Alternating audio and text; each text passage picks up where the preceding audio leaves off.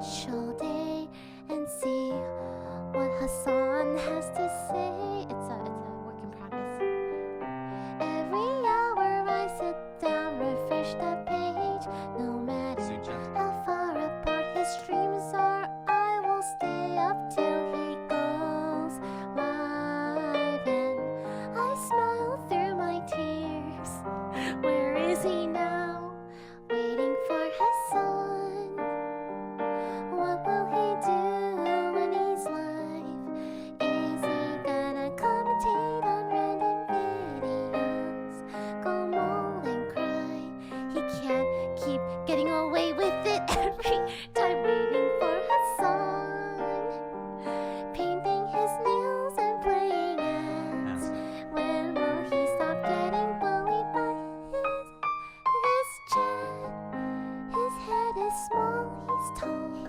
We're waiting patiently for Hasan to start his stream. What's going on, everybody? I hope everyone's having a fantastic evening, afternoon, pre-noon, no matter where you are in the world. I'm Hasan Piker, and this is the Hasanabi broadcast coming to you live from sunny and beautiful California, Los Angeles, folks. We are live and alive, and I hope all the boys, I hope all the girls, and I hope all the MBs are having a fantastic one, because it is Wednesday, February 9th, 2022, and I'm early. It's 11:04, and I'm early as hell. Why am I early? Well, because I didn't shoot Fear and Malding like I normally do. I did not shoot Fear and Malding like I normally would, and that has created a lot of opportunities for me to sit around and basically fucking read Twitter comments and get mad about people on Twitter, because I'm not on LSF, so I gotta get mad about something, you know what I mean? I can't fucking sit around. I have to constantly seek out people who are criticizing me to a degree where it's like, can't tell if it's fucking good faith or bad faith or whatever the fuck's going on. I don't know, right? And it's annoying, because then sometimes I end up yelling at people that are actually giving me good faith criticisms or are fans themselves.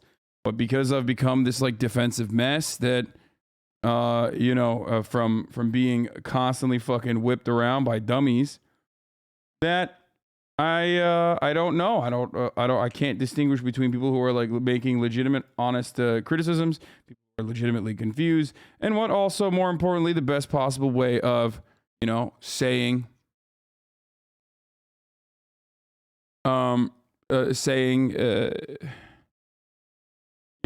explaining things to people. Sorry, I just got like broken brain for a second. Will you watch Nintendo Direct in 3 hours? Yes, I will watch it. But anyway, if I were you, I'd feel the same. Yeah, it's fine. But the reason why I started early is because, like I said, I just don't have anything else going on, and I want to fucking... 2 months of daily I just wanted to get started. There's a lot to talk about. A lot to cover. Why do you never use a B? I'm assuming there's gonna be a lot of fucking weirdos in here today, because like when I do stuff like this, I usually, because this morning I woke up and I decided, I'm not done yet. I'm gonna fucking make a meme. Okay, you can't stop me. I'm gonna make a meme. I'm gonna make fun of the people who are like complaining about react lording and stuff like that. So there's gonna be a lot of people that are gonna come in here today and disingenuously demand the attention of the stream. When I ban them, I need you guys to understand I'm not doing it for myself, even though it's totally valid and perfectly valid if I wanted to do it for myself and for my mental health. And, I don't give a shit that people consider that to be, accountability that I'm running away from or anything, because everyone who knows me knows that I do not fucking run from accountability. I run headfirst at it and get mad about it, and I seek it out. Have you ever discussed how similar Will looked like Keith in Gemstones when he had long hair? Fun fact about Keith, he's actually a pretty cool dude in real life. I've never personally met him, but Keith is from the same school that Will graduated from, same comedy school. We'll talk about that right now. Hold on. Actually, here, I'll pull it up. So I don't know if you guys know this or not, and I don't know if Will has actually talked about this or not, but so this is Tony Calvero. Okay. So Tony Calvero is also known as Keith in Righteous Gemstones, one of my favorite shows out right now. I think it's fucking hilarious. It's like jam packed and absolutely hilarious. But Tony Calvero, okay, looks a lot like Will, and it's really interesting, right? You think it's interesting? Well, what's even more interesting is that Tony is one of the top graduates at, I think it's Second City or Groundlings, whichever. Will went to all of them, but Will went to all the comedy schools, and in the world of the comedy schools, when you elevate to the highest level, you become like one of the top 6. I think it's Groundlings or top 7. And they have like all those top 7 people are basically like Supreme Court justice positions almost, where when you're in that top 7, like unless you retire and go to like SNL or whatever, you're basically a part of that company, the top 7 slot. And Will, because he looks exactly like this man, was unfortunately unable to like make it to the top 7, even though he like graduated and got to that point, and like he needed this dude to leave so he could fill that role. Which is kind of wild, even though he is chill. Like from what I understand, he's like a very chill dude. He's a very funny guy. But you know, he's yeah, they literally never let him in because Groundlings is dumb like that. No. He graduated all the way up to the top of the fucking Groundlings. Like he's been through all of the courses in Groundlings. Like he went through all the levels. I went and I saw his fucking. I went and I saw his comedy show, stuff like that. But oh my God, The Wolf Among Us 2 is coming out. Oh my Lord. Okay, I'm excited about this.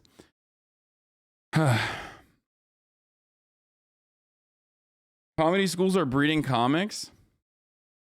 Last night, Will said he hasn't made any money from Fear and Malding. That's not Will alone. It's both of us. We've done a fuckload of ads. We've done a fuckload of ad reads. We have, and they pump ads against our will and against our consent because that's the contractual thing that they have. And I keep asking WME, can you send me remittance? Like, can you send me the fucking remittance? Can you send me the remittance? And they're like, oh, well, I don't know. I don't know. Well, we'll do it. And most likely we're just not going to be, we're not going to be working with Cast. Like, I don't have a problem with Cast. They were fine. Wide people happy. Let's have fun today. And I'm not saying that they're like scamming or whatever. Even though I just never wanted to run ads to begin with on the podcast. And then basically in order for us to be able to use their studio and use their producers and all that stuff, like they were like, you have to do these ads, right? And is it feasible to just do all the shit they do on your own? Yes, of course it is. And it was feasible even back when I first originally signed with Cast.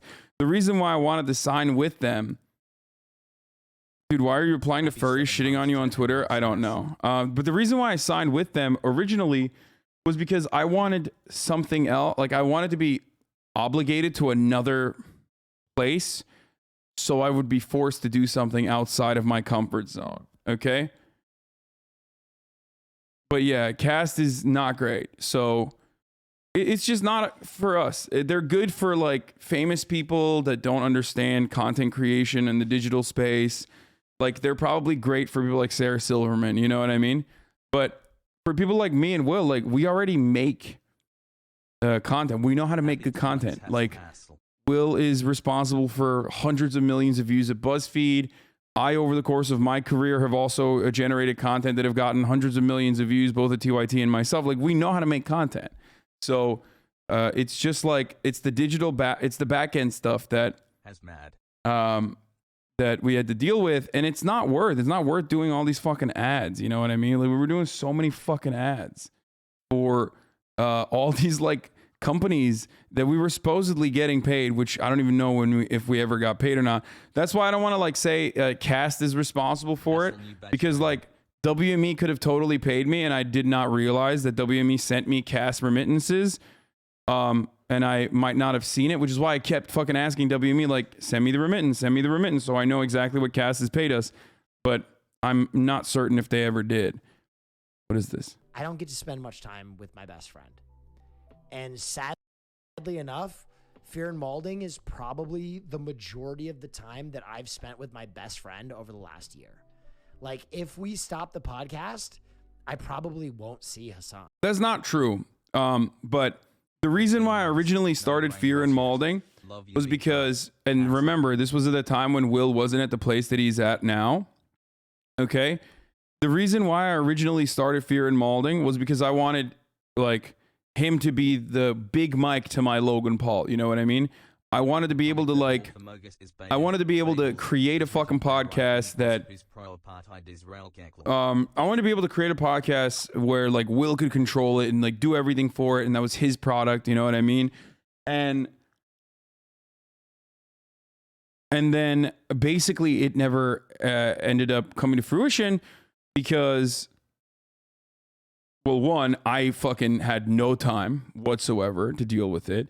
I also, on top of that, like, was working with a team that, you know, didn't really do much. Like, I kept fucking saying, like, when Will says yes to something, you know, treat it as law, but they never did. They kept fucking asking me for permission on shit, and it was, like, really fucking annoying. And, you know, it's. You and Will should stream together more often and go into other streams. Yeah, we'll do that. I'll definitely do that. But, like, the reason why I wanted to build this studio, the studio that you see right now, okay? Like, boom, look at that. Boom, boom, boom, you know? Boom, boom. The reason why I wanted to build this, and hopefully eventually we'll be able to full-blown, like, have a better camera setup studio, was so that I could do the podcast here, so that we could eventually do it independently on our own, and do all this stuff on our own, have guests over, make it much easier to fucking streamline the process, make it much easier, and go independent and not have to do, like, all these fucking ads.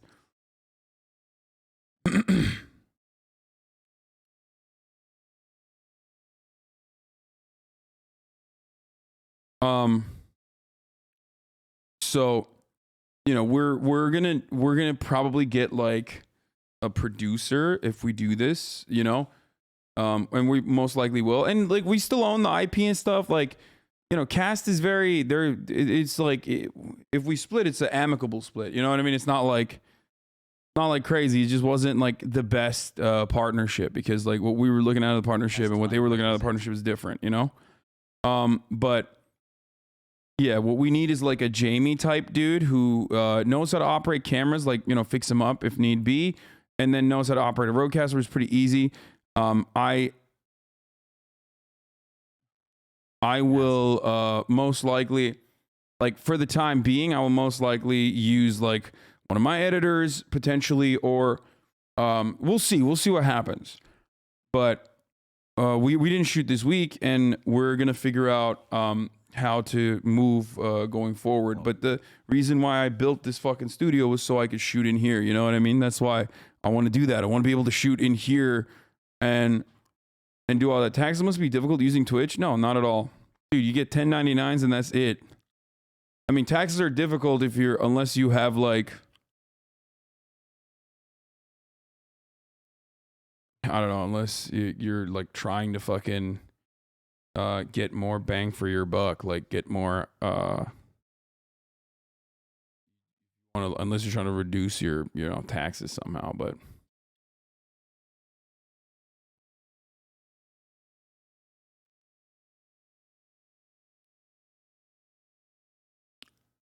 we are going to talk about the Don't Say Gay thing today. How many average listeners per pod up? I have no idea. But if we do that, if we go independent, like we're you know, we're going to figure it out. But if we do go independent, eventually, when we do go independent, rather, what I wanted to always do was just have, like, fucking one episode behind a paywall, one episode not, and then have the Patreon fund itself. You know what I mean? Fund the podcast, like the way that Ludwig does The Yard. So So, you know, we'll figure that stuff out. That's easy peasy stuff. That's not a big deal at all. Let's go 1 year B. So we'll see. I mean, that's like, you know, that's the Chapo method. That's what like they've been doing. You know, they've been doing all this stuff. Like this is the stuff that works. So Tell Will I'll be his best friend. I'm fucking all over the place. What happened to leftovers, Lamau? I'm waiting. I don't know. I fucking.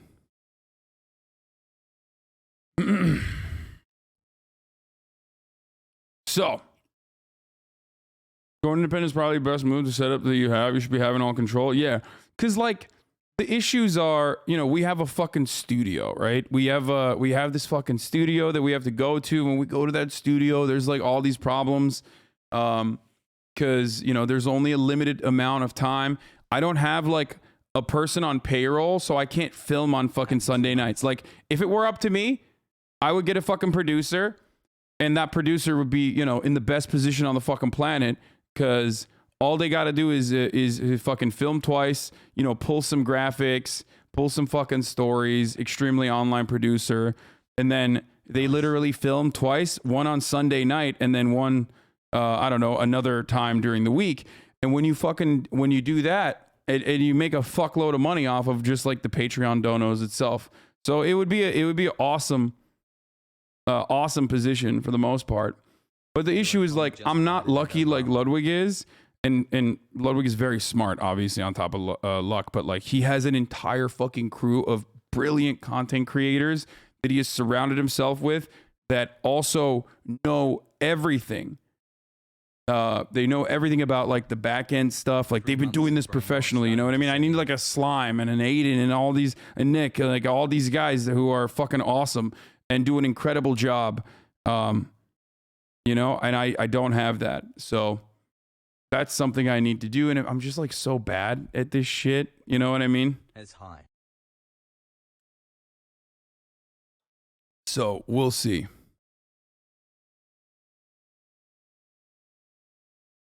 But yeah, let's blast off. I mean, I got nothing else going on. I mean, I have a lot going on rather, but like I have nothing in my personal life that's going on that's like interesting. I watched the Tinder Swindler last night, so I'll just blast off. Daycare is open. Like that's the reason why I started off early today. I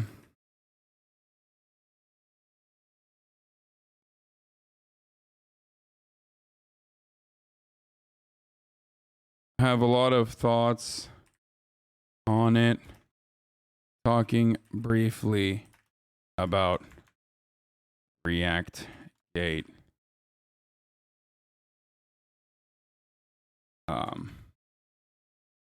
And diving into news. Did you ever consider hiring an assistant? Yes, I have considered it. Not an assistant, but like it would be, I don't know what the fucking position would be considered, but it's like the we're going to talk about crack pipes and everything else, which is not a bad thing, by the way. That's a good thing. So don't be one of those reactionary dickheads. Yes, I'll be using your meme Kelsexan for that blast off tweet. What the fuck is this?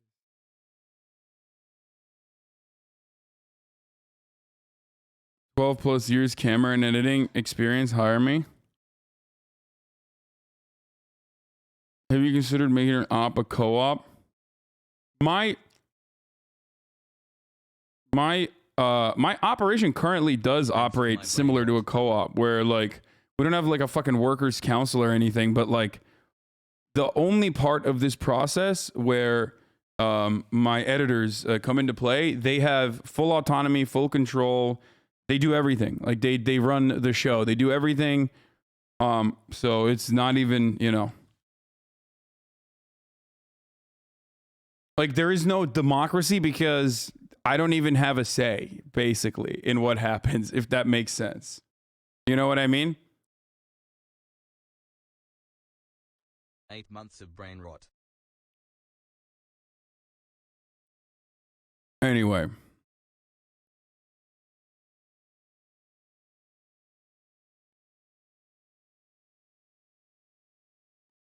Daycare's open early to watch Tinder Swindler last night. I have a lot of thoughts on it.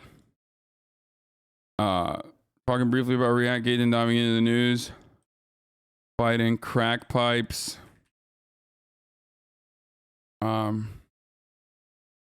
Gucci, Jim Jones. Brain rot confirmed.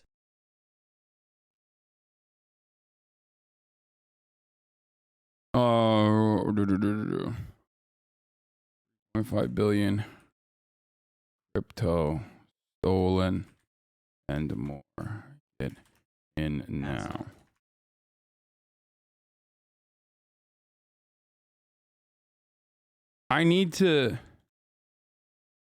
One thing I need to do better though, and it's fucking annoying, is that because of the sea of like endless criticism that I've gotten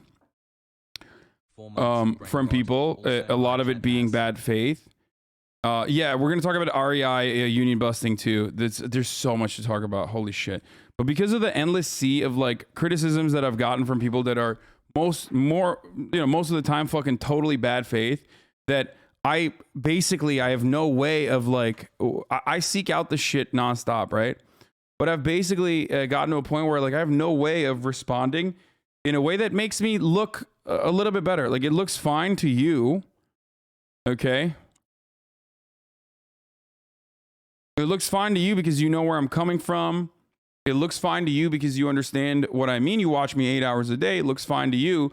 But if someone has never fucking actually watched me, and the only thing that they've seen is like an 8-hour compilation, or if only thing that they've seen are fucking enough clips of me standing up, leaving, and they're also not content creators themselves, so they have no way of understanding what content creators are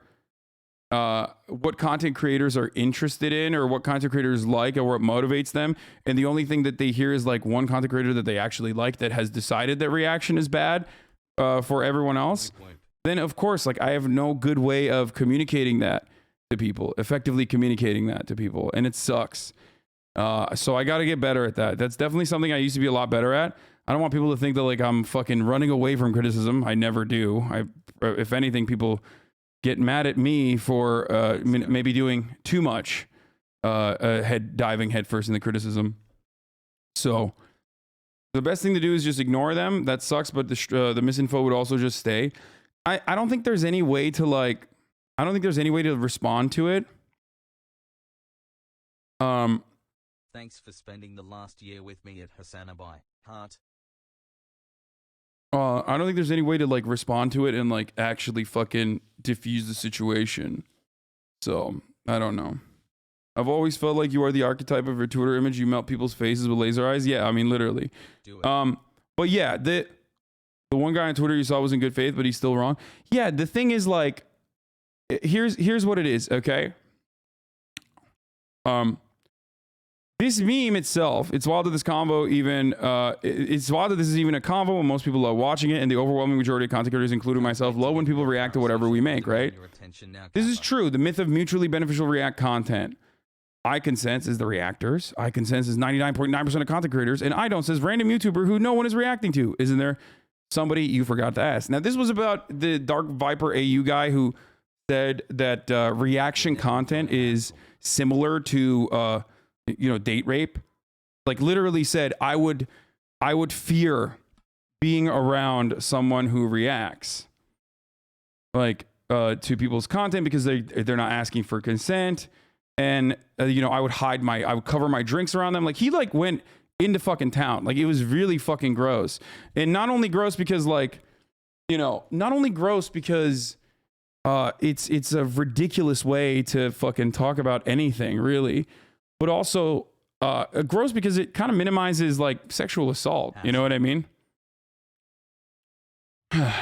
Anyway, I mean, it's probably clout chasing, but if we are to be charitable, or if we try to be charitable, even though I think that like, from what I understand, I've never watched any Dark Viper content,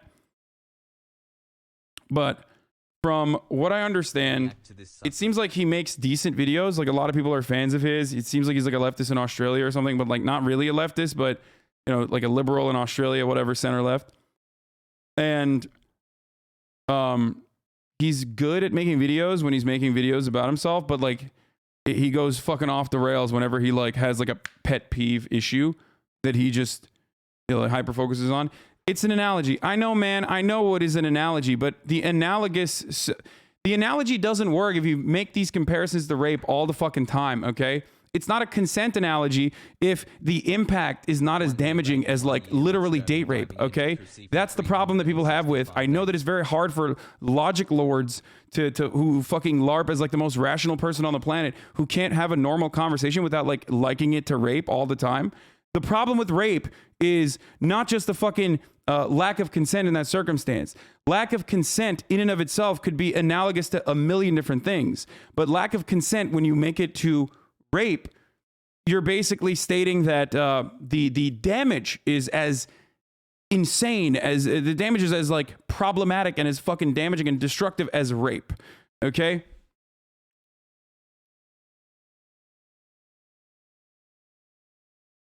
Yeah, it's just basically Holocaust equivocal that debate lords do with literally anything bad. Yeah. My 18 So sentence is almost up. also, he himself is a React Lord, and he himself has done many fucking reacts. So that's fucked up. Anyway, so it's a super shit analogy, and they always do this. I'm not gonna watch his reaction to Charlie. That's what he wants for the most part. When I take a sip of my girlfriend's soda at dinner without her consent, that's basically assault. Yeah, exactly. Exactly. And it's a appeal to emotion that people engage in. It's like a super exaggerated one that wants you to react the way you do. So then you're stuck arguing about fucking, you know, rape or whatever. So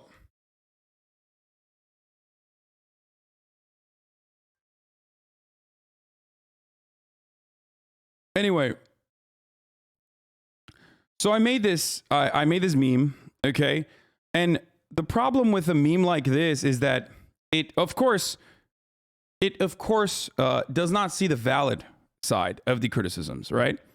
The valid sides of the criticism are this. If I watch a content creator, okay, it doesn't matter if it's helpful to them or not. If they don't want me to watch them, then they're right. And you guys that have been here for a long enough time know this already. Right? You know that that's my perspective. And there have been instances where people have been like, people have said less than like overtly positive things. And I immediately stop watching. I say, I'm sorry. And I never watch again, including the person who like originally started this conversation. There was like a year ago, during one of my cooking segments, I watched someone's, it auto-played a video of someone's that I did not know. And that person did not like it. They've apparently also done a React Harder meme to Charlie as well, Moist Critical. Okay. And I admitted that I was wrong in that situation immediately. I was like, because that's true. If someone doesn't want you to fucking watch them, no, it's not Tierzoo. Tierzoo is in here all the time. Tierzoo is awesome. But I even stopped watching his stuff, even though he was also like confused at first. Right? So Yeah, mom. it was valid to be like, hey, that's fucked up. Please don't do that again. Okay, that was valid. But milking that for an entire fucking year and continuously making like videos about it is crazy. I just saw an older clip of him where he says he's autistic. Maybe talk about the subject and not mention him anymore. It's not even him. First of all, I think their pronouns are they, them. I'm not entirely certain, but it doesn't matter. I had a suspicion because it's quite normal to have an exaggerated sense of right and wrong. But it's just like Hassle.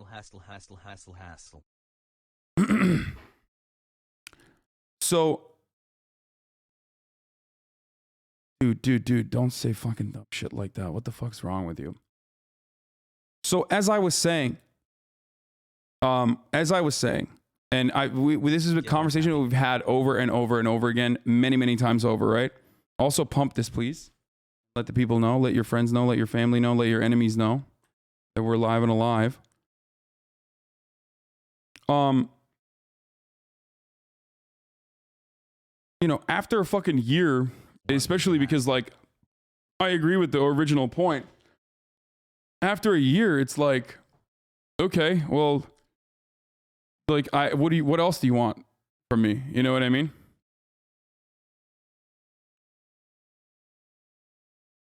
And the thing is, like, I will not watch their video. And every time I talk about it, like, people go and seek it out and they watch the video. The entire point is, like, to get people to watch the video a year after the fact. It's just not worth it. It's not. Like, I feel like it's bad faith. I'm sorry. Okay? Especially considering that, like, I'm right. Or, I mean, they're right. And I have apologized. Like, I agree. Like, if someone doesn't want you to watch your shit, you don't watch their shit. That's it. Okay? So there is validity in that side, in that conversation, in that side. Do I personally think it's beneficial for them? No, but it doesn't matter. It's not me. It's their video. The guy who posted in Hoscord basically just wants you to pause before you go to pee. That's it. He's in good faith. Can also be very annoying. So a bunch of people also jumped on this and were like, dude, why do you play the video while you're fucking getting up? Is it CoffeeZilla? No, of course not. I love CoffeeZilla. Okay.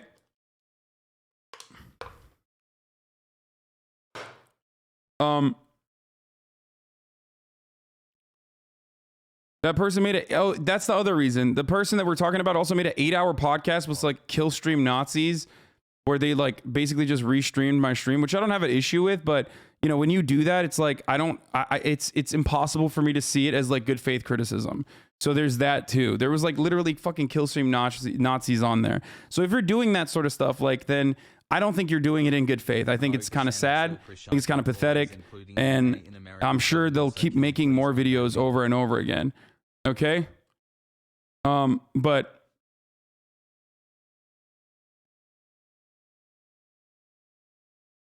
ultimately, okay, you can still plan the kitchen setup going. Yes, exactly. So ultimately, what I am going to do is like, yeah, I get up when a fucking video is playing from time to time. Okay.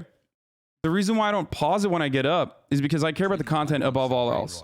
I care about you guys being entertained above all else.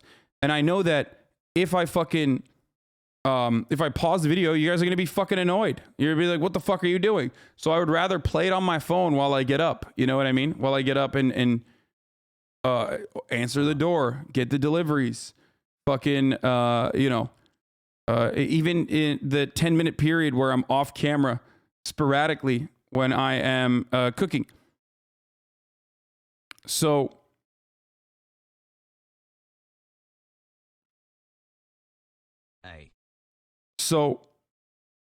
you know, of course I'm going to do that. And the real reason why I don't care about it for the most part is because 90%, like I said,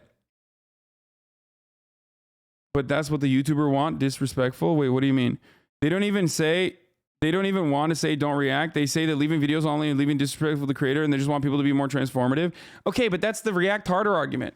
And most of the creators that are quite literally in here, like Nick is not green, for example, is a great example of this. Like, these are people from this community as well. Like, they don't mind it.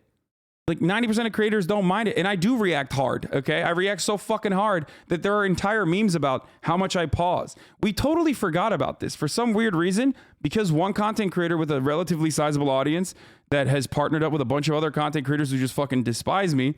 There's this notion on the internet that like, I don't fucking react hard or something. Like, there's a reason why people call me Hasanabi.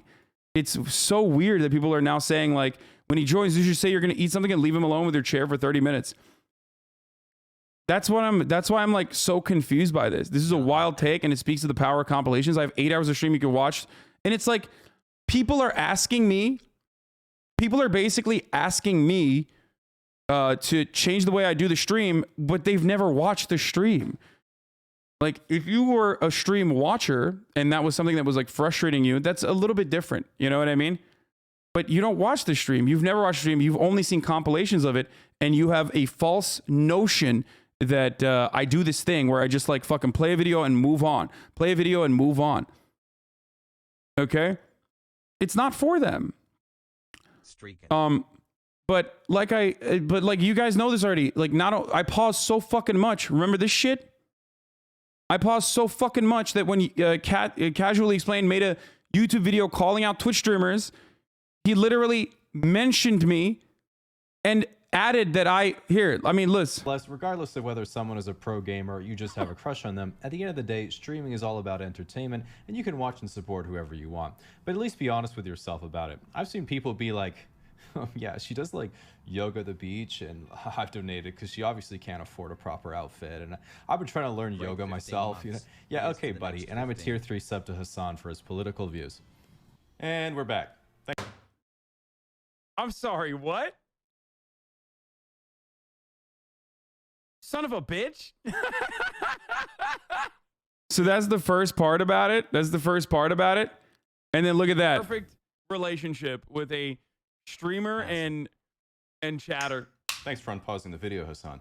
Now, one thing Twitch is certainly known for.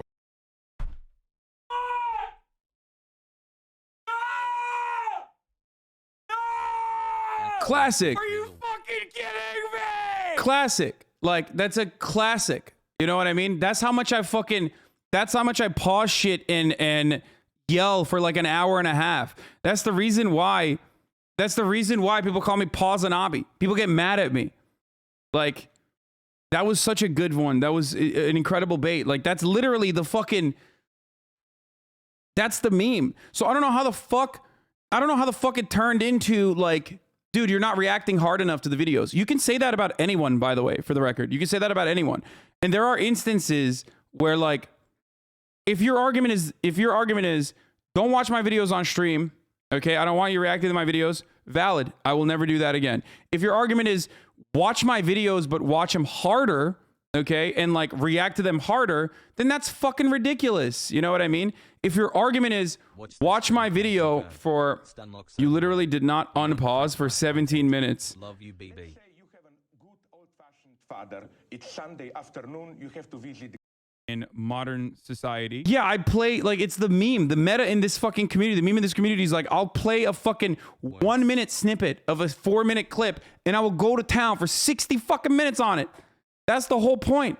Stun locks, like the one that's occurring right now, is exactly what I do. That's what I do best.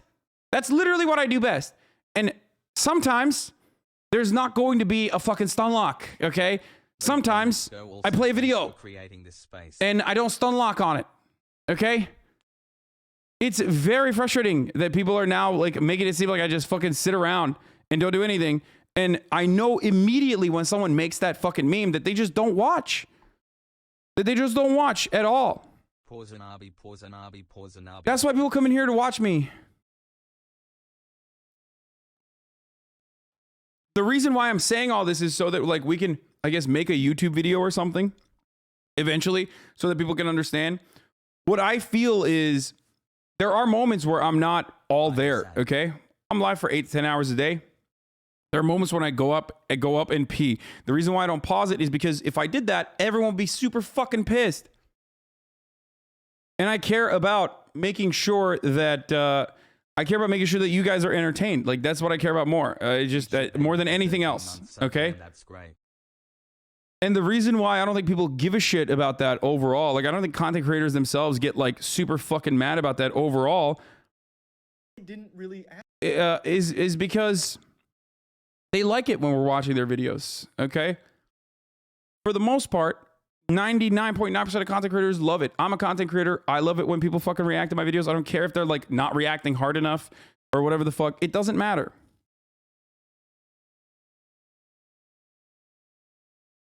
No, bro, it's what you do worse. Stream will be 2,000 times better if you set a timer and only talk about something for like 10 minutes. I mean, you talked about this saying is the exact same thing for 3 hours yesterday, and here we are still stuck on the stupid shit. I know, but there's always new people in here, and I want to address it for all the people that are actually in here coming in with good faith to basically understand where I'm coming from. Has high. And also, you guys are in here, so you obviously know where I'm coming from. But if you look at the quote tweets on that meme, the quote tweets on the meme that I posted this morning, It's literally Finally, everyone being Dr. like, dude, that's all you do is you're a leech. You're just an entirely bad person. Neon Taster, you didn't react to Jay's content. You took a shit while playing his video on stream. Honestly, it'd be different if you only did this with Masters Chief and TV Shit Show, but full Channel 5 videos with barely any reaction sucks. I really don't think many of those viewers would go rewatch the video again, but who knows? Happy 5 months. Like this person is fucking complaining about reactions to Channel 5. Andrew loves it. Andrew fucking loves that shit. Like, you're literally complaining about someone who loves the shit, okay? Bitch made a song, Mad Jay responded. I'm not even talking about Jay. I don't give a fuck about this person, okay? But there are fans of this person who literally are just like, let's be honest, if Hasan didn't do React content, no one would care about him because he's the most boring streamer on Twitch. Exactly. Like, totally. Totally.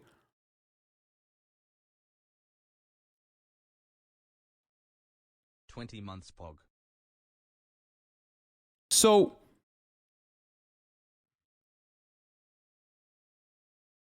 anyway, it doesn't matter. It doesn't matter. It doesn't matter. The reason why I have to address this shit though is because there are people with like, first of all, the funny part of it is there are people who like don't understand content creation or why it's actually good to fucking react to videos.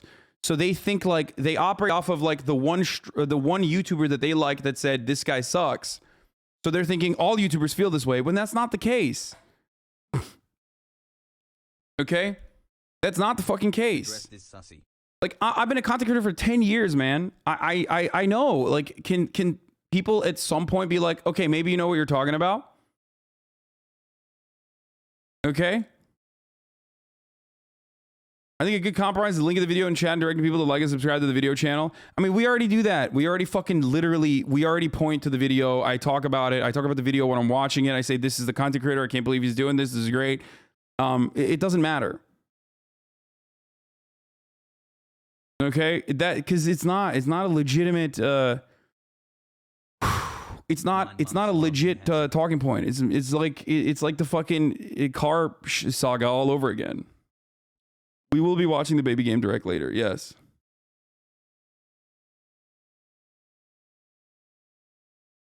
So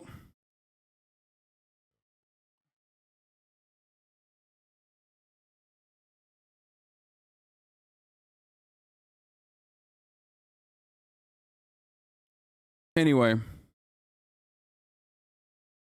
I watched a new Darth Viper video and he was spot on. You're using bad faith. What?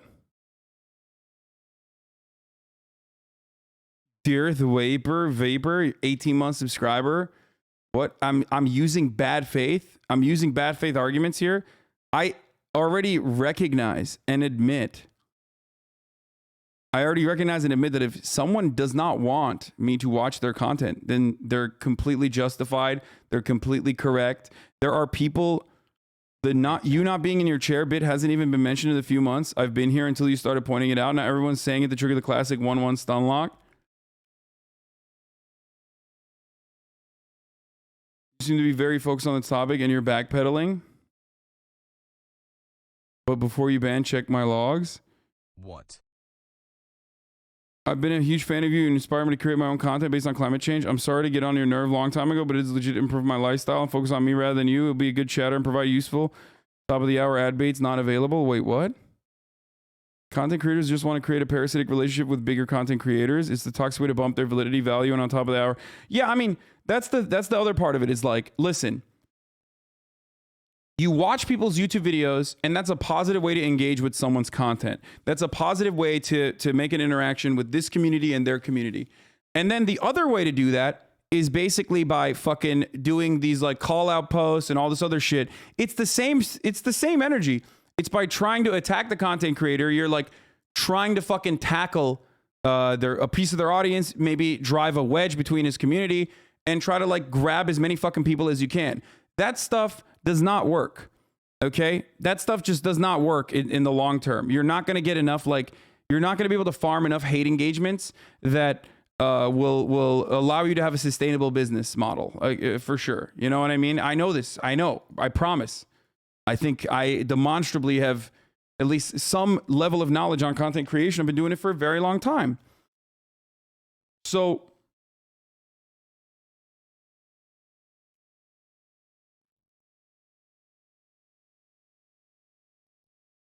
So anyway, XQC doesn't respond, and it's the smart thing to do. Speaking like a true capitalist. Yeah, exactly. You can say it's a true capitalist or whatever, but I'm not going to be baited into watching someone's fucking video a year after the point when I've already agreed with the original point that they made. Like, what do you want? What do you want me to do? The answer is, ironically, I want you to react to my video. So, like, I'm not going to do that. If the main point of contention is, don't react to my fucking videos, I did not consent to this, and then you try to get me to react to your further fucking videos, I'm not going to do that. Why the fuck would I ever do that? Why would I literally give in to what you want when I already acknowledge that you're in the right to fucking watch, in the right to say, I don't want you to fucking watch my shit, and that's fine.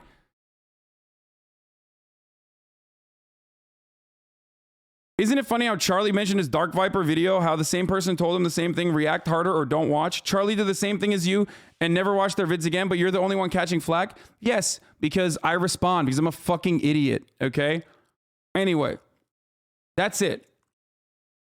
And this is why it gets very frustrating after a while, because like, I at least am trying. I'm making an effort to be as charitable as possible. I'm making an effort to like respond to it, you know what I mean?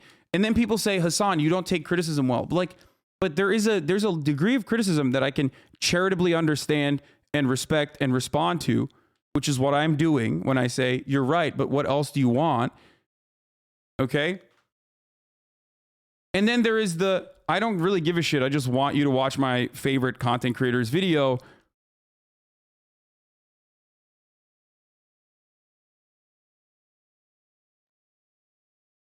And especially because like it's a non-issue that turns into an issue. My biggest problem on the internet, what? You're misrepresenting this argument. Can you watch this clip? In this reality, XQC doesn't use other people's labor. I'm so sick and fucking tired of this, dude. I hate this. This guy is literally, look at his videos, man. Look at his fucking videos, bro. Look at this channel, okay? Look at this fucking channel. He's got videos with 70K views, 94K views, 64K views. Boom, 9 hours ago, 228,000 views. What are you? Are you riding or dying for him? Are you? Why? Like, are you his biggest fan and you want him to fucking look at this thumbnail? Holy shit. The real reason why he's doing this is because he wants people to react to his fucking videos. And it's very frustrating. You're a fucking idiot if you don't realize that, okay? There's been good faith criticism and bad faith criticism. You literally are trying to desperately give into what he wants to do, which is react to my fucking videos, please. Okay? That's what he's doing. But you don't know that because you're not a fucking content creator. I am. So I know what he's doing. There's two ways of doing it. Make good content, okay? And you're like, hey, please watch my video. This is sick. And then I do, and it's awesome. And that's not a parasitic relationship. That's a positive relationship. And then the other way to do it is by doing call-out posts and having absolute fucking baboon-brained idiots like you operate on his behalf. You're literally giving him, you're helping him. You're helping him. That's the point. That's why he's doing it, you fucking idiot. He's not doing it because he legitimately thinks it's fucking unacceptable. He's doing it because then people will watch his shit and he will get a big bump. Holy fuck. Ah. Ah. Dear Hasan, please don't get angry. This torque is an alarm sticker is on lard.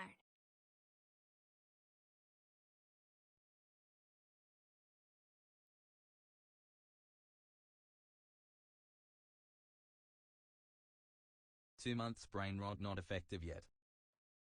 Yeah, like, why the fuck would I watch his clips if his entire fucking thing is like, I just, listen, dude.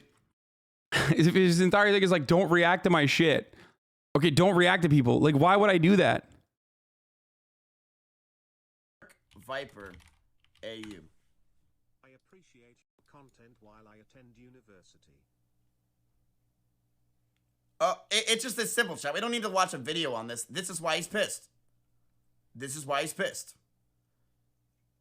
It's just that simple. I don't need a 25-minute video to tell me he's pissed because he's irrelevant now. He fell off. Well, you were at so, like, Miskiv is joking, and what he's trying to say here basically is that, like, the reason why this person is making this video is because, like, he's upset that he fell off, and that's the reason why he's doing it. But, like, It doesn't matter. Like there is a level, there's a degree that you have to like respond to it in a way where there's a degree of charitability that you have to apply. 4K doing something, and you fell off hard.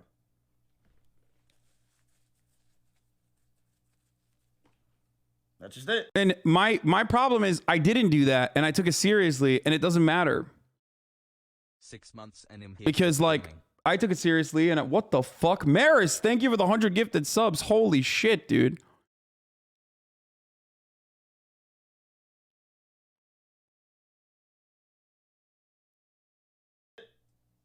You fell off. You had something going. Bada boom, bada bing. I don't know. Maybe you didn't move to Austin, Texas. The spikes are from starting drama, but the content itself barely grew audience. Exactly.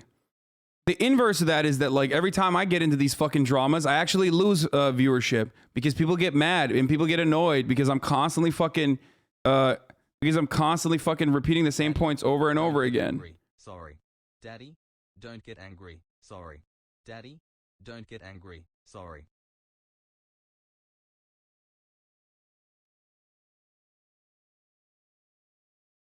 Anyway. So let's get to the fucking actual juice on the stream, okay? The real content. Let's get to it. We're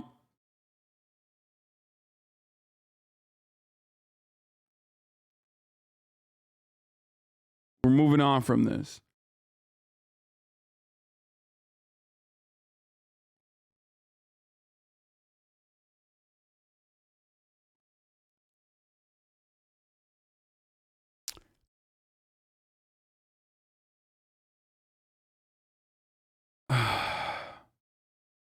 DC schools have been evacuated due to multiple bomb threats. What the fuck? What is happening in America, bro? This is wild. All right. Are you going to collab with FD Signifier? I think he wants to talk about Debate Bros, and I don't want to talk about Debate Bros. If we're being honest.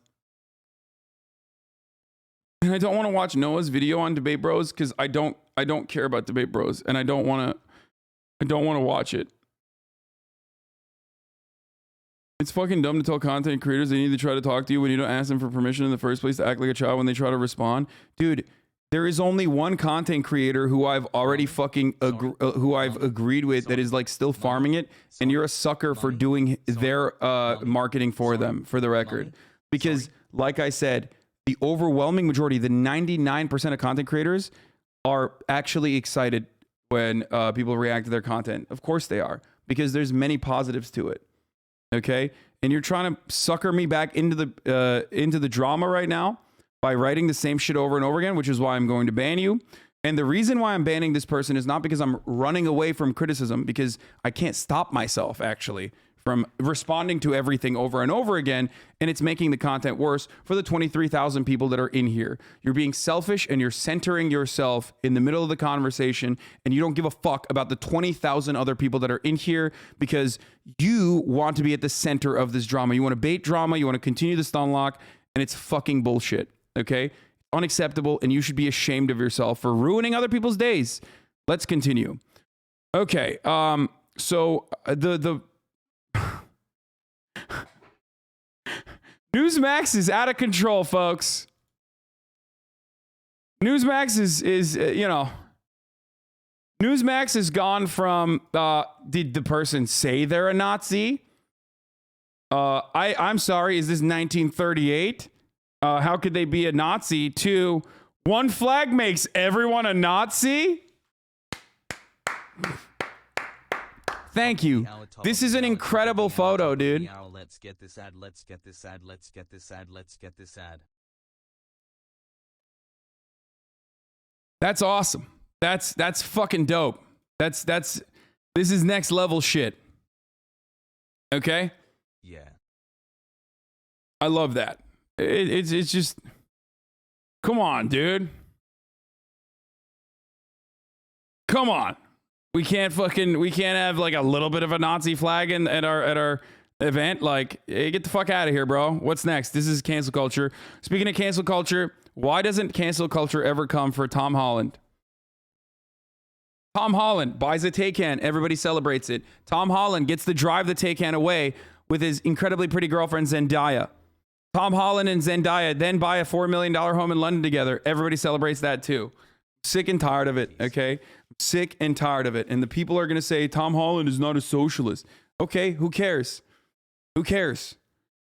There is no clause that says you can't date Zendaya if you're socialist. There's no clause that says you can't have a fucking house if you're socialist. There's no clause that says you can't have a fucking nice car if you're socialist.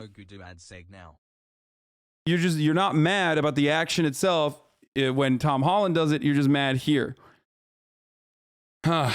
Anyway, can't touch Spider-Man Lamau. I know. Is it because he's pretty? Is it because he's very attractive and cool? Is it because he's Spider-Man? Yes. Okay. All of those things are true. And I'm not. And that's why I'm only going to get fucking clapped up. Tom Holland, dude. Gourmand core sweeping the nation. Gourmand addict by Zara. Funny. Your Varg look like Tony. Alex Jones literally burns his own bullshit article. Joe What is Rogan this? joins Getter, Gettr, getting even dumber. Promote Joe all you want, that's great, but InfoWars is kind of the Joe Rogan channel, which is fine. We are just as valuable as Joe Rogan. I get on my knees and just say, hey, this is a great platform exploding. Can we get a link up? Can we talk about it? It's like, nope. We're not talking about ourselves. We're supposed to say, yeah, here's something we did. Like, gonna hide that back here, put it right over here. You can't see it, and then maybe. I mean, ladies and gentlemen, we have the documents and the big article. How powerful is it to go? Here's the military psyop used to brainwash you. People are like, Ramon Cruz, like, that's us. Screw it. Hell, pour gasoline on that. Hell, we ought to burn. In fact, I want to burn that article. Print me the article. I'm burning it on air. In fact, bring me a lighter. If I burn it on air, they'll care about it. Seriously, I'll burn that damn article on air. Print it for me again. I'll piss on it. I'll bury it. I'll take that article outside, and I will dig a 2-foot hole, and I will bury it. That's where InfoWars goes, buried. That's where our articles go, is in the dirt, because we're pathetic, because we're nobody, because we never did anything, and we don't matter. Seriously, they publicly meet and discuss how they're going to screw us over all day, and then I'm supposed to just sit here every day and chronicle how they're screwing us. I don't think people are stupid. Positive news, Joe mentioned and played a bit Tim Dillon did about you and Joe. It's a funny bit that comes in defense of you. Sorry for the spam, but I thought it was really exciting. I'm sure he like avoided that part though. Like I'm sure he avoided where Tim talks about me, and he probably only talks about the Joe Rogan side. You know what I mean? Really live. Just like you could technically avoid the top of the hour ad break if you wanted to by doing a multitude of different things, but the top of the hour ad break comes for all at the top of every hour. For example, one way that you can avoid it is by subscribing for $5. Another way that you can avoid it is if you don't have $5, subscribing for free. I mean, someone fucking gave literally 100 gifted subs earlier, so that's one way that you could have avoided it if you got lucky and got gifted a sub. But, you know, if you're not lucky enough to get that, then you got to make your own luck by subscribing for free with a Twitch Prime. Here's the 1 minute ad break now. Yes, I know we're going to talk about Dave Chappelle with the affordable housing. It's literally my first fucking story on the docket today, okay? I'm looking into it a little bit further. I am actually reaching out to the... Dude, why are your vids always desynced? Are they still desynced?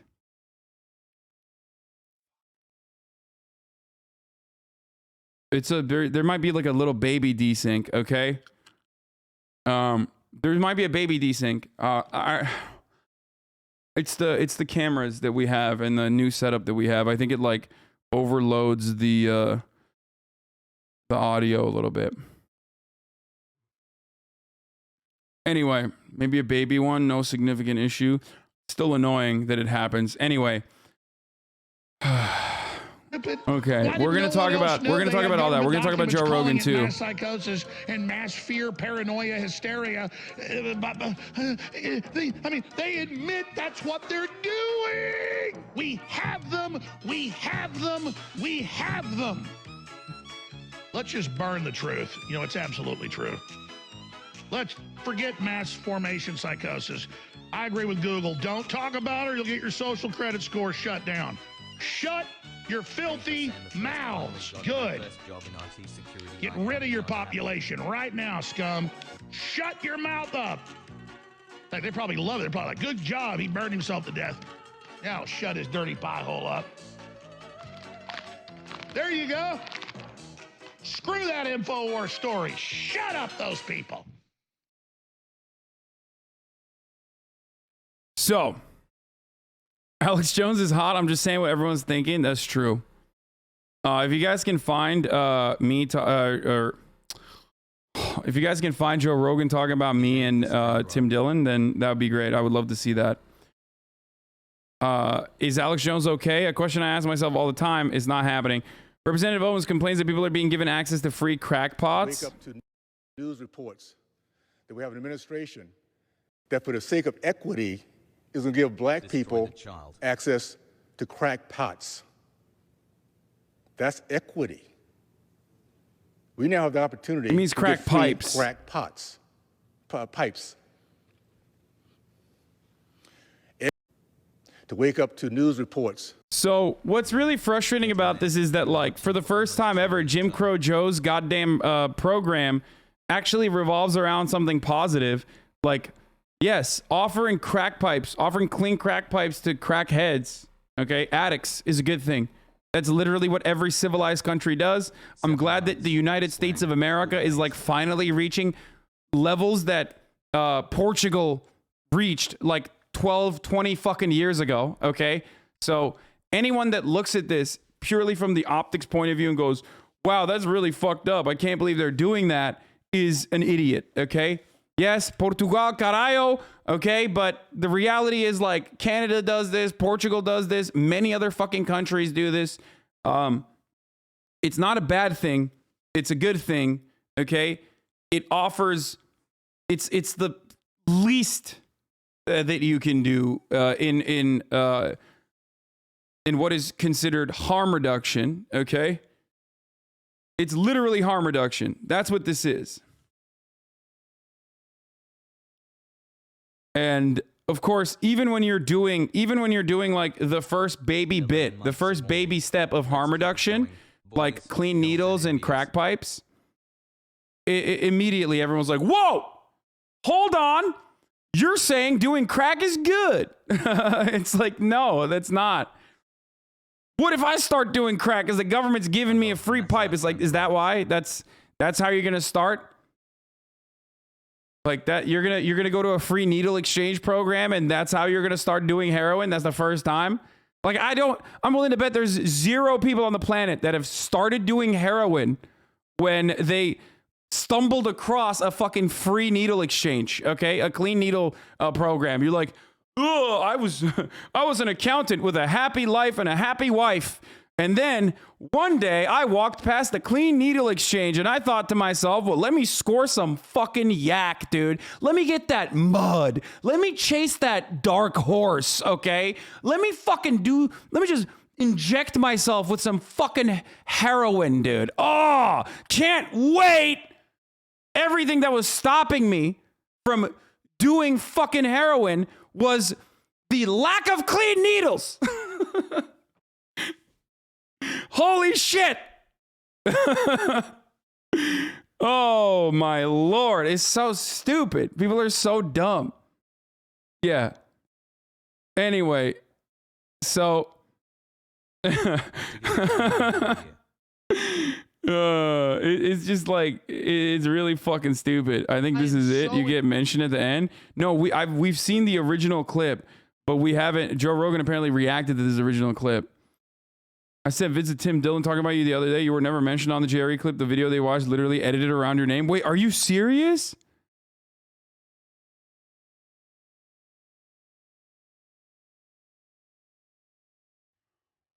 Anyway.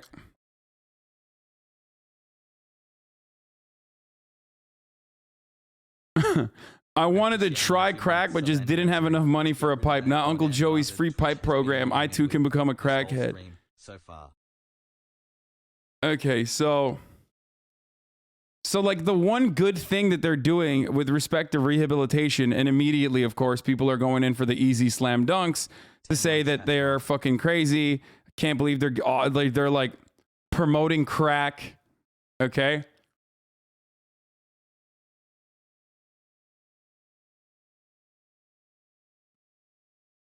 And it's really fucking annoying. Only resubbed so I can use his mods.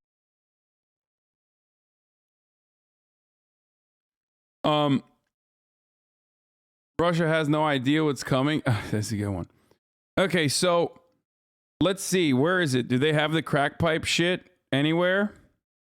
No, Tamaces didn't add that. Hold on. Let's see if Fox News' crack pipe coverage is around, you know? Because I'm sure they've already done like a fuckload on this subject matter. This administration wants to spend $30 million on crack pipes, says Kevin McCarthy.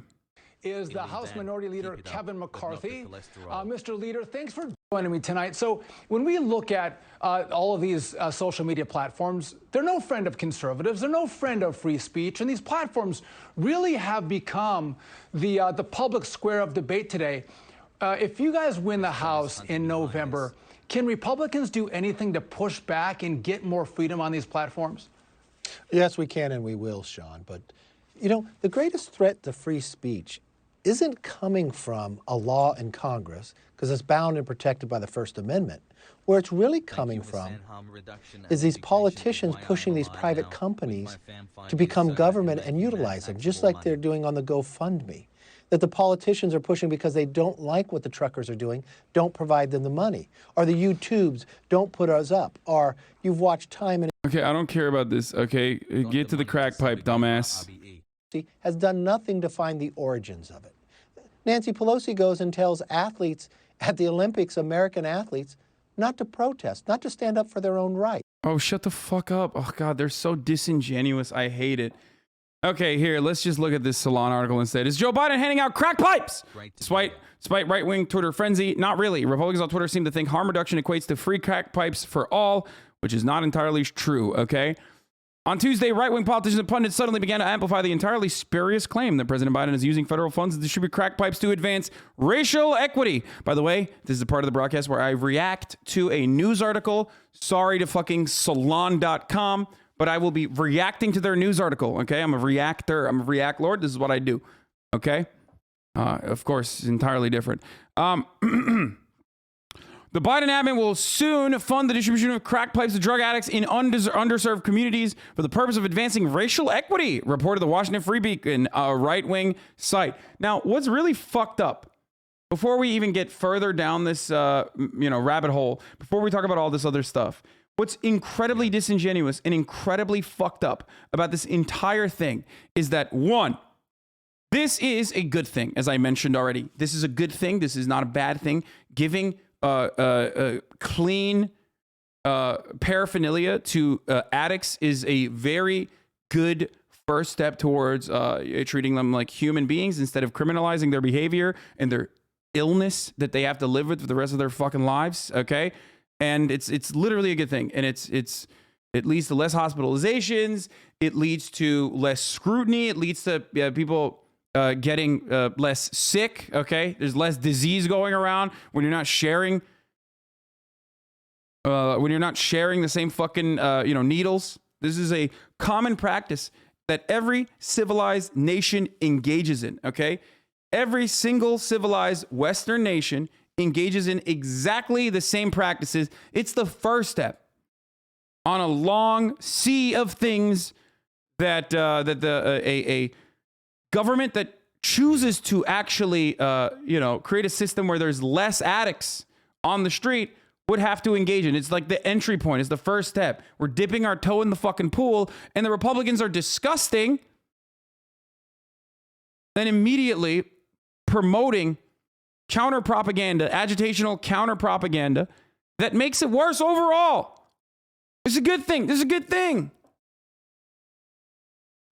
Yes, Portugal did this. Portugal, carajo. And the HIV rate plummeted. Okay?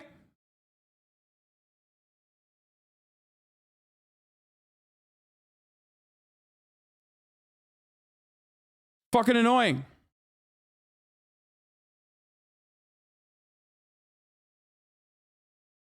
Now, it is an easy fucking dunk. It's an easy slam dunk to be like, Joe Biden on Black History Month is giving free crack pipes. His son, Hunter Biden, is an addict. Yeah, dude. perhaps that actually would allow a normal human being to be more understanding of the plight that people go through when they're fucking addicts. One of the most human moments that Joe Biden had during the debates was when Donald Trump tried to fucking own him and be like, Hunter Biden, your son, he's a crackhead. Your son's a crackhead. And he turned around and he said, yes, my son was an addict like millions of fucking families in this country. And I love him. He's recovering and I love him. Okay. That was probably the only moment where I looked at this fucking decrepit old goon. Okay. This bag of flesh and thought, wow, he came across like a fucking human. Okay. Because it's true. We live in a country where there are millions of addicted people. Okay. It's so crazy. Like, you literally cry and complain about the Appalachians getting absolutely eviscerated by Oxycontin when you want to make a right-wing populist fucking point of view against Purdue Pharma, which is understandable. And, I respect anyone who says fuck Purdue and fuck Big Pharma, okay? But then you turn around and when we talk about, like, the actual recovery process of that on the back end, you're like, oh, no, that's crackheads. You're giving crack to crackheads.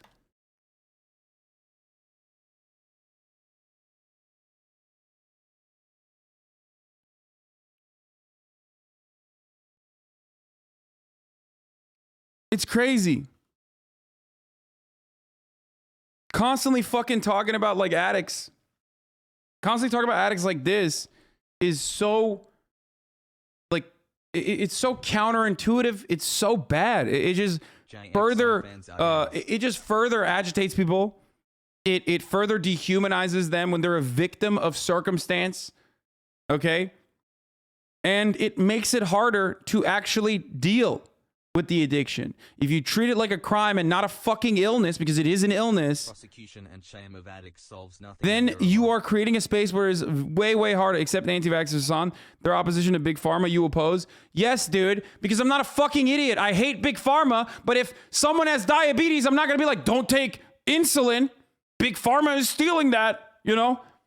Don't take insulin, dog. Big Pharma's making money off that because I'm not a fucking idiot. There's a difference, okay? I'm sorry, I know. Big Pharma sucks dog dick, but also at the same time, you know, they still make life-saving medicine. The problem with Big Pharma that I have is that it's for profit, not that they make medicine, you fucking idiot. Okay, let's continue. Holy shit. I don't hate Big Pharma, I hate capitalism, okay?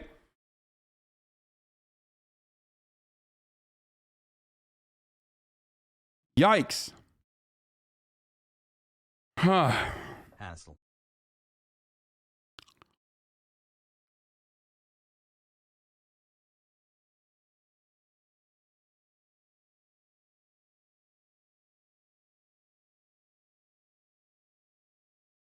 I feel like the worst part is these Republicans also bring it to a racial place and pretend like addiction affects no other groups. Yeah, that's why they're hyper focusing on crack. I'm sure, I didn't even look at this provision, but I'm fucking sure that this isn't just crack pipes, okay? Here, there it is. Harm reduction grant program, okay? Allocating $30 million. I'm sure crack pipes aren't the only fucking part of that, okay? I'm sure that that's actually a tiny bit of that, a tiny fraction of that. It's actually about opioid recovery too. Let's take a look.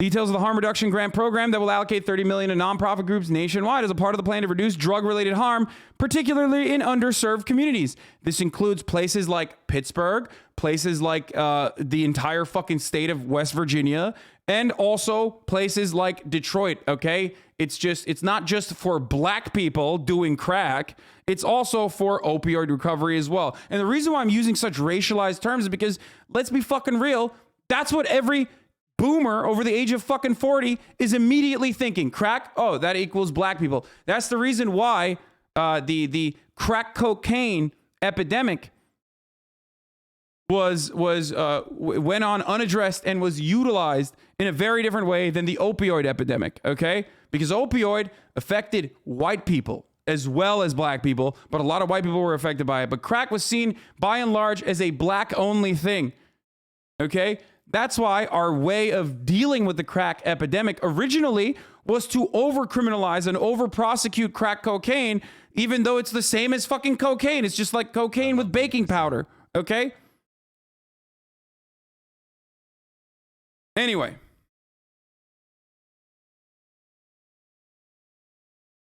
Let's continue.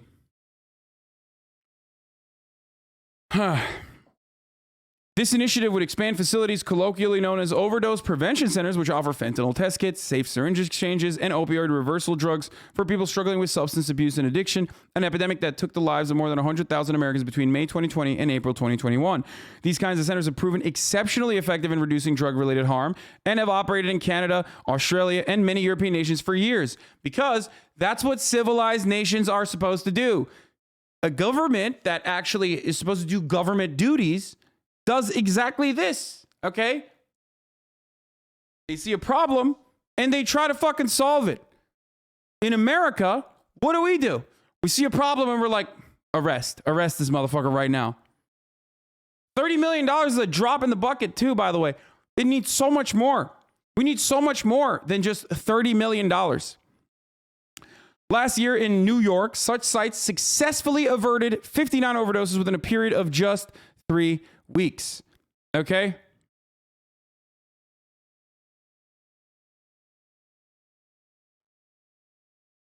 Safe consumption sites are good. It is a way to aid people in their efforts towards recovery. Hi, Hassel. Okay? And these disingenuous pieces of shit whose fucking relatives, whose near and distant relatives are also addicted to opiates, would benefit from this program being normalized. But instead, because of how they're so fucking horny to get one on the Democratic administration, on Joe Biden, who deserves to be shit on, by the way, for reasonable things, and because of their insane, draconian, awful, Westoid Ameroid, this is like a USA only thing, by the way. This isn't how it is in other Western countries, but like because people see drug addiction as a fucking personal moral failure and not a consequence of the material conditions that you've been subjected to from birth, okay? Not a consequence of social conditioning, but simply a moral failure of the individual. That's the reason why these fucking dumbass couch potato Americans, who I want to fucking, I don't know what to say. It's just they look at that situation and they pathetically refuse to recognize the way to solve this problem. Okay? It's easy for them to demonize people with no real voice. Exactly. Oh, drug addict? Dude, you're a fucking drug addict, bro. That's your own personal moral failure, and you need to fucking bootstrap it. You need to fucking bootstrap it, dude. I say take all the fucking drug addicts out of jail and put the Republicans in jail, okay? Or, re-education camps.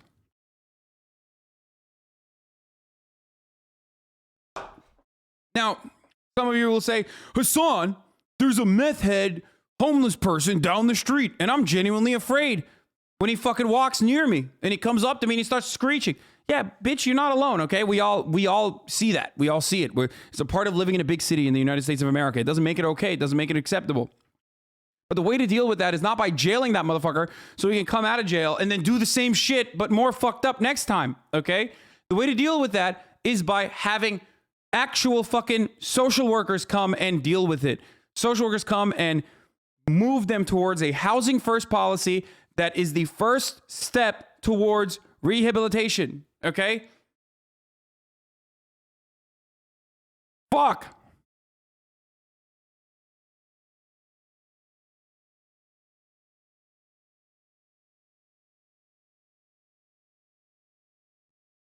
Sometimes it feels like these people don't want to solve the issues so they can keep complaining about it. And the more they complain about it, the more they can fucking, I don't know, act like they have a difference than the other side. Okay?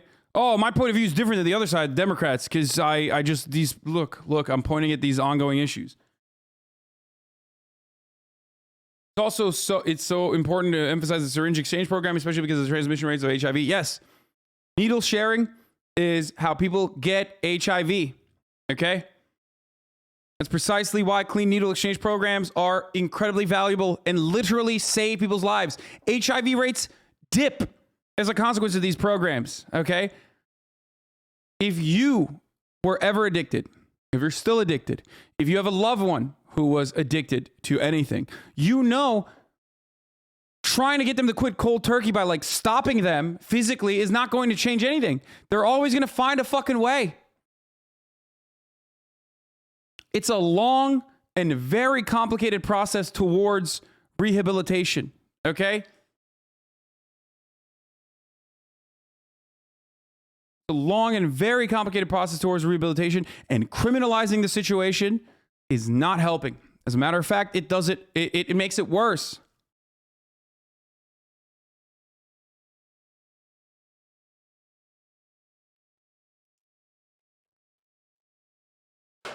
Anyway.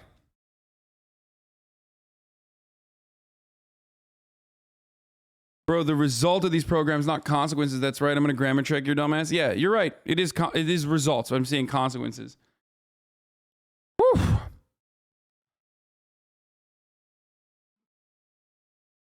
Also, you can literally die if you quit cold turkey on certain drugs. Like benzo, actually, as a matter of fact. Shouts out to Jordan B. Peterson, who did not die by when he did the experimental benzo addiction treatment.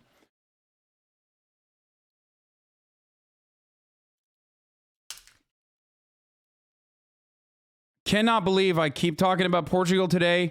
I hate this, okay? But god damn it, it's difficult not to when talking about decriminalization and its impact, criminalization and its predictable and positive results, okay?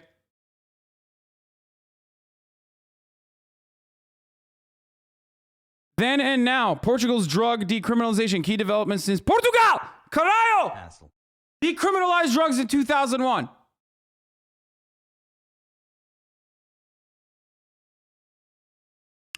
In 1999, in Portugal, 369 people were dying of overdose deaths. In 2016, it's 30.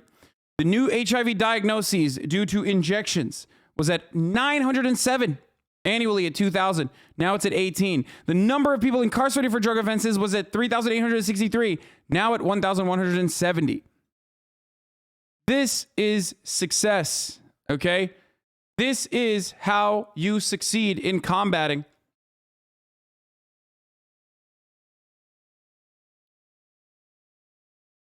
epidemic of addiction.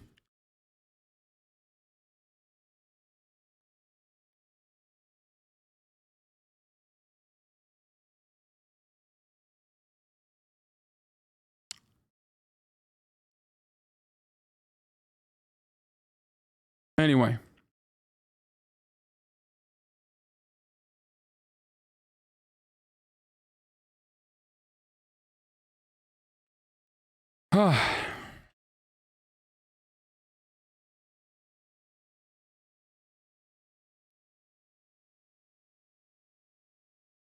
But if we don't jail people for minor drug infractions, who will do all that cheap free labor?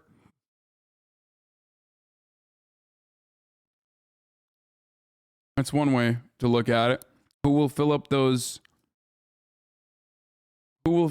for-profit prisons? Yeah, it's just fucking disgusting, dude.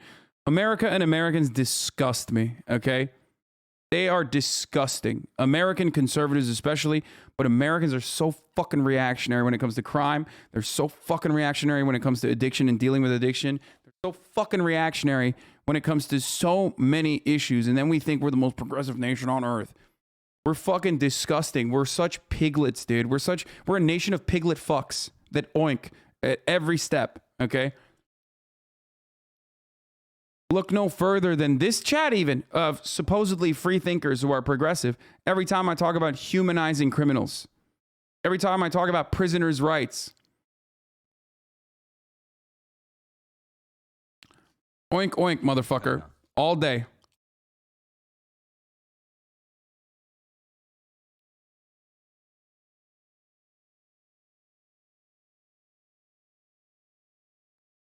These data are promising and show how overdose prevention centers will reduce needless suffering and avoidable death, says Dr. Dave A. Choksky, a New York City health commissioner, said back in December. The simple truth is that overdose prevention centers save lives, the lives of our neighbors, family, and loved ones.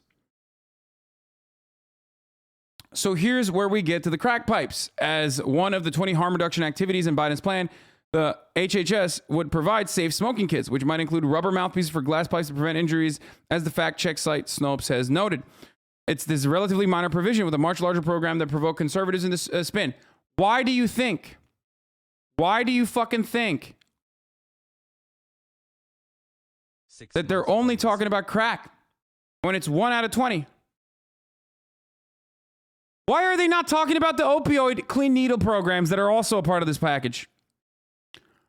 Because crack is seen as the black person drug, okay, in perpetuity. That's the reason. That's the same reason why Joe Biden himself was personally a part of the war on drugs, which America lost. Drugs won. Okay? That's it. That's the reason why they're talking about crack. Because they're racist fucking pieces of shit. They are disgusting, racist mouthpieces doing racial agitative propaganda to whip up the fucking hogs in a frenzy of white supremacist attitudes without openly saying the N-word, okay? That's it. That's it. That's the reason. And this is a good fucking program. One of the few good fucking programs that the Democratic administration, alongside Republican administrations, they do this sort of stuff too. This is when the American government is doing something because it's impossible to avoid, okay? And it's a good program overall. And the moment that they're doing that, everyone's like, oh, fuck you, dude. Hunter Biden smoked crack. Black people smoke crack. That's why you're doing it. And it's fucking disgusting, okay? Absolutely disgusting. Pieces of shit, dude. I want to strap these motherfuckers onto chairs and just, pump them full of fucking drugs sometimes so they can understand the process of recovery. And it can happen. You don't even need to fucking do that. You can very easily get addicted to opioids, man. Very easily. What happens if you fucking fall? What happens if you have a accident and then now you're fucking addicted to oxy? What are you going to do? The U.S. continued its faltering efforts to stem opioid overdoses. Fentanyl-related deaths increased sharply in 2019 and 2020, particularly in the Midwest, West, and South, according to the CDC. From May 2020 through April 2021, drug overdose deaths exceeded 100,000 in a 12-month period for the first time. 64% of the deaths involved synthetic opioids, chiefly fentanyl. Fentanyl is a gigantic problem. Fentanyl is a gigantic problem. It's being used in a lot of the fucking street-level drugs that you find. Part of this fucking provision actually tries to give you testing kits. So if you are doing drugs, okay, you do them as responsibly as possible. This doesn't mean it's good to do drugs, okay? Some can be. But ultimately, if you are going to do drugs, then do it responsibly. Test your fucking drugs to make sure that there isn't fentanyl in it. Because you can die. And many do.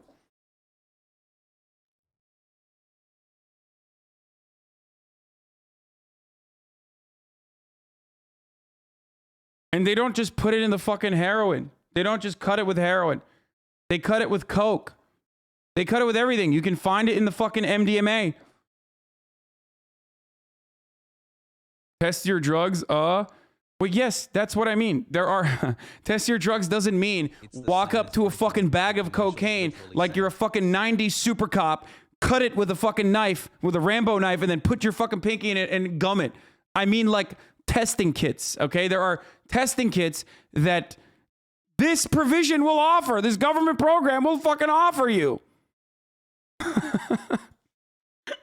It's the fucking yeah. When I said test your drugs, I meant that's right, fucking It's pure cocaine, baby. Oh, that's good. That's what I meant. Okay, fucking Miami Vice Andy's over here. Yeah, I'm trying to fucking test these drugs, if you know what I'm saying. Okay, anyway. Can't believe I've spent 7 months. You're a loose cannon, Hank. Cheers. Canucks. Naloxone kits are free at Shoppers Drug Mart, both nasal and injection. They will teach you how to use them. I always carry one. You never know. My cousin died from fentanyl laced in coke. Jesus Christ. I'm sorry to hear that, man. if we have anyone doing drugs here in chat, test all your drugs. Doesn't matter how long you know your dealer or how good friends you are. You don't know where the dealer got the drugs from. It can easily be in spike long before the dealer got hold of it. Be safe. Yep. What am I doing with my fucking life? I actually know somebody that got an 8-ball and died after the first bump, loaded with fentanyl. That's the crazy thing, is that like there are so many people that know this. Okay, there's so many people in America that know someone that fucking literally died because they did drugs that were fentanyl laced. Anyway, let's hear what fucking Jen Psaki had to say about the situation, the fake news. She is just getting worse and worse every day, but in this situation, I agree with the White House.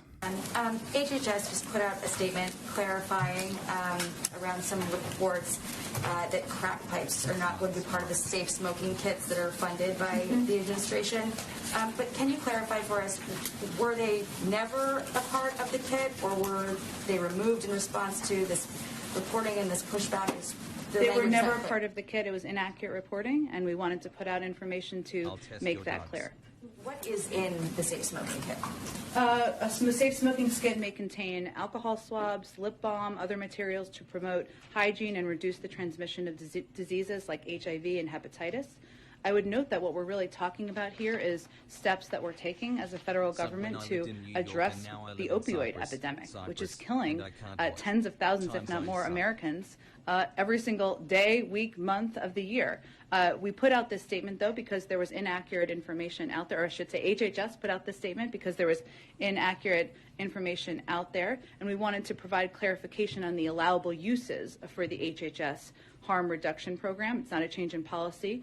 This program, though, is focused on harm reduction strategies, including prioritizing the use of fentanyl test strips and clean syringes. And all of these harm reduction services that will be supported by these programs are intended to save lives from an epidemic that we know is devastating to communities across the country. That was decent. When I worked at a harm reduction clinic, we were never allowed to give addicts crack pipes, just little condoms that go on the end to prevent the spread of Hep C.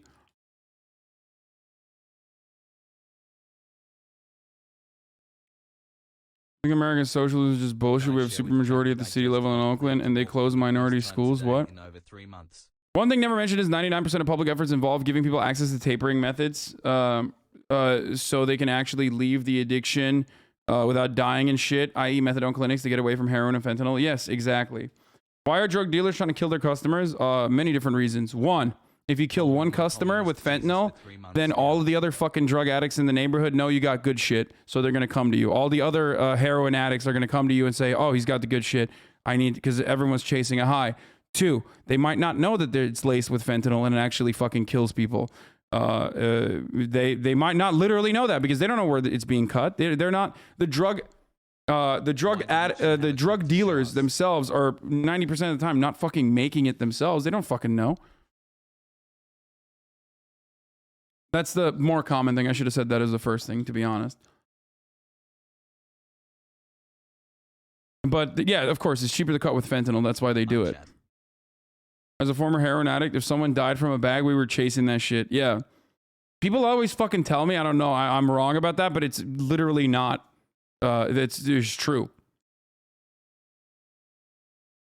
If your local drug dealer kills someone with a bag of fentanyl, all the other heroin addicts they're going to want to fucking get that. They're going to want to get that because it's like way, way, way higher and way more intense.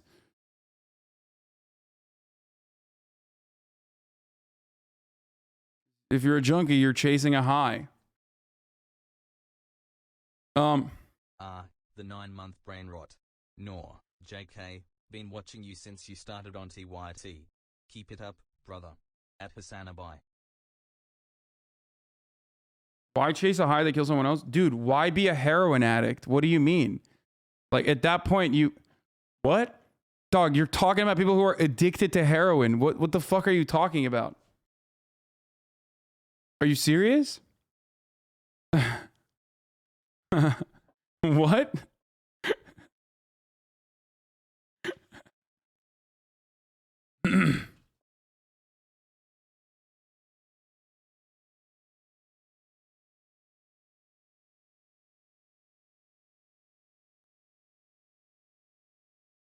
It's not like a reasonable thing. Like, people who are addicted to heroin are not operating from a place of reason. It's an addiction. Okay? A lot of addicts I've known have held a death wish. They think they can't get better. They're treated like criminals by friends and family society. They want to chase the dragon. If it kills them, they don't care. Yeah, I mean, it's like people looking for the first time they ever got fucking high. That's what it is. No? Hold on. I have someone here.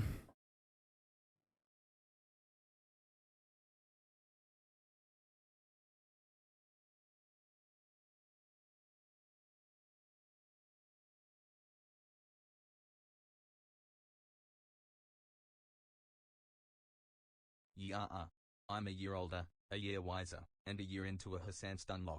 Really, it's got to end sometime, right? You can talk into the microphone here. What's up, chat? They can probably hear you, but you got to get like up close. They know who I am now. They do. I spent 7 hours at a dealership with Hassan helping him get his car. It's true. So he knows everyone knows who I am now. What's up, chat? Maurice is here. He wanted to use my pool and stuff, and I told him he could do that if he wanted to while I'm streaming. And why do you have a McDonald's shirt on? Don't worry about it. This is not a part of the ad. He's literally here to do a hashtag ad though. Like I was like, yeah, of course, come. And yeah, of course, come and use my pool. So he was like, I'm gonna do a hashtag ad. Hashtag you know, I ad. have $500 of GoPuff credit here too. Already? I haven't even fucking used it. And you have an extra $500 now, so you have $1,000. Wow, look at that. GoPuff credit. I have yet to download the application. Wow, look at this setup. This is wild. Oh yeah, you haven't seen this yet. Wait, I want to show you what's in the box. It's a very. Can I explain to them what's happening? Yeah, go ahead. I don't know what the fuck. Explain to me what's happening. I don't know what the fuck's happening. So, chat. The McDonald's merch is Travis Scott? Really? Is this? No. I got this from a McDonald's food truck. This is extremely rare drip. Unless it is Travis Scott. They would know. My chat would know. So, okay, they know. Anyways, so here's what it is. Can you guys see this? Yeah, they can see it. GoPuff is doing a quarter time show with Lil Dicky because he didn't get invited to the halftime show. He's going to do a quarter time show performance. Guys, tune in for it. It's going to happen. It's going to occur right before the halftime show. And it's going to be amazing. It's going to be great. Hassan's here for it. Thanks. So, dude, Thanks, Maurice. Dude, look what's in this box. Look what's in here. This is literally guerrilla marketing. Here, just put it up. Just point it up. No, post. Oh, a Tequila Blanco? Okay. Dude, just pull it up. Just pick it up and show it. I know the chat wants to see. Look what's in this box. Look at this thing. This is like a military grade box. We got. I do like the box. The box is great. Do I keep the box? Yeah, you can keep the box. Okay, good. I'll use the box. There's Cardi B whipped cream, alcoholic. This is alcoholic whipped cream. I will never use that, bro. Well, I'm be surprised. You would be surprised, Hassan. Okay. Then 818, because shout out Kendall, we love you. But that's it. That's. This is literally what he does. This is his job. Yeah. That's why he just snuck this in here. This is what I do. Anyway, okay, go use the pool. All right, I'm gonna hang by your pool. Bye, chat. Okay. Love you guys. Wait, how do you close that? Just close it and stuff, and then you can put it down or something. Or drink the tequila if you want. Cardi B whipped cream. I did not know that was a thing. All right. Anyway, we're currently talking about fucking the Biden administration's like anti-drug provisions or anti-addiction or addiction recovery provisions about free needle exchange programs, stuff like that, which of course the Republicans are considering that to be just giving crack to. It's all exaggerated. Yeah, it's disgusting. It's actually a good thing that the Biden administration is doing, and Republicans are being racist pieces of shit. What else is new?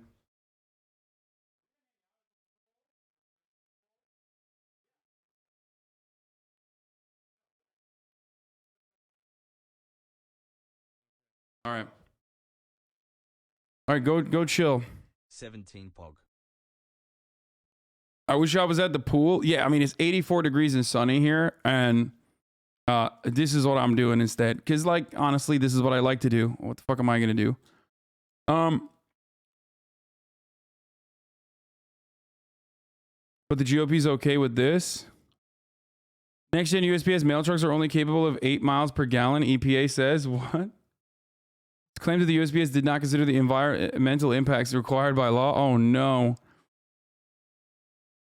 This is one of those things where they could like try to substitute it to electric or like half electric, like hybrid.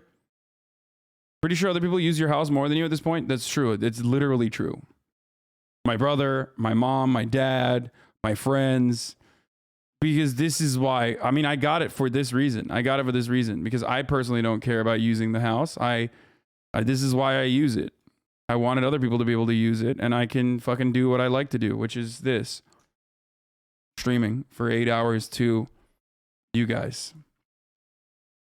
Anyway,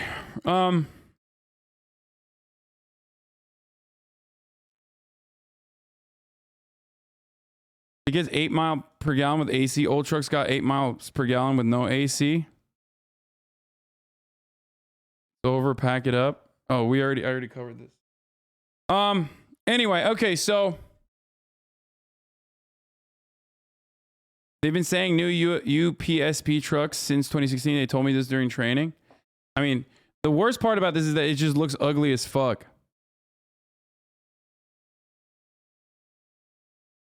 Oh, I'm going to talk about this. Wait, your mom works for Yellow Springs and worked on this project for over a year with the developers, and Dave Chappelle fucked everything up, and my mom did. You need to see this shit, please. I hate it here. Oh, that's interesting that there's like someone who can offer an adequate response from the other side. Okay, no,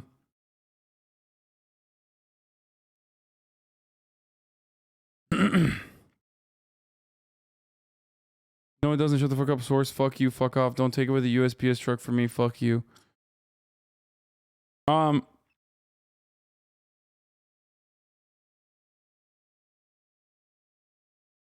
We're going to talk about the Dave Chappelle thing in a second, okay? We'll get to that. But I hope people understand the addiction thing and the measures that the Biden administration has taken, and it's, you know, smart and good. Now let's look at some hogwatch here. Shelley Luther, a Texas GOP candidate and a former teacher, said transgender children make her uncomfortable, and she complained that their classmates weren't allowed to make fun of them. That's incredible. Incredible stuff. You're a fucking adult, dude. You're such a piece of shit. I mean, substitute this for anything else. People always get mad at me when I compare like trans issues to you know, black issues, but substitute it for disabilities. You know what I mean? If you want. Oh, it's so fucked up.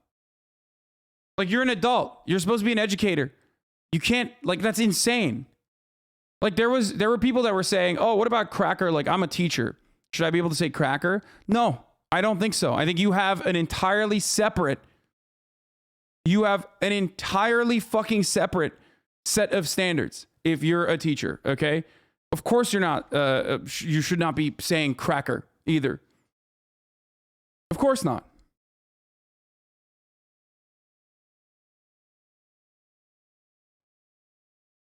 Other counties that are more Bible Belt conservative than this district, and it's the Overton window. They have AOC in Congress on the left. And what we have done is become comfortable with what is okay in our society. I am not comfortable with the transgenders. Yeah, get the fuck out. Get the fuck out. Then don't live, okay? Then I don't know. Tap into the fucking mainframe and live in Second Life, okay? Go find a safe space where trans people don't exist. You fucking piece of shit. You fucking garbage psycho. Oh, I'm not comfortable being around trans people if I can't make fun of them. Fuck you, okay? Then don't live, okay? How about that? Fucking piece of shit. What a garbage psycho, dude. The kids that they brought in my classroom, when they said that this kid is transgendering into a different sex, that I couldn't have kids laugh at them, like I couldn't have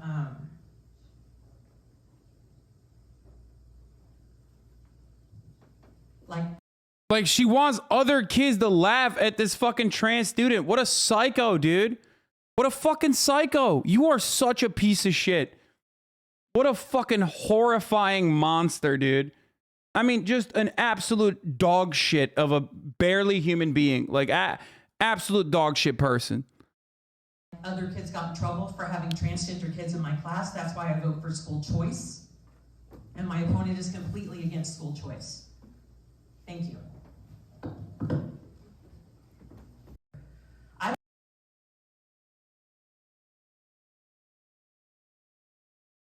It's fucking insane. Like, what an argument, dude. Can you imagine being like, I can't let children bully other children in the classroom. This is fucked up. That's why I'm pro school choice. Like, I want this motherfucker to be homeschooled permanently, okay? It's just like, it is literally indecent for conservatives to be out and about in public. I swear to fucking God. If that's your take, if that's your fucking take, if that's like actually what you believe in, or worse, if you don't believe in it and you're doing it because you think other people believe in it, and you're doing that as a way to, you know, drive momentum for yourself, you literally should not be around people. Like, you should not be around people. You're unironically a threat to others, okay? It's just crazy. It's crazy. Thoughts on $30 for crack pipes? We already talked about it. You missed it.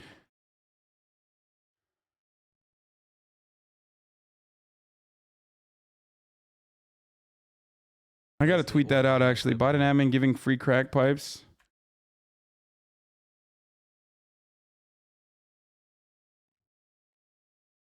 So fucking racist. A new form, new law of the Republican parasites. 1 out of 20 provisions for recovery. It's harm reduction for addicts. Every civilized nation does this to save lives.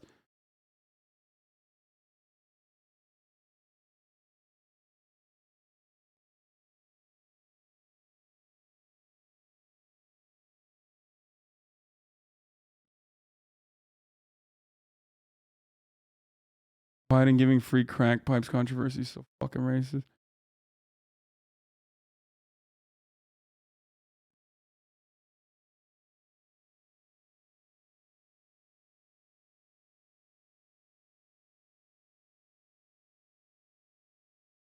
All right. I borderline think bots are posting that question. I've seen that exact wording over and over. Wait, really?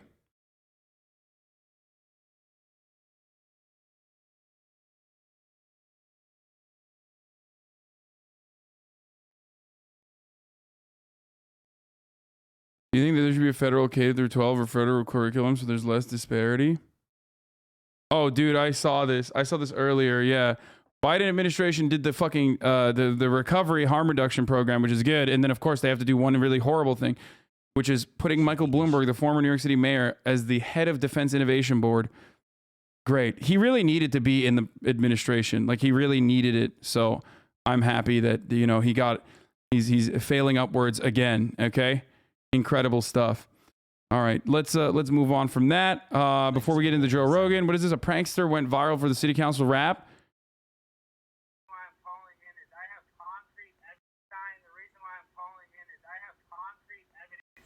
That one of the council members, I'm not going to say councilwoman or councilman, is having an affair with my wife. I have video evidence of this affair, and the council man or I don't like these. I'm sorry. I actually don't like the pranksters at city council, because city council is content in and of itself.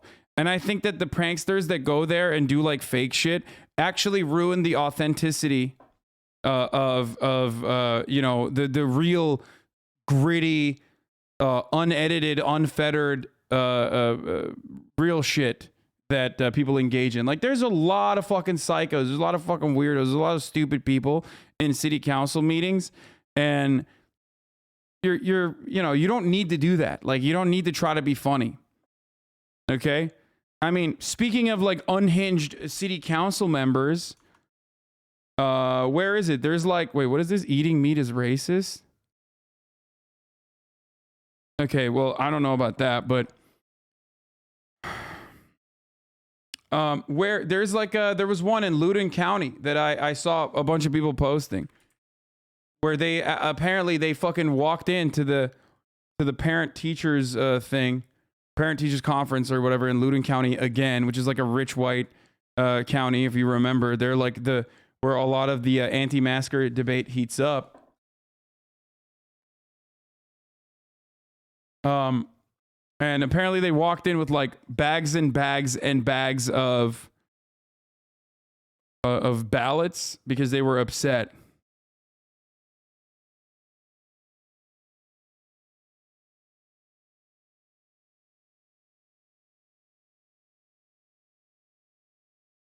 It's loud on. I don't care, man. I don't care.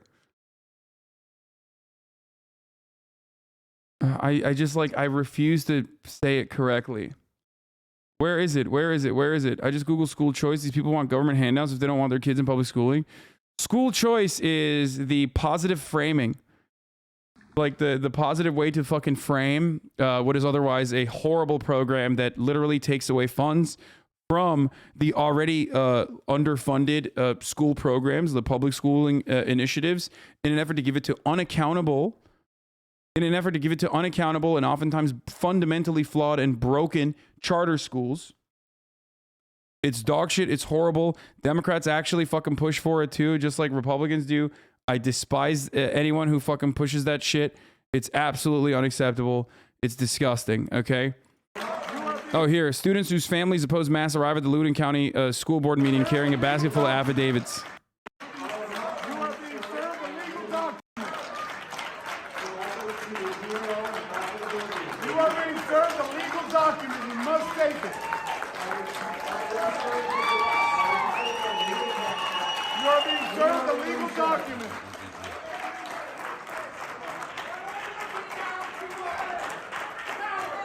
Just like fucking Nova is the most annoying place on the fucking planet, dude. Just like an entire region specifically crafted for the worst of the worst DC people, weapons manufacturers, defense contractors, and their fucking limp-dicked, hog-ass fucking family members that sit around and act like, first of all, that they're better than the Southerners, okay? They're just the same. They act like they are more elitist than the fucking Southern Republicans, though, even though they believe in the exact same fucking bullshit. Okay, they're all LARPers. I despise them. They're all little fucking piglets, okay? And the world would be a better place if this stuff did not happen.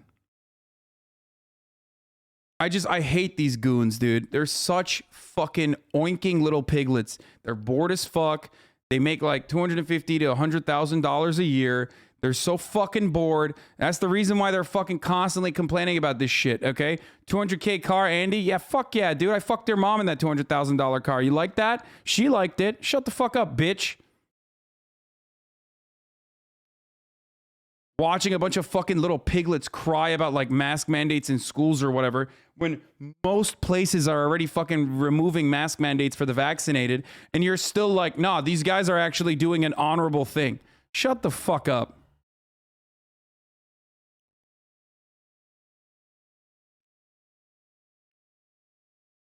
Anyway, the other part of the problem, though, of course, is that I don't even have the car on me anymore because I had to give it away for the week.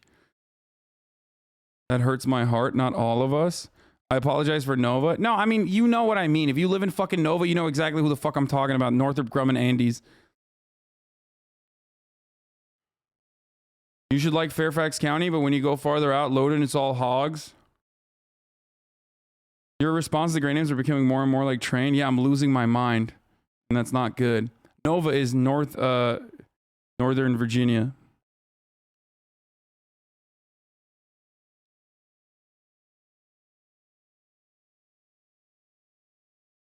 I despise these people, dude. You are being served a legal document.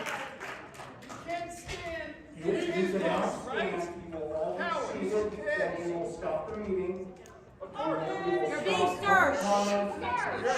Excuse me, there's one chairman, one time, one voice, okay? Now listen, we will all be seated. Any documents that need to be provided will be provided to the LCPS staff. They will forward them to us, and we will all receive copies.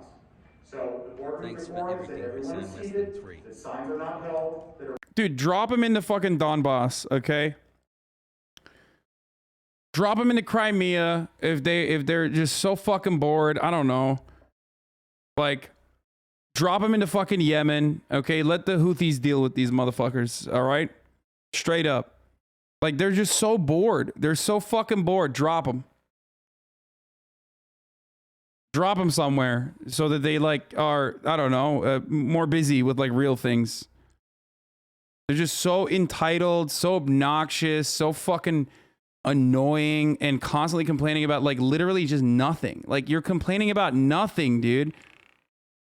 They're blocking or obstructing views, and then we have public forum. Are you planning on selling that vibrator at any point? I know a lot of people would pay top dollar for such an artifact. Yeah. And we will. We just, there's a legal procedure here that has to be completed, and That can be handed to our legal counsel. That can be handed to the legal counsel. right. I'm supposed to go way by. People in Nova always think they're better than the rest of Virginians. Yeah, that's the funniest part about it is that like they literally think they're better than the rest of the South, right? They think like because their proximity to DC and what they do, but they're not. They're not. You literally aren't. And there are plenty of people that are so much better than these fucking disgusting little piglets than that live in many different parts of the fucking country, especially in the South. It's deeply frustrating to see. Senator Kennedy says, when reality calls, the Biden administration hangs up.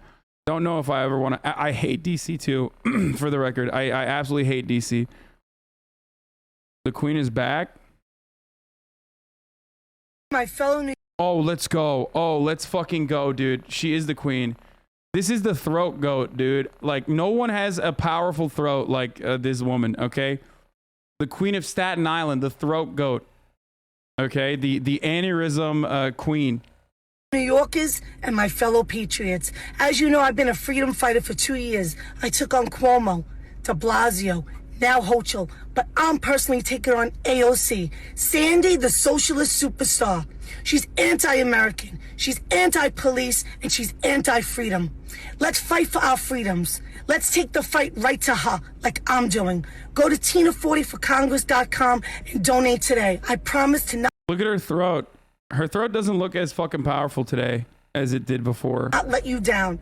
Let's make AOC bartend again. Let's fire AOC. God bless America, and God bless all of you. How you do? Dude, CrossFit moms need to be stopped, okay? They need to be stopped. I don't know what else to say other than like, it just is. We can't have two fucking CrossFit moms, reactionary CrossFit moms in the fucking Congress, okay? The House of Police, I was about to say. The House of Representatives can only have one CrossFit mom, and that's Marjorie Titan Green. We can't have two, man. We can't have two.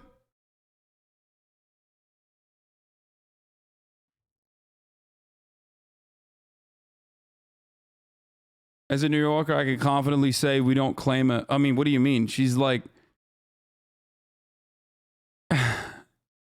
she makes, Michael said, she makes guys wrap their legs around her. Yeah.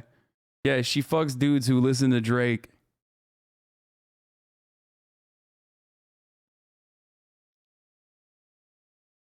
She's Turkish? Shut the fuck up. She's not.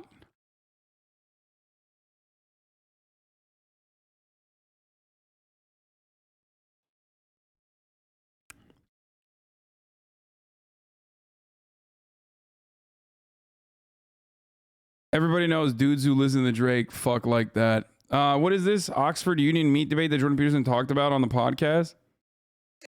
And I believe we should move beyond all. I've read the motion, and I believe we should move beyond all meat. Why is eating meat racist?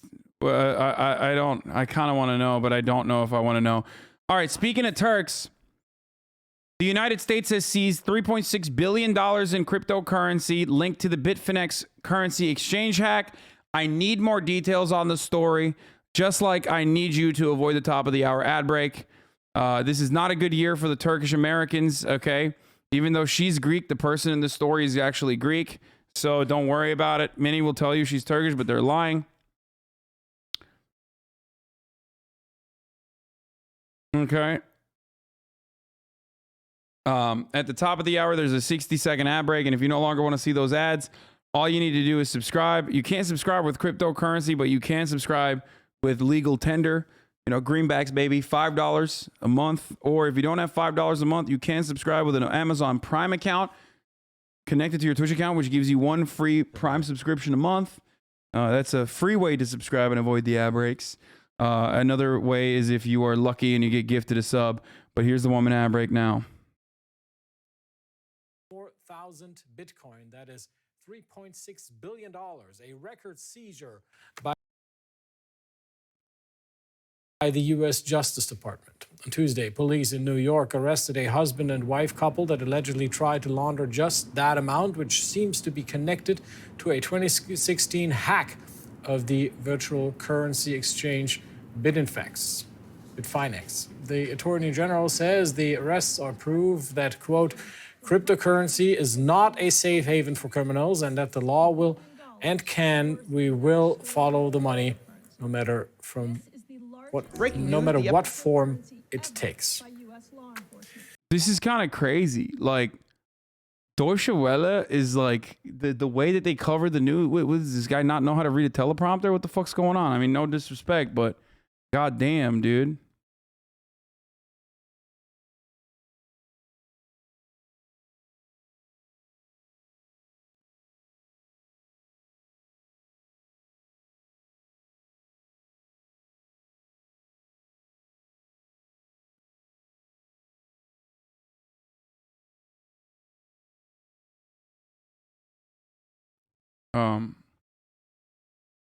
Thank you, Rocco Tansky, for the 5 gifted, and thank you, Dilemma03 for the 5 gifted. All right, let's take a closer look at the story with my colleague Lars Halter. He's a financial reporter and former Wall Street correspondent. Lars, good to have you. This couple tried to launder $3.6 billion worth of Bitcoin. Who are these people? Well, Chris, as they said before, they are a husband and wife team. And let's look at him first. Ilya Lichtenstein, he calls himself Dutch. He seems to be pretty tech savvy. He is an angel investor, and he used to be a part of the Y Combinator. That's a startup accelerator that has helped some really big tech firms get to the next level. Among those are Airbnb or Dropbox, but also Coinbase, which of course is a possible link here to the cryptocurrencies. And then Coinbase. If we look at her, Heather Morgan. Damn, Ludwig played a role in this? What? Hold up, bro. BRB doing a citizen's arrest on Ludwig. A little bit all over the place. She says about herself that she started many different companies. She was also bankrupt and homeless a couple of times, then rich again. And where do I know this from? I went through her Instagram and YouTube account earlier today, and I can't tell you whether that was the best part or the worst part of my day. But she's also she's putting a lot of stuff up there, including some rap videos. Hey guys, I have to pee. I will be back. This video is by Deutsche Welle, okay? It's titled, U.S. seizes $3.6 billion in cryptocurrency linked to Bitfinex currency exchange hack. I'm going to pee, and I'll be back while this video is playing, okay? Now, it might autoplay into the truckers against vaccine mandates by CBS Mornings, okay? Now, if that starts playing, it doesn't matter because ultimately I'm going to go back to the cryptocurrency story. I want to talk about it a little bit further as I did yesterday. So fear not, okay? That video that I will be inevitably talking about is by CoffeeZilla, world's worst rapper arrested in $3.6 billion cryptocurrency scheme. CoffeeZilla is a friend of the show, has made some great videos. Urge you to subscribe to them. Anyway, let's continue. I'm going to go pee now, okay? It's probably approximately going to take like, I don't know, around 1 minute and 30 seconds.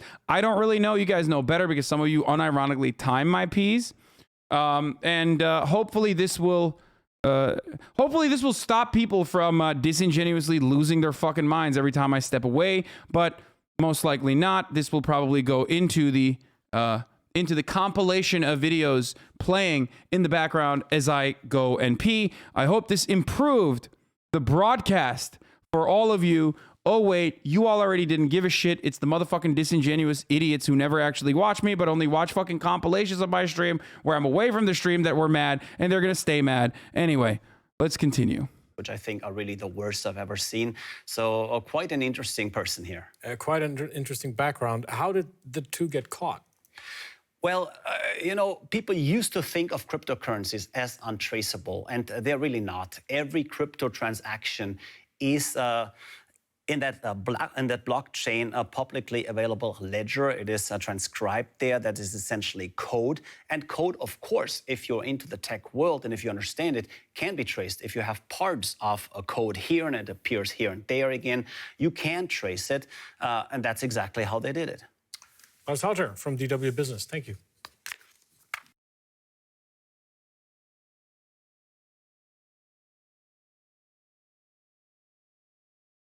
In Canada, there is anger over those vaccine mandates. It's led to escalating protests by truckers, including at the border with the U.S. Now, this is day 2 of a blockade at a bridge carrying about a quarter of American trade with Canada. There are now signs there could soon be similar protests in this country. Janet Samlian is in Ottawa, where Canadian officials are struggling to maintain the order. It's very dicey there, Janet. Good morning to you. Indeed it is, Gail. Good morning to you. It is a tangled mess of big rigs and barricades here on the streets of Canada's capital near Parliament this morning. It has been like this for almost 2 weeks now, and the truckers who are here and the other protesters who have joined them say they have no plans to leave. How long have you been out here? I have actually been out here since last Saturday. Luckily, I covered that. We were going to fucking run the video because I was going to pee. But of course, do not worry. Fear not, folks. We're back on track. We're going to keep talking about the cryptocurrency thing. Let's continue. The FBI has seized $3.6 billion in stolen cryptocurrencies from hackers. Wait, did it literally take 1 minute and 30 seconds? Did it actually take 1 minute and 30 seconds? That's disgusting. I was so on the money. Holy fuck. Love you, Has. Rappers. I'm CoffeeZilla. This is the $10 million studio. Welcome back. Now, 2 people have been arrested so far in connection with these stolen funds, Ilya Lichtenstein and Heather Morgan. Now, this $3.6 billion comes from a 2016 hack that targeted Bitfinex, a cryptocurrency exchange. You might remember them from our Tether saga. Notably, Ilya and Heather are not accused of hacking Bitfinex itself, but rather laundering the money afterwards. They are both charged with conspiracy to commit money laundering and conspiracy to defraud the United States, which together carry a maximum sentence of 25 years in prison.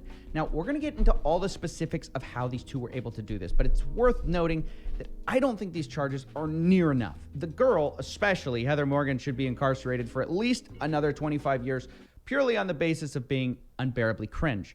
So look, here's the thing. As I said, the FBI seized it from hackers and rappers. Yes, this lady, Heather, is a rapper. She calls herself the Crocodile of Wall Street.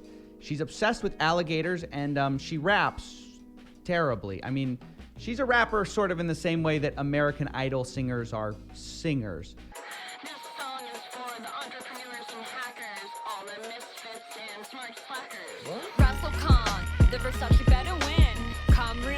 I've listened to this song so many fucking times since yesterday, and I have an announcement. I have something to admit. I'm sorry to say this, okay? I'm dead ass serious. The beat is actually good. Like, the beat is literally good. Not the rapping, but the beat is good. I'm sorry. The fucking truth. Don't know where I'm headed. Motherfucking Crocodile of Wall Street.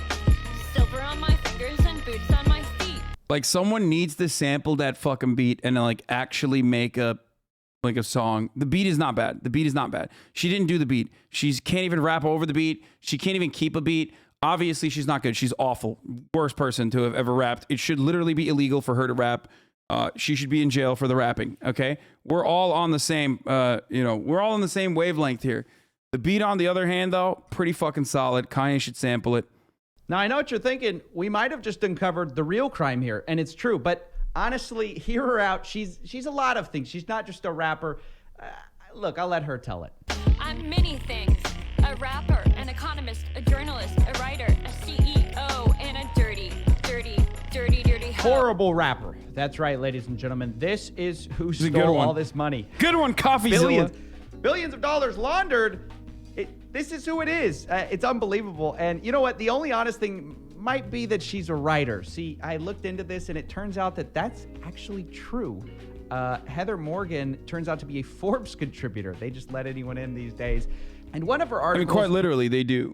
So, that's true. This. Experts share tips to protect your business from cyber criminals. You know what? I think she actually might know what she's talking about. You see, guys, you just have to learn to protect your business from criminals by criminals. Another thing that she raps about as a professional rapper that she is the social distancing guys. She's out there helping people out, scaring them away from her, I think. Woo! Got coronavirus. Woo! Woo! Do your part. Social distance. Do your part. Social distance. Do your Oh my God, coronavirus. This is how we reach Corona Zero. This is how we get to COVID Zero. You play this every time, and anytime someone's like, I'm an anti-masker, you just play this. part. Social distance. Stay 6 feet apart. Oh, you don't want to get vaccinated? You don't want to get fucking vaccinated, dude? Guess what? Woo! Do your part. Social distance. Do your part. Social distance. Do your part. Social distance. Stay 6 feet apart. You know what? That's right. It's like, I am now pro-COVID. Yes, me too. Oh, no, for sure.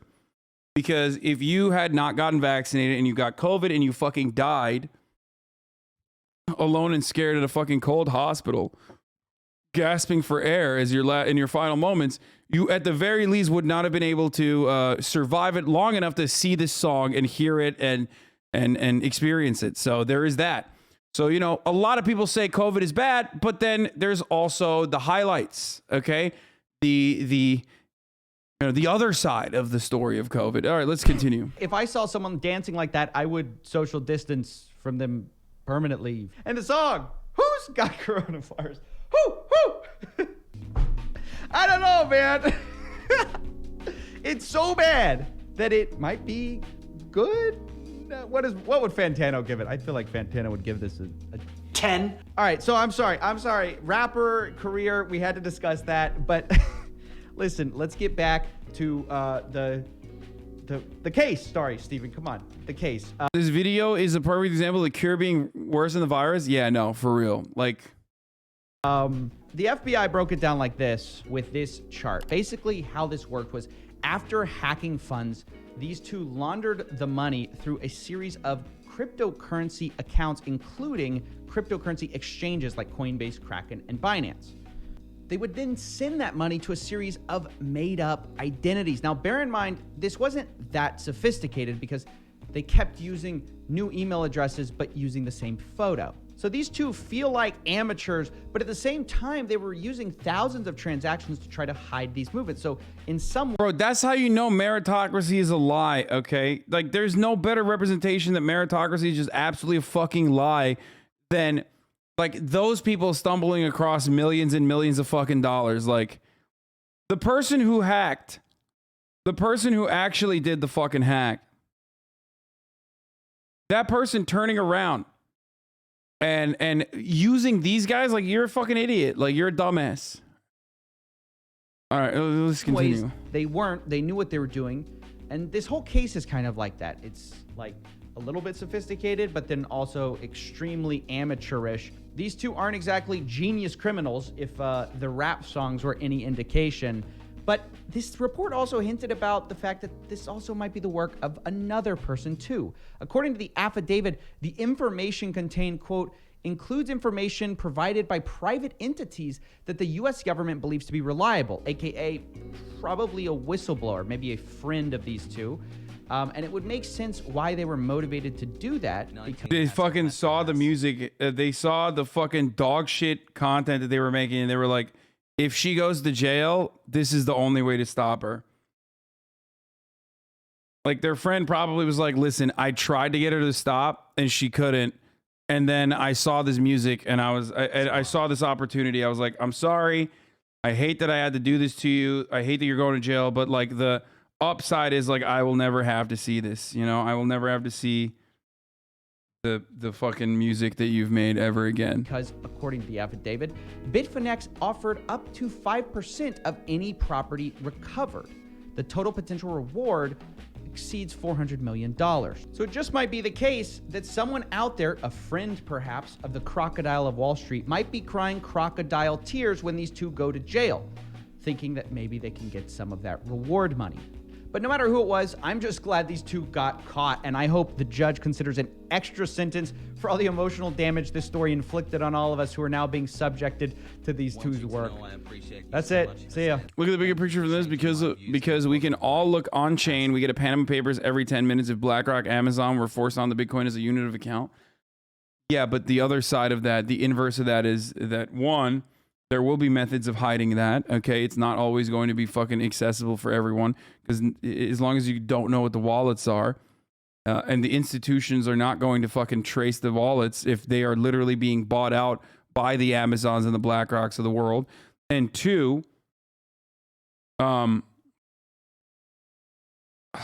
what was the other thing I was gonna say? Oh yeah, the put every fucking to put every single transaction on the blockchain, every single financial transaction on the blockchain from like Amazon and BlackRock and all that other shit would require a tremendous amount of computing power and a fuckload of energy. Oh, you're a crypto expert now? Lamau, shut up. I am not a crypto expert. I am not a fucking nerd. I don't care. You will never teach me on crypto, but at least I know enough. Okay, I know enough about crypto. Do your part. Social distance. Do your part. Social distance. Do. Oh my god. Wow, Hasan, you're a real crypto genius all of a sudden. Please give more talks on this. Dude, I hate it. I don't know anything about crypto. I don't know. I don't know what you're talking about. I don't know what cryptocurrency is even. What is a cryptocurrency? All I know is it's like the fucking most relentless nerds in my chat constantly fucking talking about this. I think this is fake, by the way. I saw this, but I never have I ever stolen 4.5. I definitely have. Yeah, I think this is fake, but it's pretty funny to think that it's real, but regardless. All right. You go hard against them, that's why. I know. I have so many fucking crypto nerds in here. I have so many fucking crypto nerds in here, and it's crazy. Thank you, Daddy Bezos.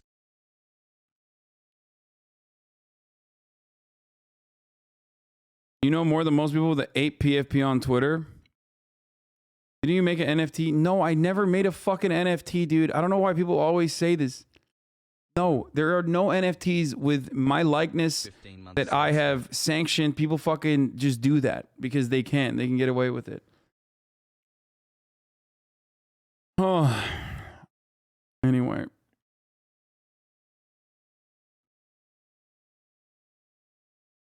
Oh, dude, I did see the F-35 crash, and I totally forgot to talk about this. This fucking sucks. Someone needs to be put on death row for making this piece of shit. China Daily. While the U.S. Navy remains silent about how an F-35C fighter crashed on an aircraft carrier in the South China Sea, this leaked video might reveal the course of the incident. If I was taking action, they're not going to. It's this officer starting to take action. Look at them now.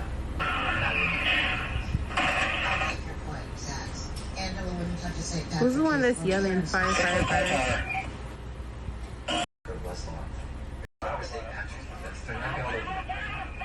It's this officer starting to take action. Look at them now. No, he's not saying power. He's saying fire, fire, fire. But you know, that's listen. I don't even think that that's like the fault of the F-35, though. I mean, it's probably the fault of the F-35.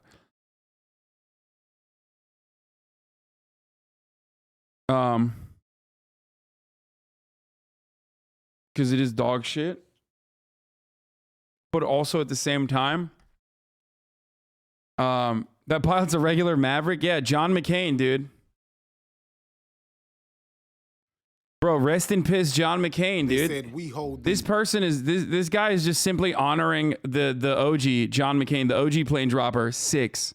Sweaty, you couldn't imagine dropping 6 planes, okay? I'm just saying, like, a lot of you LARP as anti-imperialists, yada, yada, yada. Meanwhile, John McCain is living it, okay? It's called Praxis. Look it up. How many F-35s have you dropped? 0. Anyway, let's watch this Gary Chambers ad. These truths to be self-evident that all men are created equal. But here in Louisiana and all over the South, Jim Crow never really left, and the remnants of the Confederacy remain. In 1873, when a black man named PBS Pinchback won a U.S. Senate race, he was never seated. They claimed election fraud. The attacks against... Wow, that's So shocking. That never happens now. Oh, conservatives have been running the same game. This is why I always say, like, people that hyper focus on Trump and think that Trump is the only one like elevating conspiracies, like election voter fraud conspiracies, just do not understand that this is the conservative movement. They have always done this, and they will continue to do this. Against black people, our right to vote and participate in this democracy are methodical. Gerrymandered districts are a byproduct of the Confederacy. Our system isn't broken. It's designed to do exactly what it's doing, which is producing measurable inequity. 1 in 13 black Americans are deprived of the right to vote. 1 in 9 black Americans do not have health insurance. 1 in 3 black children live in poverty. It's time to burn what remains of the Confederacy down. I do believe the South will rise again, but this time, it'll be on our terms. I'm Gary Chambers, and I'm running for the U.S. Senate. This guy's cool, man. I like his stuff. I like his stuff. The Queen March 13th. I just, you know, I'm sure that, like, I don't know. I don't know who the other people are in the race, but like I can't see the Democratic Party, especially if he's like pro universal health care. Like I can't see the Democratic Party actually fucking pushing for him. My brain rod isn't working. When does it turn on? Base, but he lost every white vote. Yeah, fucking burning a Confederate flag in Louisiana is like I feel like Louisiana. In Louisiana, they don't have hate speech provisions, but the only time where you actually go to jail for a hate speech infraction is when you burn the Confederate flag. Like, they're like, listen, you can say the N-word, that's free speech. You can't burn the Confederate flag, though, brother. That's hate speech. It's heritage speech. You're burning our heritage.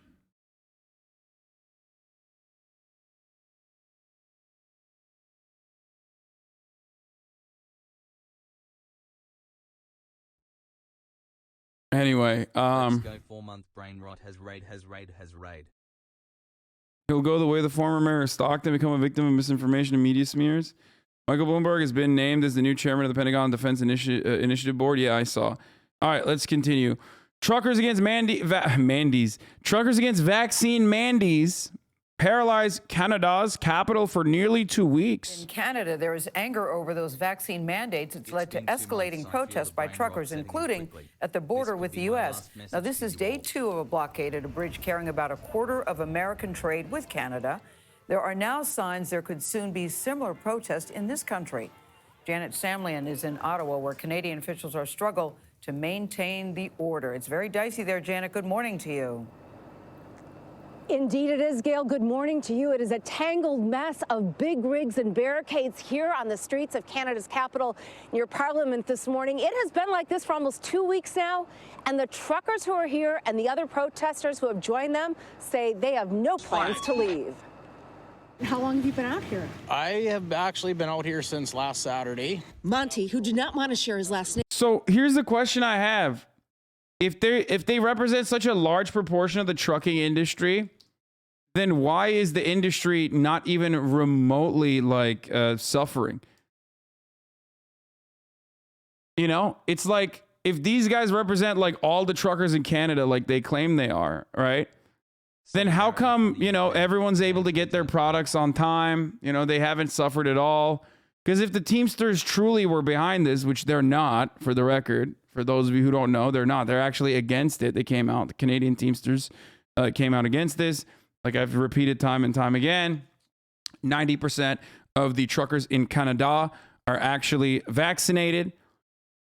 All they've done, they're able to fucking take 2 weeks off.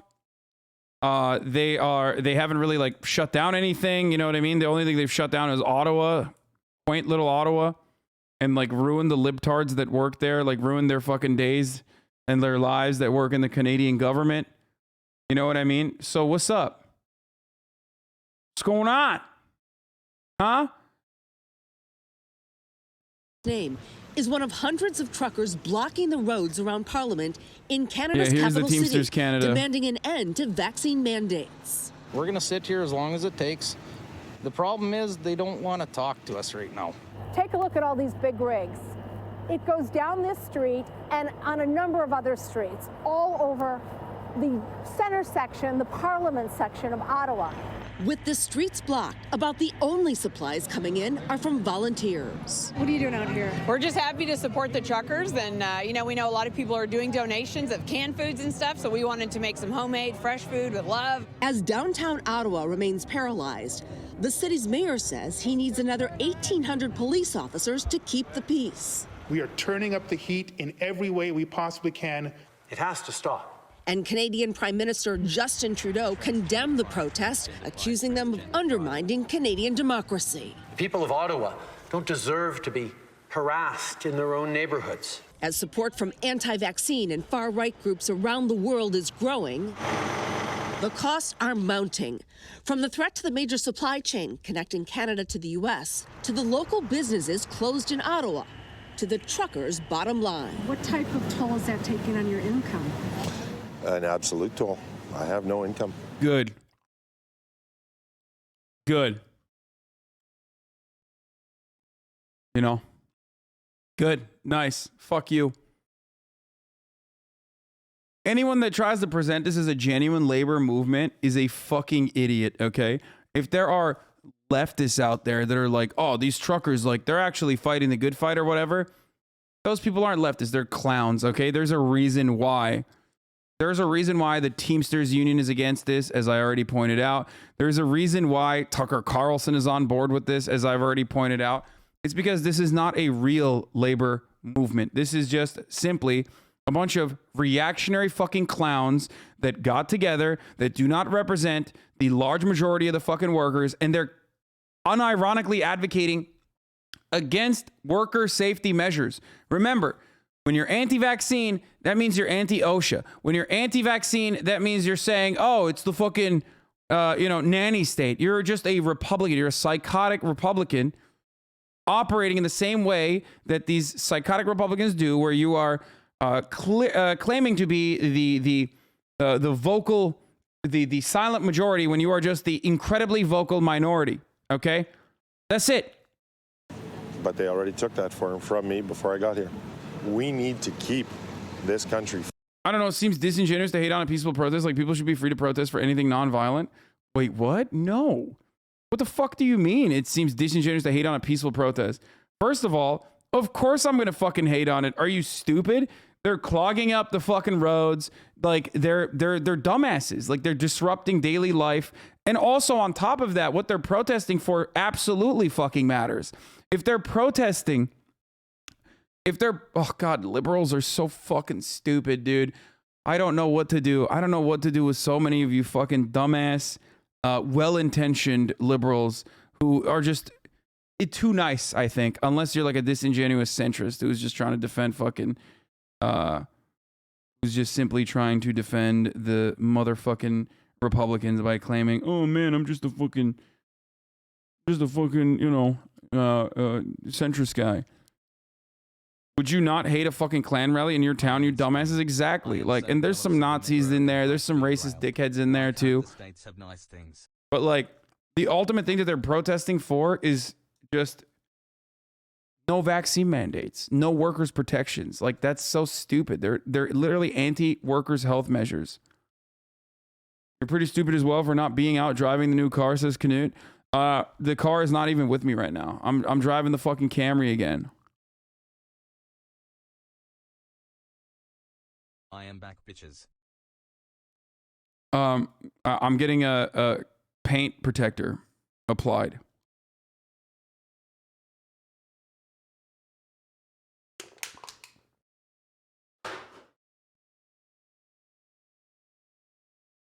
Anyway, it's debate you into saying that the act is wrong and then use that clip to use against BLM. Yeah, probably, but I've always had a consistent take on this. Like, there's a difference. This playlist does not exist. I uploaded a couple clips from yesterday's JRE. Spoiler, he didn't actually get to the part where Tim Dillon mentioned you. Oh, fuck. That sucks. But there's a difference between, first of all, someone being a worker doesn't magically make their argument correct, okay? It's this weird, like, liberal identity politics way of like looking at fucking class, which is interesting. And I do see that Zoomers do this a lot.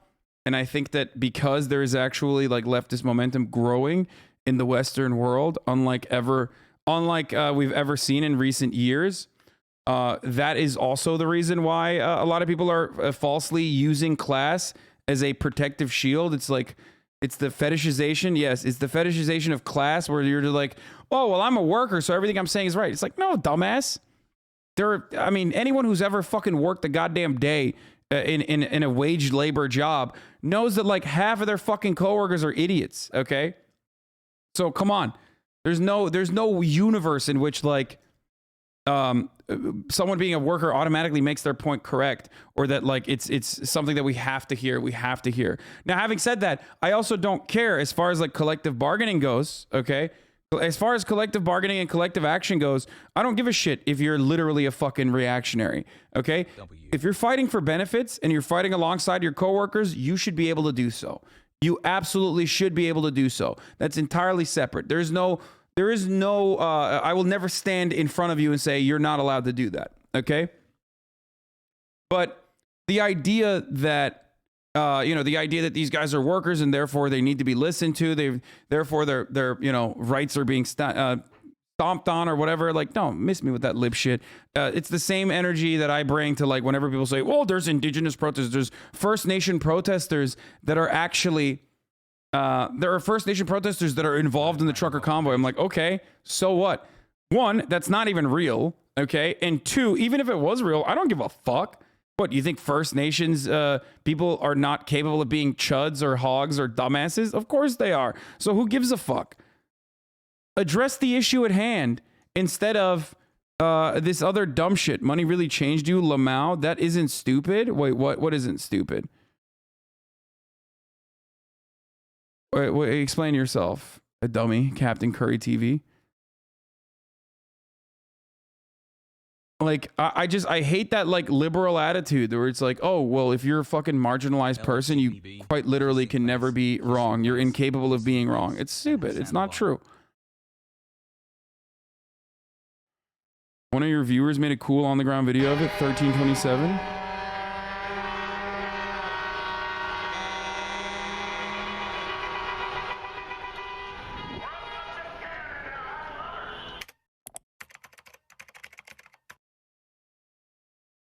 I'm a big dog with an average log. One of you motherfuckers made this?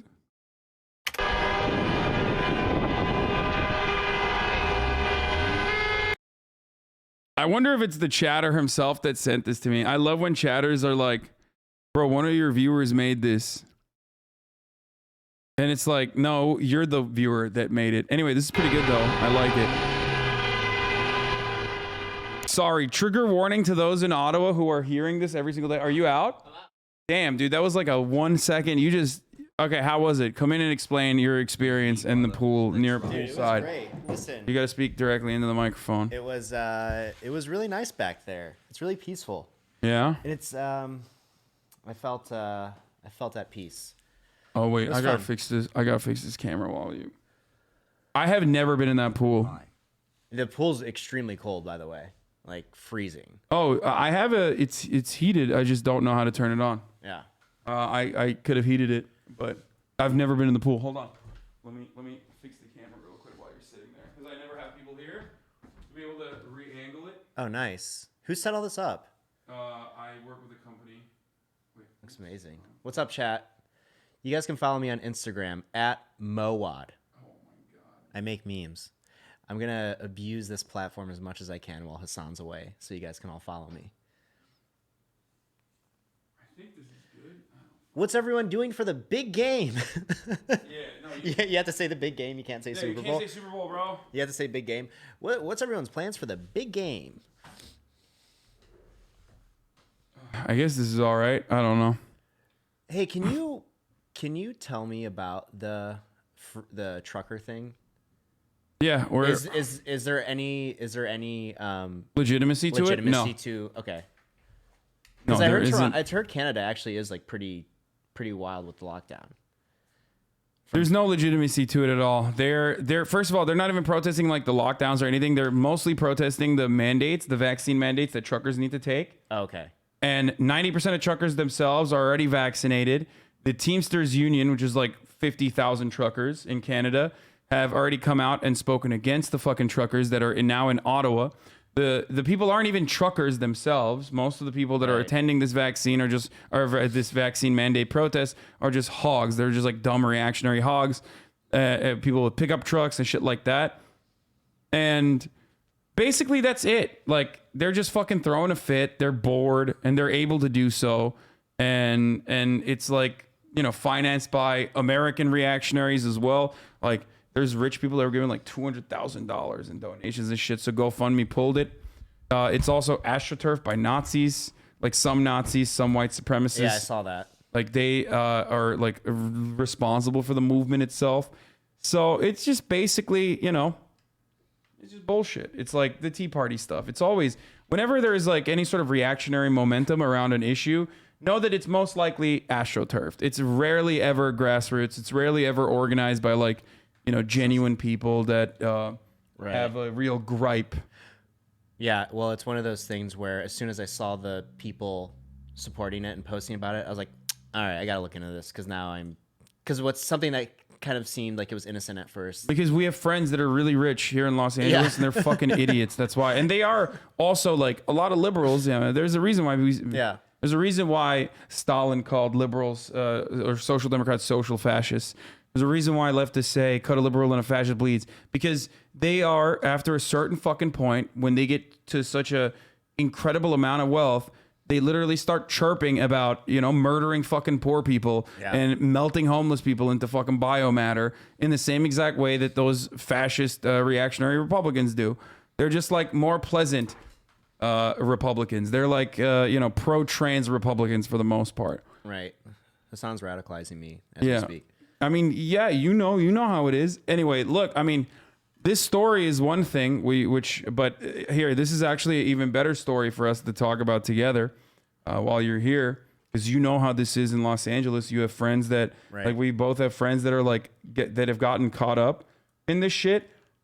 Dude, look at this. This morning, No doubt. on Morning Joe, they covered an alleged shoplifter being caught on tape appearing to steal 10 steaks from a New York City Trader Joe's. I joined MSNBC to speak for the need for public safety and address criminal justice concerns. Insane. Why would you? Al Sharpton, okay? This fucking charlatan is on talking about the need for more draconian criminal justice measures in a place like New York because one shoplifter stole 10 steaks. This is a matter of national news now. It is true that people are just walking in and walking out with it. No, there's no doubt about it. I mean, you go to a local pharmacy, Drain Weed or Rite Aid, any of them, and you've got to get someone to help assist you. I mean, they have the little button there. Yep. You hit the buzzer, and the guy comes over and unlocks your toothpaste. I mean, we're talking about basic stuff. What did I miss that we now have to lock up toothpaste?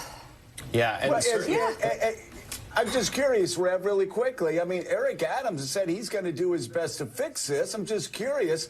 I mean, Eric Adams is the new mayor. He's a cop. He's like very fucking pro police aggression. You know what I mean? I don't know how else to describe it, but I like how he said, "What did I miss?" That this is like, what do you like? He's just pretending to be completely oblivious. What do you mean? What did you miss? Why this is happening? Well, he missed fucking humanity. Yeah, That's what he it's like- fucking missed. And it's crazy. It's like, oh, they locked up toothpaste. So like we need to start literally 360 no scoping poor people when they insane. steal shit. I think We need to put them in jail permanently. It's like, dude, nobody fucking steals steak. Right. Because they're not hungry, okay? Right. People try to make the argument about Gucci or Louis or like stealing, you know, organized retail theft they talk about, right? Right. It's like, yeah, they're stealing a fucking bag, not because they want to look good with the bag. They're stealing the bag because it's $400 that you can very easily fucking sell on Facebook Marketplace. And it has more of a fucking longevity, more shelf life than, bread and steaks. This guy literally is selling steak or stealing steak. Okay. And even then it's like, nah, that's probably some other reason. Yeah. Anytime people talk about this sort of theft without one, speaking of the real theft, which is wage theft, which is very commonplace and to the tune of hundreds of billions. Okay. Or anytime they talk about this sort of theft, petty theft, without covering civil asset forfeiture, which is the theft that the government engages in regularly without any sort of accountability whatsoever, they're being disingenuous. But most importantly, anytime they talk about this sort of petty theft without looking at the underlying material reasons as to why this sort of petty theft even occurs in the first place, they are rich, out of touch, vulturous, parasitic assholes looking down upon the poor and the working class from their ivory fucking towers. Okay? That's it. Well, a lot of this stuff, and I've seen a lot of friends of mine who are liberal, and I think what gets people is the optics of it are jarring, right? It's like when this is happening closer to me, and now it's real. Now I pretend I care about it, right? Yeah. And that is actually a really good point. You see endless amounts of human suffering on a daily fucking basis. The moment that you walk outside those doors in Los Angeles, California, you see people fucking dying on the streets every fucking day. And you have conditioned yourself to look away when you see a homeless person eating trash, okay? You are conditioned to look away when you see people living in fucking tents, people that are just straight up fucking in need, immediate, desperate need of mental health and healthcare in general, right? You look away, but the moment that a fucking storefront that you like to go to, that you frequent, the moment that a Target gets fucking robbed, you're like, oh my God, oh no, we have to stop this immediately. It's like, it's so fucked up. Okay, just look the other way on that too, dumbass. Well, also this, do you remember when there was this sort of like barrage of news articles coming out in LA when this was happening? And now it's gone. A month has passed. It's suddenly gone. Magically, it went away. Why did it happen? But everyone always talks about like Robin season being a thing around the holidays. Like that's not really something that is, it's new. It's not new. It's not new. It happens but yearly. It's very funny how everyone saw that article that was shared about how LA is becoming a third world city, and then you find out that the person who released that was some like former cop, and like the deeper you dig, you realize that a lot of this was sort of like scare tactics. Yeah, no, and now no one's talking about it. Here's the reality, okay? First of all, case clearance rates for cops is abysmal, okay? They rarely ever get convictions. They hate the paperwork that is required to even like pursue petty theft. So they don't do it. Now though, this is a way to be like, oh, it's because they defunded us. That's why we can't do it. It's like, dog, you never did this. Like, you never fucking covered petty theft ever in your entire life. What do you mean? Right. Like, but so many of these privileged people, for the most part, that never ever interact with cops, that have never had shit stolen from them, that have never actually been involved in a situation like this, don't know that cops have never historically fucking chased people who have stolen shit. If you ever had an iPhone stolen, if you ever had something worthwhile stolen from your car or anything like that, cops just come over and they go, oh, I guess we have to file a police report. And then they don't do shit. Yeah. They've never done shit. But now they can say, oh, it's because we're defunded. Yeah, I Fuck off. I remember in college I had like a laptop stolen, and this idea that calling the cops has some like immediate effect to where your item gets like, that's not how things happen. And so this, like you're saying, the narrative that and also in LA what's the budget, like $1 billion, and they were defunded 140 million. Yeah, the defunding and that 140 the police million wasn't even fully removed. Yeah, no, here's what happened in in the entire country. What ended up happening was the defund the police movement was roundly criticized by even fucking dickheads like Democratic dickheads like Joe Biden, Kamala Harris, and of course, famously, perhaps the worst Congressional Black Caucus member, what's his fucking name? South Carolina's very own Jim Clyburn. Okay. So they all shit on it, okay? And the reality is what ended up happening was they shaved off just like a minuscule percentage from the additional funds that cops were going to get. I mean, look at this. The LAPD's budget for 2021 to 2022 is over $3 billion. Emergency management doesn't even touch $1 billion. Cultural affairs, parks and recs, transportation, housing, none of that even comes near $1 billion. The LAPD budget, on the other hand, is $3 billion. Okay? So all they shaved off was like $100 million from the extra funding that they were going to get. So like every year they get more and more money, right? It's like one of the few fucking instances that is adjusted to inflation. It's wild. I got to get a haircut. Okay, go do your thing. See you, man. Bye, chat. But that's why I say what I say, folks. Okay, and these people that are routinely talking about like what should be done with poor people, and refuse to talk about the real reasons as to why crime, the material reasons as to why crime happens. They're fucking assholes. No, that's not his jacket. That's my jacket. He's got a governor who's saying, well, I don't know that we want to give the judges any power to make decisions on whether they've seen the same bad guy in front of them like 12 times in the past week. And then you've got a DA. I know you talked to the DA. The DA's going, oh, we don't want to punish anybody unless it's like really bad. You know, so yeah, you can steal whatever you want to steal. And yeah, we won't do any jail time. And then you've got, you know, then you've got a woke. They're using this as an opportunity to shit on progressive DAs, a concept that is already like few and far between. Okay, there's not like a movement of a lot of like reformist progressive DAs out there. There's some, and they are despised, okay, by business owners, the petite bourgeois class, and the bourgeois business owners in general. And of course, the lumpen proles, the counter-revolutionary people, just the fucking crazy reactionary hogs, right? So they use this, they use like crime, they hyper-focus on the crime that's occurring.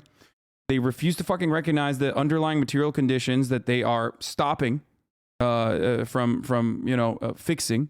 Okay, they stand in opposition to any sort of solution to fixing the material conditions. They hyper-focus on crime and make it seem like it's out of control and it's totally new, okay, for this year when it's not. When you look at it historically, it's still historically low. And also on top of that, it's still significantly lower in when you compare it to like pre-2019, pre-COVID era crime. Okay.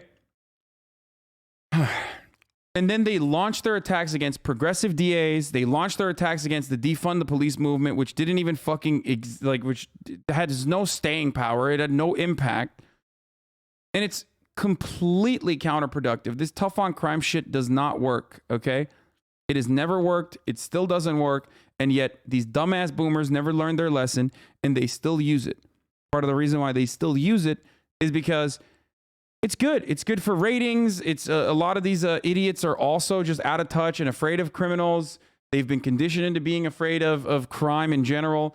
They see that as the individual's personal moral failings rather than a consequence of systemic issues. Okay. Rather than the manifestation of serious systemic issues, right? No one wants to steal. Has Hasan addressed getting bodied on Twitter earlier yet? Dude, I literally bodied your mom with my entire dick, okay? I bodied your mom with my cock. Shut the fuck up.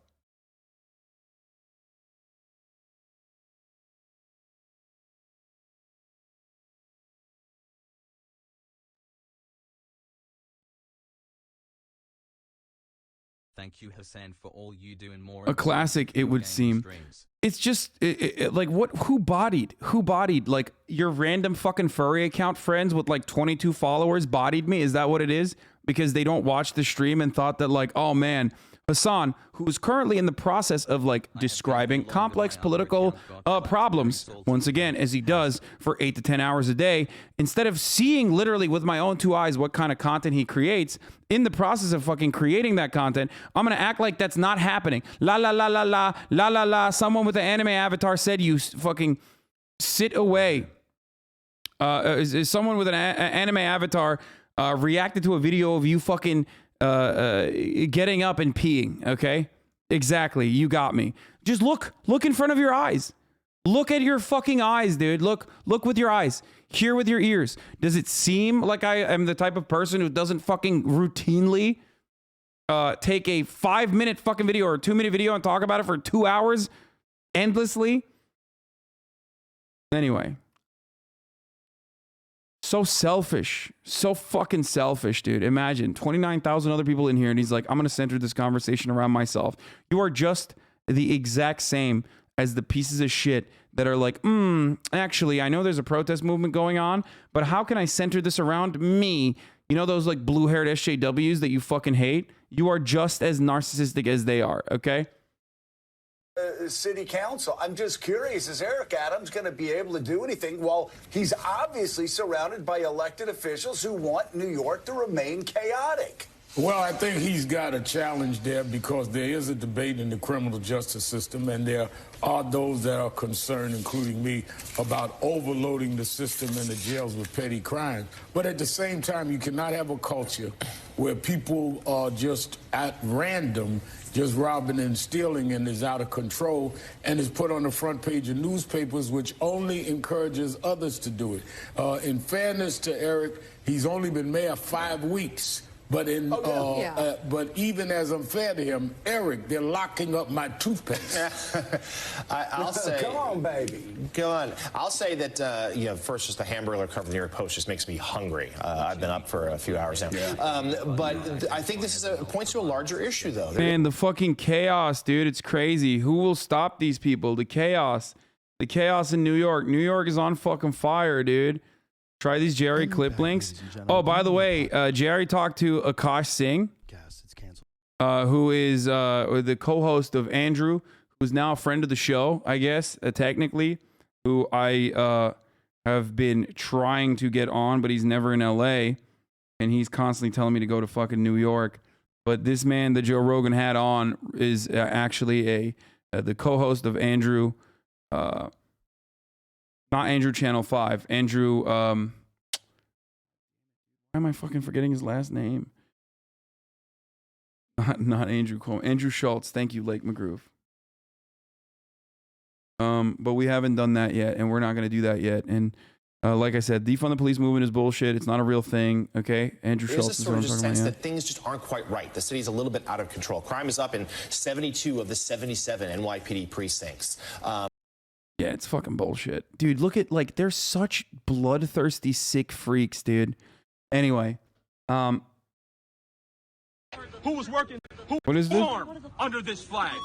Who was working that farm? My family was. Who was working the farm? They were poor. Do you know how much a slave cost back then?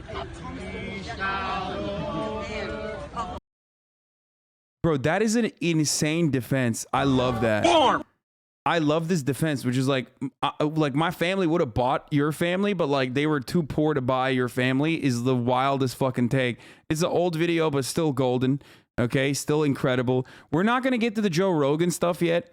Part of the reason is because the Nintendo Direct is starting, and I know I God forbid I fucking talk about anything but the baby games when the baby game Direct is around.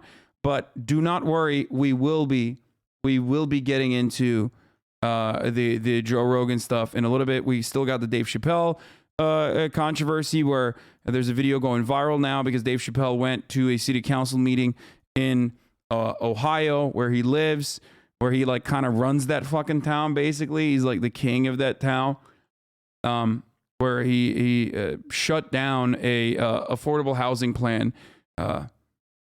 because he threatened to pull his funding out of this Ohio town. So I love your baby game coverage. You can't put the baby games on us. You know you love that shit too. No, I do. I actually do. We have the video. We're not going to get into it yet though, because listen, it's fucking going to be out in like 5 minutes. So instead, I'm going to do this. We're going to watch, finally, the new striking concrete workers in Seattle have shut down the city's $23 billion construction industry. The Teamsters are fighting for higher wages and better healthcare benefits for retirees. 34 workers walked out on November. Now 300 plus workers at 6 companies are on a general strike. Remember, this is real working class momentum. This is real working class action, okay? This is the power of collective bargaining. This is the power of work stoppages. This is what organized labor can and does do, and this is the precise reason why their capital owners are afraid of unions and spend billions of fucking dollars combating them and lobbying the government to ensure that unions cannot fucking be created. This is the same reason why in a place like Memphis, they are Starbucks fired all the people that were involved in the unionization efforts on fucking MLK Day of all goddamn days while simultaneously talking about how they love MLK. Okay? Because this is terrifying. This hurts the bottom line of corporations. Okay? And that's why you will never hear this shit on Tucker fucking Carlson, because he's not a real advocate for the working class, okay? The only time you'll hear labor momentum from Tucker Carlson and all those other fucking charlatans who claim that they're communists or leftists or whatever the fuck is when they're talking about deregulating health provisions for the working class that make them safer. So let's take a look at the good work that More Perfect Union is doing now. A lot of tower cranes up downtown, and just drove through there, and you know those jobs are ghost towns right now. They need concrete. They're waiting on concrete. You know, we want a deal. We want to go back to work. We are a band of 330 ready mix drivers, dump truck drivers that take a lot of pride in our work. How long can Seattle go without the construction continuing? We're willing to stay out here as long as we have to. Because of the ongoing demonstrations, Seattle's $23 billion construction industry has paused without concrete.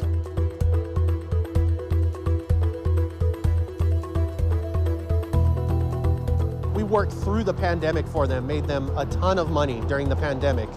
And to turn around and deny these families the same medical coverage that we earned, you know, just 2-3 years ago is crazy. They think they can benefit in the long run off of shortchanging us when they've even said they have the money to give us what we're looking for. The biggest single thing we're demanding is respect. And they refuse to negotiate. It's their turn to put another offer on the table, and they refuse to.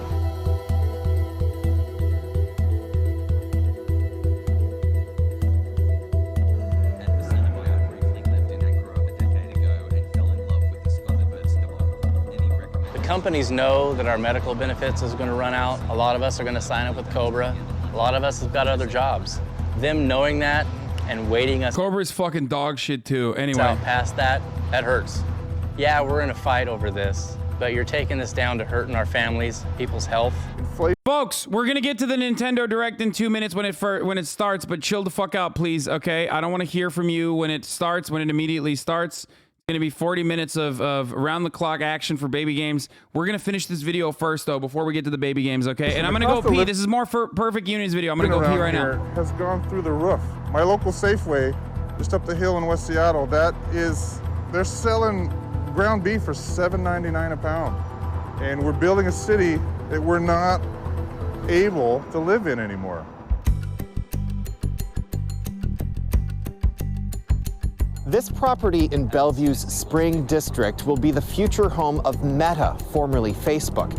But today, work stopped because Turner, the construction company, is unable to get concrete. When concrete doesn't get delivered, it is a domino effect. The steel workers ran out of work first, then it'll be the carpenters, obviously the concrete finishers, and it just trickles on down the line. When you can't pour another deck on a high-rise, they can't keep going up. You know, as painful it is to watch these other guys getting laid off, you know, I have many friends that have texted or called me and let me know that, hey, what's going on? They're asking, are the companies coming to terms? Are they even talking to you guys? Because they're sitting at home too. The other trades have really come through for us. They come to a strike line, they bring us protein, sweets, snacks, water, coffee, jokes, handshakes, and thank yous. This is the kind of support I was telling you about. What we do is not only for us union members, but it sets a bar across the board. When our wages increase to keep up with the cost of living, other non-union companies have to increase their wages to compete for good employees.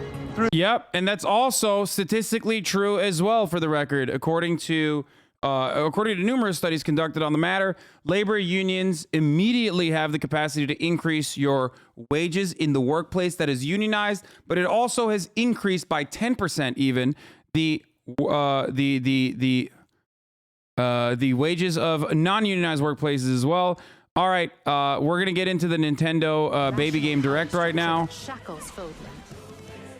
If the kingdom is ever to part ways with our bloody past, this is the path we must walk. Do you think these union members are Republicans? It doesn't matter if they're Republicans or not. What matters is fairness, and it's only fair that they are able to unionize and do and engage in collective bargaining. Will you sit around and wait for a miracle?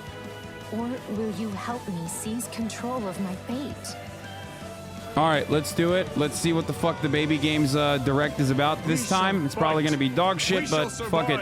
And we shall win a glorious future for Fodlan. But now that I know, I won't make the same mistake again. Yeah, we're gonna do the Ray. We'll get back to the Ray anti-union podcast and stuff as well. Don't worry, it's like pretty funny that thing exists. You seek revenge to slake your rage and heal your wounded heart.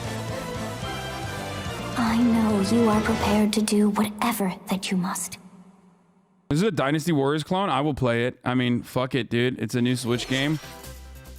Hello, everyone. I'm Shinya Takahashi, and I'll be your guide for today's Nintendo Direct.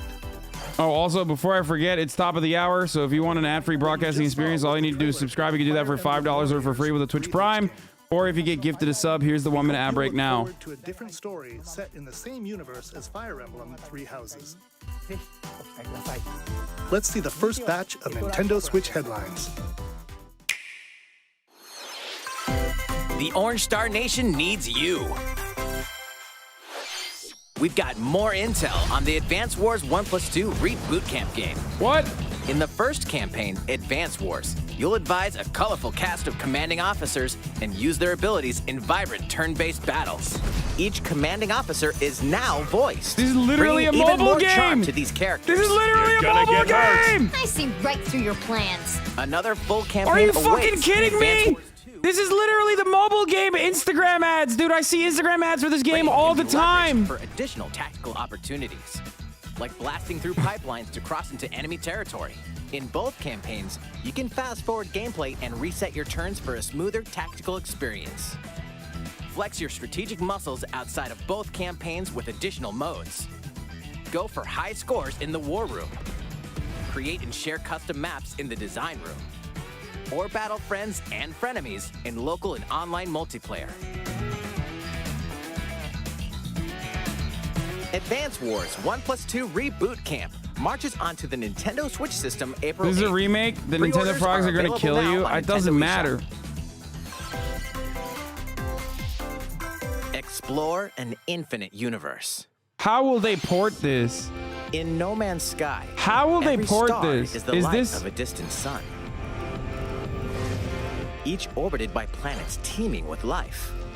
Bro, the Disco Elysium port was dog shit. I will be very surprised if this. I will play this on 10 FPS. Here, you'll discover extraordinary lands and creatures that have never been seen before and may never be seen again.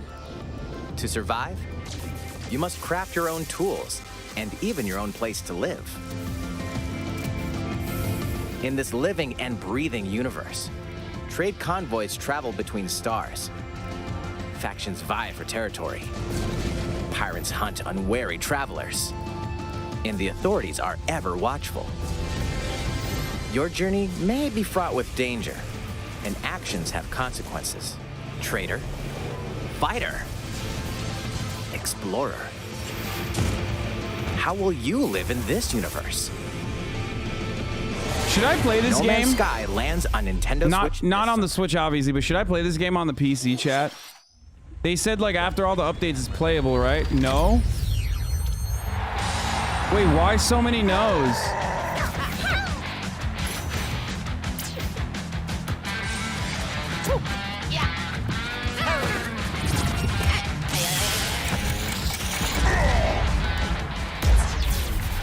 I love chat. For those old head Hasanabi heads know this, but like one of my favorite games of all time is Freelancer.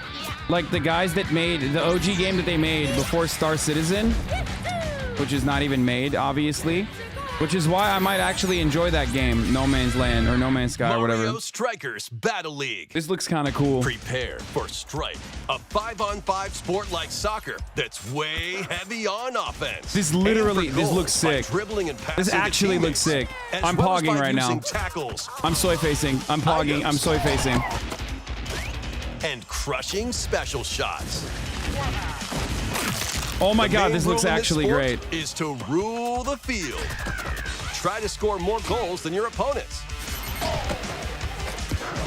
There are two things to keep in mind that'll help you with your strategies. First, the gear you equip. It changes not only your appearance, but also your stats like speed, strength, and pass accuracy. Oh my God, this Customize game is as you sick. see fit. Second, the hyper Bro, you know what this strike. game reminds me of? Fucking FIFA World Cup. Like, I forget which year it was, where you could do like insane bicycle kicks with like a flame behind it. Hit the net and you'll score not Or one, FIFA but Streets, 2 too. goals. Yeah, FIFA Street. FIFA Street is another one. Dude, that's sick. Up This to is sick. 8 This is sick. This is players. actually 4 sick. players on each team can This is compete actually against fucking each other pog. on one Nintendo Switch system. In addition to individual It looks matches, great, too. It online looks play really will have fucking an good. Online club mode. Oh my Join God. an in-game club and compete for placement in the rankings. Up to 20 players can join a club. So create your own and invite friends and family to play alongside you. Or join an existing one owned by other players. Try to become the world's top club. Oh my God, With Princess items, Peach. tackles, and hyper strikes. Anything goes on this field. Mario Strikers Battle League launches on Nintendo This is sick. Switch. This is sick. This is actually June sick. 10th. This is actually sick. Pre-orders begin today on Nintendo eShop. The latest iteration of the Mario Strikers series is coming to Nintendo Switch. We hope you're excited for this anything goes battle soccer game. Next, please take a look at this. I guess I'll be back after baby games time.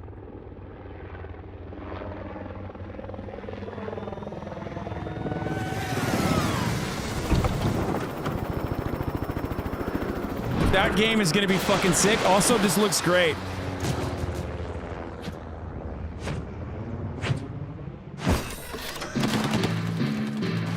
Splatoon, Spelunk.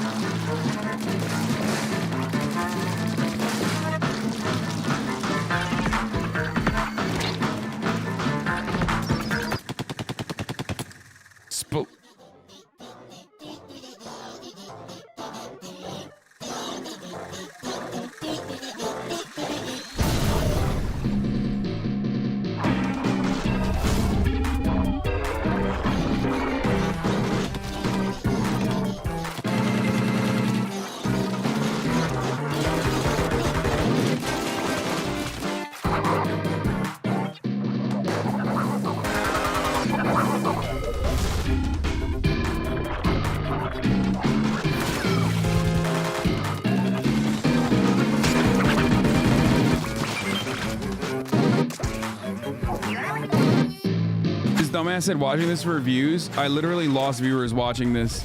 Idiot.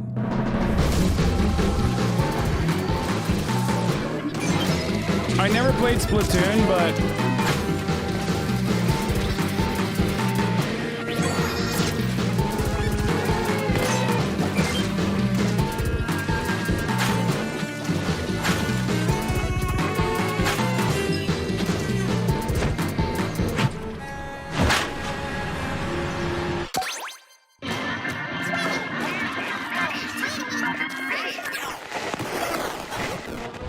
this game, I feel like, is made for people that... This game is made for... this game is teaching warfare to babies, okay? That's what this is. This is Nintendo's way of educating babies on counterinsurgency warfare measures. And the reason why I'm saying that is because, like, look at the music, dude. It's like ADHD music. That was the trailer for the co-op mode in the Splatoon 3 game, the next wave of Salmon Run. A giant salmonid, one that's never been seen before, was also spotted at the end of the trailer. Will the Inklings and Octolings ink or swim? Splatoon 3 will launch this summer. We hope you'll look forward to future updates. Let's move on to more Nintendo Switch headlines. Fonzers at the ready.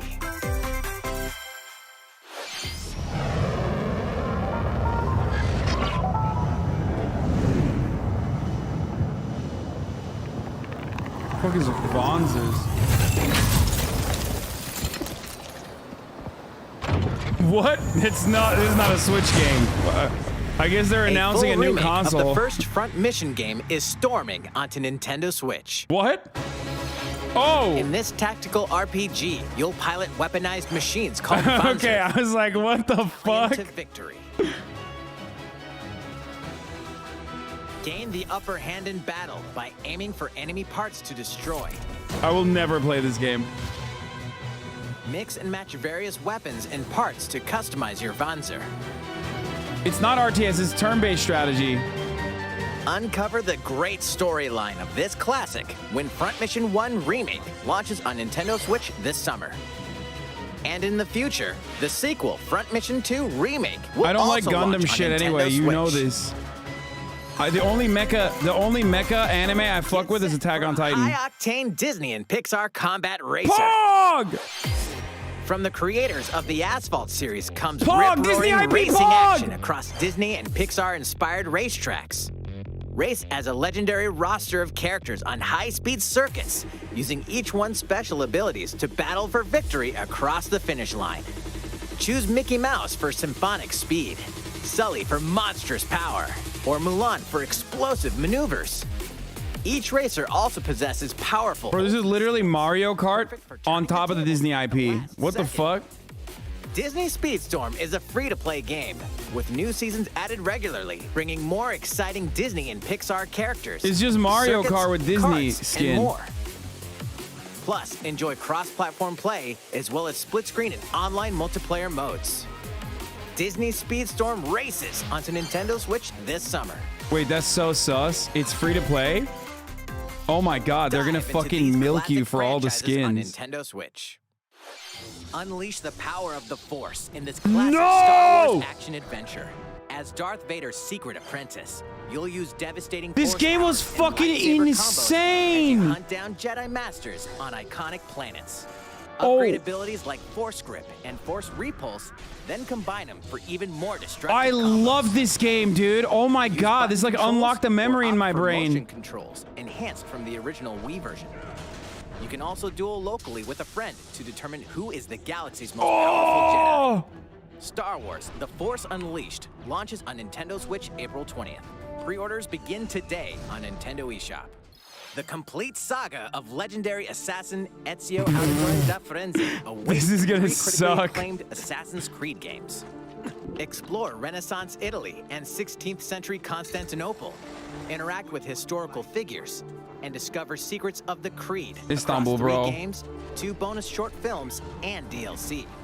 Plus, take advantage of enhanced features for the Nintendo Switch system on the go, including touchscreen controls, HD Rumble, and optimized on-screen display. Oh my god, what the fuck is this? Assassin's Haas Creed: jump? The I'm Ezio pogging Collection right now? Launches on Nintendo Switch February 17th. Pilot mobile suits in dynamic action RPG battles. Strange incidents called breaks are occurring across the Gundam universe. Find out what's causing them and restore the proper timeline. You'll lead 3 mobile suits in battle. Enhance each suit with parts to improve their power. You can also battle alongside friends in online co-op multiplayer. SD Gundam Battle Alliance launches on Nintendo Switch this year. Two worlds cross in the triumphant return of this RPG classic. A remaster of the acclaimed RPG Chrono Cross is coming to the Nintendo Switch system. One fateful day, the protagonist Surge wanders into an alternate world. Though it somewhat resembles his home world, he finds that he no longer exists here. How did this happen? What is this mysterious another world? Travel back and forth between both worlds to unravel The fuck is the this, story. bro? Over 40 characters can join your party. Depending on the choices you make, the allies who accompany you and the endings that trigger will differ. Are these all just remasters of like PlayStation 1 games? What the fuck's happening? Like the ability to turn off enemy encounters and a newly enhanced soundtrack. Plus, Radical Dreamers, originally released on the Satellaview, is included. Experience the origins of Chrono Cross in this text-based adventure. Chrono Cross, the Radical Dreamers Edition, dashes and slashes its way onto Nintendo Switch April 7th. Pre-orders begin today on Nintendo eShop. You lost the Radical Dreamers? I'm sorry. Is that... Wait, this looks like fucking the zombie game, The Last of Us, dude. Kirby The Last of Us 2 edition.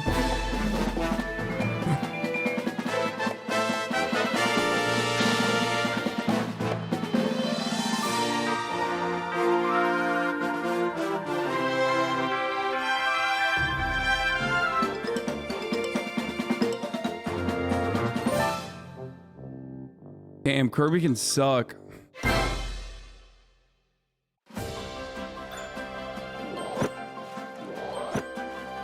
It's Kirby's latest unforgettable 3D platforming adventure, Kirby and the Forgotten Land. It all takes place in a mysterious world with an unusual mix of nature and civilization. I did not say what that mouth do, Kirby. I did not say that. Kirby sets off on a new adventure. Kirby the OG throat goat. Introducing Mouthful Mode.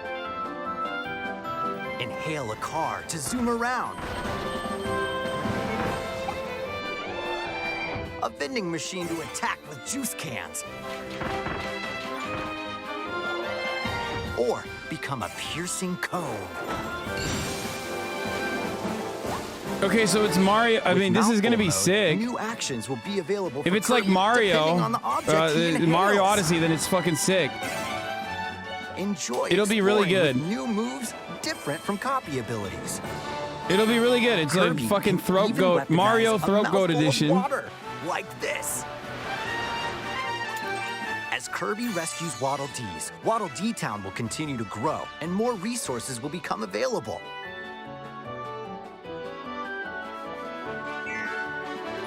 At Waddle Dee's weapon shop, familiar copy abilities can be evolved. The Gawk Gawk Mario Gawk Gawk edition. The Guac Guac 3000 Mario. Evolve copy abilities to expand Kirby's range of attacks.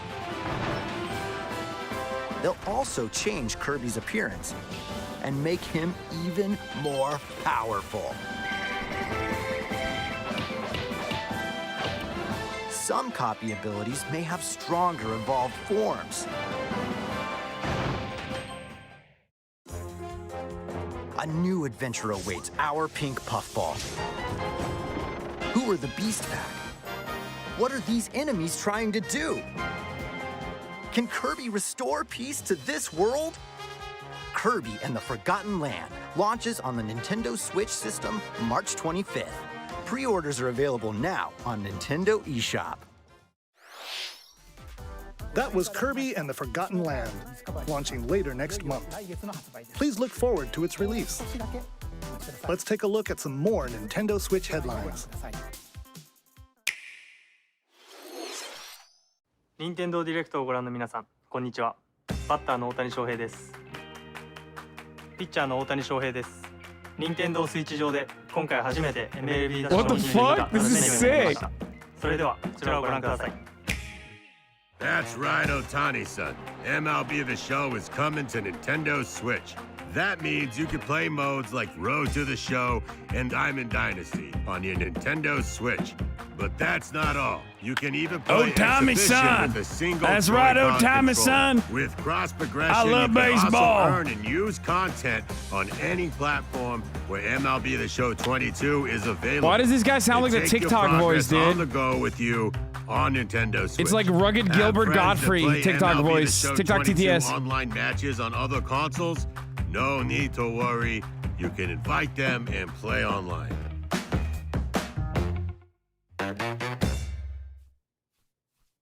I knew you were a true two-way player, but this is ridiculous. 5 months. Sheesh. Damn, that's what the TikTok TDS looks like? It looks like shit, bro. What the fuck? 3 Kingdom Hearts collections are almost here. From Kingdom Hearts to Kingdom Hearts 3 and the Remind DLC, every entry is coming to Nintendo Switch as cloud versions that can be played while connected to the internet. Relive or get to know these heart-filled adventures alongside Sora, Donald, Goofy, and more for the first time in TV, tabletop, or handheld mode. Kingdom Hearts Integrum Masterpiece for Cloud, containing all 3 game collections, soars onto Nintendo Switch tomorrow.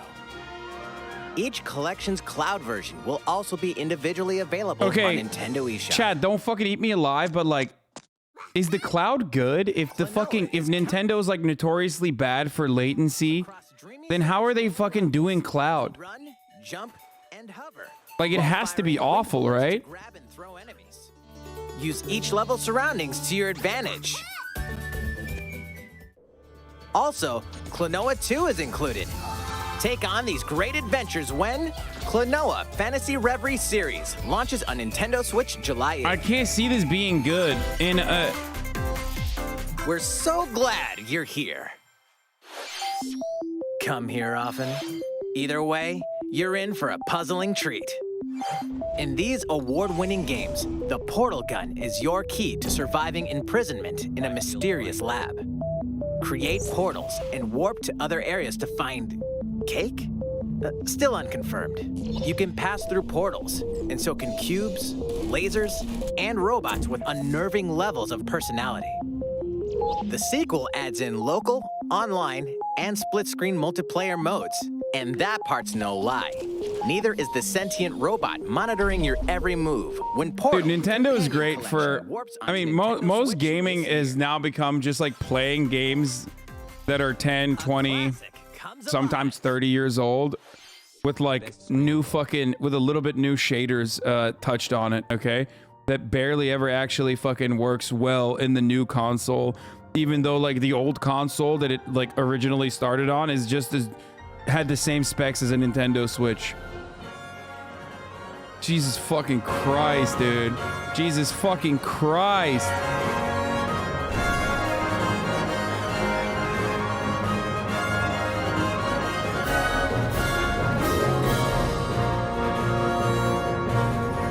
Previously unreleased outside of Japan, the RPG Live Alive makes its overseas debut, now in HD 2D. Multiple stories featuring different protagonists and time periods await. The order in which you tackle them is up to you. Prehistory, a tribesman comes of age in a world without words. The Wild West, a wanderer with a bounty on his head fights for his life. Imperial China, a kung fu master searches for a worthy successor. What is this, bro? Twilight What the fuck? of Edo, Japan, a shinobi undertakes an important secret mission. Present day, a martial artist strives to become the strongest there ever was. This literally feels like one of those Game Boy games where like there's 30 games in one. Do you guys remember those? Where it's like all the... Well, this might actually be just a remaster of that, and I'm... What other stories are on the horizon? Do you guys remember that shit? Like old heads know. Repay my loyalty in death! Live Alive launches on Nintendo Switch July 22nd. Pre-orders begin today on Nintendo eShop. How was that? Next up is this. Give us Zelda, give us Zelda, give us Zelda, give us Zelda, give us Zelda, give us Zelda, give us Breath of the Wild 2, Breath of the Wild 2, Zelda, Breath of the Wild 2, Zelda, Breath of the Wild 2, Zelda, Breath of the Wild 2. Please take a look. Here are the sports included in the Nintendo Switch sports game. You might recognize these 3 from past Wii Sports games. I've never played Wii Sports. Tennis. Rally by gently swinging the Joy-Con controller at the right time. I can't wait to break the Roll the ball Joy-Con. straight ahead or give it a little curve. And Chambara. Knock your opponent off the platform while attacking and defending. That's pretty sick. Plus, 3 additional sports are joining the lineup. Soccer. Use a gigantic ball to make dynamic plays. Enjoy matches with Joy-Con controllers to shoot and perform diving headers. By attaching a Joy-Con controller to the leg strap accessory included with the physical version of the game, you can play shootout mode with intuitive kicking motions. Badminton. Control your shots left and right while keeping the shuttlecock in the air. Unleash powerful smash shots to gain the upper hand. Finally, volleyball. Use a Joy-Con controller to serve, bump, set, and spike the ball. I like this. I'm sorry, bad take maybe, but I like this. The game supports local I've never play played with Wii family Sport, and but this friends looks on sick. one Nintendo Switch system, as well as online play across all sports.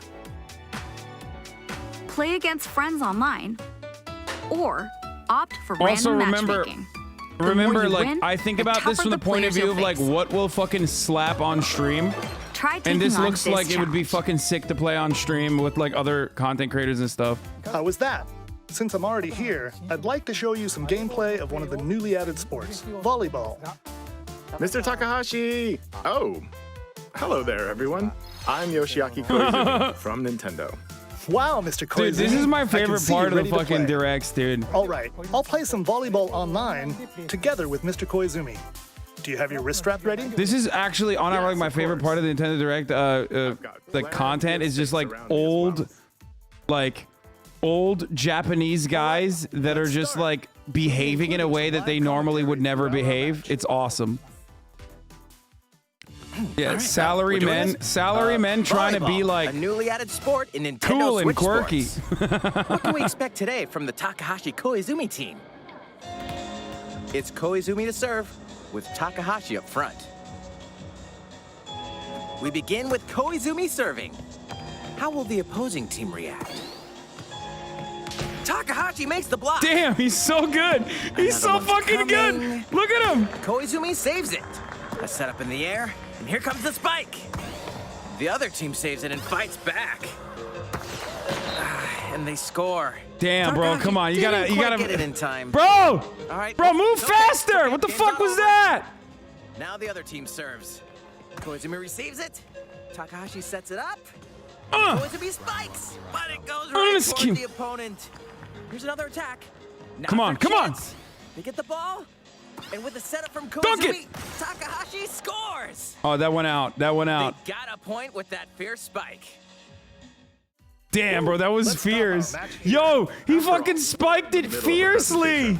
All right, I'll be leaving now. Corked up Japanese businessmen are goated with the sauce? Yeah, 100%. That was an introduction to Nintendo That was out, by the Switch way. That was Sports. out. They fucking faked it. The game launches April 29th. We're planning a free update in the summer that allows you to play soccer matches with a Joy-Con controller and the leg strap accessory. You can use the accessory to play shootout mode at launch. In addition, London Agency. we're also planning a second free update this fall that lets you enjoy golf. Fucking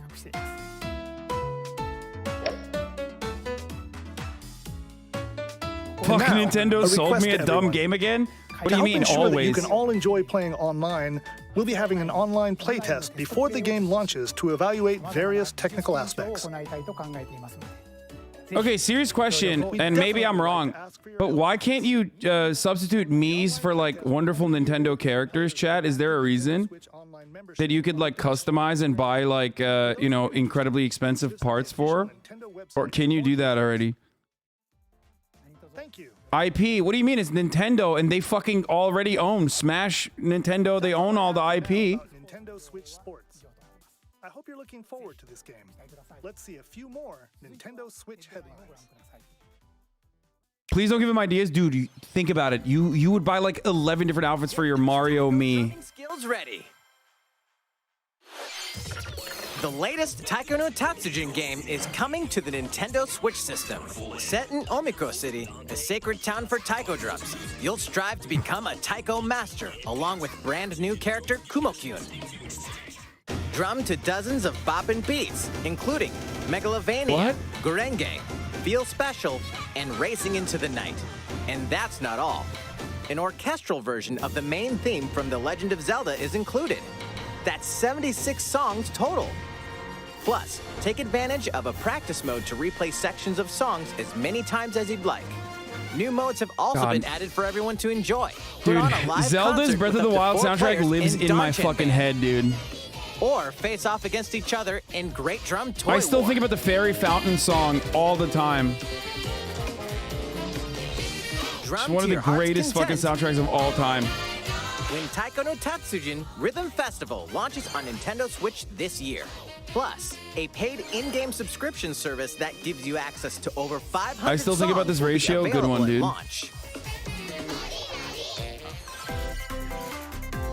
What's new with these Nintendo Switch games? Dude, so far, this Nintendo Direct is like a light 7, okay? It's not bad at all. Strategy is almost here. In order for it to get hit up, in order for it to get fucking fired up to a hard 9, all you need is like...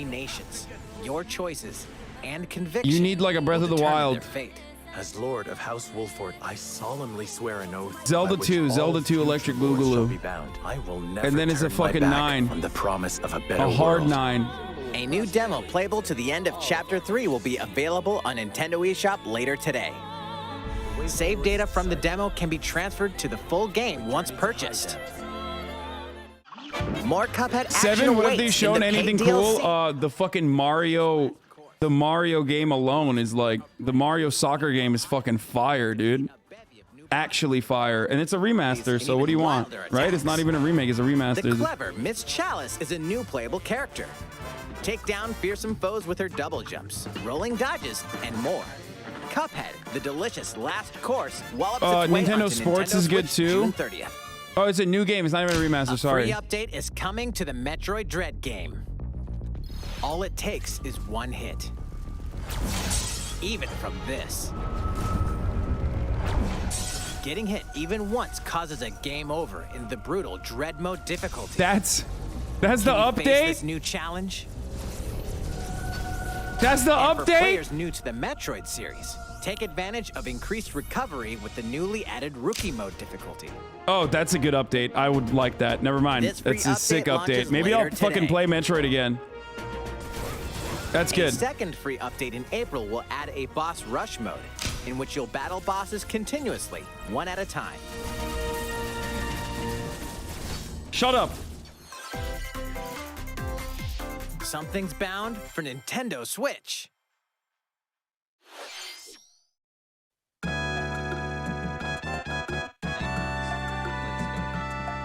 Oh no. Uh-oh. Uh-oh. Uh-oh. Not good.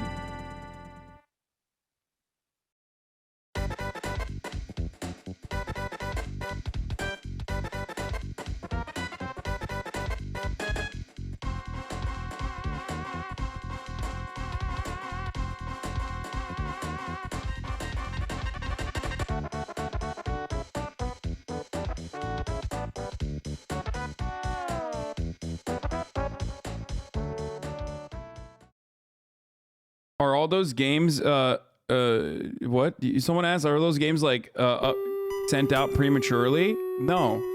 No, Nintendo I don't think does that. One of the companies that does not do that, actually.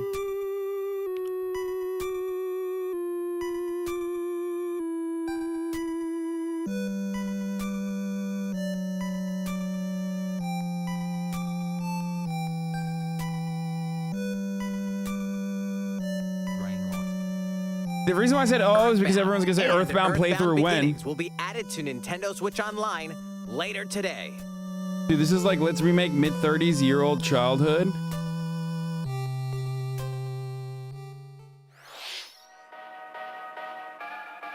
What is that? Demon Slayer? What the fuck was that?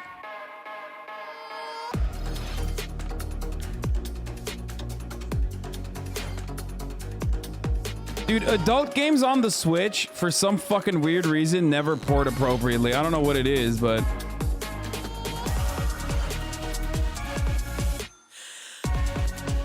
There's already a Demon Slayer PC game? Really? I did not know that.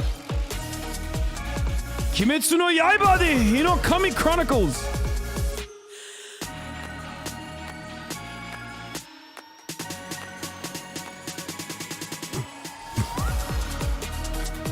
Whoa, what the fuck?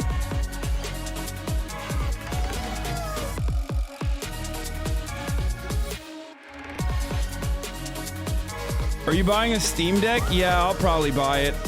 Dude, you know, I'm 30, chat.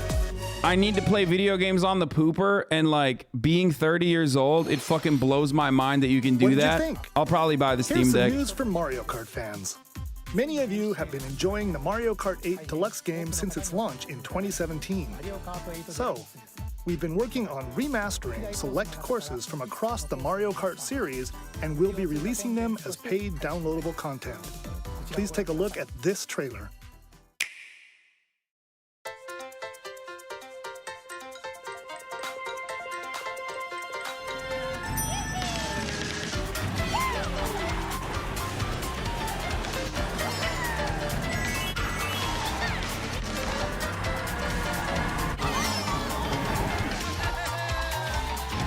Yeah, of course it's a paid DLC. What the fuck do you mean? Why are people surprised about will this? be coming to Mario Kart 8 Deluxe.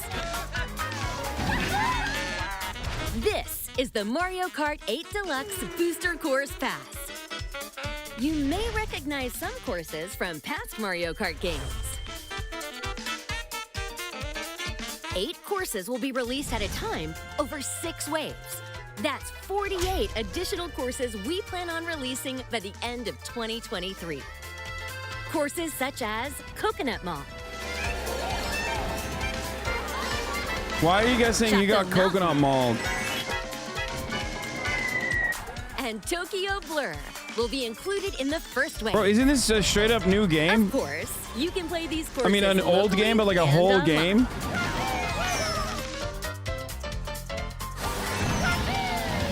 I don't know. The first wave of the Mario Kart 8 Deluxe Booster Course Pass will launch March 18th. Pre-orders begin today on Nintendo eShop. You can enjoy this DLC at no additional cost with a Nintendo Switch Online Plus Expansion Pack membership. Or purchase the Mario Kart 8 Deluxe Booster Course Pass on its own. Sick, dude. Why do people want a new Mario Kart? Like, I don't get it. Isn't it good already? Mario Kart 8 Deluxe. Like, it's still playable. It's still fine. I'm asking legitimately.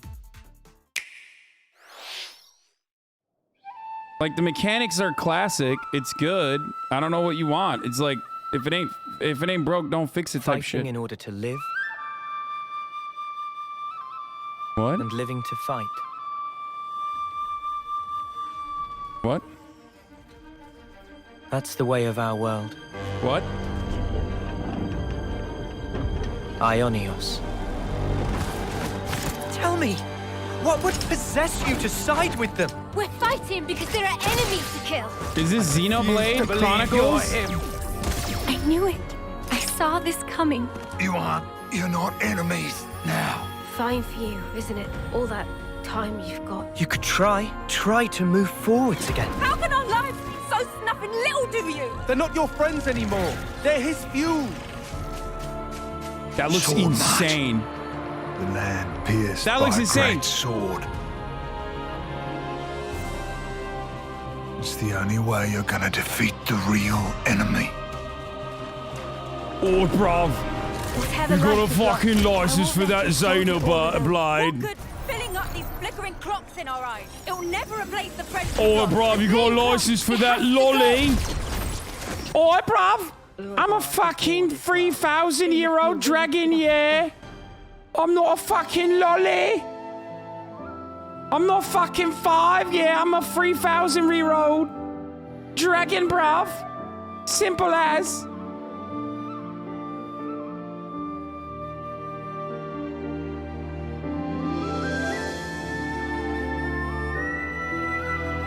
It's called the Xenoblade Chronicles.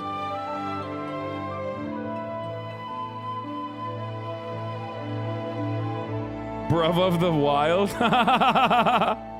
Bruv of the fucking Wild Weeb edition. That's it. The story of Xenoblade Chronicles 3 ties together the futures of the world. They ended it with Xenoblade Chronicles 3. And Xenoblade Chronicles 2, and it will launch this September. I hope you'll look forward to it. That's all for today's Nintendo Called Direct. it. Thank you for watching. People defended the Pokemon graphics because of the Switch hardware. Meanwhile, this exists.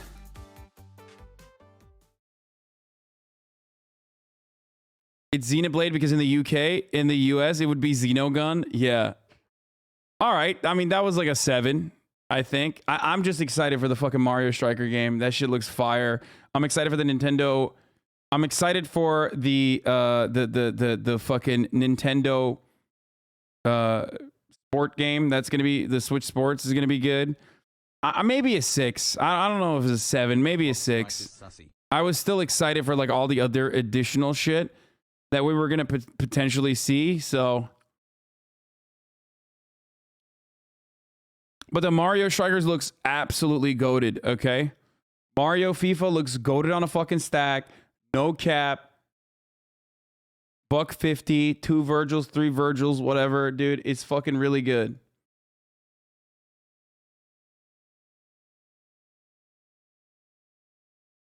Anyway, when Xenoblade Chronicles 1 was released in the US, GameStop exclusive license to sell them. So what they did was open up every copy, rewrap them, and sell them used for $70. Wait, what?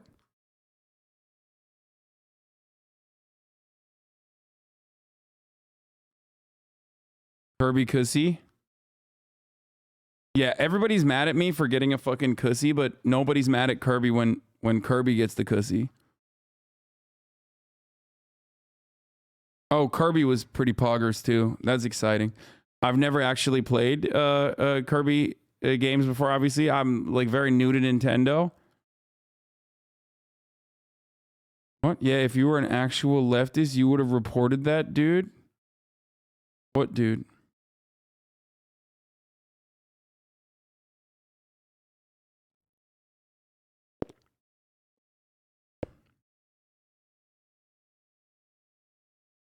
Technically, is Kirby fucking the car?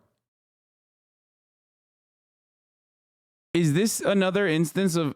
Oh my god, much to think about. I'm just saying it does kind of feel like Kirby is sucking the car. It's vor, still sexual inherently. I don't know, man. That's weird, man.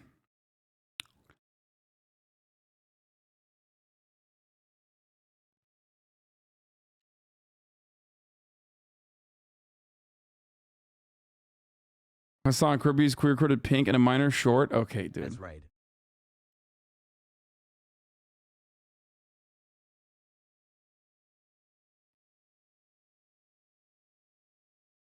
No, it's inflation thing like this interview. What? Anyway. Okay. That was good. It's true about GameStop. I worked there. I've said this on stream. It's totally real. If they open the product, they can sell it as used for more money. That's weird. Anyway, all right. That's good stuff. Joe Rogan became more powerful than the mainstream media says. Is this Dave Rubin? That is the message from Rock and Roll Hall of Famer Neil Young to Spotify workers as the company's CEO stands by podcast giant Joe Rogan. We're going to talk about Joseph Robinette Rogan. We're going to talk about how Joe Rogan said he's a victim of cancel culture. And then we're going to listen to the new Joe Rogan stuff that came out. Okay, we're done with the Canadian. We're going to talk about the anti-union podcast still. Okay. That's it. That's what I got. There's still so much more to cover today. Okay. Car lives in your head rent free. You're an absolute degenerate. The other Jerry clip I uploaded. Yeah, about like why. Thank you. We'll look at this as well. Cancellation in comics. And let's get started on this. Dude, cancel culture is when you're getting $100 million from Spotify and then you spread fucking vaccine misinformation and then people are like, hey, don't do that. And then you're like, but I want to do that. Please let me do that. That's cancel culture. All right, I gotta pee.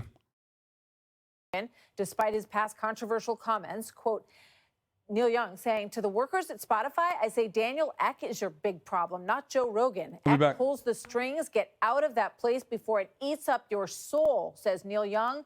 Eck is the Spotify CEO who said that silencing Rogan was not the answer. Dave Rubin, host of The Rubin Report, joins me now. Dave, great to have you back. Thanks for being here today.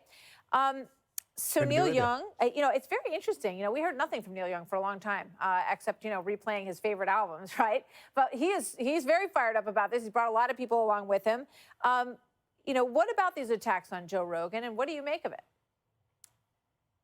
Well, just speaking about Joe Rogan broadly, nobody with a half a brain thinks that Joe Rogan is a racist. Nobody thinks that Joe Rogan is an agent of misinformation or anything else. What this is all about is that Joe Rogan became more powerful almost accidentally as a comedian who just started talking to people in a podcast. He became more powerful than CNN. He became more powerful than the New York Times, the Washington Post, and everywhere else. That's why everyone's trying to take him out.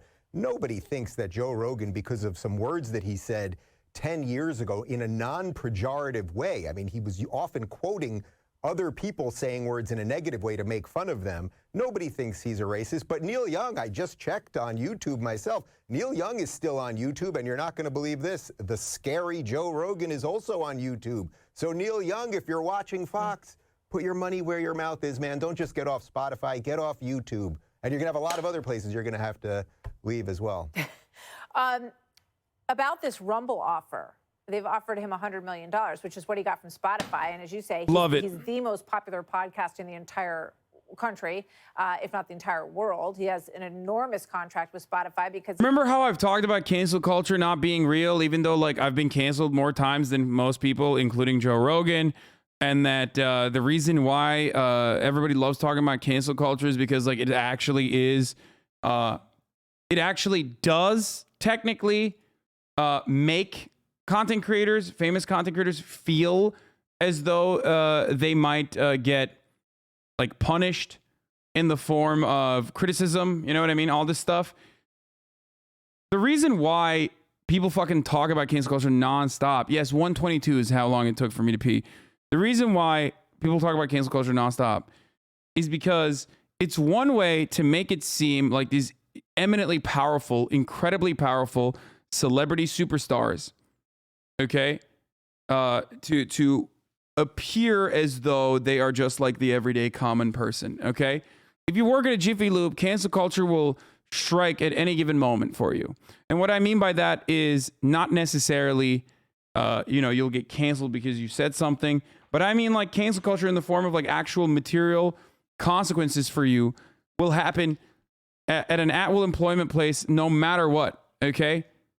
It's just, that's something that the American government has fought hard, has been lobbied by mega corporations and just the wealthy capitalists in general to create a system where you can get fucking fired for any given thing, okay? That's very real. That's not real for someone who has developed a gigantic audience for themselves, that has been able to get millions of dollars in fucking deals and shit like that. It's not real. It's not going to happen. It's something that people hit me with all the fucking time, right? I mean, think about it this way.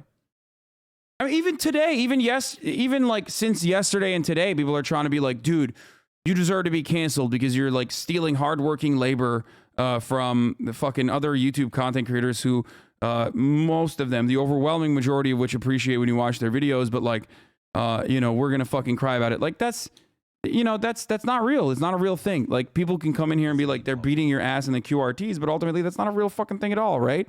So, or when you buy a fucking car, oh my God, cancel culture.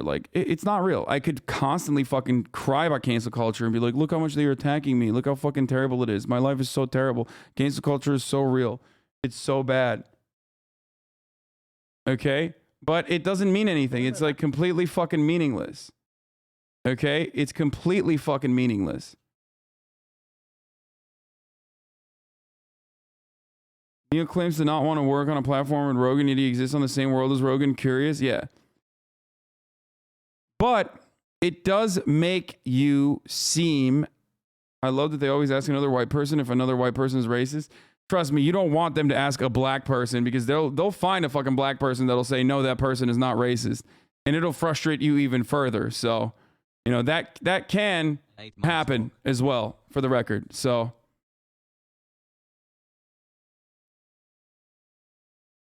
Hasan, you're gonna lose the midterms? Me? Like I'm gonna lose the midterms? Yes.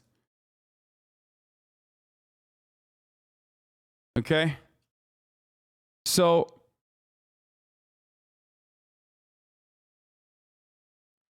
yeah, it's not like there's a shortage of black Republicans that will come on and love to talk about how he is not going to how Joe Rogan is not racist at all. What's your take on ContraPoint's more personal take on cancel culture's existent form and deleterious effects? I mean, it does hurt discourse for the most part, okay, but it's totally avoidable. And the people that think cancel culture is unavoidable and awful, like, I mean, I've seen, like, I've seen the impacts personally in my life. You know, it bums me out. It upsets me. It has the capacity to stop other people from finding my content.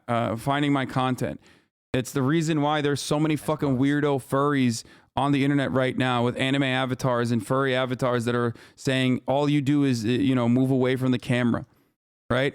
And play videos, and that's what you do.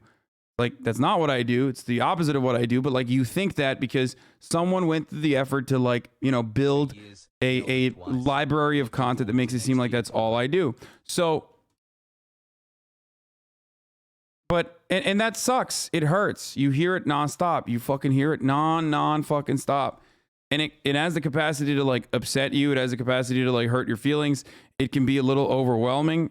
You know, I've had a string of fucking cancellations over the course of months and months and months since I bought the house that really bummed me out at a certain point.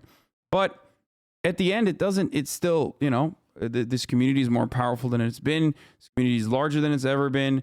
You know what I mean? It's not real. It's not a real thing as long as you, like, you know, put your fucking head down and you keep trucking. Same with Joe Rogan. Even if you do something that's deserving or worthy of, like, genuine criticism, it still doesn't matter.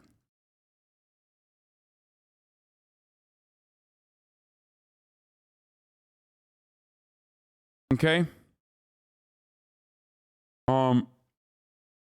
So I don't know what else to say other than that. Like, it's a way for wealthy people to come across like they are just like you, but it's not. They're not like you. I am not like in your situation either. Just for the record, I'm saying that honestly. It has the capacity to hurt you.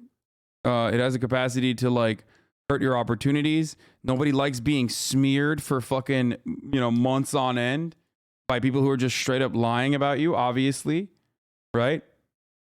But it is what it fucking is. I know. I wish I had a better. I wish I had a better solution for it, but you moved away from the camera when you played Cluck videos last August. What? What's Cluck?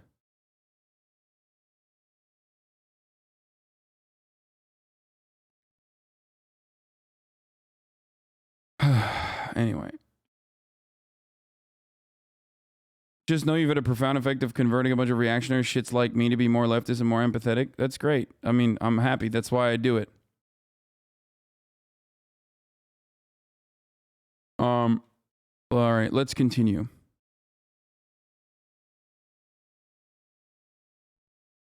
Okay, so I've been out. What? I've been here for months. I think I've become more reactionary. I doubt it.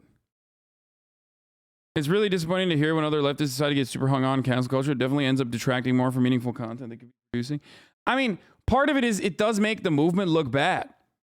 It does make the movement look like a bunch of silly cry bullies that, like, constantly fucking are complaining about, like, dumb shit. And some of this shit is dumb. Okay? And most people are complex individuals. Most people have some reactionary tendencies. We live in a reactionary society. It's all social conditioning.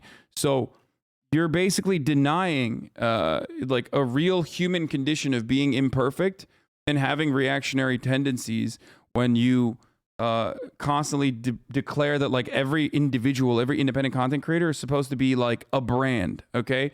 And even brands are only doing that for marketing. Anyway, let's continue. He has 11 million listeners. Which, What? You are contaminating your if people look up the ratings of content? their favorite TV shows, they're going to find that this is well above that, right? What's going on with this Rumble offer? I know you had some behind-the-scenes stuff on that. Yeah, I was at the dinner 2 nights ago when it came to be. I was one of the guys that came up with the idea. I did merge my company, Locals, with Rumble. So I am somewhat involved in all of this. I can tell you, Rogan, if you're watching, the deal is 100% legit. And if you want more money, maybe we can negotiate.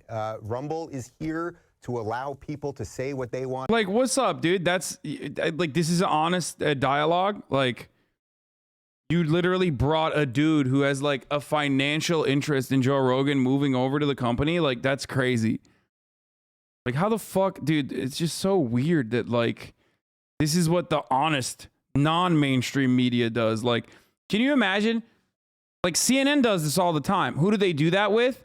With motherfucking defense contractors, or with people that are like lobbyists or have done like underwriting for, I don't know, the pharmaceutical industry. You know what I mean? And then they come on and they fucking shit on Medicare for all. They do that. But if they were to do that on like an issue where, if CNN was to do that on an issue about Joe Rogan, for example, like, they would get understandably criticized. They'd be like, this sucks. This is crazy.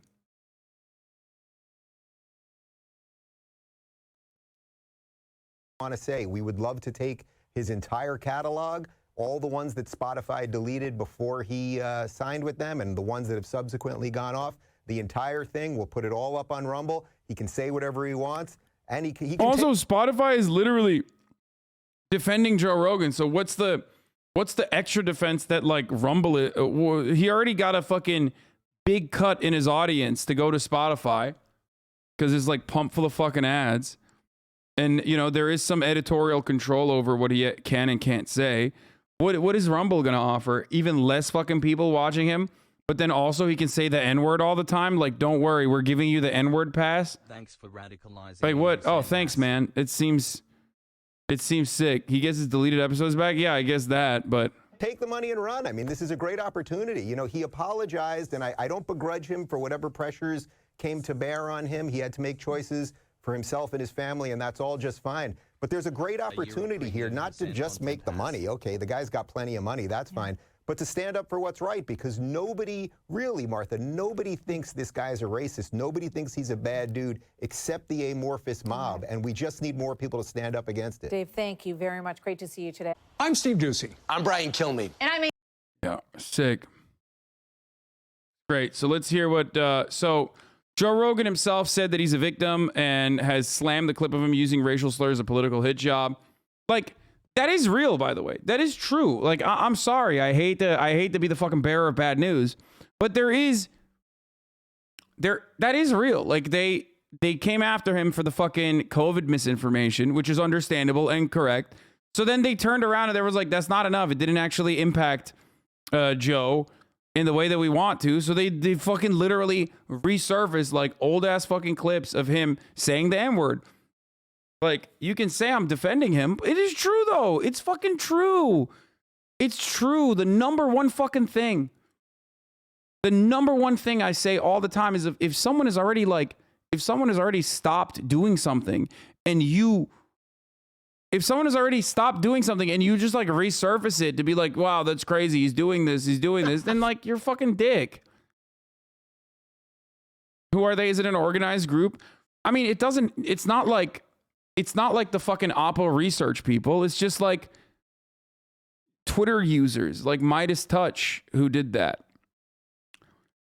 And I don't know. It's just,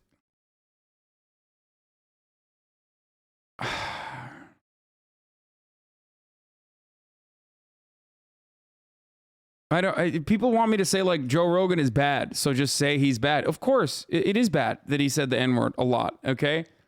But it's no different than like people fucking bringing up old takes that I have constantly. Like the right wingers do this all the fucking time. It's the same exact shit. Whenever they like bring up old fucking videos, they shit on me, and it's like, dude, I don't, you know, it's disingenuous. It's totally disingenuous.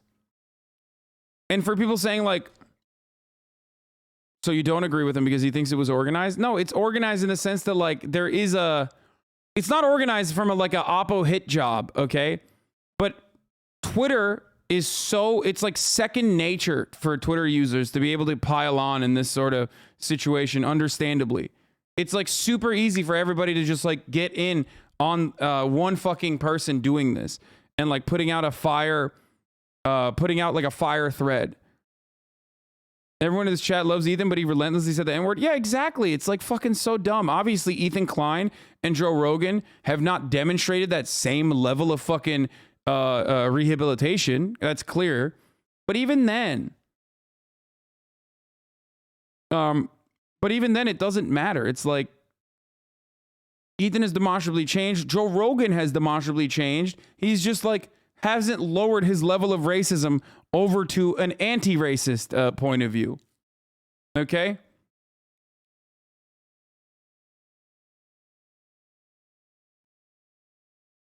And he also apologized, so I don't know. I mean, he has apologized for it, so I don't know what else to say other than that. No one's disagreeing with you, but honestly, fuck Joe Rogan at this point. If they want to use his past as a reason for his excuse, they might as well. He's done too much damage. It's probably closer to some sense of damage control will get. I mean, you did though. You did get the damage control. He apologized for it, and it made him seem like a reasonable person.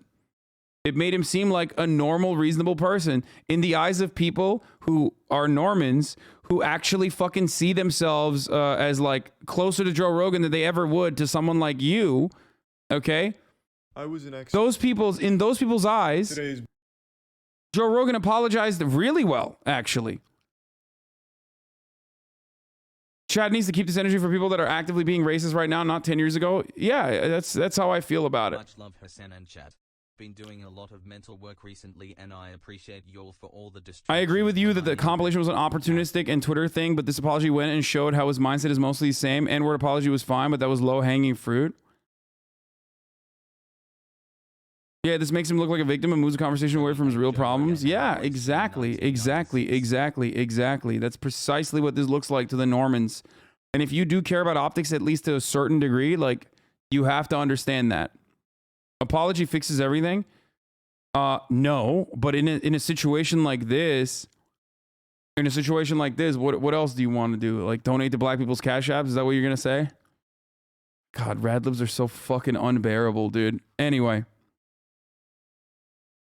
when is the Dave Chappelle segment? Gonna go to sleep soon? It's coming. Joe Rogan weighed in again on the controversy over his repeated use of the N-word in his podcast and Spotify's removal of dozens of past episodes because of his racially insensitive language, and this time played the victim card. Last Friday, Spotify pulled 70 episodes of the Joe Rogan Experience from his platform, dating from 2009 to 2018, which the streamer said it did at the request of Rogan and his team. That came after singer India Arie last week said she was pulling her music and podcast off Spotify, citing Rogan's language around race. She reposted a video on Instagram compiling 24 times Rogan used the N-word on his podcast, and the resurfaced clip soon went viral.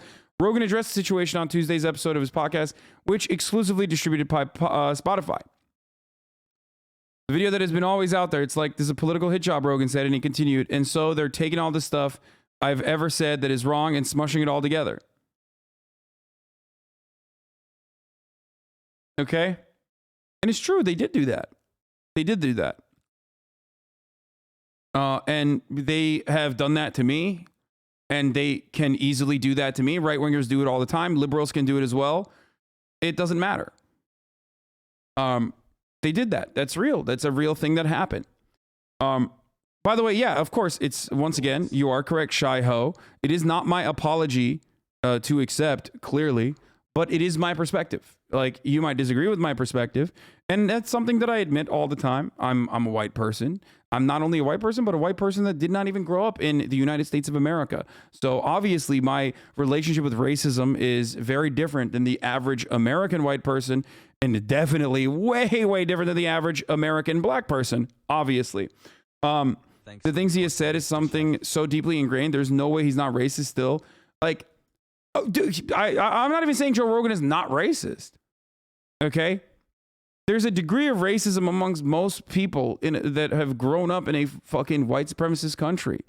And Joe Rogan has just like dialed back the levels of racism. He's not like a fucking tier 3 racist. He's like a tier 1 racist now. Okay, that's it. I said this last time we talked about it too. You were being sympathetic from a celebrity POV, not gonna lie. No, I'm being sympathetic from the point of view of someone who understands that like the average human being in America, as I've said already, the average human being in America is already like way more fucking racist than Joe Rogan, okay? And is actively racist right now. And if someone himself is no longer actively racist or is like saying the N-word or anything like that, then punishing them for shit that they've done in the past that they've clearly atoned for is not a productive thing to do. Especially considering that the overwhelming majority of people will look to this and continue being racist and then also say, look, these people want so much more. All whites born raised? I mean, no, but black people are born into a white supremacist country and have white supremacist adjacent experiences that literally manifest itself in internalized hatred. So it's just the truth. It's just the unfathomable, unavoidable, and very sad reality that yes, if you're fucking taught in a under a white supremacist curriculum, if you're taught in a white supremacist country, if you're surrounded by people who normalize white supremacist attitudes, then of course you're also going to feel that way. There are fucking people, there are black people that don't know about like the bombing of Black Wall Street. Like that's crazy to me. How is a simple apology going to atone for the extent of his words? There's not anything else that you can do. It's just the first step. And the second step is stopping and not repeating it. And considering that Joe Rogan had already reached the second step, that's the reason why I'm saying like people go overboard for stuff like this.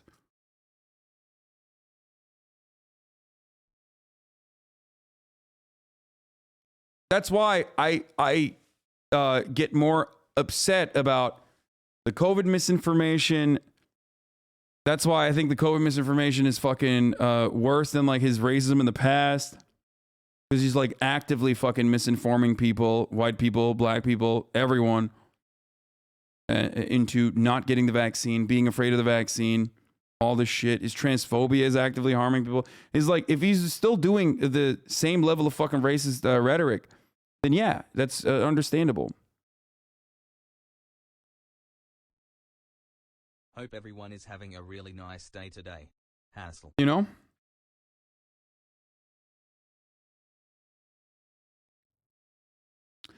My take from a couple days ago as a black guy is a decent apology for what it is. Him saying he was racist then won't change the fact that he said what he said. It's just lip service at the end of the day. Yeah, for sure. Like, and for the record, I'm not even saying like you shouldn't be upset at Joe Rogan. Like if you want to, if you're a black person and you've heard Joe Rogan speak this way, like people that you've heard speak this way a million times over, right? It's understandable, of course. Like that's why I say it's not my apology to take. I get it, and go after him if you want. But as far as my personal point of view, it's like he's better than the very, very low bar that we've set, or that I've set at least. At the same time, Rogan said it's good because it makes me address some shit that I really wish wasn't out there. See, like that's what I mean. It's like this is not a person that is like excited about having his old clips out there. You know what I mean? If he was still like fucking that level of racist, then he would say, whatever, I'm just using it's out of context. Shut the fuck up. Fuck you. Of course he wouldn't be Pepela. No, dude, come on. We live in a fucking planet where like Steven Crowder got mad at him for fucking apologizing for this shit. Come on.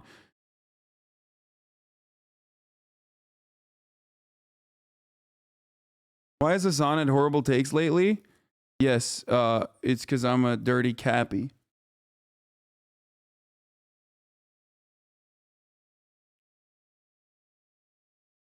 I think the important thing isn't that he's less racist than the average white person, is that people are capable of change. Yeah, 100%. 100%. The Joe Rogan of that time I mean memories. The Joe Rogan of that time didn't think he was racist while he was still being racist. The Joe Rogan of today recognizes that Joe Rogan of that time was being racist when he didn't think he was being racist. And it certainly does come across as racist, right? And Joe Rogan still does have racist ass fucking takes. He does. Of course he does. You know?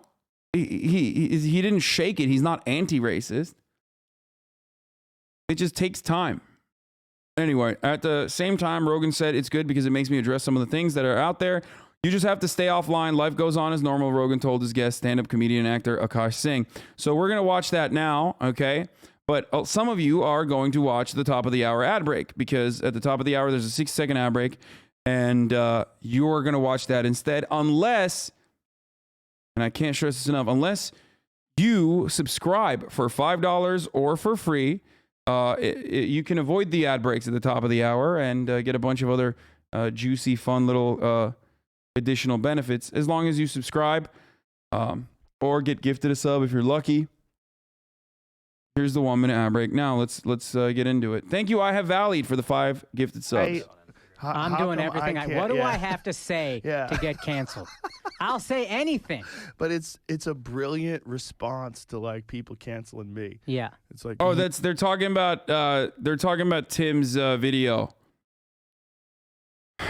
which addressed me as well, but I guess they didn't get to that part of the video. And he's just got this way of making fun of shit. Yeah, give me some volume. I am so incredibly jealous of this man and his ability to continually be in the news. I mean, I have chased my whole entire shit career the type of attention that he is getting right now. And it's impossible for someone like me to get. They won't even let me get big enough to be hated and attacked. The one thing I've always wanted, to be threatened by the White House press secretary, to be deplatformed, to have Roxanne Gay. I've gotten that. Kayleigh McEnany did that to me when I played Among Us with AOC and them. Real old heads remember. Pull her podcast off Spotify because of me. And I can't, it doesn't happen. It's so good. I'm watching Ben. Jair Bolsonaro tweeting that I'm doing the right thing. What should I do? I'll go out and say cancer's not real. Tell me what to do to get this level of publicity. I'll say AIDS was good. Tell me what to do. I'll say being gay is a choice. I'll say abortion, people that have them should be hung in a public square. What can I do? I don't even think it's that fucking controversial to say that the vaccines didn't work that well. But that's, I guess, the ticket. Yeah. That's what draws you the ire of all of civilization. Everybody gets mad and they only want to talk about you. They only want to talk about him now. The rest of this video then follows where he like, he basically, he talks about me as well. And he says like Hasan gets fucking canceled for buying a car, which they are not going to show. Oh, fuck, what about man. me? Oh, Where is man. our shitstorm? Where are... Dude, Ben is a perfect foil for him, too. Perfect. Yeah. Perfect. Because It's a very interesting dichotomy that I like to see Chad and your haters grapple with, because when you got canceled for the C word, these people were not defending your right to say it. But with Rogan, they say it's old shit or clipped out of context, or even if he said it, he shouldn't get canceled. Yeah, welcome to team sports on the internet. That's precisely what it is. It's just team sports. Joe Rogan saying the N-word is not a problem, and it's never going to be a problem in the eyes of many people. They don't care. If they're actually tackling it from the point of view of like he doesn't do this anymore, he realizes that it's fucking wrong, yada yada, then that's fine. But that's what it is. I'm watching him to see what is he picking up on. Because as a comic, you're like, what? Yo, they fucking paused the video right as he starts making fun of me too, by the way. Anyway, let's continue. What are you giving him that he's being like, nah, I got it, let's go? What plot thickens Hasan wants to be on Rogan, so he's contradicting the fuck out of himself. I have to point something out here, because a lot of people think that this is new information. It's just you're new here. If there is, I'm a fairly consistent person. I would say I'm a lot more consistent than the way that the internet tries to make me seem like I'm not. He should just You know, they'll be like, oh, he talked about fucking big expensive houses, but he has a big expensive house. There is one fucking thing that I have been endlessly consistent on the record, and that's this, okay? It pretty much is the reason why I advocate for the things I advocate for. It's pretty much the reason why I do what I do. I believe that there are privileged blind spots. It's something I've talked about since I got on Twitch. I believe that everyone has the capacity to change for the better. If I did not believe that, if I did not believe that people have the capacity to change for the better, I wouldn't do what I do. I would just fucking have fun. Okay? Can you chill? It's Black History Month? Wait, what? Okay, he hasn't changed. You learn to hide for the better, hide it better. Okay, but you don't know that. I mean, you don't know that. Anyway. So, what I have said so many times over is that everyone has privileged blind spots, okay? There's an intersectionality to the privilege that we have, to the power that we have. And yes, that includes even marginalized people, okay? And all you can do and all you can expect from people, from others, is to recognize those privileged blind spots, okay? And recognize the harm that you may have caused others, specifically in marginalized communities, if you have said some shit, and then get better and stop doing it. And even maybe one day move against it and try to educate others to no longer do that either. Okay? Hassle. That's it. And that's something that I've talked about for a very, very, very long time. I know that, Rogan is older. It's not like he was fucking super young, but not that it, like, being young is a good enough defense for having, like, really racist shit anyway. Just stay out of our business, man. Move on. But no, but that is not just your business. This is my business. Okay? The capacity for people to change and get better and become more progressive is literally my business. It's at the heart of my business. This is not black people's business. I talk about racist people all the time. Non-fucking stop.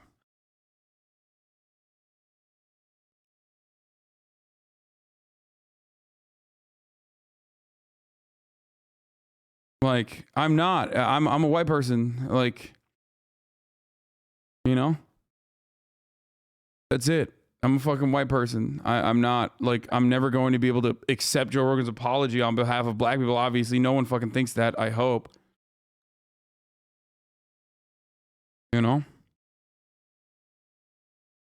But it's very, very hard. I bet the same chatters are yelling right now, don't give a shit when you report on Islamophobia. I mean, there's there's so many different layers to this. Like, they do this for American imperialism that harms black and brown people overseas, but they don't see it because, again, they don't see it when it comes to the reaping the rewards of being a part of the labor aristocracy. Like, there are plenty of ways that we live incredibly, profoundly privileged lives in the first world, in the United States of America, the world's superpower, and we routinely avoid the harm that we are causing others, or even advocate against that. And my goal is to get you to understand what you're doing in that situation and move away from that, just like my goal is for people who may have takes like Joe Rogan's to no longer to no longer feel that way.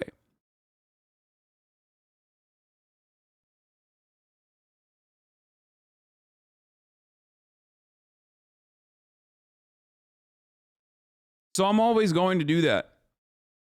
I'm always going to have a soft spot for people who have, at the very least, seen, recognized, and made changes that no longer resemble their past self. And I will always be aggressive towards those who constantly throw their past self back to the people's faces. That's it. It's just you're never gonna see a different take from me on that front. Well, Tim is one of those guys too that like when you're with him, you have a smile that just you're waiting for him 100%. to say something fucked up. So you have this smile, and everything is tongue in cheek. Yeah. So even when he has a good point, it will be followed by something preposterous. Yes. He'll make a good point about like economics or government, and that's the it'll be genius. followed by madness. And that's the genius, and that's why you stay tuned in. That's it's the brilliance of him. Yeah. Well, he's also a guy who's found his way during the pandemic.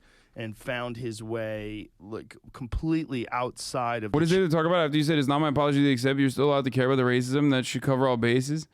I mean, that should cover all bases for people who are yelling at me, but channels of mainstream. Mm-hmm. Like he didn't need a television show. He didn't need anything sanctioned. No. Everything he did was all online. No. And everything he did was all undeniable. And now he's selling out theaters everywhere. oh, this was the Tim Dillon clip of him mentioning me in the end, but they clipped it. They cut it right here. I'm incredibly jealous of this.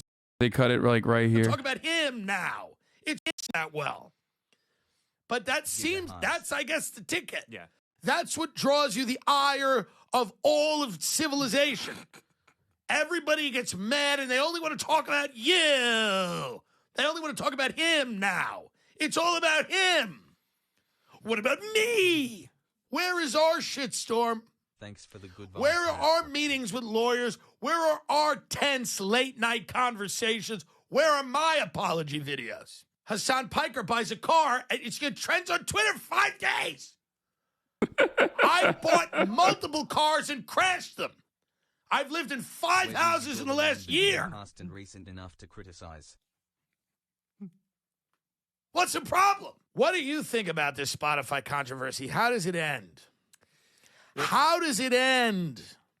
You're a mind. I guess it statistically. Good job. Ben Avery, everybody. That's his take on the Spotify controversy and how it may end. Good way to phrase it.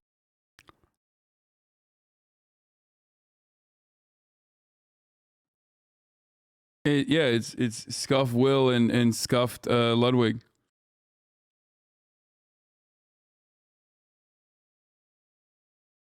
Anyway, white man / people want to feel like the whole world is against them so bad, bro. I mean, it's true. There's definitely a way to mythologize victimhood. Okay, there's definitely a way to mythologize victimhood that like some white people engage in for sure, especially reactionaries.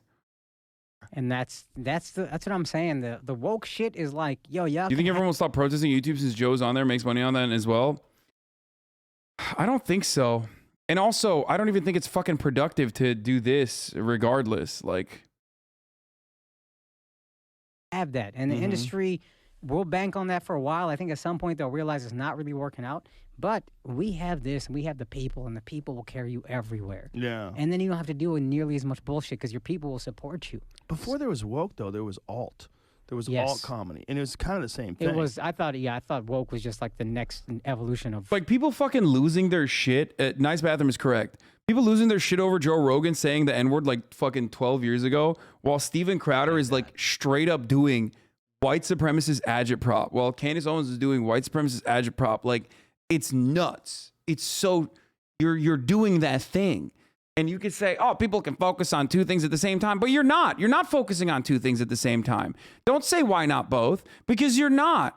You're only focusing on what's in front of your fucking nose. Just like when whatever the fuck is trending, like Joe Rogan is trending, so you get fucking mad at Joe Rogan. And then the next day, like, oh man, you know, Hassan bought a Porsche. Let's fucking yell at Hassan buying a fucking Porsche. It's like, you're like an animal.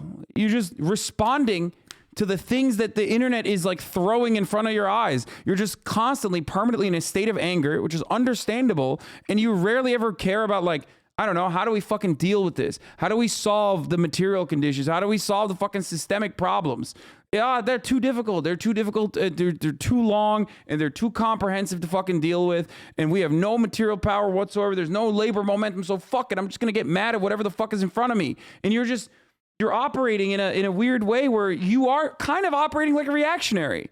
Because that is how reactionary movements gain momentum. They like literally fucking are a counterbalance to whatever the fuck is happening. They're like, oh yeah, we gotta dial it back. We're gonna stop this. We gotta stop that. We gotta stop this. We gotta stop that. Like, oh, it's in front of me. I'm mad at this. Okay. And it's just unproductive and stupid. That's why I always say, like, the media constantly talking about fucking cancel culture is unproductive and stupid. It's like, why? Why is Matt Taibbi constantly talking about, like, oh, this academic got fired from this college campus? Is like, that has nothing to do with anyone, okay? It's just constantly thrown in the working class's face if they're on Twitter because that's what is interesting to the media. And that's what all the blue check marks care about, because that makes the blue check marks feel like their jobs are compromised. Their position of prominence is compromised. So that's why all of the fucking regular Normans that do a 9 to 5 that could get fired on a fucking moment's notice will constantly fucking talk about a guy who's making $100 million from Spotify. Okay? It's just fucking stupid. And anyone who says, I don't give a fuck about Joe, but are you so horny to defend him, are delusional. I've made probably 8 hours of commentary on Joe Rogan shitting all over him when it's deserving of being shat on. How can you say to me, of all fucking people, that I'm trying to defend Joe Rogan here? Perhaps it's something that is within my worldview. This is like something that he did that, you know, that is like, that fits the metric of like, someone who recognizes they were wrong and wanted to do better. It's crazy. It's fucking crazy to me that people could turn around and I don't know, say only 8 hours. Yeah, probably much longer than that. I do it when he's not in the news. I do it when he's in the news, because I believe that Joe Rogan speaks for a lot of Normans. Okay, his point of view and his perspective, albeit a very, sheltered one now. He's like a rich dude. But a lot of Normans watch him. A lot of Normans are guided by his point of view. So that's why I talk about it. Alt. Yeah, but Alt didn't have, like, extreme social dynamics and, like a rigid ideology to subscribe to. Yeah. You know, Alt was just, like, they got upset if you were too loud. Or if you put too much effort, you tried too hard. They just wanted to talk like this and do their comedy like this. They hated me when I first moved to New York because I was like animated and as a comic. Isn't that amazing? I didn't understand it. I was like, New York sucks. And then I found out that was just the one scene that was doing all these open mics. And then I found guys like Andrew and I was like, oh, okay, this comedy exists here. Imagine being upset because someone's trying to be entertaining. Yeah, I don't understand. I don't understand any of it. I don't understand. It's weird because it all comes from a well-meaning place. Like the idea of Alt was like, yo, comedy doesn't have to be this one thing, and they're fighting back against hacky Club X, not good Club X. Right. So you had all guys who would crush. Like I heard Maron would crush, and he was an alt guy, and Maria Bamford would crush, and she was an alt girl, and then it just morphed into this thing. And woke comedy probably started from a well-meaning place. Like I'm sure if we watched like comics in the '70s who weren't amazing, like not the Dangerfields and not the whoever's, you'd be like, yo, some of this shit is brutal, dude. And so woke comedy probably started as like, well, we don't need to do all that. And now it's morphed into this thing that you're like, what the fuck is happening? Yeah. Well, it's just like everything else. Like people try that stuff on. Like my friend Bridget Fedesi and I were talking about this. She said she read one of the pieces that she wrote when she was in her 20s, and she's like, Jesus Christ, I sound like AOC. Yes. She's like, but now she's older and she's kind of like center. You know, she's more of a centrist. See, there you go. Like Joe Rogan is still a fucking dummy, bro. Look at this. What is this? Oh, being a centrist is smart. It's like, oh yeah, she got older, she got the bag a little bit, and her fucking point of view slowly but surely became more fucking reactionary. And that's a good thing, dude. No, it's not a good thing. And that's also Joe's worldview too, by the way, which is why it's like deeply frustrating to listen to the new Joe Rogan. Because like while Joe Rogan was the Joe Rogan that was saying the fucking N-word and shit, he also had a closer connection, I guess, to his older, more poor self back then. And he would routinely fucking, I don't know, defend like worker shit. Nice car, bro. Oh, thanks, dude. Why he's friends with the people he's friends now?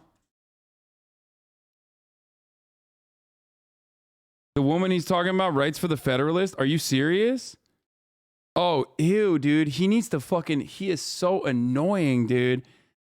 It's so fucking frustrating just like hearing him talk about these like Republican media people that have like hugged and kissed him and like suck his asshole on a daily fucking basis.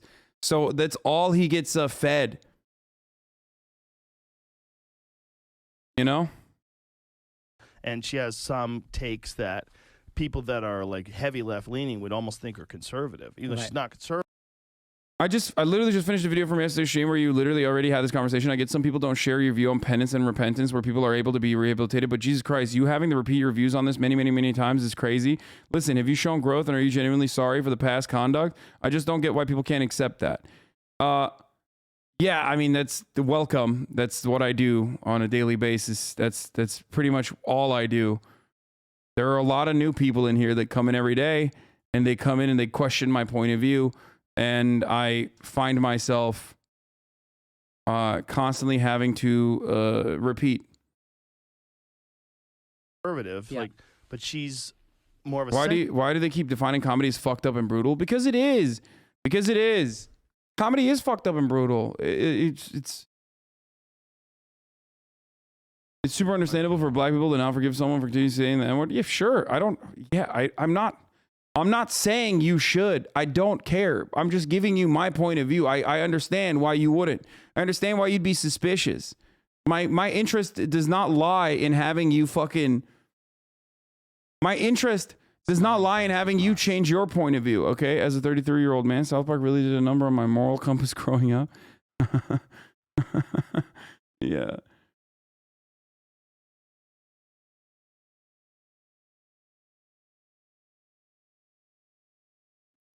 Anyway, so yucky that he has like so many reactionary friends though. Folly and the bullshit of these ideological traps that a lot of people fall into. Like, because once you're in these groupthink environments, like you kind of have to follow the way they think. You can't deviate. Yeah. You can't go, well, I don't think. What has Ethan done to repent for the past of using the N-word? Apologized, refuses to use it, is like very openly anti-racist, pushes back against racism regularly. What do you want him to do? Fucking get murdered? Like, do you want to kill him? Like, you know, that's what I mean. It's like, it's a great, yeah, there you go though. Like he's done that, you know, it's like weird. It's weird because it sounds like you sound like a zealot, dude, when you do that. You actually sound like a sanctimonious religious zealot. Like, repent for thy sins, cleanse yourself in the fires of salvation. He can't unsay it. He said it. You know? And it's very weird. It is a very odd thing that like rad libs, liberals in general have this, like, it's a very American sensibility that almost ties back into our draconian understanding of crime and punishment. Very, very fucking frustrating. Wash a black person's feet. Yeah, exactly. I think there's anything wrong with this. Yeah. I don't think. Don't you think Joe is sorry, though? I do think Joe is sorry. I think he's genuinely sorry for, like, the N-word shit. I don't think he... Like, it's obvious that he cringes at it. Maybe I see myself too much. Like, there are plenty of things I've said in the past that I don't agree with.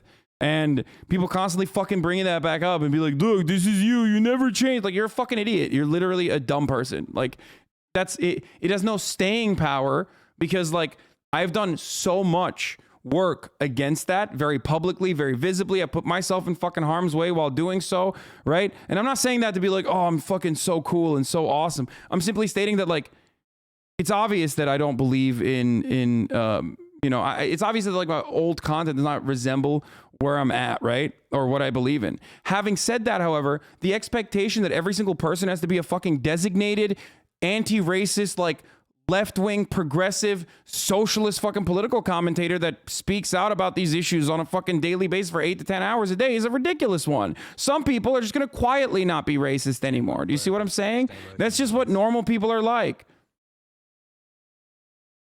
The Cavernacle is talking shit about you. I don't know who that is. Never, ever come in here and tell me that a fucking dumbass content creator is talking shit about me. I do not care. I do not know who he is. Why are you trying to do marketing for another fucking content creator? I don't care. think she's doing anything wrong. Ooh, or I don't Omega think Law, what he said dude, was that stop. bad. I think what he's trying to say is this, like, Yes. no, Yeah. like you like one thing about comedy, like outside of woke comedy, there's no traps like that. No. Comedy is just like, is it funny? You Yeah. know? And I need you to question everything as a comic. Exactly. If you're not questioning the loudest people around, I realize this is so whatever. This might sound corny or whatever, but I feel like I was born a comic because I was always annoyed by the loudest voice around me. For the record, like the reason why I stay on this so much, the reason why I say, I'm sure it's hurtful as fuck for black people to hear whites forgiving N-word usage, but many whites growing up with no exposure to black people literally just think it's cool to say the N-word from rap music and say hatefully. Look. The reason why I stay on this so much is because I never want to come across as someone who is not accepting of people who are on the path towards rehabilitating themselves. That's it. That's so important to me, okay? It's more important to me than anything else. That's why I fucking ban hyper woke scolds regularly in this broadcast when they do that shit to me, when they do that shit to other people, when they say, that's why I hate it when people say you're backtracking. You know what I mean? It's like, no, that's not backtracking. If I recognize that I said something wrong and I admit it and I move on, that's not backtracking. That's not a bad thing. It's a good thing, okay? You don't want to be hard-headed. Joe Rogan is hard-headed on many things, transphobia being one of them, vaccine denial being another one. He's hard-headed and refuses to fucking grow, refuses to learn, refuses to fucking get back on his talking points on many different issues, okay?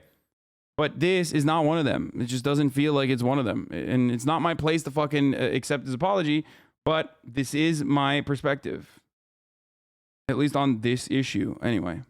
When I grew up in Texas, I was annoyed by extreme conservatives, and I was fairly liberal just as a reaction to them. Then I moved to New York in like 2008, and I was like, oh, y'all are just, extreme liberals are just as dumb as them, and that pushed my comedy more to the right. And I think a comic has to always react to the loudest voices around him. And if you're not doing that, you're probably not doing a... Oh my God, this dude is literally describing being a reactionary, by the way. Service kind of. Not the art form, but he's like, I don't have any politics. I'm just reacting to other politics around me that is manifesting. Like, I don't have a cohesive, consistent, coherent worldview, a vision for tomorrow. I am simply reacting to the politics that is existing around me. The audience even. Yeah, you got to react to what's annoying. Yes, and the loudest voices are always annoying because they're always wrong. Yeah. That's why they're loud, because they're not secure in their opinions. Well, but we need them, right? Like, Yeah, where would we be if 100%. the world was enlightened? No, one. All right, let's hear this on COVID vaccines. Show me the original one. What I sent you, the image. So this was someone's idea to... Did you see everyone's reaction to the crack pipe thing? Yeah, dude. I did. I fucking tweeted about it, and I was looking through the QRTs on my fucking tweet on the crack pipe thing, and people were like still the very same people that were fucking complaining about my React content were upset also about all this other shit. Cap as fuck. Good for harm reduction, but are the police just not going to police paraphernalia? This guy is objectively the dumbest motherfucker on Twitter.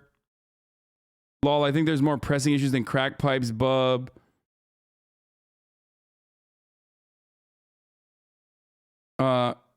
Anyway, it's just like... This shit makes me so black pill. The amount of hoops you have to mentally jump through to come to this conclusion is mind-boggling. I mean, these people are lost in the fucking sauce. Hassan may be a hypocritical piece of shit, but he always has a good point. Thanks, man. Fucking idiot. My favorite type of person who's like, it's always like fucking, it's always like a queer teenager who loves fucking debates. Okay, you know, it's always someone like that that's like neoliberal or sock them, they them, like fucking, but then hates me. Like, I wonder how that happened. You know what I mean? Like, I wonder how that happened. How did you arrive at that?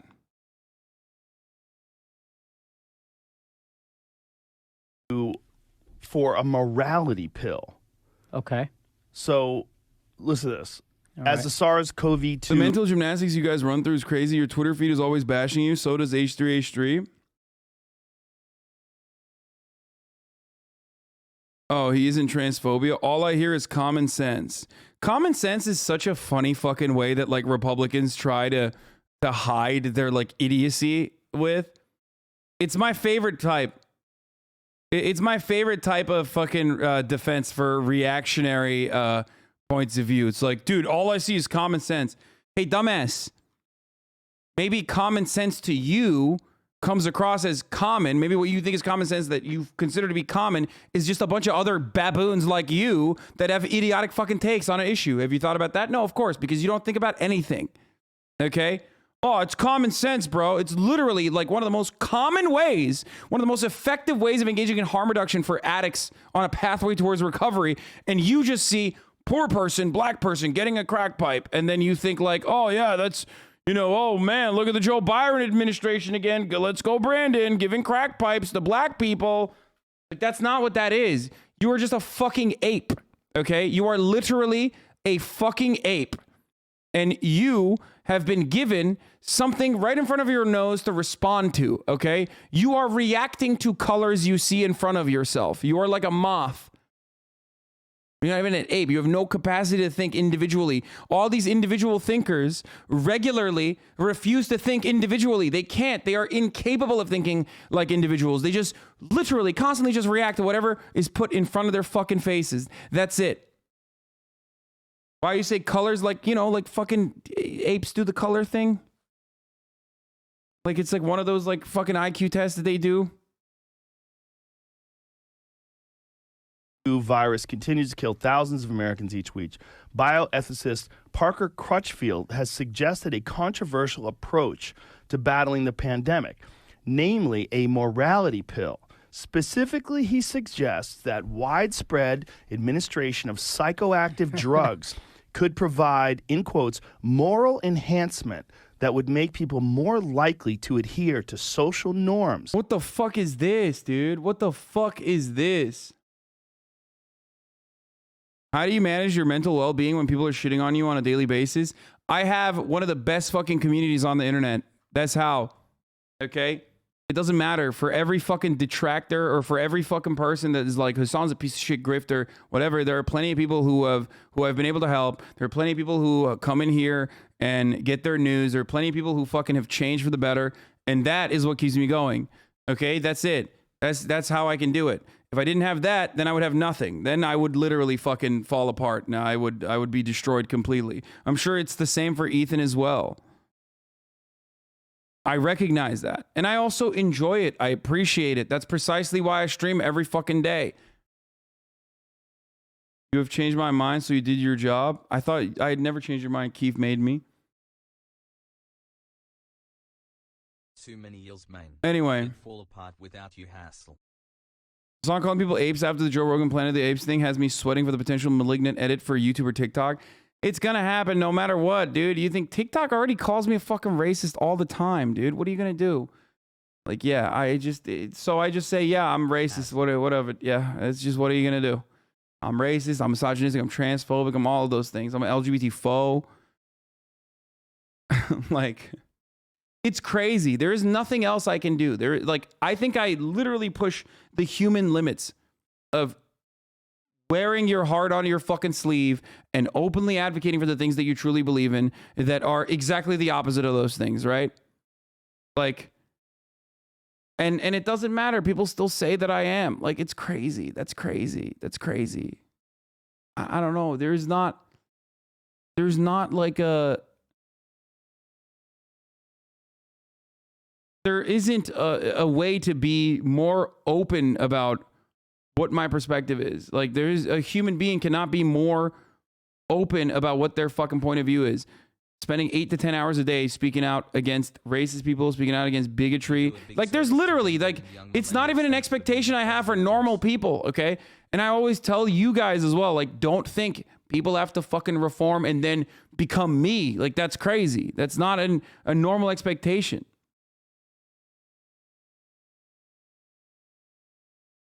And even then, people still say I am a bigoted. So what are you going to do? Such as wearing masks and adhering to social distancing guidelines. Imagine the idea that you have to give someone a fucking pill a psychoactive pill that will make them This sounds more insane, compliant. but I'm almost certain that it is not being represented. And make them follow the guidelines of masks and distancing. And What like if the you only could way to just handle that is give a it pill. to your wife and kids, though? Wouldn't that make your life easier? You know what I mean? Make your wife and kids wear masks and stay away Just from compliant to you. You know what I mean? You don't want that, man. You don't want a compliant wife. That's the last thing you Are want. you will sure? be so bored. Are you sure? Happy Aren't there life, times- brother. No, that's right. I don't want that. You don't want that. It's the easy way. It's definitely the easy way, but don't do it.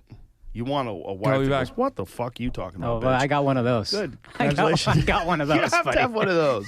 If you don't have one of those, you're doomed. It's like if you're a comic and you have a wife that's compliant with everything you say, like, oh. The number of times I try to say a premise and she just goes, what the fuck are you talking about? It's astronomical. That's great. Yeah. Man. That's great. That's important. Yeah. You want that. The last thing you want is someone just like, whatever you say, dear. Oh my God, you go crazy. You'd be so bored. I don't know, Joe. It sounds tempting. Does it sound good? It sounds tempting. Really? I don't know if it sounds good in the long term, but it sounds tempting. Right, like a little break. A little Yeah, break from you know, someone just a telling little you what to do. break. You know, just a little compliance here and there. So they changed that article because so many people were complaining. And Jamie pulled up the new version of it. And the new version of it, look what they say. No, don't use a morality pill to stop the COVID-19 pandemic. There you go. So look at this. It says, author's note, I've updated the headline to more closely state my position as opposed to the position being discussed. Like what? But the position being discussed is what's important. Yeah. The original headline, could a morality pill stop the COVID-19 pandemic? First of all, that's not going to stop a virus that's respiratory. It's transmitted through the air. There's too many opportunities for transmission. It's too contagious. So this is a stupid premise that like masks and distancing, like when they're talking about like distancing in a room too, I was reading this thing where they're saying like you could, like viruses can be like 60 feet of spread. Yeah, I also don't. I understood all this early on. Like, we didn't know what we were dealing with. It was super deadly relative to most viruses. Now that we got a vaccine, if you die, you die. If you don't want to get the vaccine and you die, you didn't want to get the vaccine. You made that There's choice. other things you can do. Here's a big one. Monoclonal antibodies, which they've restricted the use of. There's also... I tried to get those the second time I got COVID. I couldn't get access. Yeah, it's a problem. Not because I don't know why they're denying people access, but you know the governor of Florida has gone crazy about this. I took monoclonal antibodies. They work like immediately. They work within 24 hours. You feel great, and I think that's the problem. I think for some people, they don't want there to be any other options. You know, and there's no fucking discussion. There's no education at all from any of these people about healthy lifestyle choices. Yeah, dude, no one is ever talking about healthy lifestyle choices, like famously. I don't understand why they constantly say there's a limitation of monoclonal antibodies. There's no limitation of monoclonal antibodies. There's no like government conspiracy to stop you. The idea that you would ever think, ever in a million fucking years, the idea that this government would like stop you from getting fucking treated so you can get the fuck back to work like the wage cuck you are, okay? Is insane to me. It's completely insane. You have to be so lost in the fucking sauce to think that, dude. There are multitude of reasons why you would ever, why the government could have potentially restricted some of the monoclonal antibodies. One, they could have fucking pulled some of them that don't work or are limited in its capacity. Two, it's very fucking expensive. It's very expensive. That treatment is very expensive. It's very costly. Like the idea that they're doing that secretly. The same big pharma that makes monoclonal antibodies is secretly just like pushing for the vaccine is so stupid. It's just so dumb, man. It's so fucking dumb. Like, why? They're making money off the monoclonal antibodies too. It's more expensive. It like doesn't make sense. The monoclonal antibodies are extremely expensive. My chronic illness is treated with a kind of monoclonal antibody shit, which is $7K for 2 fucking doses. You know, it like doesn't make sense that you would think this way. You have to be like insanely fucking lost in the sauce about like how the government is like forcing you to take the vaccine and you shouldn't take it. to feel that way even. It makes no sense. About all these things. Like, because one of the things they've found with COVID in particular is, like, it hits fat people way harder. Of course. It affects something about being overweight. It affects the fat. Like, it attacks the fat. I remember I took a public health class when I was in college. So that's like 15, 16 years ago now. But they said 95% of all illnesses are behaviorally caused. Wow. 95% of all choices. Yes, it's lifestyle choices. It's behavioral lifestyle choices. Yeah, that's also not exactly a great take because, like, when you live in a fucking capitalist society, the lifestyle choices are completely outside of your control in many different circumstances. You could be living in a fucking food desert. The lack of access to proper nutrition education. Also on top of that, cancer substances being in like every facet of your consumption is something completely outside of your fucking control. So it doesn't really matter. Okay? Holy fuck. And none of this actually changes the reality that you should still be able to protect yourself to the degree where you get the vaccine, which Akash is correct on. He said, hey, if you get the vaccine, you survive. If you don't, you die. It seems like a lot of these people want to die, which I agree with. I think that some people do want to fucking die. It's like a suicide cult. Straight up. Like, you know, evangelical I can't talk. Evangelical Protestants behave like a fucking suicide cult. Fuck. Choices. Yeah. And I think COVID can be a little bit of both. And you can get it. I got it trying to be healthy before the vaccine and all that. Gave it to Andrew before his Netflix special. My bad. But whoopsies. Yeah, but I didn't. I was living a healthy lifestyle and I was fine after a week or so. And I was taking the vitamin D and I think that helped a lot. Well, I think that also when you're dealing with a person like you who's young and thin, it's a different animal than if you're an older, obese person. Yeah. And it's like this one-size-fits-all approach to everybody. It's annoying. And healthcare is not supposed to be one-size-fits-all. It's not. And again, I'm a guy who believes the vaccine works, and you probably could take it just to be safe. I'm not going to force anybody, but like, yeah, I'm relatively pro-vaccine. They've got another one that they're coming out with that's not based on mRNA technology that they've developed that apparently is going to be effective on all strains. And it'll be more of a traditional style vaccine. Yeah, I saw this, a military one, I think. Yeah, and when that comes out, that's going to get a lot of people on board. Yes. And then... And the pill that I think Pfizer's coming out with a pill. And as soon as the pill comes out, if there's still vaccine mandates, you're out of your mind. Yeah. And I'm with you, even though I'm relatively pro-vaccine. That's why it bothers me people can't see nuance in this. So many are one side or the other. I don't want my kids to take vaccine for something that's not going to kill them. Right. You don't need to take a vaccine. Safe for children. I don't care. I don't want you to take a shot to protect some old fuck. That's not what I'm saying. I'm saying the virus. The virus, yeah. So you don't need a vaccine. Yeah. I'm with you on that. Like, that's crazy, a mandate that your kid has to get it. You can give it to your kids, I guess, if you want, but I wouldn't want to. If you said to people just 5 years ago that there's going to be a virus that has a very small percentage of the people that catch it die, but it's going to an upheaval of the entire country. Everything's going to be fucked. Like the social classes, the way people are after each other, on each other's necks. It's going to change the way we communicate with each other. It's going to close a gigantic percentages of restaurants and businesses. You'd be like, what?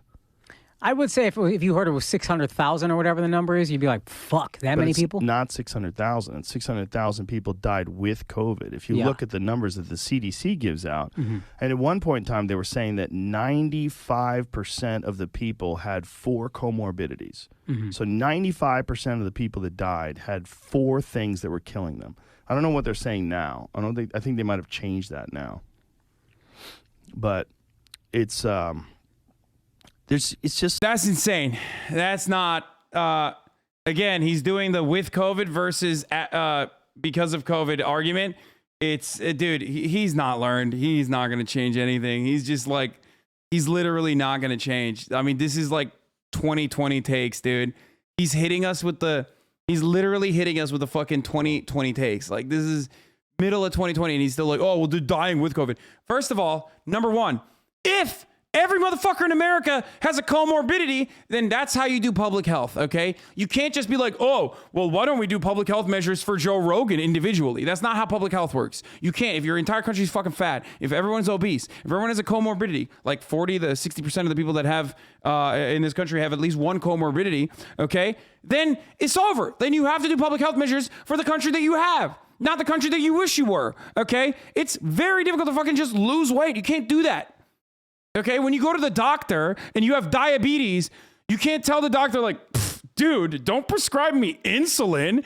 I want you to give me something for a disease I don't have. Give me medicine for for someone else's body. Like, you're the one who has diabetes, you fucking idiot. You have to take the fucking insulin. But Americans are so delusional. They're like, nah, dude, yeah, Joe Rogan's right. I'm fucking Bill Dipperly, dude. Fine. It's so fucking insane to me. This is a crazy fucking argument. And the fucking with versus because of is like horrible. Horrible fucking take. Joe Rogan's latest crime increase because we don't respect the police. I love that. Don't a lot of people have comorbidities though? And I'm not. Yes. And that, you've read 1,000 times more than me, so I'm just pushing back as a guy who's listening, and well, it feels like I have to push back. So don't a lot of people have some comorbidities? Yes, they so do. 4 is probably on the much less healthy side, but I would say most people in America have at least one I have asthma. That's a comorbidity. Yeah. So you would say to me, hey, this is potentially fatal for you. That was another reason I got the vaccine. Well, asthma is a rough one, right? Because it's a respiratory illness, right? But the ones that you can have control over are the most frustrating ones. Yes. And that's the obesity is the big one. Yes, that's the big one. And Come on, bro. Why did you have asthma? Imagine getting asthma, bro. You should have just not gotten asthma, dog. It doesn't count. Okay. Yeah, everyone's only comorbidity is being fat, dude. You know, fat people, that's why when they're anti-vax, I have a bit that I enjoy doing because it's like, I heard the bit. Yeah, you're just suddenly picking and choosing. Like, what is this?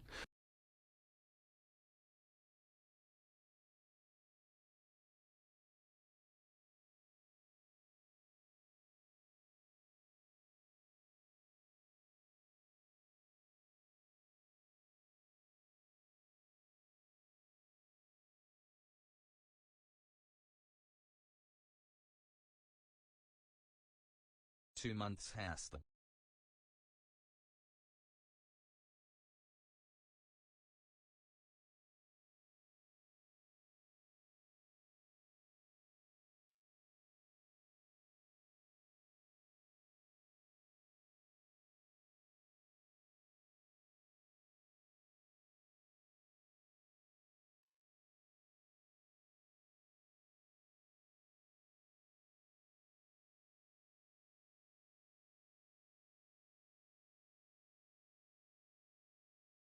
In a country where we have food deserts and in a country where we have corn subsidies, people claiming that asthma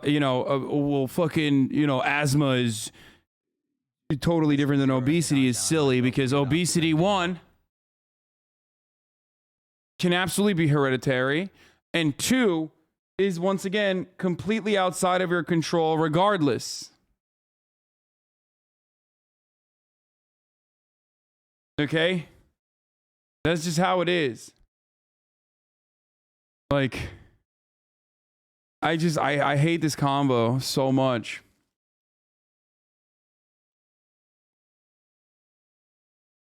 Very silly one. Diabetes can be hereditary too, exactly. He pushed back way harder than Andrew said this on a podcast. Yeah, of course he pushed back harder when Andrew said it on a podcast. Because he's pushing back against Andrew and not pushing back against Joe Rogan. Joe Rogan is an entirely different beast, especially if you're like, you know.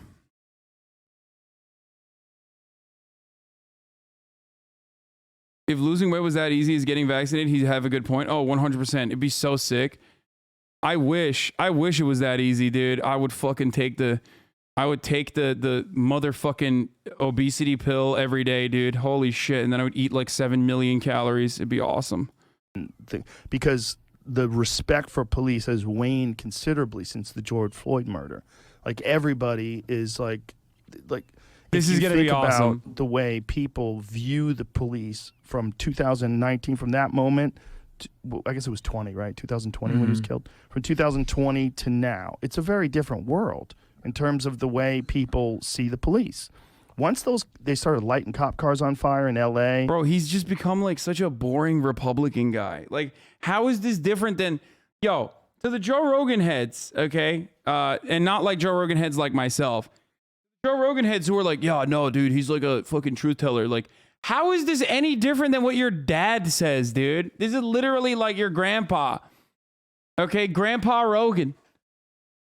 Just straight up, his fire hot take is like, oh yeah, people really like lost respect for the police, bro. Like that's actually what's happening. Like that's like he's just a boomer, dude. He's literally just a boomer. Like what the fuck? Just some straight boomer shit. Oh man, you guys really got to respect the police, man.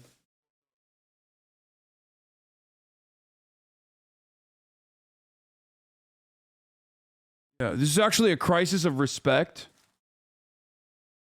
And a lack of respect for the police. And you start seeing some of these crazy riots, and then you start seeing these smash and grabs all throughout New York City where that fucking goofy mayor told everybody to not do anything and to stand down and let this all take place, let them burn it out of their system. You're like, oh my God, this is wild. Like we literally have like a different world now. It's a different world in the terms of perceptions, like how people think about law enforcement. Well, and it has a corrosive because the respect for police has waned considerably since the George Floyd murder. Like everybody is like I love if you think about the way people view the police from 2019, from that moment. Oh wow. 6 months of educational brain rot. Hooray. Anyway. Also joined the Innocence Project guy on today, clipping them talking about a woman in Texas death row as of right now. The Joe Rogan Experience. That's good. Melissa Lucio is set to be executed in less than 90 days. And there is hopefully forming and will continue to form enough of a groundswell of support for her. She's been on death row more than a decade, I think close to 15 years. And she's accused of killing her child. And I want to preface the story of Melissa Lucio by saying, if you're inspired by anything I say and you want to do anything, if you just Google Melissa Lucio, and it's Lucio, and Innocence Project, right on the landing page of the Did you get Portos, croquettes? No, this is a falafel, you fucking weirdo. The Innocence Project, you will get to information about how you can support right now. But, you know, here's someone, and this goes back to rebuilding communities and why this is so important, right? This is someone that was born into awful circumstances, history of sexual abuse that started when she was 6 years old, and finds herself being interrogated. Working on that obesity I see, brother. It's a falafel, high in fiber, still a little fried, but ultimately very good. Maybe white people have a different view of police. I don't have any tahini, unfortunately, though, which sucks.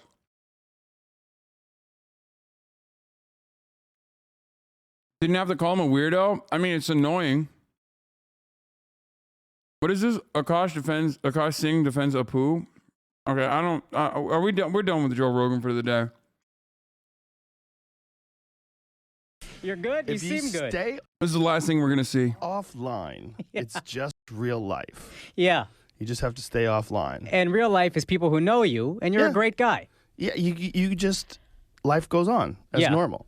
Yeah. You know, in a lot of ways, like, all this is a relief. Because it's like, just because that video had always been out there. Right. It's like, this is a political hit job. And so Yes. they're taking all this stuff that I've ever said that's wrong and smushing it all together. Right. But it's good because it makes me address some shit that I really wish wasn't out there. And you know why I'm proud of you? Because I think comedians have for years done this immature thing where it's like, we don't apologize. We say whatever we want.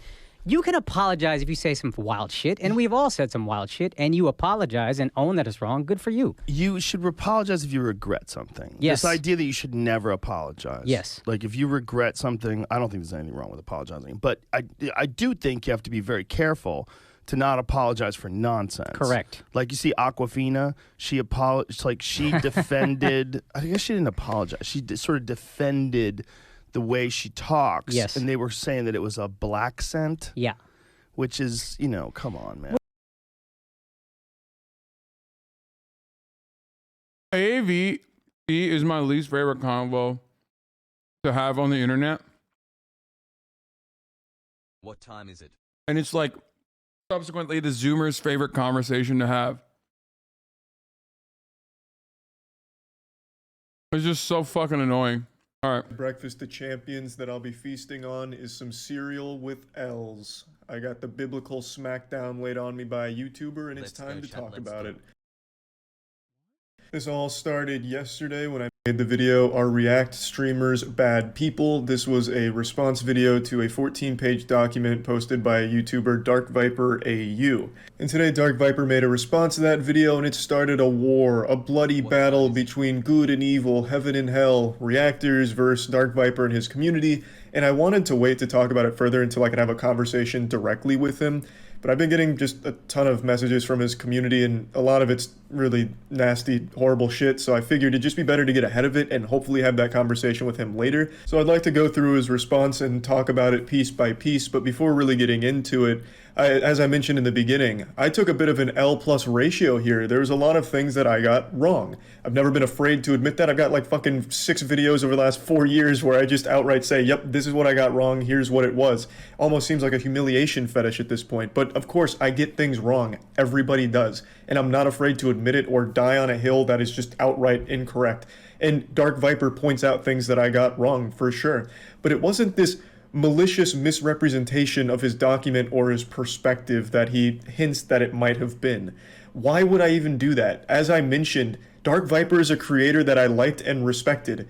What the fuck would I gain from misrepresenting him, someone that I actively like? It'd make no fucking sense. Moist Critical knows that his video is going to reach far more people than will ever actually read that document. So he has free reign to misrepresent what's in it to 99.99999% of people. He didn't even have the courtesy to link the document so people could fact check him. Again, I wouldn't misrepresent his points on purpose because it's a guy that I liked. And before he made this video, many people misunderstood his points as well. It wasn't just me. You could go on his own subreddit when this was happening and people were like, yeah, this document was very confusing to me as a fan of Dark Viper. And as someone who liked him, it was confusing to me as well. And I thought I understood your points, but after watching this, I concede I didn't. Now on to the next point where he says I didn't even have the courtesy to link the document directly in the description.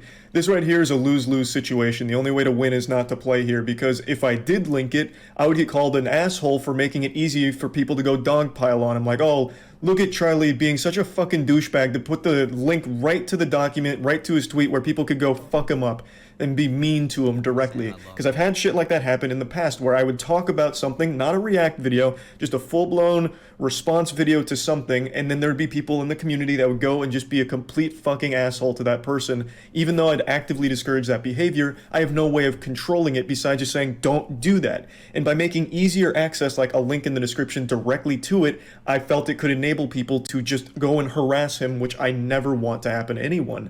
Now, of course, I see the other side of the argument that he's saying, like, if I had directly linked it, people could have fact-checked me on the video without having to go out of their way for it, which, of course, is a good point, but I didn't know what the best way of navigating this was, because by directly linking it, there's a good chance there'd be unreasonable assholes that aren't even there to read the document, they're just there to harass him or get mad at him without anything else going on, just unreasonable assholes.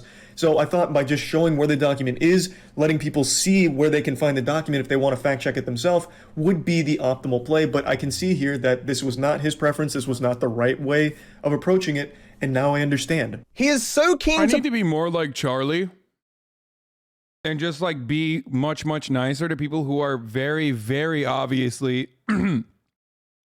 very obviously engaging in like not only bad faith criticism, but like the worst kind of bad faith criticism. Because like even if he himself like actually is angry about a particular person or not, he does a really good job of, you know, presenting himself as just like open-minded, no matter how uncharitable someone is. It's a unique strength that he has, and I really respect him for it. I mean, it's maybe years and years and years of being like kind of a centrist on the internet. He does have some centrist takes, a lot of centrist takes. Like, when I am faced with a barrage of like shitty criticisms that are completely just bad faith, it's very difficult for me to take that person seriously and be charitable to them.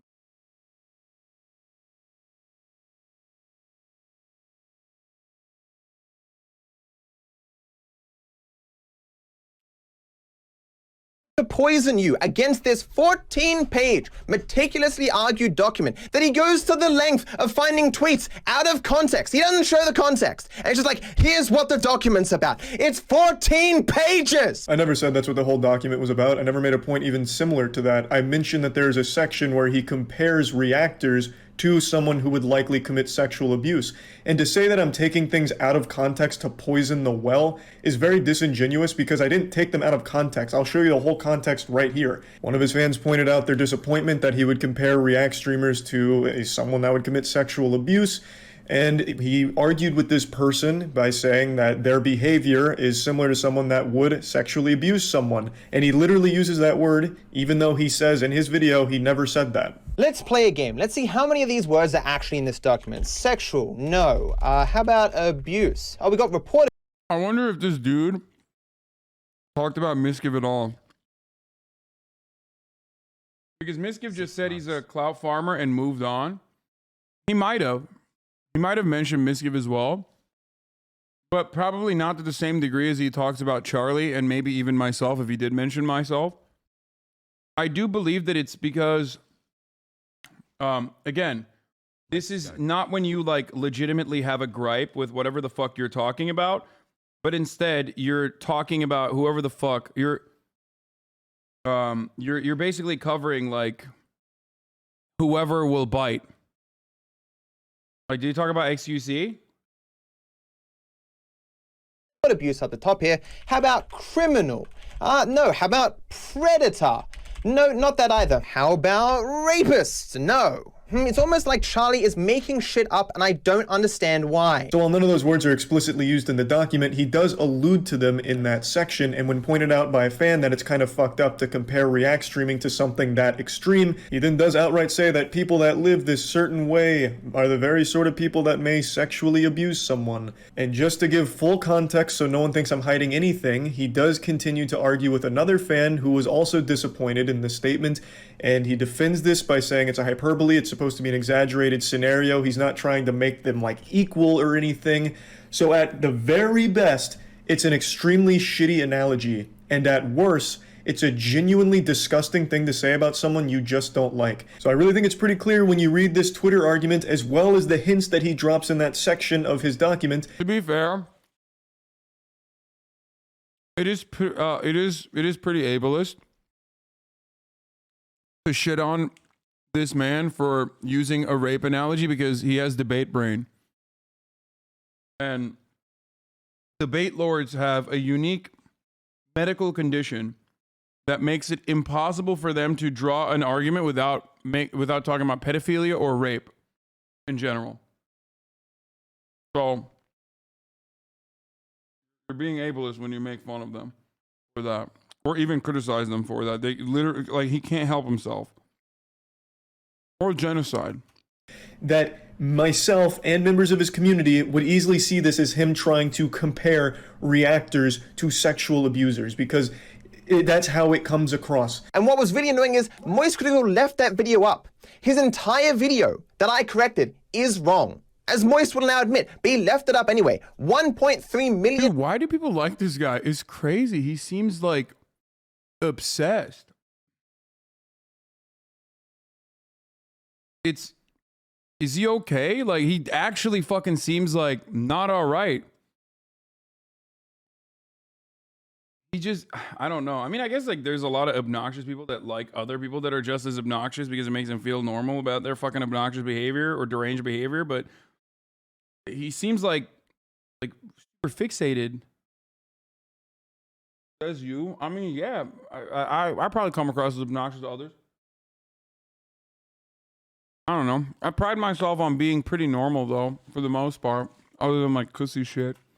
People did Moist Critical give false information to, and he did not give two fucks. Did not take the video down. Did not submit a retraction. Did not give people actual information. No. He, in the original case, made a 10-minute video rambling about stuff that is completely untrue. This was a really weird section of his video for me, and in his own words, poisoning of the well and defaming me, trying to make it look like I'm knowingly feeding people false information that's wrong, when that's not the case. You can easily disprove this part by just watching the video he made reacting to and correcting my video on how much YouTubers make from short form content. The information I presented wasn't wrong. The information was incomplete. This crucial detail is missing from Charlie's video here, where he talks about how much YouTubers make on short form content. That crucial detail he's talking about is one that he also admits he didn't know about for the longest time either. He has far more experience here, so then learned that a video that is over 30 seconds and not a hashtag short makes like, it's just so weird because, like, who cares? Okay, he got something wrong in one of his YouTube videos. Like, I don't know what it is where, you know how I always say, like, be normal? This is what I mean. When you see someone who made a YouTube video, right? And you know, there's some like incorrect stuff in it, and you just make another YouTube video about why there's incorrect stuff in it. If it's about like monetization of your fucking YouTube channel or something, like, why do you think it's the utmost, most important fucking thing that you could ever do? Like, you need to retract this. You need to retract this immediately. Like, you are misinforming people. It's like, that's kind of weird, man. What the fuck? Just, like, give up. Give it up. And I do see a lot of this. I do see a lot of this fucking way of behaving on Twitch. I'm sorry. It is just how it is. Like, some of you motherfuckers are like that. You can't calm down. You like see something that you have considered to be an injustice, and you literally fucking, it just like breaks your brain. It could be an injustice like eating the last cookie in the cookie jar, but in your mind, it's like, this is this needs to be punished immediately. This is the absolute worst injustice that has ever happened. It's like, calm down, dude. It's just a fucking cookie. It's just a cookie. How dare you say it's just a cookie? It's the last cookie. What if I was dying in the middle of a desert, in the middle of a food desert, huh? It's genocide. You were treating me like the kulaks were being treated by Stalin. It's like, nah, it's just a cookie. Like, chill the fuck out. You know what I mean? And if you see this kind of behavior in yourself, you can stop it. It's legitimately something that a lot of people do. It's like, what? Are you meaning to tell me that eating the last cookie is even remotely acceptable? Are you fucking kidding me? Make significantly more money than a video that's under 30 seconds and not a hashtag short. Something I and many others didn't know, so it was a great video. But that doesn't mean that all the information that precedes it is incorrect and unusable, because all of the information I provided was the earnings of the hashtag shorts, and I did mention that my other content that isn't just hashtag shorts wasn't making much money either. And that's because the majority of the content on that huge Charles channel doesn't exceed 30 seconds. So all of it's in that lower bracket, and I didn't know that there was a distinction from 30 seconds below and 30 seconds above. He did. So that's why his video is even titled an add-on, not Charlie got everything wrong. He even made similar points to the ones I made, where you're not going to make a lot of money off hashtag shorts, and the only real way to make money there is the shorts program, which is garbage and dog shit. He says that same thing, and then says you can make money by making the content a bit longer, which is what I said, but I didn't realize that you didn't have to go to like that 5 or 8 minute mark or whatever. He knew that with like, debate lords, stop turning everything into a fucking super pedantic semantics challenge. Okay, impossible difficulty. It's just the reason why I just usually say like debate lords suck and move on instead of like hyper focusing on it is because in the normal world, the way that these fucking nerds, and some of you are like this as well, the way that some of you fucking nerds behave is so insanely unlikable that it doesn't matter. You're just being pedantic, and like there's a reason why you don't have friends in the real world, and the only friends that you have are on the internet of like-minded people that also behave in the same way. I mean, I'm sorry. It's here's a pill. Okay, here, take it. The hard to swallow pill. Okay, but that's the truth. It's literally the truth. And like you seek out other people that are exactly like you, and then you fucking despise them too because you kind of hate yourself, and they're behaving in the same way that you're behaving, because that's why you're in that fucking weird like pedantic circle that you're in. Okay, but just don't do that. Like, you can not do that. There's a way to address this. And that is like, if you notice yourself being fucking weird and you know, trying to get people tripped up on like semantics arguments and stuff like that, like the easiest thing to do is just shut the fuck up. Don't do that ever again. I promise your life will be better. I promise your life will be happier.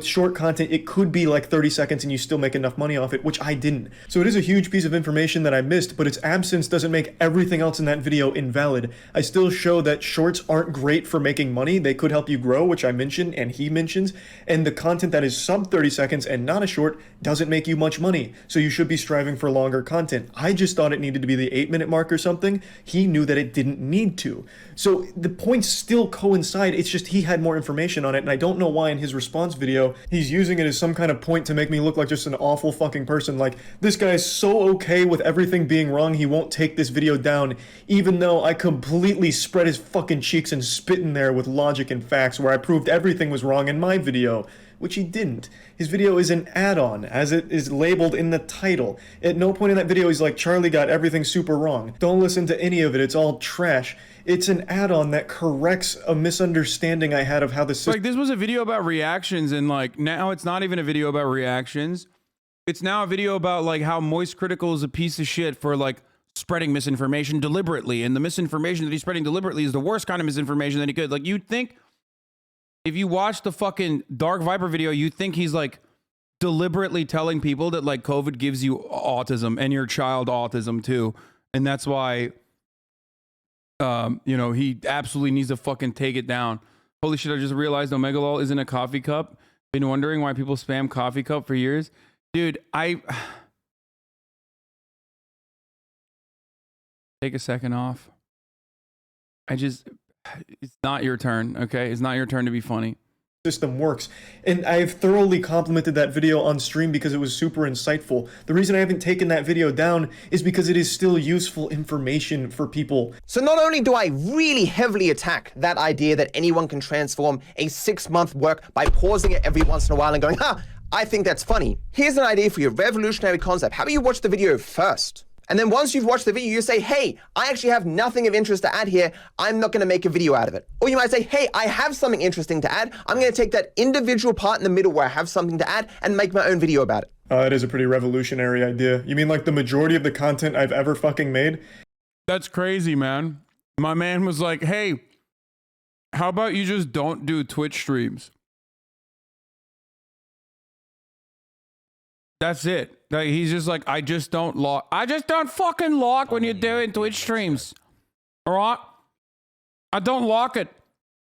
Just don't do fucking Twitch streams. I don't lock it. Just pre-watch every fucking video. Here's an idea. No. Just no. Like, there's just no reason to do that. Especially when the overwhelming majority of content creators literally appreciate you watching their video.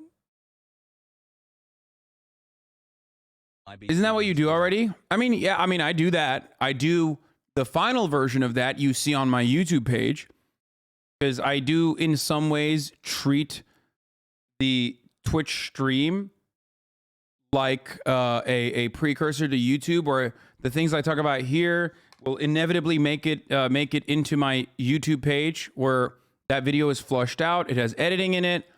We delete the parts that my actual YouTube channel, not like the ones that are Hasanabi fan channels, right? Because some of them do fucking put like straight segments without any sort of editing whatsoever, and I get annoyed by that. But like, there's nothing I can really do. I just urge them not to, but they don't.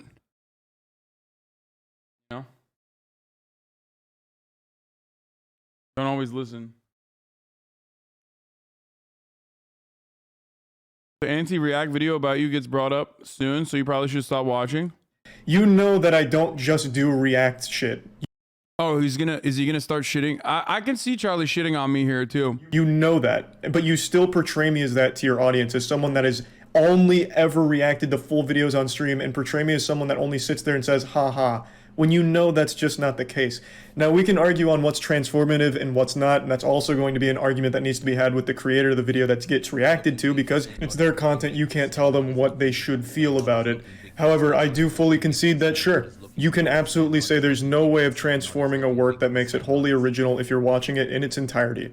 I totally do understand that perspective, and now that Dark Viper has explained that perspective in this video, I understand it deeper now than I did from just reading the script. Which is why with this newfound understanding of this perspective, I will no longer be... Yeah, someone said, why would he do that? This is exactly why. Throwing me under the bus is the safest play because I'm a literal lightning rod for hate.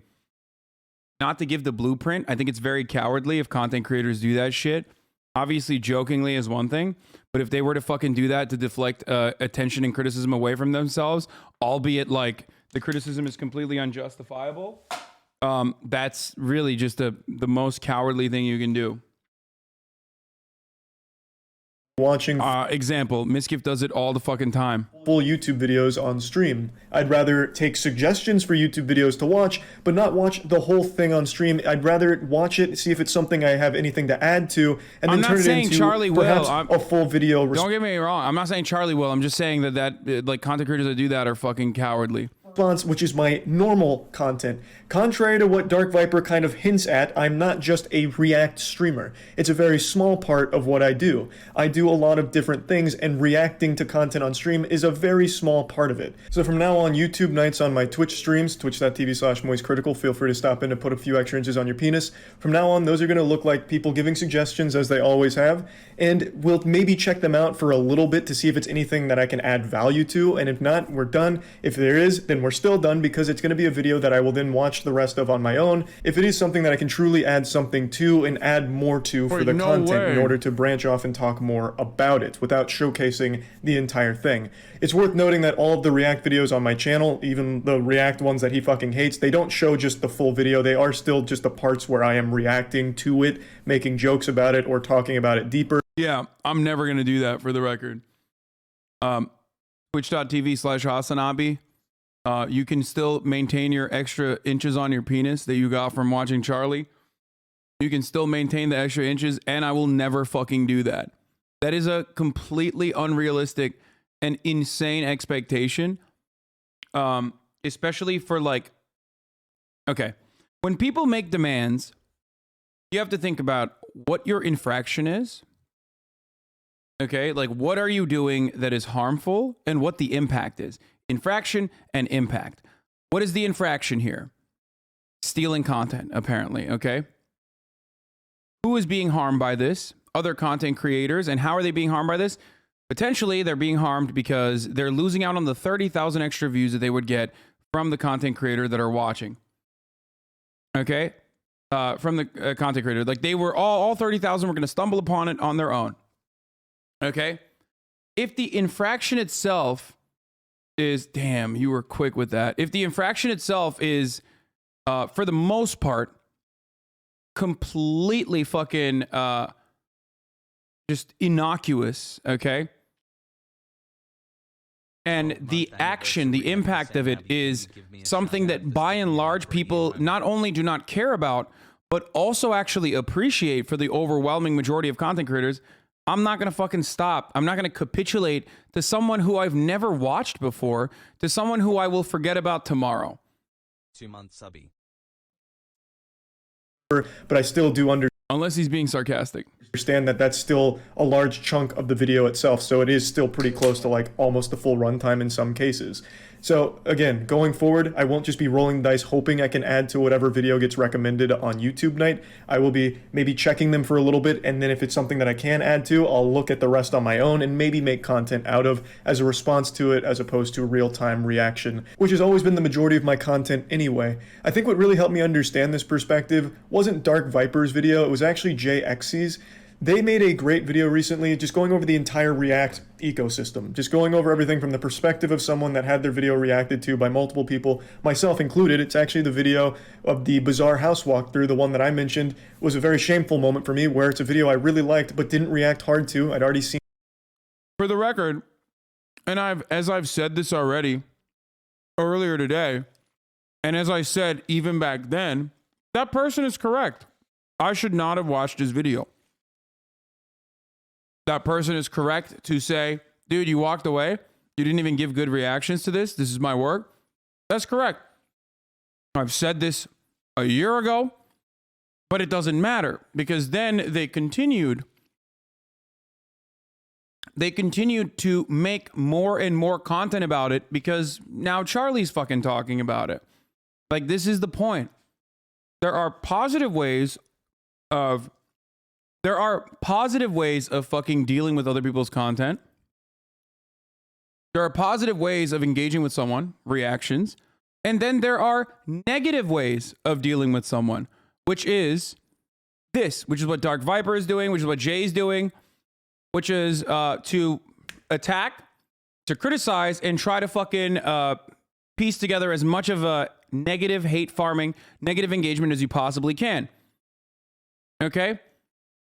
I personally think reacting is a better way to merge communities, to win over new fans, and that at most, if you do like negative farming, negative hatred engagement farming, you're going to see a minor bump, but the people that are going to come to your side are going to be incredibly fucking toxic. Now, that person literally, again, remember, it's a 5-minute video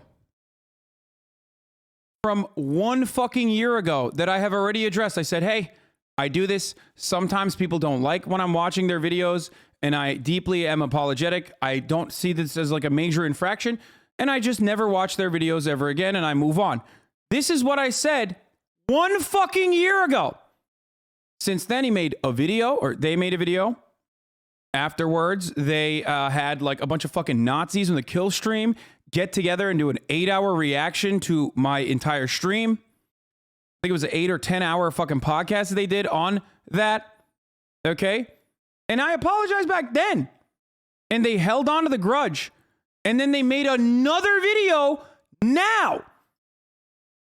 Another video a year later. Sargon of Akkad joined. Multiple 8-hour streams. If you expect me to think that that person is charitable at this point, I don't know what to tell you. Because it's not.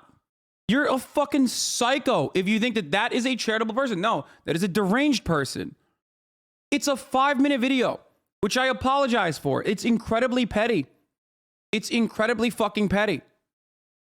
Sorry. It's just the truth. Now let's watch the rest of this. Seen it, and I just basically shared it with my community without adding anything to it, and they were upset with that, which I totally do get. And they made a video going over that whole situation and really helped put it in perspective for me to understand things better. And by the way, yeah, so they're basically utilizing and profiting off of React content by complaining about it. Got it? No, that's precisely what they're doing. That is exactly what they're doing. That is what they're doing. Yes. Like making a major, like, look, dude, lol cows are not the fucking new thing on the internet, okay? Dark Side Phil is like a very common one. And for a lot of fucking weirdo, neck-bearded, pasty fucks that spend all their time on Kiwi Farms and 4chan, they try to fucking lol cow me.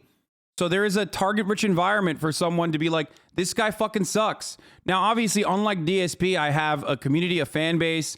I make content that like avoids those fucking weirdos for the most part. So that is precisely why there is like, you're hacky. You're like jumping on this exclusively so you can, you know, milk the negative engagement that you can possibly get, because you're basically you're landing on top of an audience of pre-existing really fucking deranged people. And I'm telling you guys this, like, this is like really fucking personal shit. I should not be even talking about this. Okay? But hassle. But that is how it works. And talking about this also makes it a lot worse usually. Like acknowledging them is the worst thing you can possibly do, but there it is. I mean, Pokimane has them. I have them. Alinity had them. I think they've like kind of gone away. They've kind of gone sideways. They've went somewhere else. Amaranth has them. Trainwrecks has them. There are a lot of people that have like a community of people who spite them, who hate them, who watch them, specifically because they're sitting around in a forum and they're writing every single thing that I've done that day to just talk to one of Asmongold has them. Everyone has them, and they're stalkers, and it's stalker behavior, and it can get really sad for the people that are doing that. It's really, really damaging for the people that are doing that. I've talked directly to them before and been like, listen, you can get out of this fucking dark hole. But all of those content creators that are coming across like they're making legitimate fucking criticisms, the reason why they are doing this is because they tap into those audiences. There's a huge internet personality Discord also. What do you mean?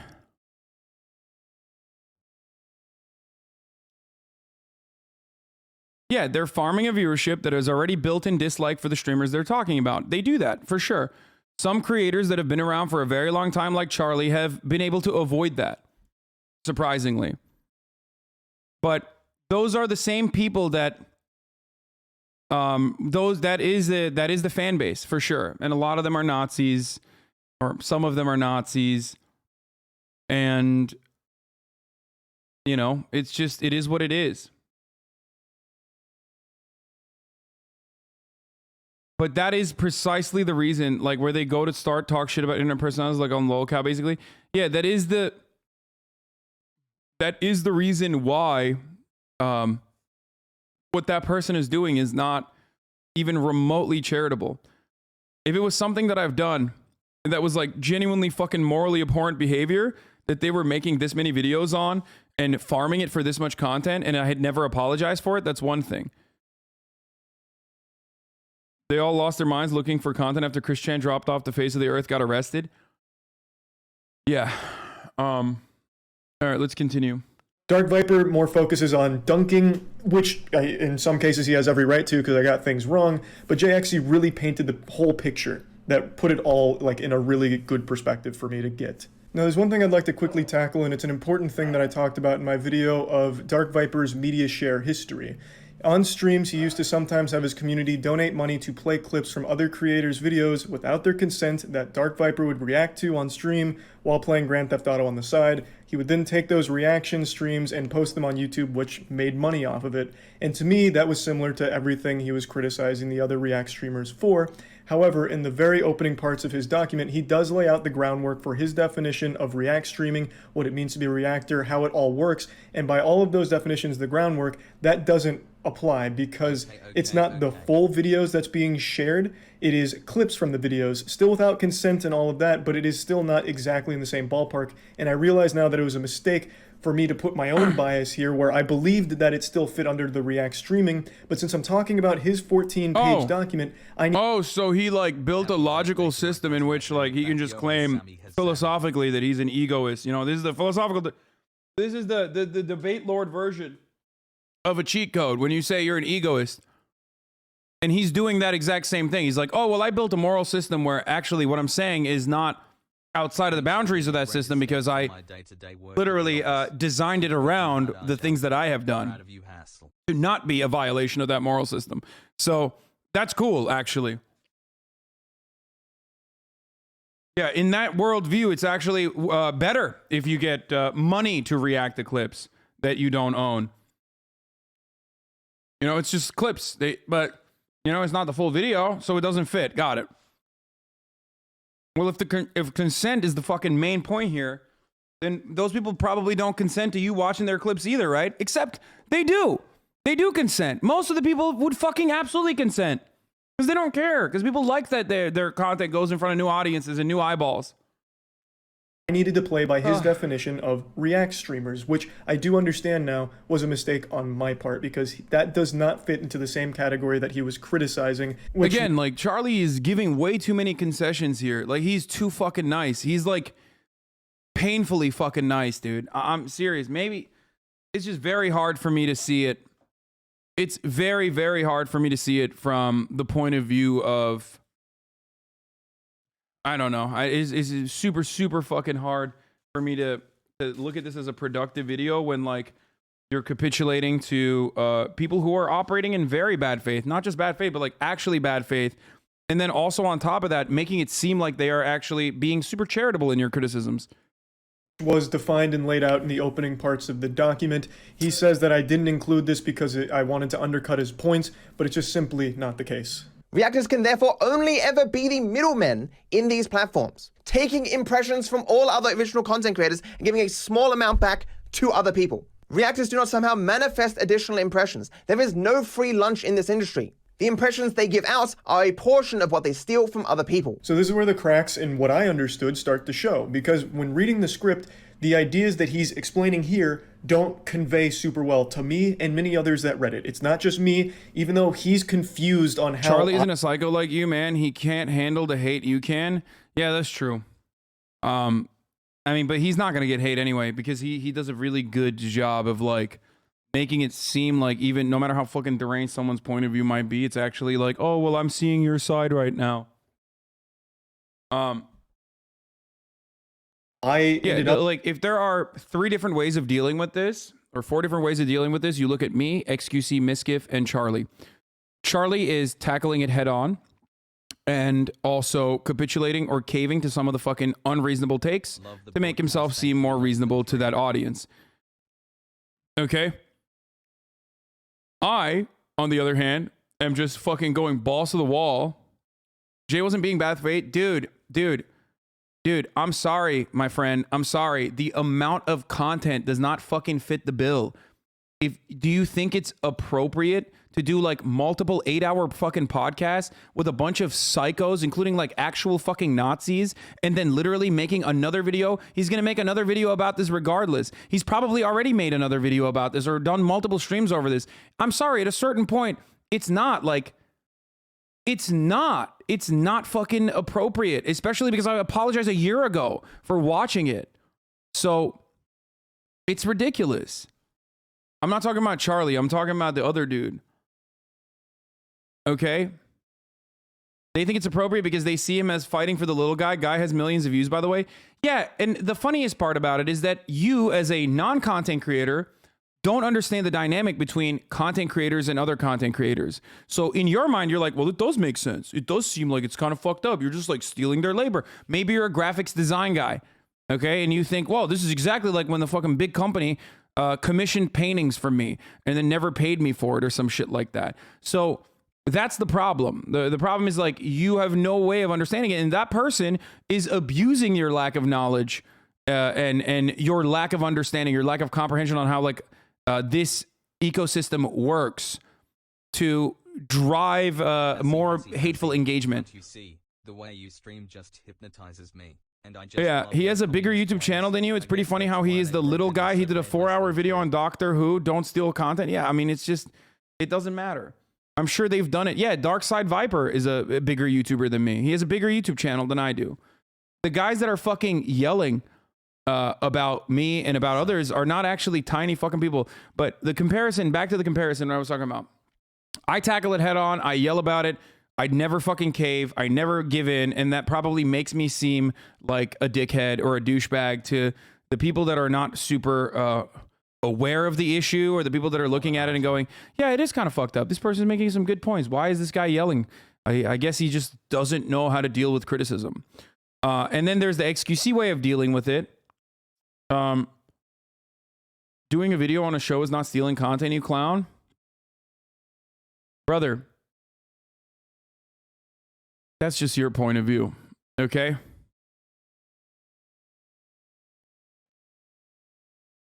Anyway, it was a whole 1-hour video that boiled down to you should have asked to stream my content. Ironic, the house video was just Jay reacting to Google's content. Well, I already fucking said he's right about that, and I apologized for it a year ago. So that's fucking crazy that he's still making videos about it when we agree supposedly on the issue. So for those of you who think that that's like actually fucking totally in good faith, I don't know what to tell you, man. Come on, holy fuck. Like, how many times? Anyway, XQC deals with it by literally refusing to engage with it at all. And Hasan is a white anti-Semite. And then Miskiv deals with it by being like, this guy's a clout shark, and then moving on. And being like, sarcasm, clout shark, moving on. Up at this interpretation, even though this is how most... The reality is, I think XQC's way of dealing with it is the best. And I do that for some creators who have like shown routinely that this is the entire content. Their entire content is just like, literally just being like, whipping up drama, which by the way, if you think React content is fucking lazy, drama content is literally even lazier, because all you're doing is like angering one party, weaponizing your base to go there and further frustrate that person so they respond to it. So then, boom, you have free content, and all of a sudden you have like literally his clips that you can respond to piece by piece and make free content that is going to reach a larger audience. And then also to try to get the haters to join your community. That's what all these motherfuckers are doing. Hasan, you got up from your chair one time, so now all the content you ever made is chair? Yeah, I know. That's like the really weird part. Anyway, let's continue. People, from what I saw in the comments and in his own subreddit, interpreted what he was saying. It was very hard to discern the real meaning before he came in here and provided the context, but this is where things really fell apart in what I understood. What he's actually saying is the reactors occupy a lot of the impressions that are not infinite on the platform, and when those reactors are gone... You seriously can't be defending React content? Of course I am. Of course I am. What is this, 2016 YouTube, dumbass? Everybody does it and it's fucking good. Like, you enjoy it. You're literally here watching me react to Charlie's content. Like, that's so stupid, man. It's so stupid. You're... Like, they make it seem like this is completely undefensible. Like, indefensible. It's so fucking weird. Chat, I have a GF. Those impressions will eventually make their way back onto the platform in other places now that the React content is gone. Not necessarily to small channels. I went into this document under the impression that the entire pillar of the argument was that without the React content, these smaller channels would be flourishing. All of those impressions that they're occupying in their absence would go to smaller channels specifically. And good channels, specifically. Good by his definition, which we'll get to in a minute, which was different than the definition I had of good. But what he's actually saying is they just get distributed to other channels. Donkey's video about the house was much better, and he played his too. Where's his outrage? I mean, yeah, well, Donkey's fucking dope. And he doesn't care, most likely. In general, which is absolutely true. The reason I went in here thinking it was all about small channels is because that's the way he framed it. I've actually seen some other content creators saying things like, I guess Hasan just gets up and lets a video play for an hour, etc. Clearly not getting that the chair is a meme. Yeah, I know. That's what's frustrating. Like, this has staying power, okay? It's like fucking when you have like psychopathic, delusional, deranged, self-interested pieces of shit that are regularly gaslighting everyone, then yeah, some people are going to believe that after a while. They're going to unironically think like one of the top fucking Twitch streamers is just routinely leaving, just like playing a video and then walking the fuck away. That is so delusional. Just watch for yourself, dude. Just watch. That's all I urge you to do, okay? I'm sure there are at least 100 people that came in here earlier today to be like, I'm gonna get him. I'm gonna get him good. I'm gonna fucking notice. I'm gonna see for my own, with my own two eyes, that this motherfucker just, you know, plays a video and then walks away all day. That's all he does. I hope if you're one of those 100 people that came in here with that POV, that maybe you now recognize that that was fucking wrong, and that person was quite literally lying to you about the way that I make content, and hopefully you will be a little bit more, I don't know, critical in the way that you approach your favorite content creators in your you know, in your approach. Jay unironically said that in his video too. There's no serious convo. What do you mean? He said that that's all I do. I just sit around and let my chair do the reacting. That's why so many people are fucking saying that. By the way, I've ironically never watched this dude's videos, and I will refuse to watch his videos because the original video that he made is about how I shouldn't watch his videos. And I know that he wants me to watch his videos on stream, but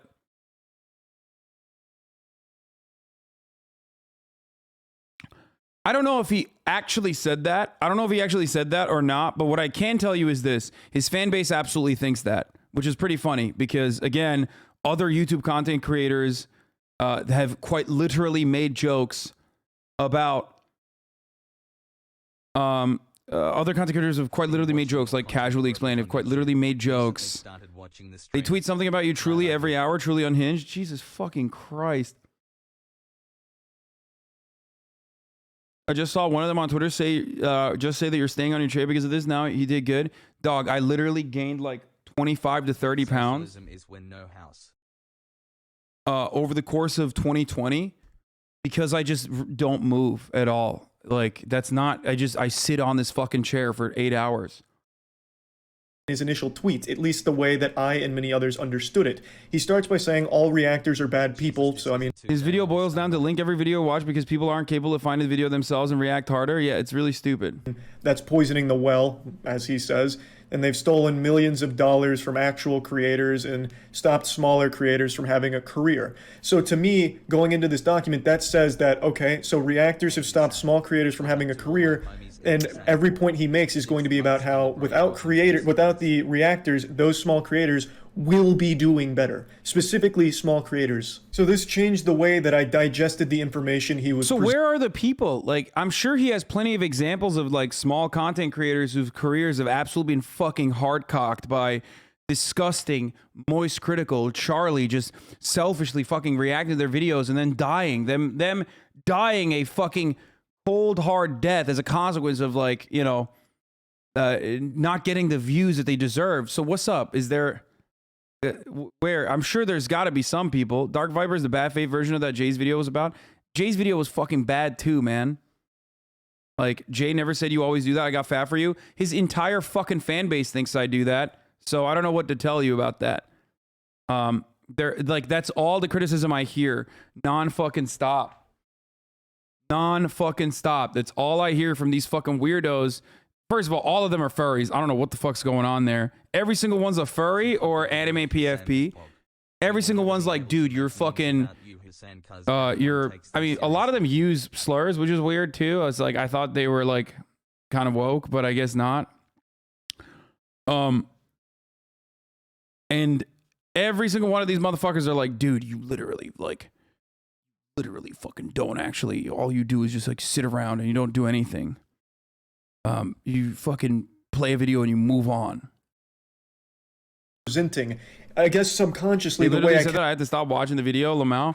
Yeah, I mean, dude, fans, fuck, I basically said it twice. Yeah, basically, I mean, I only watched a part, but that's what they said with more words, basically. Yeah, I know, but their fans are not going to see that.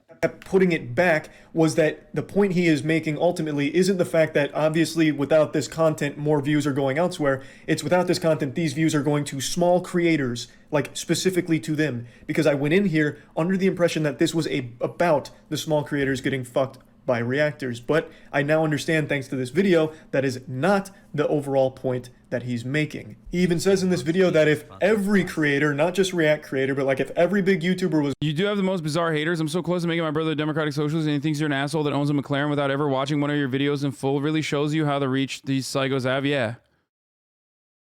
Gone, all the other creators would be doing better, like the smaller channels. And he's right, because they occupy a lot of the market. You know, creators occupy big chunks of the market. So if those chunks are gone, those impressions could find their way to the smaller creators or just other places in general, which is true. But when I first read this document, I approached it with this mindset that he is trying to say that good content is guaranteed to get those impressions if that React content isn't there anymore to occupy the space, which I totally disagree with, and he also would, I imagine, disagree with. No one is guaranteed those impressions. He says no one's guaranteed those impressions, and then goes on to define his definition of good content, which was different than my definition of good content. Admittedly, you'd have to have seen my other content to understand this, but when I say something is good, I mean in algorithmic sense. It appeals to the market, which I would have used clips to substantiate if you had let me make the video. It is very possible to make high-quality content. Now he's just mad that, like, he fucking released a Google Doc that had deliberately incendiary fucking takes in it that made comparisons between reaction content to fucking date rape. And now he's upset that someone reacted to it. It's like, you can't fucking throw the bait out and then get mad that someone hooked it, dude. That's so fucking stupid. In the world that this guy lives in, and I know all my haters fucking constantly say, I just never am responsive to criticism and I never think I'm in the wrong. Most of you in here know I apologize or I say I'm wrong all the fucking time. Okay, I'm an idiot. So I'm wrong in a lot of instances. Most of you do not see the story if you are only coming in here by looking at the fucking clips here and there from people who have said I'm a piece of shit. Okay? But this, maybe I'm doing the same thing here, but this unironically feels like a dude who just loves the way his farts stink. Okay? He is incapable of recognizing why someone would do something, especially when, you know, you're making such explicit comparisons. Analogous, it's things that are not analogous to one another. You're self-admittedly a little stubborn sometimes. Yeah, if I believe in something, if I believe something is just and I believe something is moral, I will defend it. Like the Joe Rogan N-word saga. All you have to do is point to Aran gaining like 20K YouTube subs in an hour and appearing on stream. Your reach definitely helps creators grow. Yeah. I mean, dude, people fucking freaked out over MasterChef. I got hit with a fake DMCA. Remember? And people saw the fake DMCA and were like, well, next time it'll be a real one. They weren't celebratory that we caught someone trying to fucking weaken the system by abusing the system that's set in place. Instead of getting excited for that dub, they were still like, well, fuck you. Next time it'll be a real one. Since then, everyone but fucking Gordon Ramsay pretty much has been a fan. I have Graham, has gotten on Twitch as a consequence of me watching MasterChef. I've had MasterChef contestants on the stream. Aran is making me cookies right now. I had her on, and she literally gained 20K fucking YouTube subs. That in that moment when I had her on and I pointed to her fucking YouTube channel. So that's the reason why I'm making that meme of like, oh, I'm having fun. The people that I'm reacting to are having fun. And everyone's consenting except for random guy in Australia who is very upset for no fucking reason. I've been subbed to Jay since 2016 and our content has always been hate bait drama stuff for whatever's popular to hate on. He went from announcing the top of the hour to guess what, you're the new Steven Universe. Oh, come on! Fuck!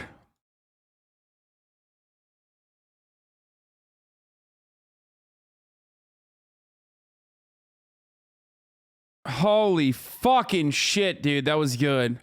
Is he mad because people watch others react to Kitchen Nightmare or something instead of watching him speedrun GTA over and over again? I don't fucking know. What? Where is this video coming from? Where is the... Oh, it's on Twitter. I had Twitter open. Anyway, that was a good bait. I have to recognize it, but you have to recognize the top of the hour is here. So here's a 60-second ad break coming for you. If you no longer want to see those ads, all you need to do is subscribe. You could do that for $5 or you could do that for free with the Twitch Prime. Here's the 1-minute ad break now. You can also get gifted a sub if you're lucky. When you reacted to that one r/Hasan Piker post after the Nikki drama, it really showed that not only are you willing to admit when you're wrong, but also willing to be empathetic to those who engage with good faith criticism. Yeah, exactly. No ads for moi. Exactly. Like, even when someone is not being super fucking rational with their argument, if they are coming at it, if it's someone in my fan base, if someone is coming at it, like, by even recognizing that they're being emotional about their criticism or anger, I literally fucking... I still will apologize. I don't want to harm someone. I don't want to hurt someone's feelings. That's not who I am. That's not what I do at all. Anyway, let's continue. That no one wants to watch, or to present it very poorly in regards to thumbnails and titles. But I consider thumbnails and titles to be a part of the package. Good content is that in which can be picked up by the algorithm. I didn't wait for his video to be made because his community had already started emailing me and sending me messages about being compared to a sexual abuser. So obviously I went to look at the document itself and respond to it because people kept emailing me about it from your community, telling me some nasty shit. So that's why I didn't wait and talked about it now. But you're right, had I waited, you would have been able to more accurately get across this point than just on some words on a page. His definition of good is drastically different than mine. For me, I think his take on the labor that goes into making a video is far greater than doing a Twitch stream has some validity. Yes, of course. Of course, that's true. Twitch streaming and YouTube videos for someone who has done both. And you know, I think a lot of people forget that. Like, people just think I'm a Twitch streamer and they totally forget the amount of fucking time I've put into like making, you know, well thought out, well pieced together fucking YouTube videos and Facebook videos when I was at the Young Turks. Like, of course, it is a very arduous, difficult, strenuous process. Okay, for sure. Twitch streaming, on the other hand, is difficult for other reasons. You have to constantly fucking you have to constantly keep the attention of thousands of individuals over the course of an 8-hour period. You have to do like at least 4 to 6 hours minimum. You can't have any interruptions. So like, there are difficulties within Twitch streaming as well. So saying one is like way harder than the other is kind of silly. But if you're thinking about it artistically, yes, the amount of labor that you put in to making a YouTube video certainly, especially because most of it is done off camera, is a lot more than just like clicking turn on your stream and then going off and just like doing whatever the fuck that day.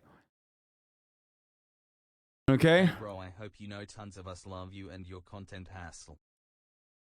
But he has serious debate, bro. Technically, I didn't say that energy and entitlement that makes it hard to take criticism serious when he gets so heated after Charlie calls him out. As I said in my video, good content, I thought high quality production, a lot of work goes into it, very research topic, buttoned up, just a general overall good piece of content from a production, storytelling, whatever standpoint. His definition is all of that plus just being algorithmically viable, something that appeals to a large audience, something that can get picked up and spread around, good thumbnail, good everything.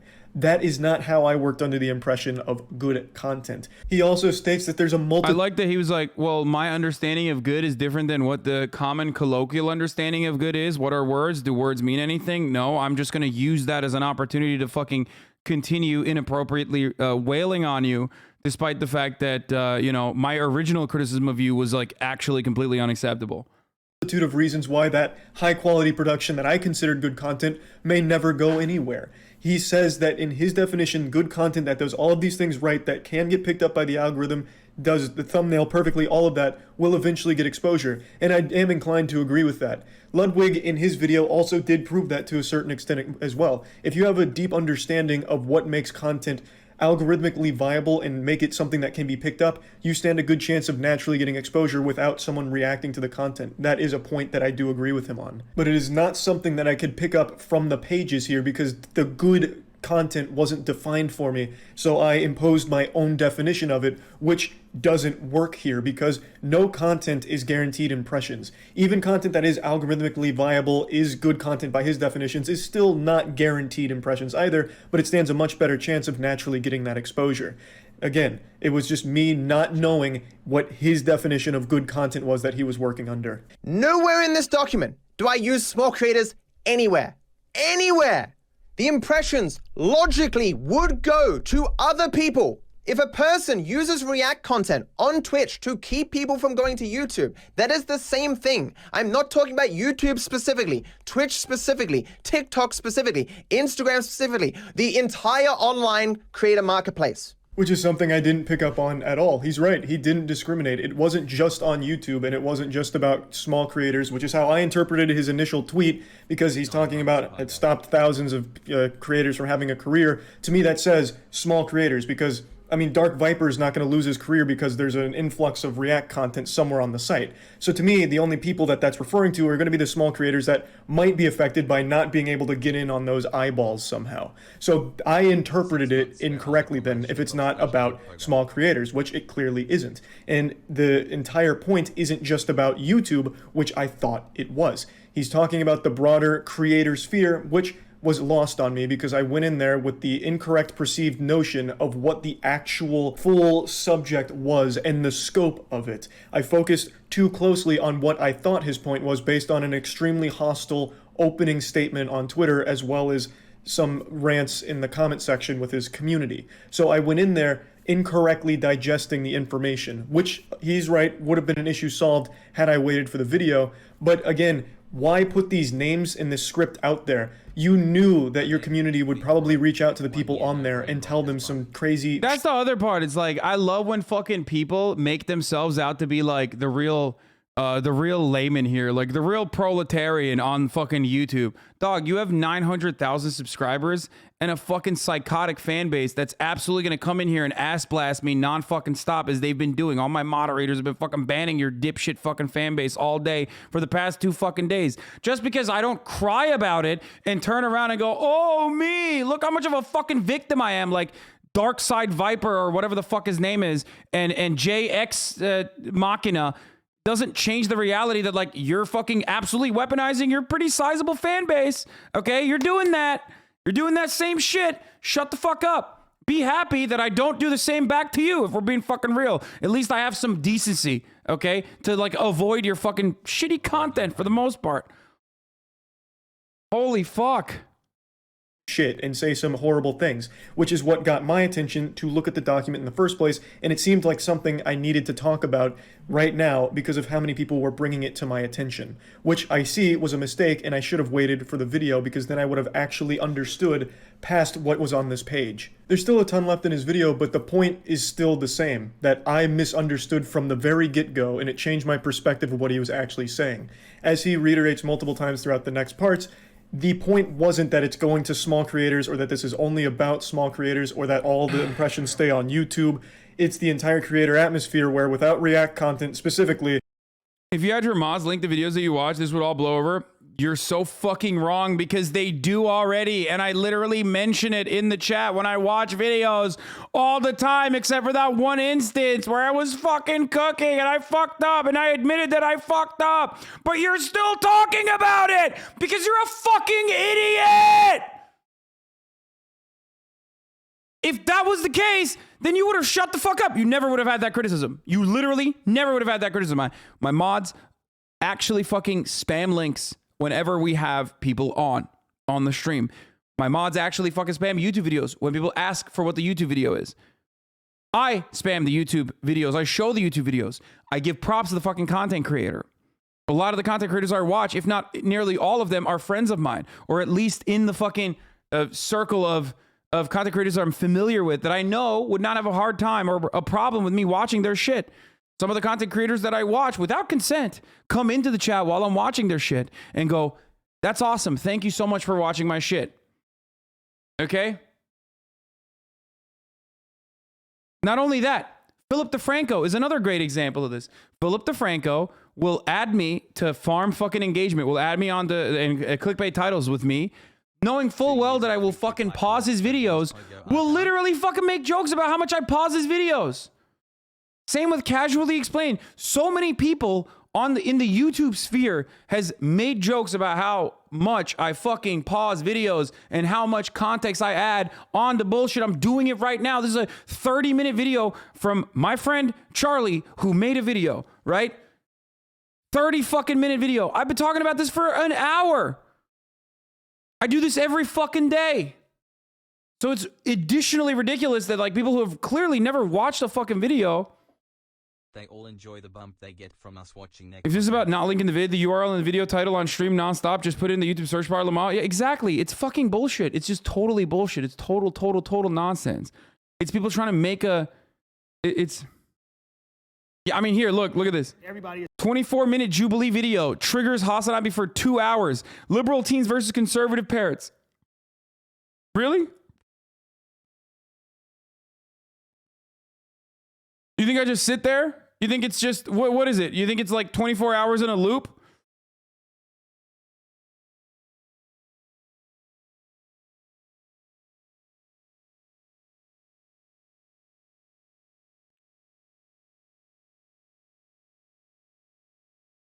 Is that what's going on? You think I just like play 1 hour and 45 minutes of the chair giving good takes?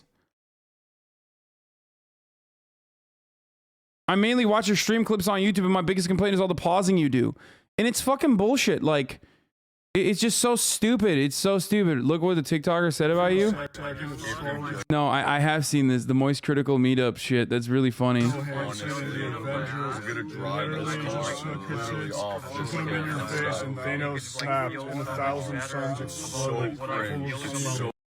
That's right. All of you limp dicks want to be like Charlie, but instead, the real Charlie is the one that has the limpest of cocks. Anyway, all right. Those impressions go to somebody else, which could cause the birth of the next big original content creator, which is a fact that I do agree with. But that's, again... I'm not mad at this guy. I'm not mad at this guy at all. I'm mad at the fucking dudes that have been, like, trying to create a non-issue. And the unfortunate reality is, like, here's the secret sauce, okay? Here's the secret sauce. You make a big deal, you make a big stink out of a thing that is otherwise a complete non-issue. The moment that other content creators, like larger content creators, react to it, okay, that's when it becomes an issue. It's like the DMCA shit. Everyone's still watching DMCA-able content, but everyone shut the fuck up about it. How did that happen? How did that happen? Why did everybody shut the fuck up about it? It was the grossest violation. Motherfuckers were acting like they were IP lawyers on the internet, on Reddit. Why is no one talking about it anymore? Because no one gives a fuck. Hot tubs. Hot tubs were the worst thing that's ever happened. It's just whatever the fuck is in front of you, okay? Whatever the fuck is in front of your eyes, that's it. And now it's become a fucking issue, even though it's not a real issue at all, because like I said, the people that most people are reacting to actually appreciate it. The people that are watching the reaction content appreciate it. And that's it. Boy, baby.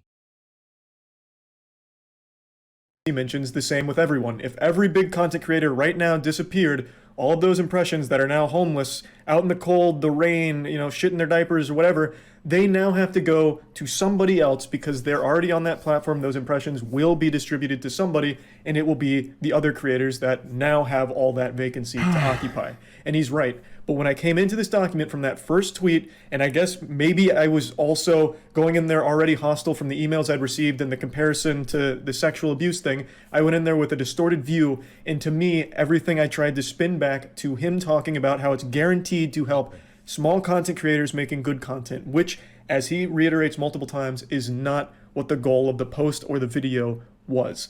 So I did misunderstand it, of course. But what I really don't appreciate even still is that comparison, that analogy that he defends so heavily about sexual abuse and React streamers. Even if I wasn't a React streamer, if I had never done it in my life, I would still take great issue with someone making a comparison like that. It's fucked up and rightfully deserves to be called out. I don't think it's a defensible position to have. He's in the right to dunk on me for the other things that I did misunderstand. He's even making my dog upset right now with that comparison. She got one of her toys. That comparison is absolutely fucking unfathomably fucked up. And it's one that debate lords regularly engage with. And the reason why it's unfathomably fucked up is because you are literally making light of something so disastrous and so violent, okay? So horrifying by using it as a mere talking point against the people that you have decided are your enemies on the internet. It's fucking bullshit, dude. It's totally bullshit. It's not analogous, okay? It's not, rape is not the only way that you can describe a lack of consent, okay? Not. I don't know. Someone should teach the fucking YouTube debate lords that. You and Cat, darkest TikToks, tier list guy, second thought, Nick is not green or something. Examples of people you've helped their content by watching? Exactly. Huh. Toys stuck under the TV, so I had to fish it out for her. But the point I'm making, the comparison of React streamers to someone likely to commit sexual abuse that he has said, you know, it's hyperbole, or in this video he calls it just like an analogy to compare the things, is still fucked up. My point was, consent matters, and the idea of asking consent after you've already done the thing is clearly not good. That is not how consent works. And I made flippant offhand examples. You're really far fucking removing debate procedures because rape and consent is the hot topic right now. Oh God, I never want to be anywhere near those spaces if that's what's going on. I really don't want to hear about fucking sweaty gamer bros and their fucking hot takes on what means, what consent is and how important it is. Explicitly, my exact words were at the very end to highlight the absurdity of that position. If you meet a reactor at a party, I suggest covering your glass or outright tell them you don't want them to fuck you, because they seem keen to take a person's silence for consent. Again, you did explicitly say it in your Twitter argument. It is still a shit analogy. It's not an okay comparison to make. Imagine an actual victim of sexual abuse reading that and having it trivialized to something like React streaming, like, oh, these two are now comparable. It's fucked up. And you got that response on Twitter as well, and you know that it's a bad position to take, and I wish you would just let it go and just say, yes, I got a little too heated and said something stupid. While yes, the issue of consenting to having your video reacted to is an important one, it's not okay to somehow use that to put these two on the same playing field almost, where sexual abuse and React streaming can be in the same sentence. It's not okay to do that. Yes, again, I do agree that getting permission to watch something on stream is important, which is why, going forward, even when given permission, I will not be watching the entire thing on stream anyway. I'm not changing my stance on that, but absolutely, I took a peanut butter and LE sandwich on a lot of No, he didn't. He did not. Like, the fucking things that he, quote-unquote, took an L on are ridiculous, dude. I don't know. I can't tell if Charlie's doing this because he's like the nicest person ever, or if he's doing it to come across more reasonable and like, you know, you gotta fucking cave a little bit. You gotta like make it seem like, you know, the other side your interlocutors made some good points, specifically so that you can like win over their audience or make their audience more receptive.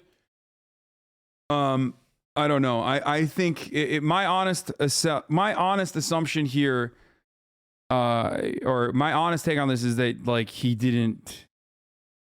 is way too charitable and way too nice to people who are very clearly trying to fucking farm off of his likeness, off of his clout, all of that. Straight up. I thought he was saying, because I got it wrong. I really did. And he was right to defend it as he did in this video. Wait a second. This is just React content. And that last video I watched was just him repeating stuff he'd seen on Twitter and with a few dick jokes. Why am I watching this? There has to be better content out there than this. If you read some of the comments under my original community post, many people had the same view. You were once upon a time a decent content creator. Oh my God, dude. Oh, dude, I'm losing my mind on behalf of Charlie. I'm gonna yell at him. Dude, he's so fucked up, this guy. Why is he so fucking nice? He watched this entire video and this guy's like saying you make shit content. You fucking clout goblin, dude. What a fucking musty little freak, dude. Holy shit. Look at him in his like little fucking basement wearing his ugly ass tank top with his fucking hamburger meat popping out. My lord, what a fucking sick freak, dude. Oh, your content fucking sucks. Shut the fuck up, dude. Are you fucking kidding me? Oh God. Oh, it is so gross, dude. Holy shit. Why did you apologize? Oh my God. Become rich and lazy. This has nothing to do with his points at all. It's more of just an ad hominem thing, but it is something I do want to talk about because it's super weird to me when people say I was once upon a time a decent content creator, but I'm lazy now. My content pre-2016, I would sit down for 10 minutes, play a game, and just make a checklist mentally, and I've talked about this, where I'd say cock at least 3 times, cum, titties, and nipples. That was every piece of content I made from fucking 2010 to like 2016. And then I started branching into other forms of content that I just have a lot more fun doing. Dude, I'm still mad. I'm still fucking angry. Oh my God. I can't, like... He is so gross, dude. He's so fucking gross. Who the fuck subscribes to this guy? Seriously. If you subscribe to this fucking basement dwelling freak who's literally like, oh, your content fucking sucks now. Oh, it's just like the worst kind of fucking, that's the worst kind of fan. They're doing that exclusively so they can get one on you. Okay? They're 1000% doing that to get one on you. It is so fucked up, bro. You are edging into parasocial behavior. The difference between parasocial behavior is that I know Charlie personally. I'm a content creator and not like a guy who fucking appreciates what Charlie does from afar. That's why I'm, I think justifiably and reasonably angry. And it's a little bit different than parasocial behavior, considering that that dude is saying similar things about me as well. It's not Charlie is the only person that he fucking literally compared to a rapist. He did that to me as well. So it's a little weird that you are, making that out to be a parasocial thing. Content out there than this. If you read some of the comments under my original community post, many people had this. Yeah, like it's so gross. What a fucking gross thing to say. Make a checklist mentally, and I've talked about this, where I'd say cock at least 3 times, cum, titties, and I very rarely mention nipples. I can rarely even think of a time I've even mentioned it in the last couple of months or years, honestly. I don't make a ton of dick jokes. I don't just sit down for 10 minutes. You know what this means, right? Charlie is out of it, so prepare yourself to be the center of attention for the next 2 days for these 2 weirdos because he capitulated and you did not. Now you're going to be in the center of the shitstorm and I can't handle it. I'm just not going to fucking respond after this. I would have never watched that dude's video. I would have never watched anyone's video. I'm only watching Charlie's videos. If Charlie doesn't do another video on it, I just will not watch it and I will not respond to it. I'll just fucking ban and move on. Take playing a shitty game and just go through my checklist of you gotta be shitting on my ass shitter and I'm pissing on my dick pisser. You know, like I'm putting significantly more into these videos and I'm doing so many other things. Just being fully transparent with the mask off, this is something that's always hurt me over the last few years, where people say that my glory days were back then, like the 2010 to 2015 content, because I was fucking miserable making it. It was literally a mental checklist of mentioning penis, cum, and titties. I don't think any of it was really all that great. And I'd always say like XD random shit whoa, this is look at this. I'm going so fast it'll put titties on a cactus. Oh man, you got to be rubbing my ass cheek with 5 bricks, but not 6 because 6 bricks is the shits. Like none of that I really think is like good stuff, but people always reference it like that's when Charlie was at his best. He was so fucking happy doing it. It was great. And I don't get it because now I'm doing so many different things and I'm not just a one-trick pony mentioning nipples and cock. Of course, I'll still talk about penis sometime because wiener is enjoyable to joke about from time to time, but it's not every video and it's not every joke. I do so many different things besides just play shitty video games. Like music videos, I've been very passionate about. A full fucking comic series we've been working super hard on over the last almost 2 years now. Doing big scale productions like our own Squid Game or hosting our own professional go-karting race on a legitimate indie track. Or making a potato cannon from scratch and firing a potato through a tennis racket to create french fries on the other end like Ed, Edd n Eddy. Training with an ungodly specimen of masculinity and martial arts, Dale from Detroit Urban Survival Training when he came out and got goofy with us. Started an entire esports organization that's winning championships now. Started an entire organization, Human Media Group. It would be interesting to hear someone like Cody Core or Noel talk about this. React content creators have done so much for YouTube, Twitch in general. It's a matter of who you're reacting to. If you're dunking on a small innocent channel, then yeah, that's hacky, but giving useful, insightful commentary on problematic, interesting, or popular channels, how is that not good content? Mind-numbing? Yeah, Cody and Noel did a really good job building a fucking career off of that. They literally did React content. Obviously, it was like, people shat on that back then too, because they said it was, you know, low effort or whatever. And then you compare it to what I do, which is like, I'm basically reacting in real time in an effort to like, you know, compile these videos that we can cut and then turn into similar React content like the ones that Cody and Noel does. And in that situation, like the process of me reacting to it in real time is coming across as low effort.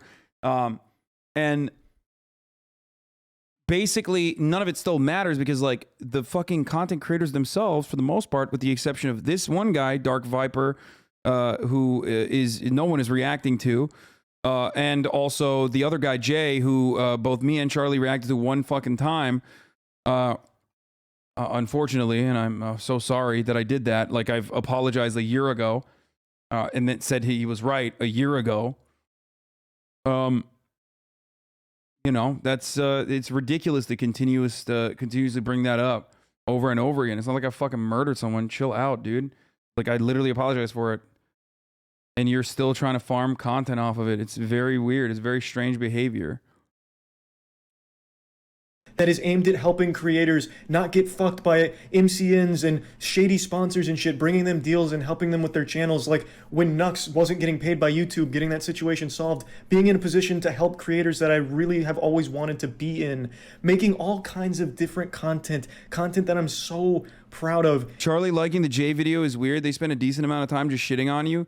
I mean, dude, I asked Ludwig, and Ludwig said the same thing. He's like, dude, you just took fat L's on that one. Like L after L after L. I didn't actually watch the video itself. I have no idea what the fuck's in it. And like he probably presented it in a way that makes it seem like I'm a fucking huge villain. You know what I mean? And I get heated. I speak for 8 hours continuously. So it's probably very easy to like whip me up into a frenzy and then whip me up into a frenzy and then like fucking turn it into a very good hit piece. So, you know, all these people agree with me in my perspective on these issues, and yet they probably still thought that it was like, you know, it looked bad for me. Ludwig's a capitalist dumbass, though. I can't even watch that anymore. Wait, what? No, he's not stupid at all. What the fuck are you talking about? I love Ludwig. Fuck you. Like, I assume there's like clip chimping and shit going on. I doubt that he ever fucking mentions that I apologize for it, and agree with his perspective that like you shouldn't watch people who don't want to be watched. So I don't know. I don't know what it doesn't. It's uncharitable, but the takeaway was react harder and shout out more. Yeah, I mean that's fucking stupid. Like I already do, and I will continue to do so. And the react harder thing is ridiculous. Like, and still, people just keep referencing like 2010 to 2015 Charlie of that's when he was at his best, playing shitty games, doing the absolute bare minimum. That was the laziest time of my life. It took me 10 minutes to make those videos. Now I'll spend fucking 10 weeks on something. I spend so much time creating content that it really makes me happy. And then of course, sprinkled throughout there, I'll have times where it is React content. And yeah, like I've mentioned multiple times, it is effortless stuff, but it was content I had fun creating. And now I understand that it's not like the best form of content for everyone. So I'm going to change that and make it more the response content that I've always done, which is the more like specific points that I want to talk about and add value to the content and not just the entire piece itself. If you scrolled through my channel right now, you would see so much different content, so many different things. That's not just response, gaming, or podcast, moist meter. There's just so much there. So much shit, and it's all things that I'm much happier making and I'm having a lot of fun doing. So when someone like Dark Viper, who really only does one thing, which is play GTA, talk about GTA, speedrun GTA, and he's good at it, don't get me wrong, like I said, I enjoy him, but all he really does is commit to one thing, one area, and then rant.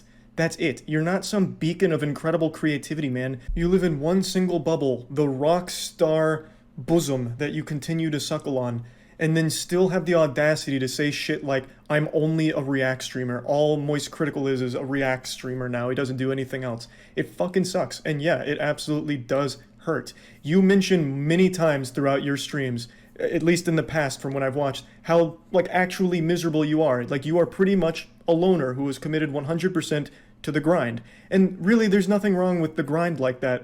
But I would argue you'd be a lot happier if you did more than just obsessively focus on one area. I'm sure you and your community remember the entire unnamed drama where, to bring everyone up to speed on the lore, Dark Viper was going for an incredible record and he was beaten to it by someone named Unnamed, and in response, Dark Viper really had a rough go of it. He kind of had a bit of a meltdown and it was a big disaster in the whole Dark Viper anime arc. It was a very dark time for the community and I was there for it. I saw all of it, but I still supported Dark Viper, like as a person. I still thought his content was good. I still enjoyed like watching and hearing from him. But for you to go out and call these people just this, that's all they are, and you can spit on them because you're so much better because all you are is the GTA ranting guy and that's a lot better. It's just so fucking silly. I really think it is. So yeah, I went on a bit of a rant about this because this is something that I've been wanting to talk about a little bit more, because this perspective is something that always fucking hurts. It really does. People prefer just one thing and one thing only. Dance Monkey, Charlie, play bad games, nothing else. That's when he was at his best. And it fucking hurts because I didn't like doing that exclusively. What I'm doing now is so many different things. And for Dark Viper to keep portraying me as just one person, one guy doing this one thing, fucking sucks. So yeah, again, he had every right to dunk on me for the things I got wrong. Overall, I think this has been a pretty eye-opening experience, and I feel like I've learned a lot. Not all from Dark Viper. I think JXE did a really great job with it, to be honest.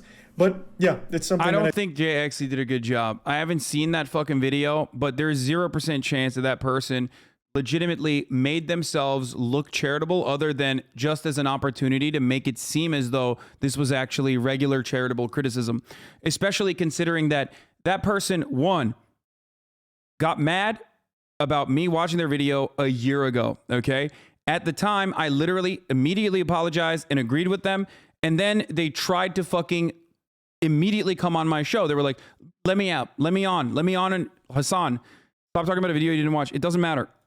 I don't have to watch it to know that it's uncharitable, okay? Just take the L, LMAO.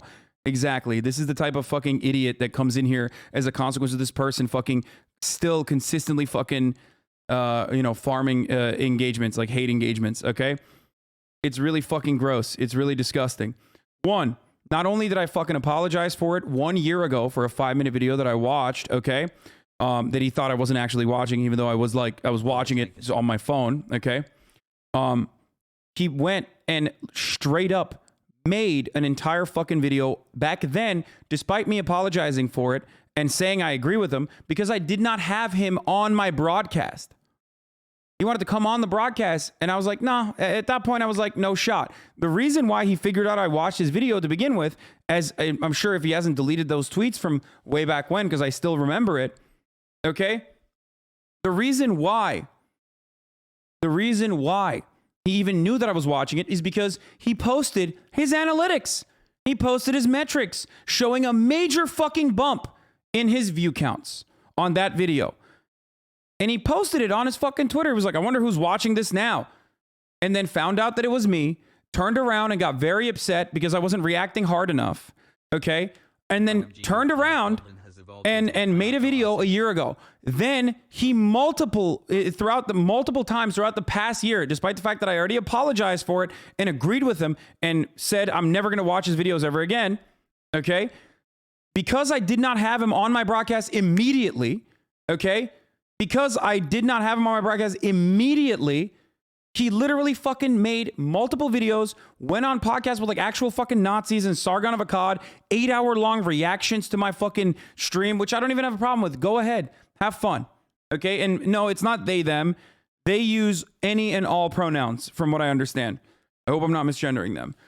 So don't immediately jump in with that either. But regardless, they made multiple 8-hour-long fucking podcasts with a bunch of fucking Nazis and shit like that. So that's ridiculous. And it's been an entire year and he's still making fucking videos about me watching a video of his 1 year ago. So what do you expect me to find charitable in that situation? That's fucking crazy. Okay? So I blocked them and I wanted to move on. But his fucking weirdo fan base still is getting in here and still trying to get me to fucking react to it. When the original point is that he doesn't want me to react to his video, so why would I do that?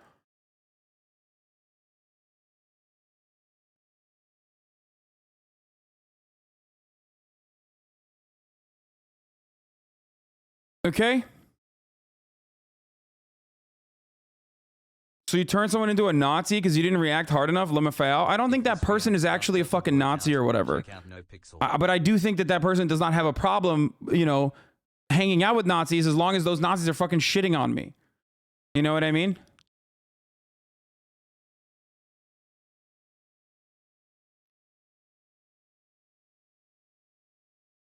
So that's the problem.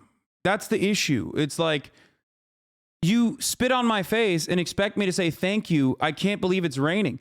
Okay, you're pissing on my face and asking me to say it's fucking raining and I should be happy about it. Like, if someone has made this much content out of one fucking infraction that is literally not only minor, but something that I already agreed with and apologized for 1 fucking year ago, then I'm sorry. I'm not going to fucking assume that this is like a reasonable person. I'm not going to assume that this is a reasonable criticism. I'm going to assume, perhaps correctly, that this person is farming negative hatred so that they can, you know, pick up on all of the people that fucking already despise me on the internet. There's plenty of them. Okay? Now we're going to talk about J-Station. I don't know who the fuck this is. They actually seem to want you to react to that video based on Twitter. They were saying some shit about you not engaging with their arguments. Of course I'm not gonna. Why would I give them what they want? Because they want me to engage with their arguments because it's gonna fucking give them more clout. That's the point. Which completely destroys the original and diminishes the original fucking take. I already engaged with the #1 article. I mean, the #1 fucking criticism, which was the #1 criticism, which was, don't react to my videos. And I said, yes, you're right. I'm sorry. If you're saying react harder, that's ridiculous, but I will just not react to your shit ever again. It's crazy. It's crazy. It's actually fucking crazy. There are still people who are, and I've already given so much fucking more attention to this than I should.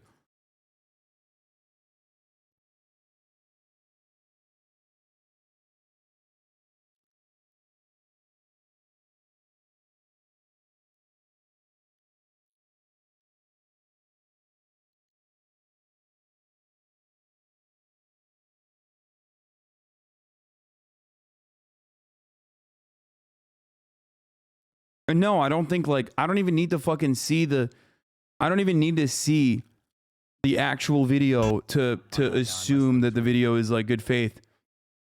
I've seen so many other so many other things that this person has done that leads me to believe that they are not being in any way, shape, or form good faith in their criticism. Their good faith, the way that they're seeming good faith, they're seemingly behaving in a good faith capacity, is specifically so dummies like you will turn around and think, oh, this person is just making good faith criticisms. See, this is what I mean. Like, man, this sucks. You're being super close-minded about this and making it seem way more unreasonable than it is. No, dude, you don't want to see it as an unreasonable thing, okay? That's what it is. That's what it is. That's what it is.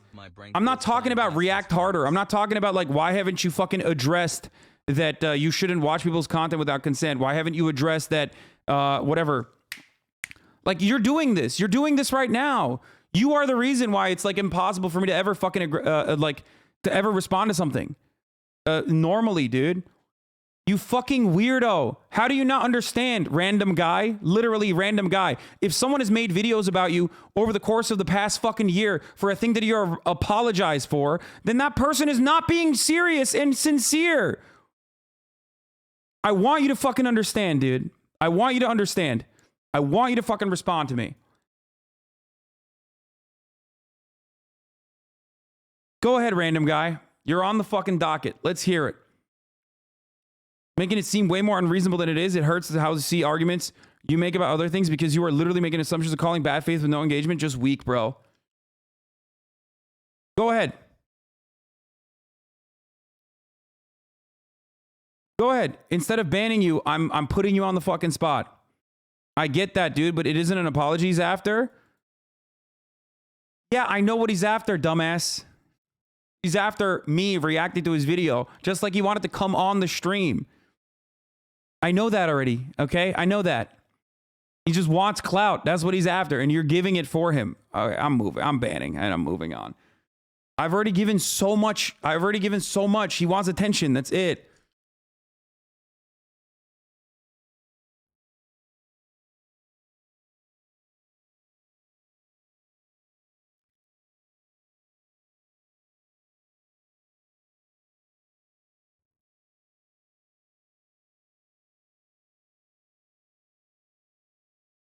The video isn't that bad. It's mostly just react harder. Jay also said he didn't think you shouldn't watch the video. Just that I know he doesn't think I shouldn't watch the video. He wants me to watch the video. I'm not giving it into him.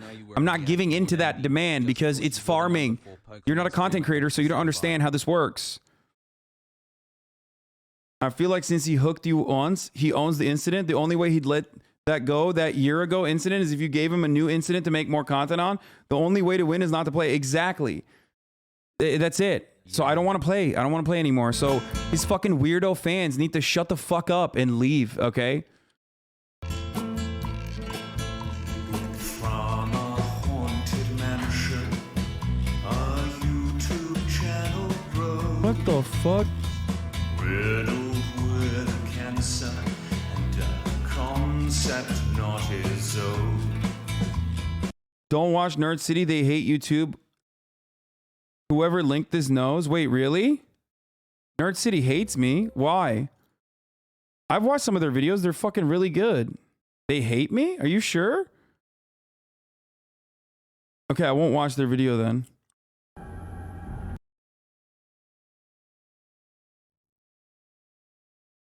Oh, they're a crypto bro. Nerd City's awesome and has been gone for like 2 years.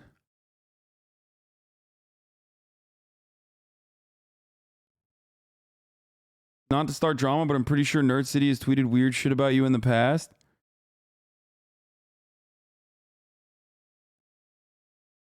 Oh, never mind. Yeah, I'm not watching this fucking person. Oh, no shot. No. No. No, way. No. That was a good bullet dodge, boys. That was a good fucking bullet dodge.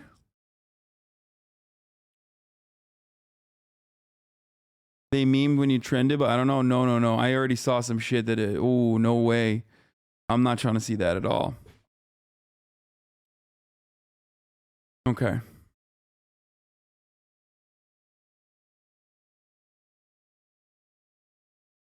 I think they make good videos, for the record. The ones that I have seen, I thought are good. It doesn't matter if they fucking hate me. I'm not interested regardless.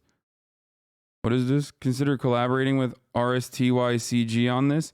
He phone banked for Kamala Harris and he's 100% vetted. He recently acquired the DVDs to his series and I know he was working on an expose about it. Oh shit, I never saw this. Okay, maybe he doesn't hate me, but I did see some other shit there.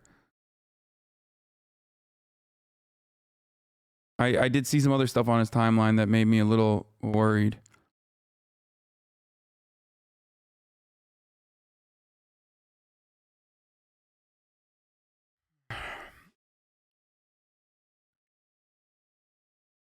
You're the king of gaslight and gatekeeping?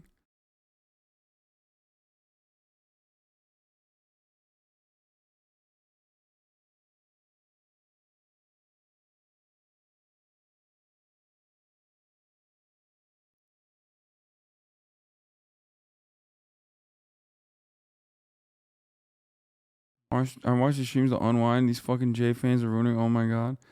Yeah, let's just watch the Jobbery one. All right, let's just watch the Jobbery one. I don't know why we were like gonna watch anything else.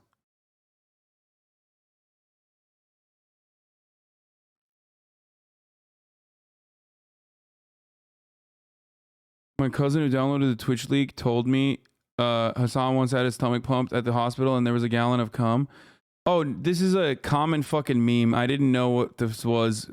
I got mad at this when he fucking tweeted that. Originally. It's just like, that's just like edgy 4chan shit.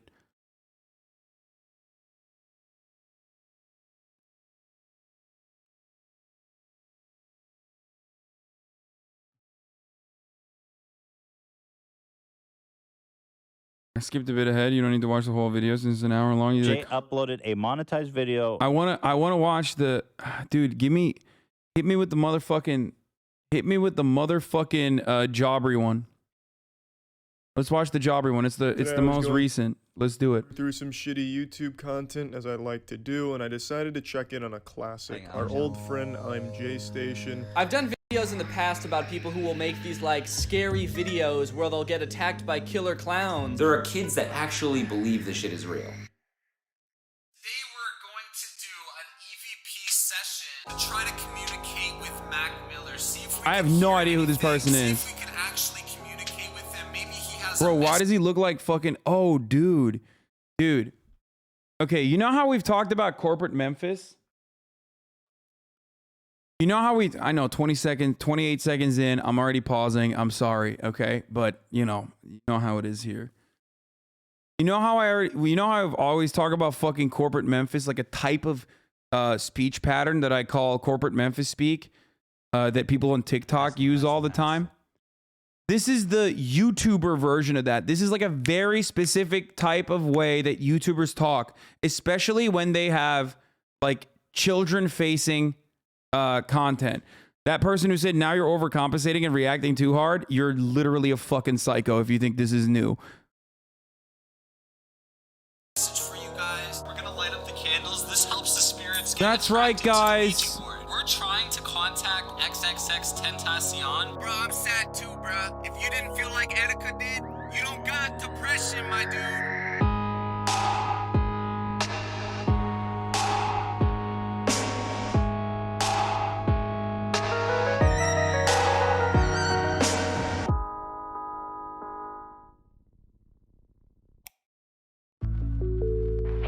Not gonna lie, there's some fire content I wanted to share with you in chat, but now instead I emailed the creator to ask if they'd be okay with someone reacting to their video on Twitch. No name drop, by the way, just being safe. Nobody wants any more shit ruining the stream.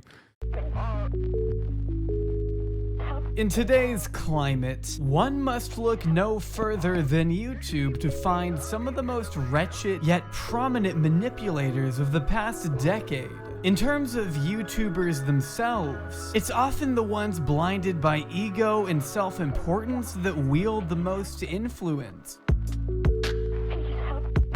And as we've all seen in the past, a desire for power can easily cloud judgment and skew morals, as many select personalities feel an intense desire to deceive their audience on their climb up the social ladder. This type of fervent crowd manipulation is nothing new, and can unfortunately be used to control the behavior and emotions of one's audience. Whether it's to manufacture feelings or to turn a profit, it's up to us to uncover the tactics used by these cretins as to not fall for them in the future.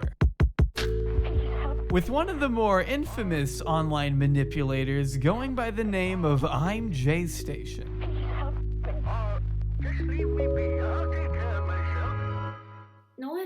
know it's The video that we're watching is called The Sinister Tale of I'm Jay Station by friend of the show, Jaubrey, aka Jay Aubrey. not. You know what, Jay? I think you're reading the wrong textbooks. You should probably go read the Bible. I've read the Bible, Aiko. Oh, really? And what does the Bible say? People want power? Jesus wanted power? Is that what it says in the Bible? Tell me that. Screenshot that to me and then show it to me. Aiko, he has almost the whole entire world still repping his name. Okay? Okay, but it doesn't mean that he... Aiko, that's exactly the same way they're trying to take out Jesus. Bro, what the fuck is screenshot the Bible, dude? She said, why don't you screenshot the Bible? What is am I old? Am I too old? What's going on? I mean, this J Station motherfucker is probably like my age or if not older, so J Station age, let's see. Oh, he's older than me. Oh, Jesus, dude. People that are like 31 that make content for like fucking 12-year-olds is strange. They're trying to take out me. Okay, I'm like one of those dudes. If they wrote the Bible back then, they'd put me in it, man. I'm not even lying. That you would be in the Bible? I will definitely be in the Bible, Aiko. But what have you done for people? I'm entertaining them.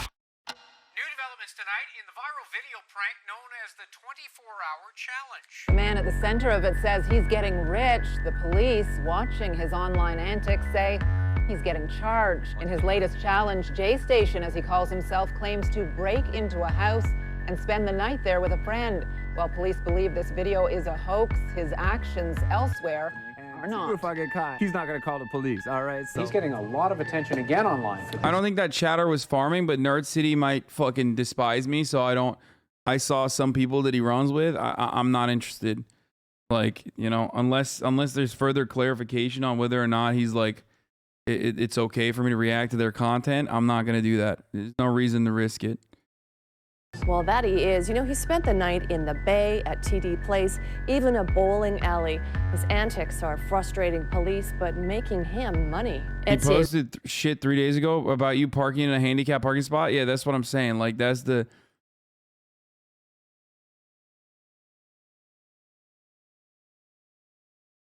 Yeah, I mean, Anyway, that's like, I think Fox News hates you too. Yeah, except Fox News is not going to fucking make a big stink about me reacting to their content. Whereas right now it's hot.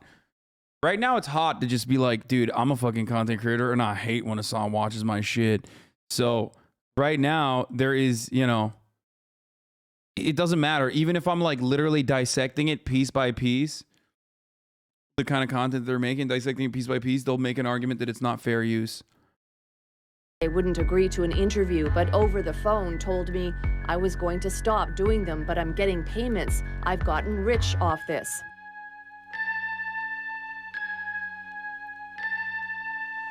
What's poppin', guys? Today I'm with my buddy Amamo. We doing your dares today. We up in here at Walmart. It's gonna be lit. It's gonna be lit. We're gonna get it today. We're gonna get it today. J Station is a Canadian. Bro, this homie literally looks like a fucking gas station Lucy, dude. Remember what I said about Machine Gun Kelly being like a Ohio gas station guy that hangs outside of the gas station to like hang out with like 14-year-olds, you know what I'm saying? Even though he's like way, way, way out of high school. Like he's like white Fousey tube, okay? He literally he has the energy of a dude that he has the energy of a region-locked Monster energy beverage that is only sold at specific Ohio gas stations. Creator who has dominated the YouTube clickbait game for quite some time, tapping into the crucial child demographic needed to gain the nearly 5.5 million subscriber fan base he so agonizingly gloats. If you touch me, don't touch me. Actually, you could be under arrest if you don't leave, right? Getting himself involved with the police on a regular basis and cashing in on ill-famed challenges that notoriously struck the platform in late 2016. It's true that for the past 3 years, J Station has consistently delivered some of the most high-quality, professional content you or I could ever imagine. What's good? What's poppin'? Today I'm gonna be asking a bunch of random strangers if they've ever tried being gay. Hey, sir. Yes. How you doing? good. I really don't normally do this, but you're extremely handsome. I'll just a quick question. You ever tried being gay? Never tried being gay? No. Do you know if you're gay then? Yeah, I know that. You know you're not gay? But you never tried it. If you haven't tried it, I want to show you, and maybe, you know, you like it. Jay's station, more like. Wait, why is that? Is he about to say gay station? more like. Never mind. This little trend of all caps in your face best poop dollar prank ever clickbait propelled Jay into much desired notoriety. For better or for worse, Jay was able to get a lot of attention for the prank prostitutes, prank call type videos he would make. Because although they may have been a little contemptible in some eyes, they were still racking up clicks, at least for a channel his size. And really, it didn't take our friend long to find a perfectly suitable audience impressionable enough to take advantage of. See, with the rise of the 24-hour challenge came smooth sailing for our buddy Jay.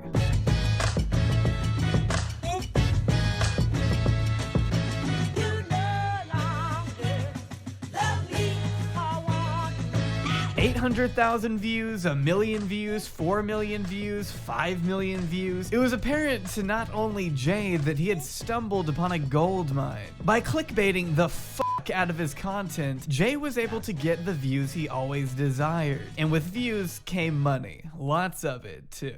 Made like $2 million, bro. Multi-millionaire. I'm smarter than hell, bro. With an audience heavily dominated by children, Jay quickly realized the massive influence he possessed, along with the abundant potential that came as a side effect of having such a gullible and naive fan base. That is until lovely Susan brought the hammer down. The amount of money that I'm missing right now is humongous, all right, guys? I just can't make videos. I just can't do it. And you guys need to let YouTube know if that pisses you off.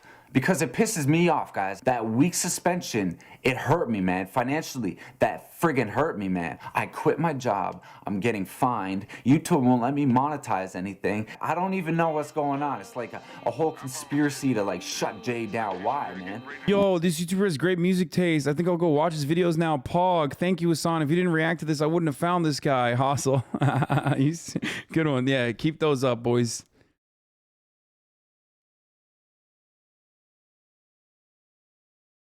Why? Some more dope. Towards the end of 2016, Jay Station's 400k sub channel fell victim to some false flagging, as he calls it, which resulted in rampant demonetization that both hindered his uploads and crippled his stream of income. Because, I guess uploading footage of yourself committing a crime to YouTube is a bad idea. But after just quitting his job to pursue YouTube full-time, Jay was forced to find his way around this little financial roadblock. So what did he do? Made a completely new channel that he's still active on today. Fully functioning and fully monetized. If there's a will, there's a way. Dude, I love that. It's like the Keemstar method is just like, oh yeah, did you ban me permanently multiple times off the fucking platform? Guess what? Here's another loophole where you can't do that, okay? Guys, we just made 100,000 subscribers on this new channel in under a day. So I just want to tell you guys, thank you for all the support on this. You guys really got me. Like, I was afraid if I got 0 subscribers, that'd be it. And you guys really showed support. I just want to remind you guys that only 5 of the 35 videos that I posted on my main channel were the only videos that the police were able to charge me on something. What a fucking take, bro. Bro, I love this, dude. Anyone that says this that's just an awesome sequence of words to string together, dude. Look. Only 5 of the 35 videos that I posted on my main channel were the only videos that the police were able to charge me on something. What a fucking take. I love, okay, this guy's awesome. Guys, it's fine. Like, only 5 of the 35 videos got me charged. Yeah, one thing I've learned from this fucker is you can't trust him as far as you can throw him. Everything he says should be questioned, seeing as he does manipulate children for a living. But according to the first video on his current channel, it was either the media or the police that contacted YouTube and flagged the 35 videos he had made, when he was only charged on 5 of them. Which, you know, it's still pretty significant. You mean the world? Dog, most of my shit's not even illegal, you know what I mean? Like 1/7. Dog, only 1/7 of my content is illegal stuff. You know what I'm saying? Like, we're good, boys. We beat the case. Guys, I'm gonna use all of my money to make the best YouTube videos, to make the most entertaining stuff for you guys. I'm gonna continue to do it because I love it. I love the support that you've given me. You guys have definitely shown me that you are here for me, and that means I'm forever here for you guys. Though these minute trespassing charges would not deter our man from achieving his dream on his new channel. Motherfucking nanny state, brother, telling me I can't educate. Nanny state coming for me, telling me I can't make content that urges my followers to go and break into places. 3 a.m. The most unholy hour to make a video. At least in the eyes of many hypebeast clickbait channels from 2017, J Station being one of them. What's poppin', guys? Back with another 3 a.m. challenge. I'm with my boy Ahmed Schmo TV. This is a demonic, satanic ritual, guys. This one involves summoning the devil. This is very dangerous. Do not try this at home. So this guy basically takes like the exact same shit that you see on TikTok of those like fake Wendigos. You know, oh, like I was looking for mushrooms in the fucking... I was looking for mushrooms and then, oh my God, what is that sound? It's a Wendigo! Like, run away! Oh, like he just does that, but he puts himself in the video. I guess he started it almost. I mean, he didn't start like the fake scary videos, but... 3 a.m. challenge is probably one of the lowest forms of entertainment to ever ravage the platform. You know, calling my deceased grandfather at 3 a.m., calling my wife's boyfriend at 3 a.m., calling Black Santa at 3 a.m. Yeah. What?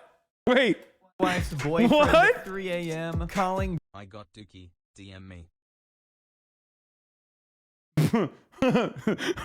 What?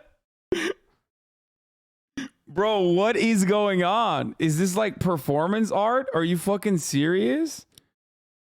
Don't fucking say his name. Now he knows. Now it knows where you are. Black Santa at 3 a.m. Yeah, that last one was real, actually. Whoa, what the hell? It's all smoky. What the hell?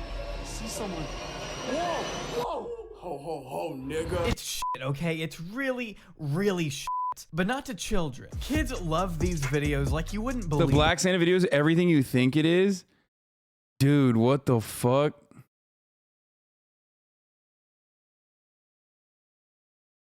The Black Santa shit is straight up racist? But I kind of want to watch the OG content. Is it still available? I was never particularly interested in politics. I found you over Ethan and stayed because of the React meta. The amount of channels I found through you, which I'm now watching regularly when they upload, is huge. Dude, 2014 to like 2016. I mean, well, like up to 2016. Okay, up to 2016, there were so many like channels, like the guy who fucking drank his own piss. What is it, Joey Salad? Like, they would just straight up do, like, insanely racist videos and then be like, it's a prank. You know what I mean? Like, they were just... Like, didn't Joey Styles do, like, a leaving a car in the hood prank? And it's, like, totally just fucking fake. Like, he would just hire people to go and, like, fuck the car up. And then be like, look at these violent black people. That's crazy. Like, just so obviously the way, I mean, so obviously just like making reactionary shit simply because it piques their interest. It's framed as this edgy, taboo content your mom wouldn't let you watch. Stepping on Jordans in the hood was a banger. Leaving a MAGA car in the hood.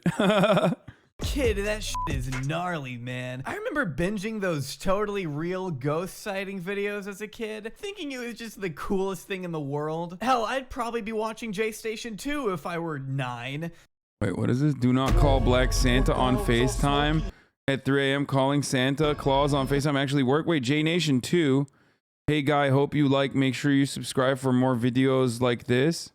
Of Santa Claus at 3 a.m. and he came to our house, guys. It was crazy. Santa is evil at 3 a.m. guys. But I was at the mall yesterday and I actually saw a Black Santa, guys. I didn't even know Black Santa existed. So I was New sub badge white peepo happy. I'm 100% in favor of gulagging people that speak like this.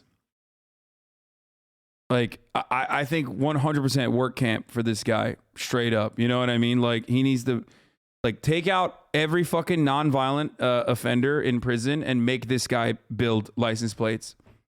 Like, why is a dude who's, like, addicted to drugs in prison for no fucking reason when this guy should be in prison? You know what I mean? Guys, you won't believe it, guys. Straight up. Gulag in the hood. Exactly. Guys, this this Twitch streamer sent me to Siberia for a work camp, guys.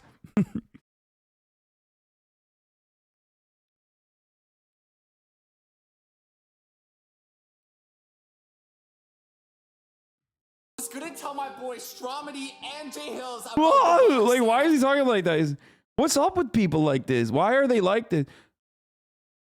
He's making racist content for people who still believe Santa exists. Yeah, exactly. He's like found a very niche demographic of racist 9-year-olds, dude. He's like, guys, if you're not racist, don't watch this video. But if you're racist and you're 9, you know, put a poggers in the chat, hit that like button, make sure you subscribe and hit the bell. For Christmas in the comments section. I'm sure Santa Claus is actually gonna watch this video. So with all that being said, guys, let's get it.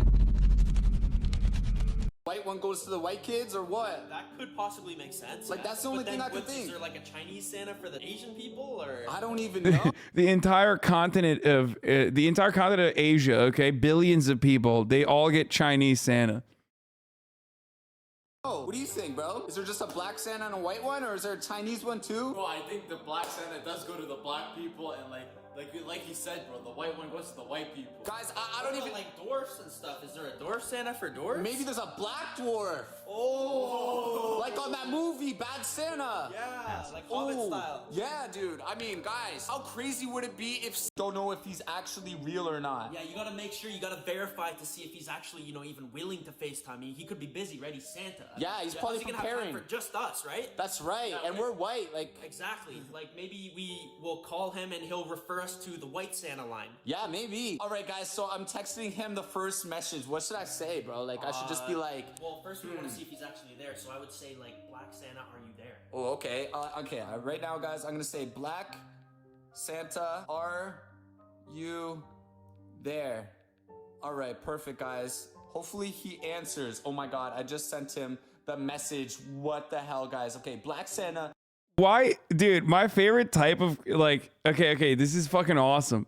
Because, like, he's reacting to what he's doing while he's doing it. It's like, bro, you're basically describing how your brain works. Like, it's not a separate entity. He's like, guys, I did it, guys. Oh my God, guys. It's like, yeah, we know. We're like, who are you communicating this to? Like, you're blind watchers or something? Like, what the fuck's going on?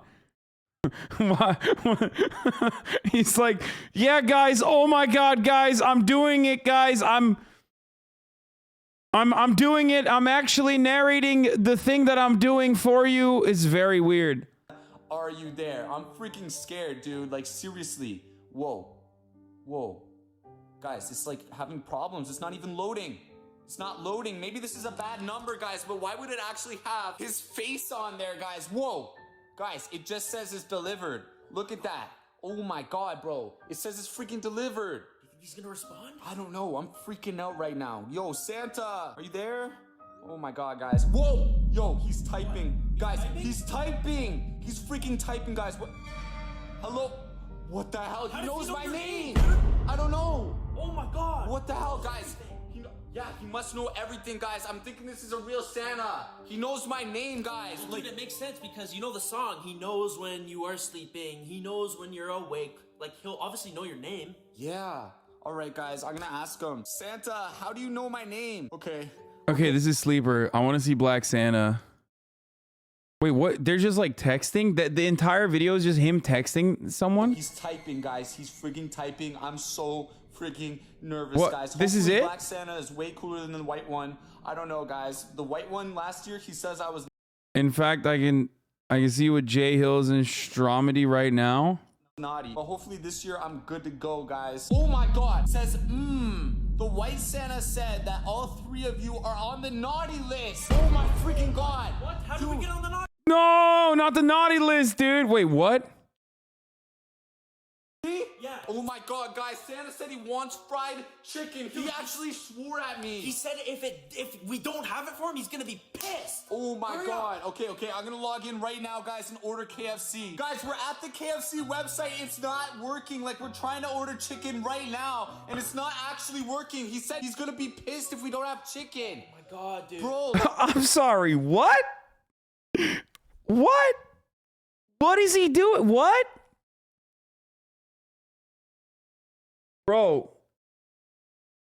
Okay, dude. I mean, that's fucked up. Like, what's the goal? Is he like literally, his racism is learned behavior, right?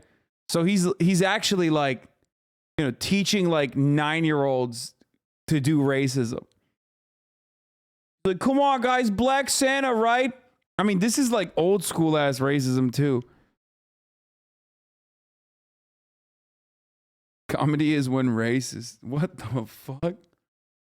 Like, I think it's because it's 3:30 in the morning, guys. KFC is closed. Santa's gonna come and he's gonna be pissed, but the fireplace is going. He can't come there. I don't even know where he's gonna try to come into our house, guys. I mean, maybe the front door? I don't know. I'm freaking out, dude. Like, why won't this work? Oh my god, it's gotta say store hours somewhere. I don't know if they're open at 3 in the morning, bro. Let me check. Oh my god. Guys, he said fried chicken. He's gone. Where'd he go? He's gone. Where'd he go? Dude, I know. Dude, what the fuck? Wait, I don't know. What's wrong? This is just Shane Dawson content from 2009. I mean, I'm not interested in that either. He's on the roof or he's upstairs. Oh my god. Bro, what the hell? He like disappeared and now he's on the roof or something? Because dude, Santa's like magical. He can like teleport. That's what I'm saying. Like, what do we do now? What do we do? I don't know. He's in the house. He's gonna be pissed. We don't have fried chicken. He said get him fried chicken. Oh my god. Should we go up? I think so, yeah. Let's go. Wait, stop. Wait, hold on. Chatter caught something very interesting here. You know, when he was doing the racism. BB La. We don't have no chicken. Dude, it is closed. It is closed. What are we gonna do? I don't know. KFC. He said he's gonna be pissed. Oh my god, I'm freaking out, dude. Oh, wait, you can't tell from here. Wait, hold on. What about when he first pulls over? Someone said that it says 7 p.m. on his computer when he first pulls up the KFC. When he first pulls up the KFC website for his on his fucking laptop, it says it's like It's ringing. it says 3:33 on his phone. Wait, what the fuck? Thanks for the year of amazing React content, Tony. Keep up the great Oh my god! Dude, yo, he just hung up on me! Dude, he says we need to give him fried chicken. Dude, this is okay. I can't want. Okay, let's just keep going. And an idiot. Kids don't know better. They're incredibly loyal and will click just about any piece of dog shit you happen to plop out. Which is something Jay already realizes and should probably take into consideration when he pretends to buy literal slaves off the dark web. Actual slaves that people can buy to do everything for them, guys. Obviously, I do not support slavery at all, guys. So tonight... Guys, I do not support slavery, okay? Wow, Hassan.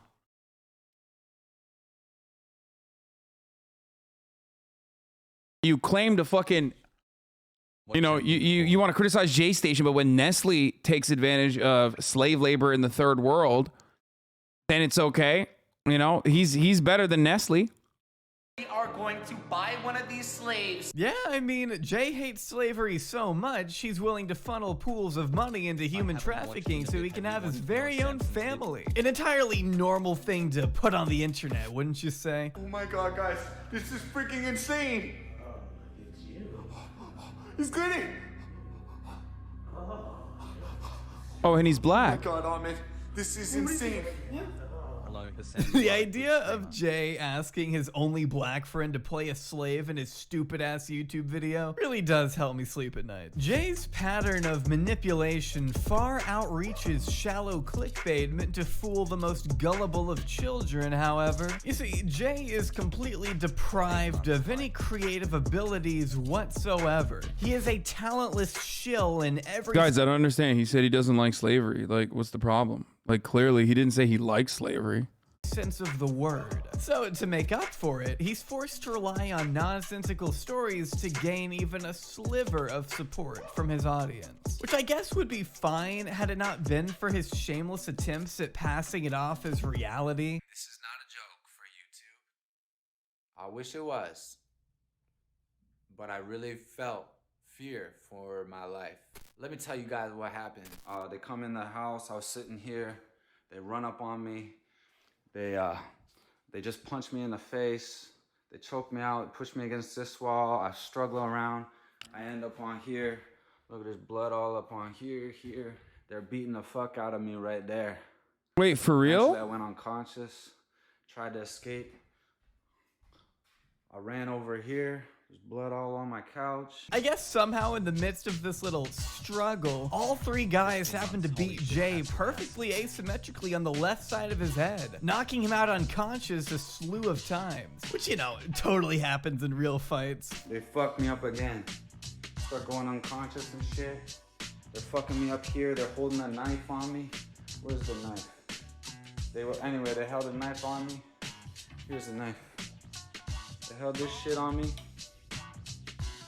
They said they're gonna kill me. They're gonna kill me. Where's the money? Where's the Rolex? Of course, the police left all— Bro, are you a YouTuber if you haven't like organized like a fake home invasion? I feel like all of these vlog contents, all these vlog channels ultimately have to do it. You know what I mean? It's like the, what was it, the Ace family or whatever, which, you know.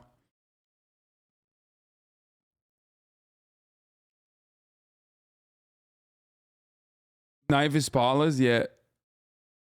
Y'all think y'all, oh, okay, dude. Well, Sweaty, you're upset when fucking J Station does a hate crime against white people, like stages a hate crime against white people, but when Jussie Smollett does it, it's a big problem. Or I mean, sorry, when Jussie Smollett did it, it's not a problem. It's kind of fucked up. All of the evidence behind for Jay to play with. I mean, according to him, this entire vlog was shot after he got back from the hospital, meaning he would have been required to explain what happened in detail. I'm gonna tell you guys after I roll this clip that I filmed right after I got back from the hospital, guys. I went straight to the fucking police. I mean, it looks real. It doesn't look like it's fake. So he probably fucking hit on his own face, right? And people shit on Twitch streamers, bro. These motherfuckers are faking crimes. I mean, dude, yeah, look. Bro, what the fuck am I supposed to do, man? The cops would have already deemed his house a crime scene before he would be given the chance to film it, but Oh, hey, it's makeup? How did he do his eye like that? I guess the details don't matter when you're monetizing a fake home invasion. Ignore the skeptics and get that bag, King. I don't want to have to make this video. I don't want this to happen again. I am literally scared of my own house. Bro, what the fuck? Yo. Fuck, dude. I got my fucking ass beat. 5 months later, let's go.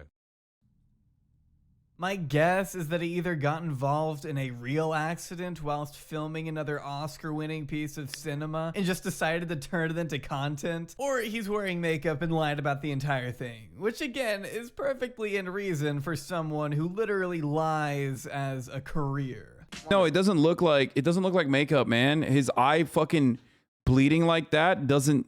Top floor of a really nice place on a golf course. It's looking nice. Okay, it's looking nice. It's a lot better than the hell that I used to call home. Hey, remember that time he got arrested at Disney World and threatened the security guards by saying how important and powerful he was? Even though he was filming at a security checkpoint and was repeatedly asked to turn cameras off? Good shit. Not as good as his Ouija board videos on dead celebrities, though. If you've already heard of J Station, chances are it's because of videos like these, where he takes advantage of the passing of a celebrity like Mac Miller or XXXTentacion by making grossly insensitive Ouija board videos capitalizing on their death. I shouldn't even have to explain why this is shameless, grotesque, and utterly irredeemable. Drug addiction is a serious problem, guys. Something has to change. Were you sad about Ariana Grande?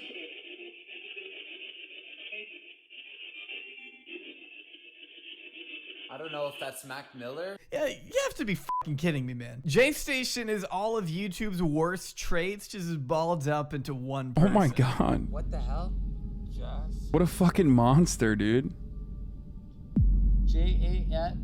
What the hell? What was that again? It's become such a joke in the community that this guy is gonna hop on every recent celebrity death for views because honestly, it's definitely not outside the realm of possibility when you have videos like these. What's poppin', guys? I just got back from the middle of nowhere in an insane asylum.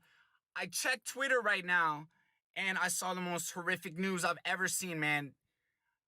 Honestly, guys, and it comes from comments on my YouTube channel telling me, Jay, you better not do the Ouija board on Etika. In June 2019, immediately after Etika's passing, Jay made the video I think most people at the time were anticipating. Contacting Etika Ouija board challenge. Only it wasn't Bro, this guy's literally fucking married to Khloe Kardashian now. Just think about that. You know what I mean? Prolific producer, you know, famous drummer, married to Khloe Kardashian, you know, did a photo shoot alongside with Machine Gun Kelly and Megan Fox.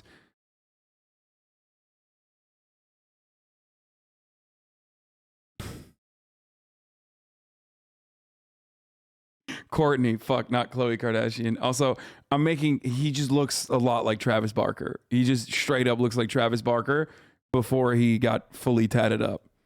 A Ouija board challenge at all. It was a shameless attempt to capitalize on Etika's death by riding in on a high horse and morally looking down on the people who clickbait suicide. So, you know, exactly what he's doing. Hell no, I'm not gonna do the Ouija board on Etika, bruh. If you're not donating to Etika or his family or mental health when you're tweeting about it, or you're making a YouTube video about it, you're doing it for attention, bro. So when you're gonna get mad at me for the Ouija board, you're doing the same shit. It's for attention. Who cares about the ads, bro? You can't. What? What? Yo, dude, he's saying like contacting Etika is the same?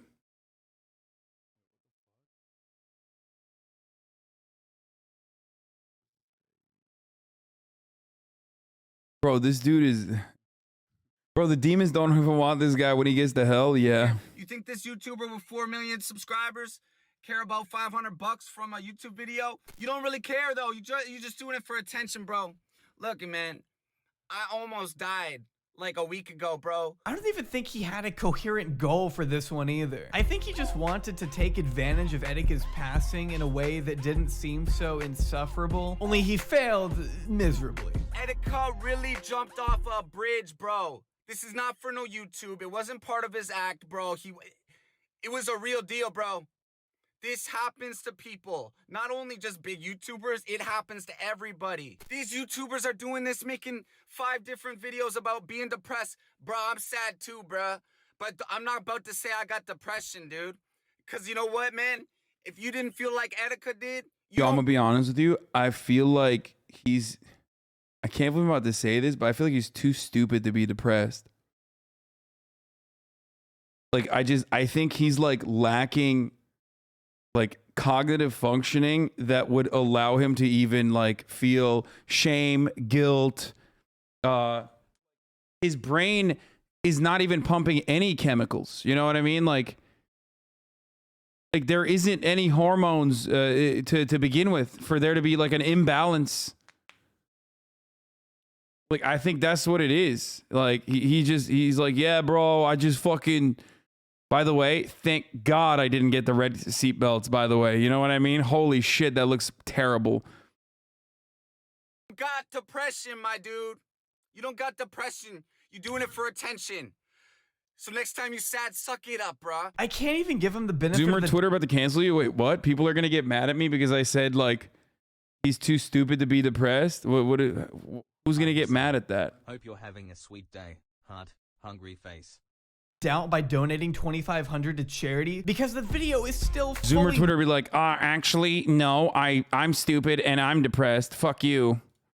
monetized with links to his merch right in the fucking description. He's still exploiting suicide despite his callous attempts at raising awareness for mental health. Leave it to I'm J Station, the literal cum stain of YouTube, to speak on behalf of those suffering from depression. Trying to paint yourself as a decent human being while riding the wave of every high-profile death you deem profitable enough. I hope you know I'm being 1000% sincere when I tell you to go fuck yourself. I'm asking anybody of you, if you're watching me right now, to donate to Etika. I'm gonna put the link in the description. And hell yeah, I put ads on this shit, and it's all going to Etika, bruh.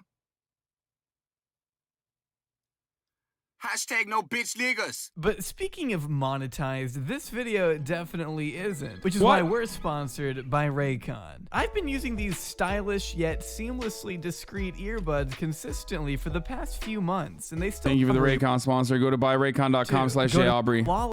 Now too. Video like this ever, but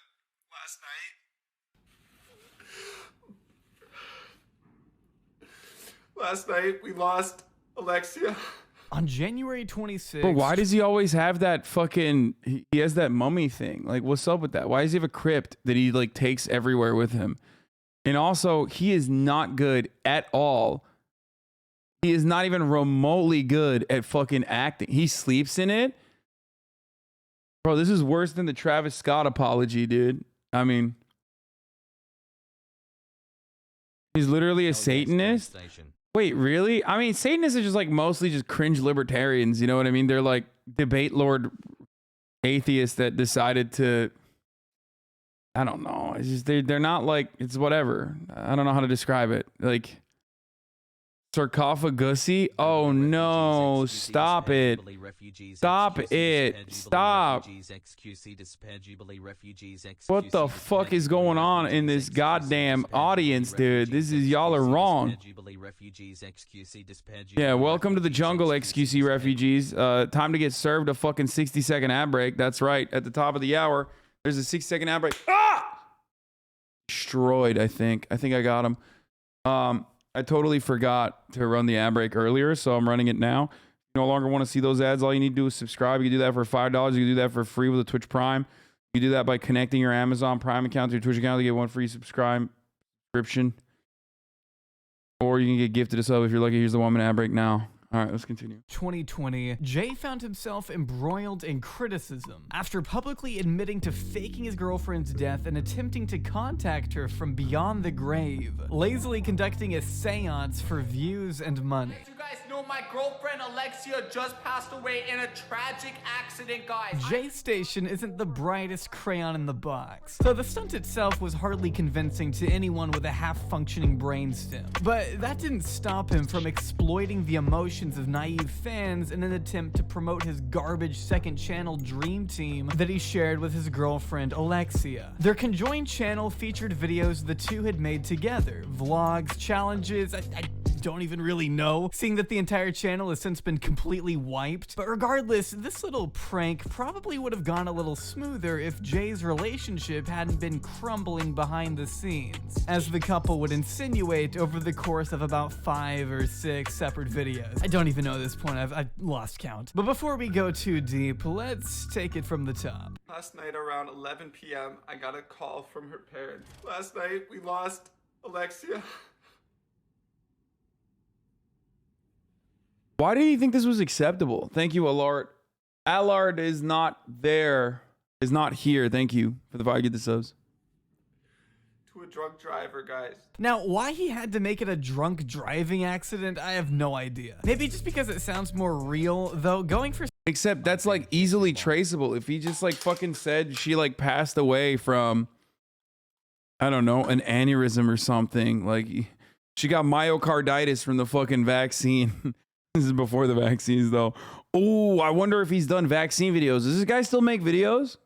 For something that could hit rather close to home for some viewers, it doesn't seem like the morally superior route to me. I think it's pretty clear at this point where Jay's terrible intention. Yo, Dark Side Viper be like, this guy actually made original content, and he's definitely better than you. Dark Side Viper be like, dude, he made fucking original content. You didn't, mate. You reacted to it. You're worse than he is. You're fucking worse than he is, mate.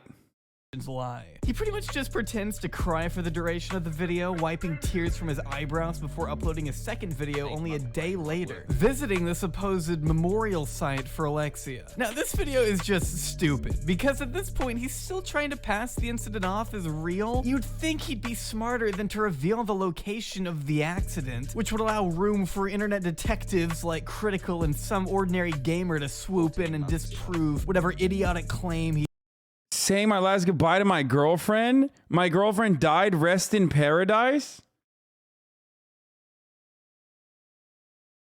He has threatened to murder critics and is known to be a big harasser. I wouldn't kick that hornet's nest if I was in your shoes. What's he gonna fucking do? I don't understand. Like, dude, do you know how many fucking Nazis want to kill me? Like, are you aware? Do you know how many people want to kill me in general on the internet? Like, straight up. Some of which who actually have at least like a closer relationship to people who could technically do it. He's Canadian, bro. What's he gonna do? Apologize me to death? Like, is that what he's gonna do? Motherfucker's built like XQC. Looks like Travis Barker. What's he gonna do?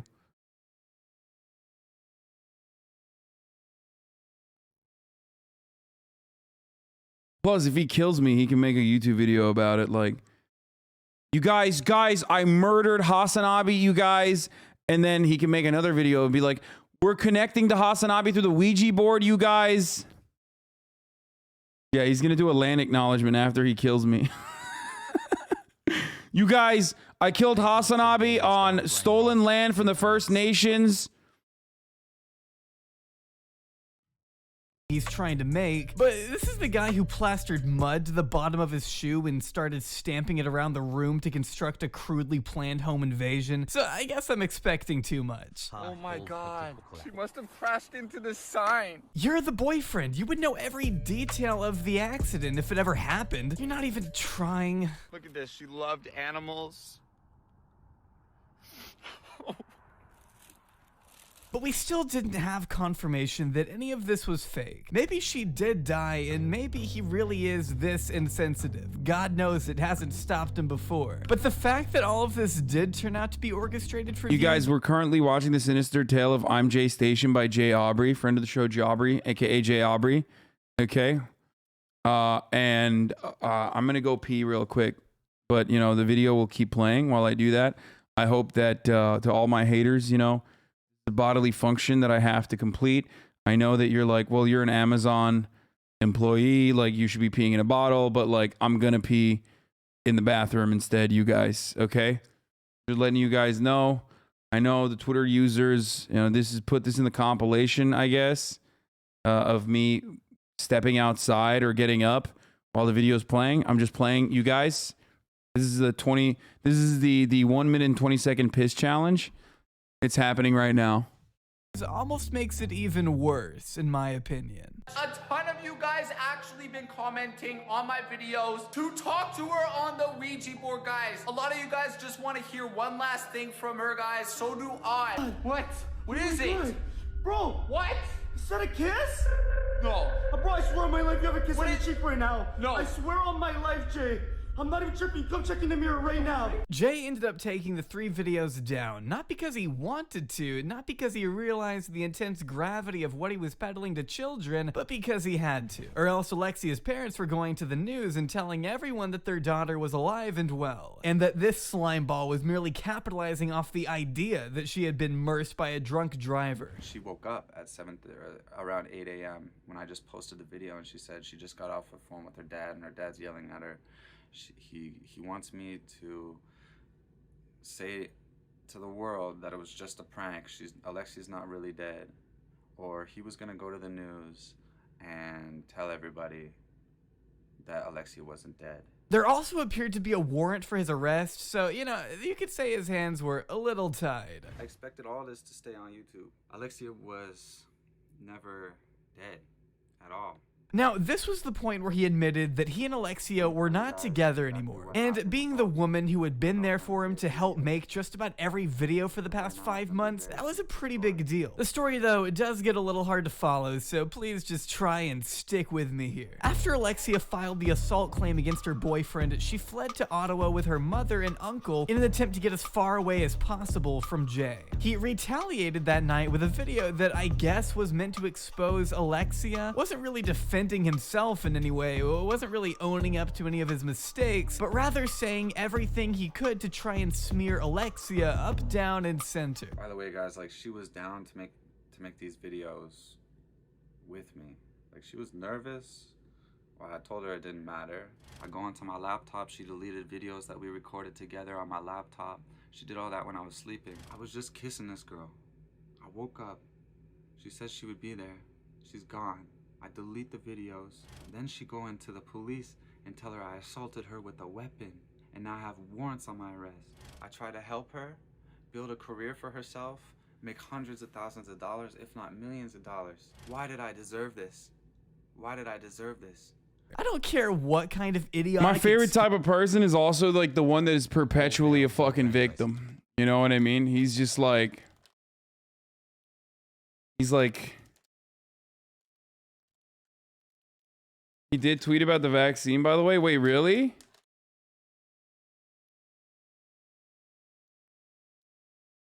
He deleted in a matter of seconds, managed a screenshot a few months ago. He's disgusting. Unvaccinated or the new... What?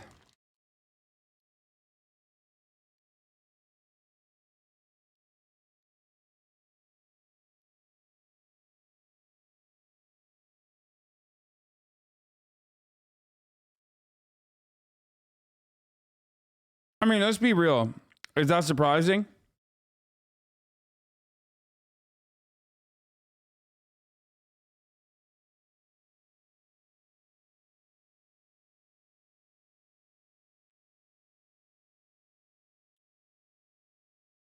People will literally look to this and say, this is exactly like what you said to Nicki Minaj, by the way.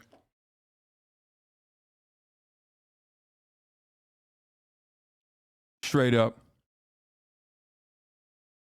Excuses you have for us, Jay. This video is pathetic, and you're pathetic. It really shouldn't even be necessary to come clean about something like this, but because your audience already has a tough enough time telling truth from reality, I guess you were kind of backed into a corner. Though turning your... Bro, I'm not gonna fucking stop and tell you what the name of this video is every single time someone asks in the chat, okay?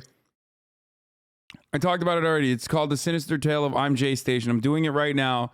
Don't be fucking annoying every single time. Hands against Alexia didn't really work out, seeing as she was quick to fire back with her own video taking aim at Jay. Are really confused as to what's going on right now between me and Jay. So I was in Ottawa at one point, I think for my grandma's funeral, and then I came back, and then Jay tells me that him and Ahmed had this idea, and immediately I was super uncomfortable. I did not think it was okay, especially since lots of you guys are younger. I didn't help him with these videos because I was okay with the stunt or because I wanted these videos to go out. I only helped him out of fear. Of course, it should be duly noted that Jay initially downloaded and re-uploaded her own video to their joint channel Dream Team, where he then proceeded to claim her video and steal all of the ad revenue. Still Oh my her out God. to be the bad guy, of course, when he struck back with another Alexia exposed. He's video. fucking This time insane. she has devil horns, so you know she's bad. I don't really appreciate you talking shit about me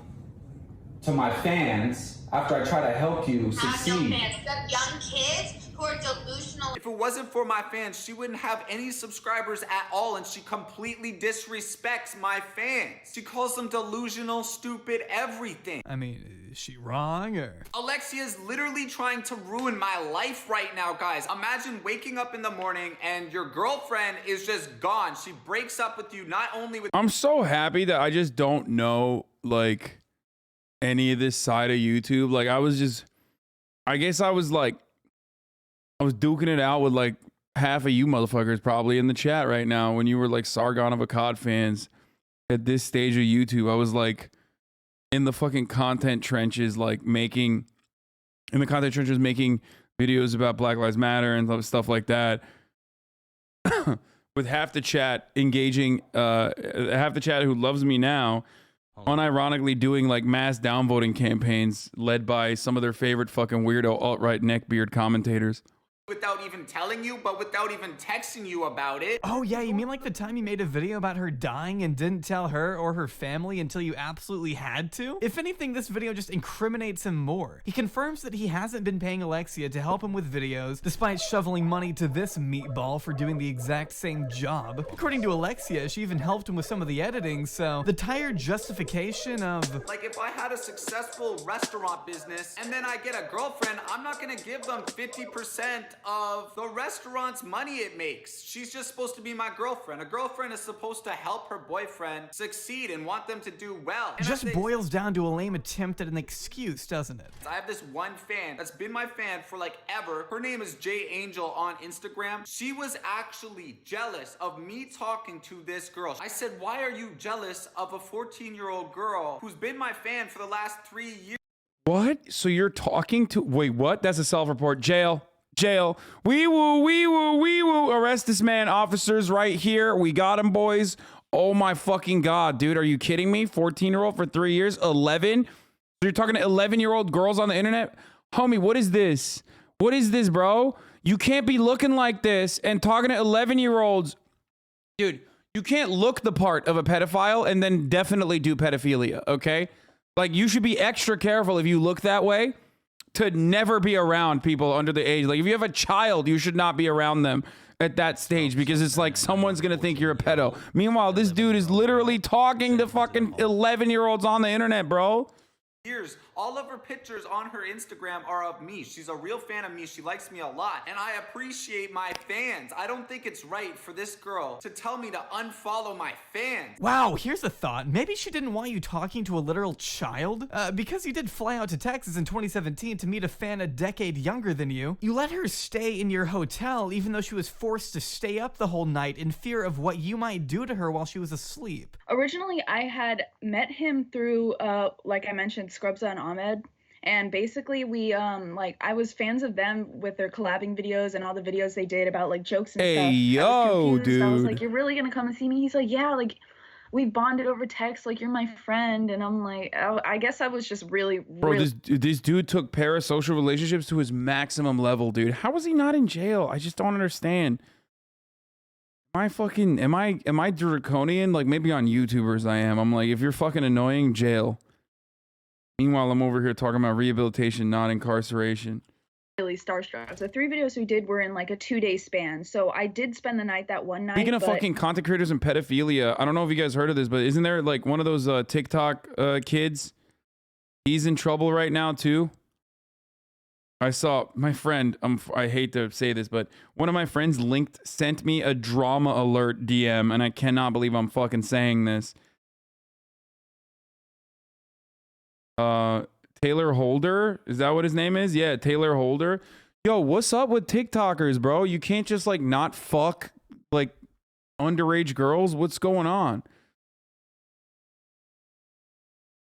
It's just wild, like a wild fucking situation. You made the parasocial Andy uncomfortable? Yeah, I mean, literally. Wait, hold on. Let me look this up. Is this for real? Because, like, because you know, TikTok just, I mean, not TikTok. Keemstar does have a tendency to just fucking lie and shit. Oh, he has not been arrested. It's debunked. A fake LA County record flooded the internet. Oh man, I just got false rumor Taylor Holder was not arrested spreads through social media. Old enough for J Station.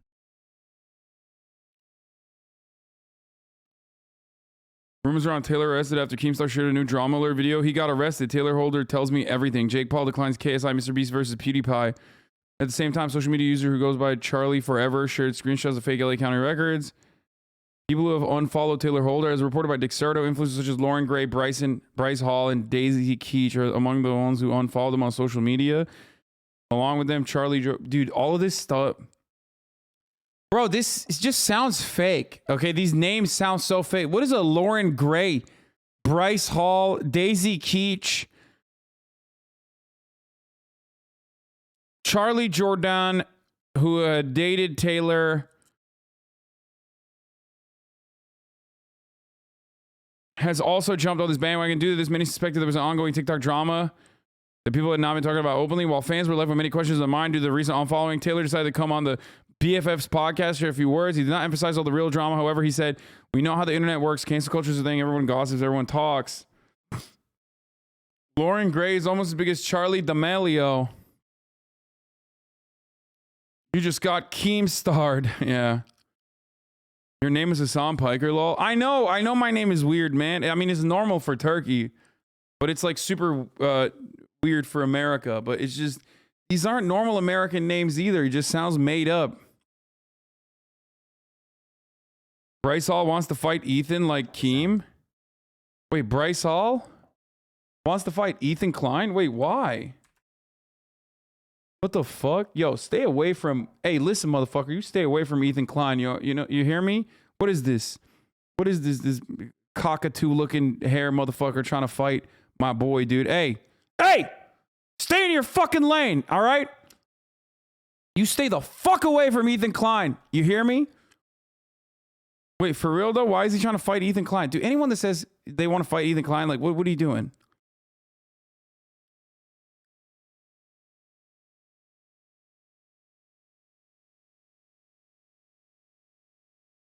I feel like Ethan would body him. Look for the boxing match producer. Haha, someone sent it to him. Leave my boy Ethan alone. Fucking leave him alone, dude. What did Buddha say? Bro, God, you're so sexy. Shut the fuck up, Buddha. Bruda, are we ever gonna have a normal conversation on Twitter, motherfucker? Like, you literally just say yo, I say yo back. You say yo, I say yo back. That's it. For like the past 4 days, he says yo, I say yo back, and that's it. Taylor Holder's involved in some sexual assault accusations currently and sent cease and desist letters to all his ex-girlfriends. But the Taylor Holder that was arrested was a girl from Texas. Def Noodles looked it up. Nice.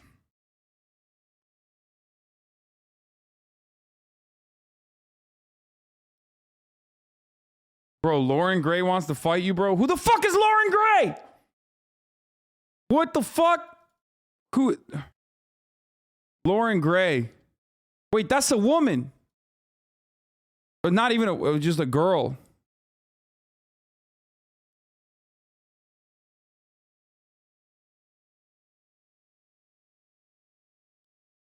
Yo, Hassan, Charlie Jordan wants to fight. Shut up!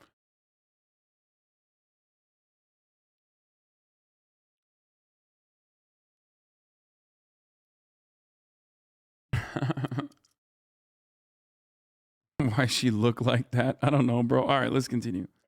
Like I told you, nothing happened. He slept on the couch, but I made sure to stay up all night because I was paranoid. I wasn't sure what he was going to do. It was 2017, so yeah, I was 17. Yeah, I mean, it sounds like a pretty innocuous relationship to me, man. It really does feel like my new home. I just really don't want to leave Texas now. Stay. Yeah, I want to stay, but maybe I'll come back. I don't know. Yeah, come back and move in, and then like you can just kind of like chill with me like 24/7. Yeah. Like look at this, I'm with him. Yeah, like what?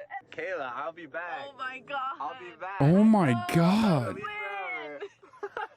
will you come back to me? She don't want me to leave. I don't want to leave. I'm gonna go back to my hotel later. I'm gonna be so sad because I live like so far away. Like so far, it's too far. Yo, Hasanabi Biscuit Oliva wants to fight you? Never. I'm sorry. I'm sorry, dude. Listen, that's Unchained Biscuit Oliva. No shot. No shot. He fucking one-tapped me, dude. Are you kidding me? He's in Arizona State Penitentiary. too far away, guys. I'll move to Canada for you. Are you gonna move? I can try. Yo, your boyfriend's gonna watch this shit. I don't give a f. She really likes me, so. He's my man. Good thing that's a completely normal and fine thing for a YouTuber like yourself to say to a 17-year-old fan, right? Forget the fact that Jay consistently surrounds himself with people younger than him, likely because Yo, I heard Mike Majilka from Logan Paul podcast wants to fight you. What the fuck? easier to manipulate into doing What the his fuck is bidding. that? In his own words, he hasn't done anything wrong. Days ago about Alexia, I did nothing disrespectful to her at all. There is a lot of things that she has done that is super bad that I didn't bring up because I don't think it's right to bring up private stuff in front of thousands and thousands of people. I like how he isn't even trying to make himself look like a quote-unquote good person because he knows he isn't one, which is why he resorts to ripping into Alexia as much as he possibly can. How could I be with a girl who tries to actually put fake charges on me? I have actual arrest warrant for my arrest for something I didn't do with a max penalty of 10 years in prison. She doesn't want me to do YouTube at all. Neither do we, so. You can try and make it seem like she's ruining your life or whatever, but at the end of the day, J Station, you have caused far more turmoil in Alexia's life than she has yours. And to make matters worse, she isn't the only one. What would you do if I paid your ex-boyfriend 10 G's to come and expose me with you? Or expose you with me? Go ahead and do it. Over the course of this entire debacle, skeptics have begged a few Chat's burning fucking around, but questions. Braden And Steinholder from the Buzz Hype House actually wants to... Dude, oh, come on, dude. What the fuck? Braden? Wait, his name is actually Braden? You're making this up, right? That's not a real thing, right? Oh, you made that up. You fucking piece of shit. Why? Why would you do that? I mean, why is that a thing that you do? You know, why are you the way you are? So, there's still parts of this story that don't add up. The fact that both the Ottawa and Toronto police departments denied there being It's a pretty warrant sad that I did think that there was such a thing as Buzz Hype House, and there's a Braden Steinholder.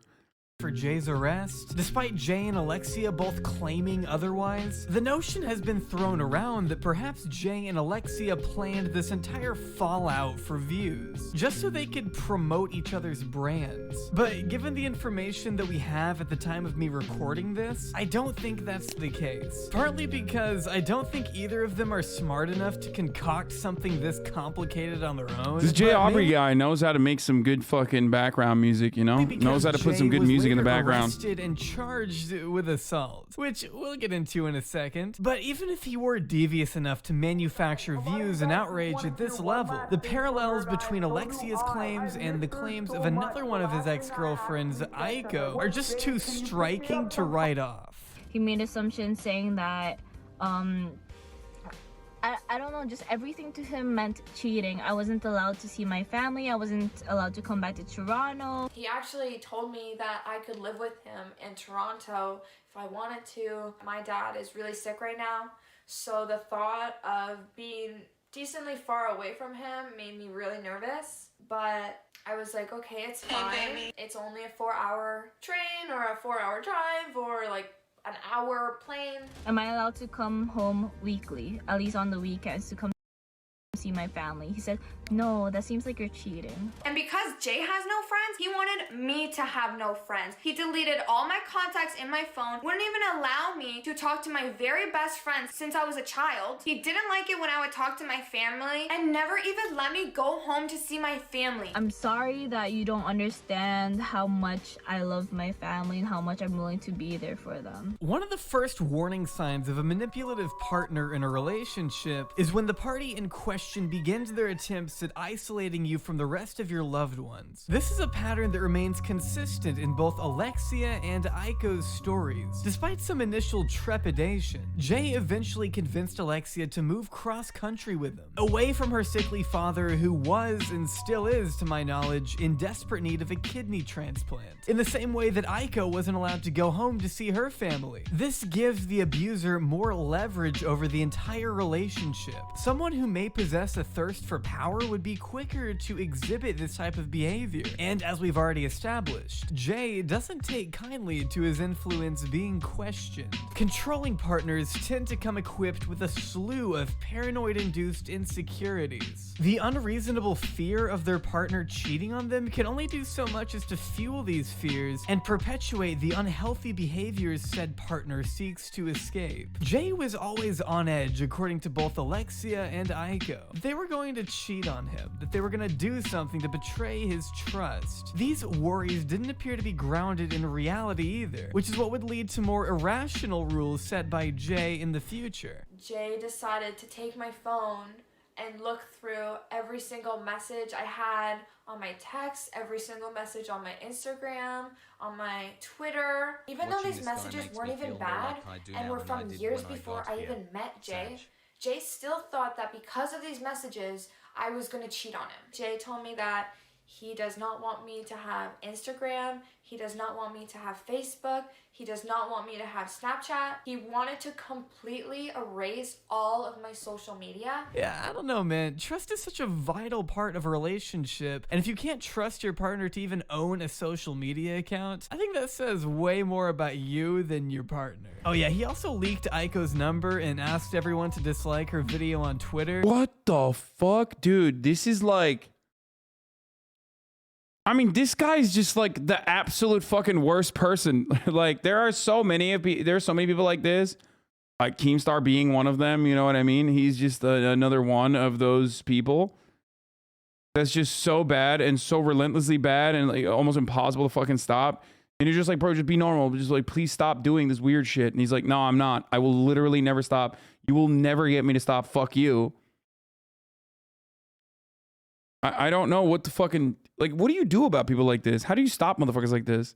The former should technically be enough to kick him off Patreon, the latter just being a dick move that he seems to go back on in his Alexia video. I want to start out by saying I'm sorry to Alexia's family for putting them through any, like, hard times, stress about the death of their daughter.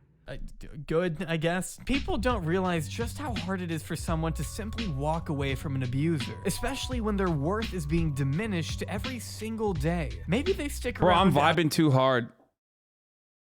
I'm vibing too hard while he's like talking about serial abuse in a relationship. I'm like, yeah, that's right.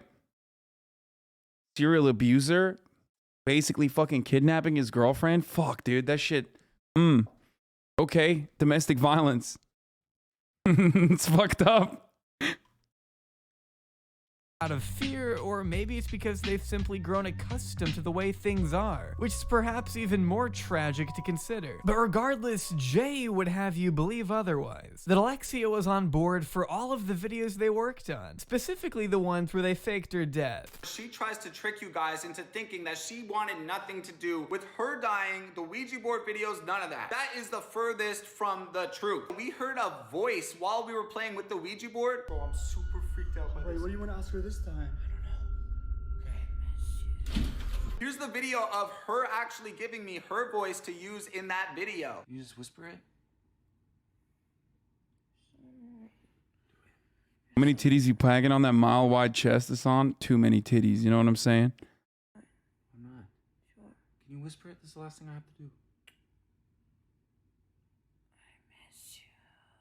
She was 100% down with these videos. Yeah, rolling your girlfriend over at 3 in the morning and forcing her to record a line for your nauseatingly stupid video really does prove your point there. But it's not just the mental and emotional manipulation that transcends both of his ex's testimonies, no. It's the physical side that stands out to me the most. According to both Alexia and Aiko, Jay has always had a belligerent side, namely referring to phones, I guess. It's the only weapon his tiny pipe cleaner arms can hold, I imagine. There's a lot of things that happened behind the scenes that y'all don't know. I was waiting for the police to do something about it because Jay actually went physical on me in Yorkdale Mall. Security cameras caught it. And that's not even talking about his criminal past and who this person really is. By the way, if any of you guys were expecting him to do a meetup in the US, he's actually banned from traveling to the United States, so you can forget about that. Based on his violent history, I've decided to get a restraining order to protect myself. Not even counting all the emotional abuse that Jay gave to me throughout our relationship of 5 months, Jay assaulted me on 2 separate occasions. One time he literally threw and whipped an iPhone at my face, and then the second time he grabbed me off the couch and threw me to the ground. Like, what am I gonna do to you, though? What do you mean? What you did before? Hit me, throw shit at me, or push me and throw shit at me. But you're already gone. I couldn't hit you or anything if you're gone already. But he has been known to resort to bursts of violence when he feels threatened, which is why Alexia was able to build the courage to turn his ass into the Toronto police. On February 5th, Jay Station was charged with assault with a deadly weapon and subsequently thrown behind bars for what I imagine was a brief period of time, seeing as he still managed to squeeze in a few uploads since then. Better rack up some more dough before that court appearance in March, Jay. You and I both know the grind never stops, and evidently, neither do manipulative habits and abusive cycles, at least according to your last 2 girlfriends. Are you that fucking psychotic? You're fucking psycho. You are honest to God crazy. I've been a good person to you, Alexia. You're a trash human being. Look online. Everyone says shit about you. Everybody hates you, Jay. Everybody hates you. Jay Station is an incurable disease festering on the backside of the beast we call YouTube. 1 like equals 1 prayer for Alexia. The personification of every negative stereotype that comes to mind when you hear the term YouTuber. Yet his motherfucker said 1 like equals 1 prayer for Alexia, dude. scum-filled traits far surpass his hideous, exploitative content, spilling over into his private relationships and poisoning the lives of anyone who makes the mistake of affiliating with him. The problem is, his success is largely attributed to an audience too young to understand the magnitude of his actions. Yeah, except he's like teaching them how to be a fucking piece of shit pretty much, which is wild, okay? Like he's literally doing like how-to videos on how to be racist. The egregious behavior of Jay Station goes over the heads of the very people keeping his career alive, which is why the only way to combat his shameless conduct is by spreading the word and getting the message out that I'm Jay Station is a menace to the platform and all who inhabit it. Literally every comment was saying to call my dead girlfriend on FaceTime at 3 a.m. So tonight, J Nation, we are calling my dead girlfriend at 3 a.m. guys. I'm really freaking scared to do this. Apparently she's been found dead in her house today. I've got Caroline's Flack's number off the internet, so I'm going to ring in that number, seeing if it's actually true, seeing if she's dead or alive. Make sure you watch the whole video, guys, because I'm actually going to try and FaceTime Kobe. Look at me, of course I'm gay. Come on, Jay. Keep on, keep running.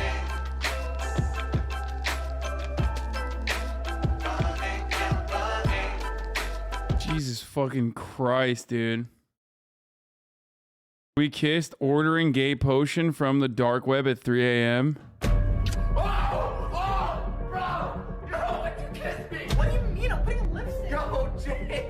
Bro, this guy is actually peak. Like he's just too ahead of the game. You know what I mean? He's like, he was literally like, he was just, people didn't understand the brilliance, the artistic vision, the integrity that he just, it's brutally homophobic. Yes. Yes. Brutally homophobic is the best possible way to fucking describe what that is. And for those saying like, wait, hold on, like a fucking Ludwig and Jay Schlatt did this, I don't know what they did, but it's not this, no matter what it is. The difference between that and like what, you know, Austin and Jay Schlatt do and stuff like that is like, you know, non-homophobic people fucking around in a lighthearted way with an actual gay person.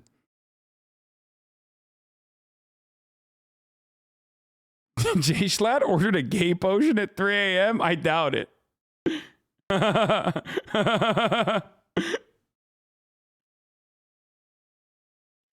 Yeah, there's like a totally different, it's just a totally different thing, okay? And yeah, they're not like disgusted by it. Like I've kissed Ludwig as well, you know what I mean? My man is just kissable, dude, okay? Just, what are you gonna do? Jay Schlatt buys his gay potions during the day. Yeah, he doesn't have to do it in the cover of the darkness of the night, dude. Oh, that's hilarious, dude. Why is he teaching kids to stay up so late? Or where to buy the gay potion? What the fuck? Why haven't Republicans canceled him for, you know, teaching kids how to buy the gay potion?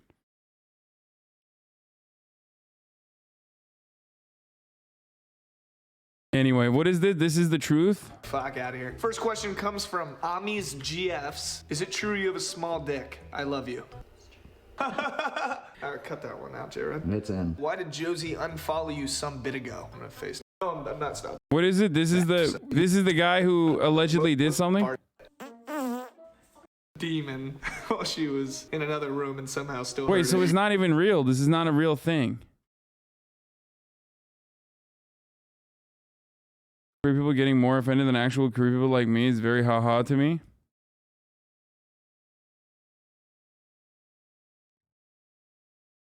Wait, this isn't the guy who did something?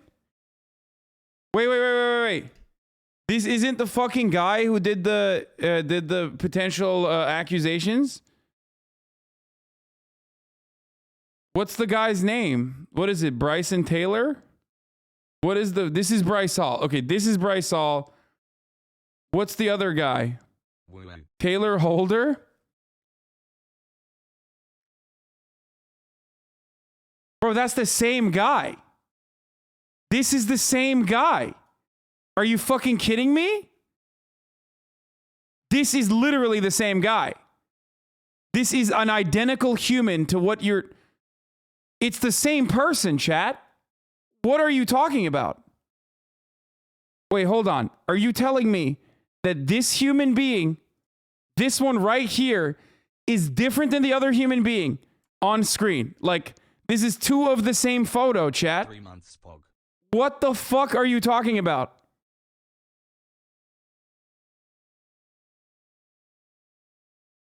You know, not all white people look the same. Bro, okay, dude. I have a little bit of a face blindness. You know this. But you're going to really tell me that this dude and this dude, like, if these dudes rob the bank, if they're two separate people like you claim they are, I don't believe it. Okay? Like, if one of these dudes robbed the bank, if they're two separate people, which I don't believe, okay? How are you going to identify which robbed the bank on the lineup? They are literally the same person. Are you fucking kidding me?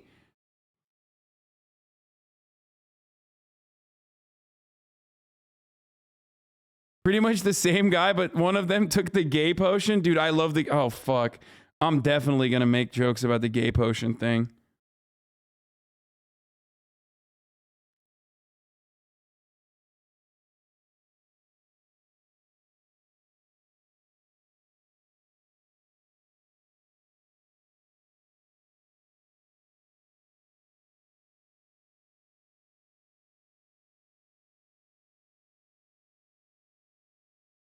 You and Austin should do the gay potion gag?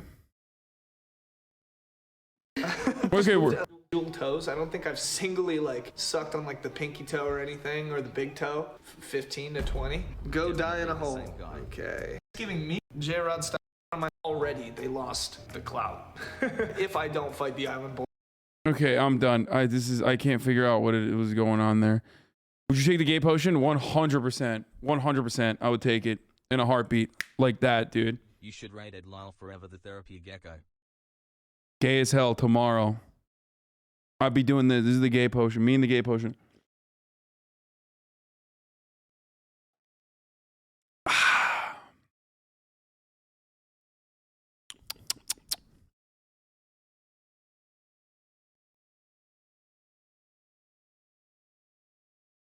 King of WeHo instantly.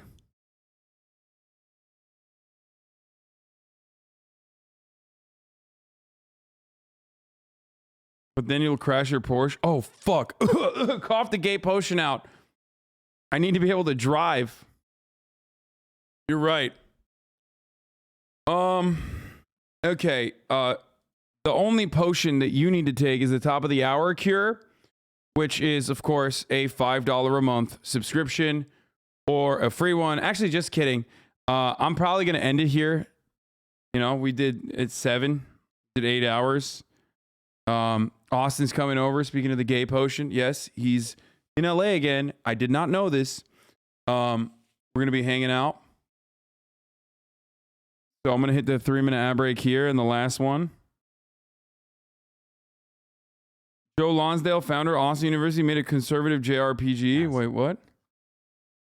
I'm sorry to the seafood enjoyers. I'm sorry to the Gamba watchers that the gambit did not occur tonight, but we're gonna do some stuff.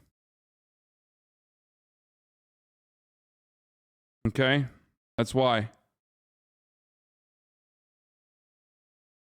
You take the straight potion, the story ends. You wake up in your bed and believe whatever you want to believe. You take the gay potion, you stay in Wonderland, and I show you how deep the rabbit hole goes. Remember, all I'm offering is the truth, nothing more.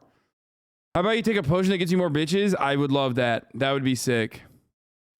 I did not fucking cover the Dave Chappelle saga. I will do that tomorrow. I did not cover the REI, the fucking REI the REI like Let's go. anti-union podcast or whatever that they're doing. We'll do that tomorrow as well.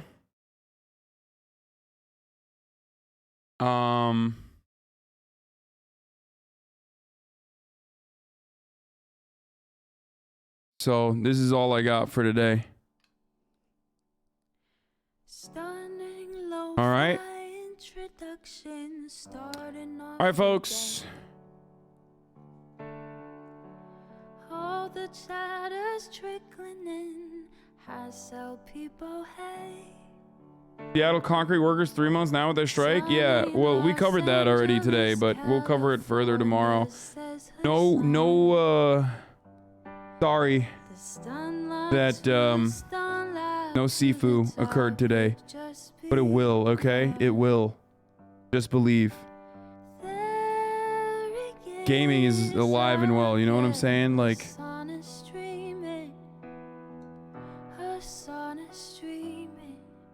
Gaming is very much alive and well, folks. It's live and alive, folks.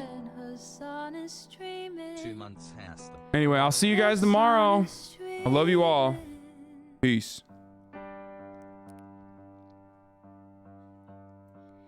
Review in the P.O. box, Uncle Iger's face. Sat in Discord at your prop. Great names take on race. Tiny Bernie Sanders, LGBTQ Air Force. The whole left at your fingertips and out your door. The H3 crowded debate, the Young Turks online show. 3 full fucking years of this and plenty more to go. 90-day fiance talks of champagne bourgeoisie. I can't say that word. A Trump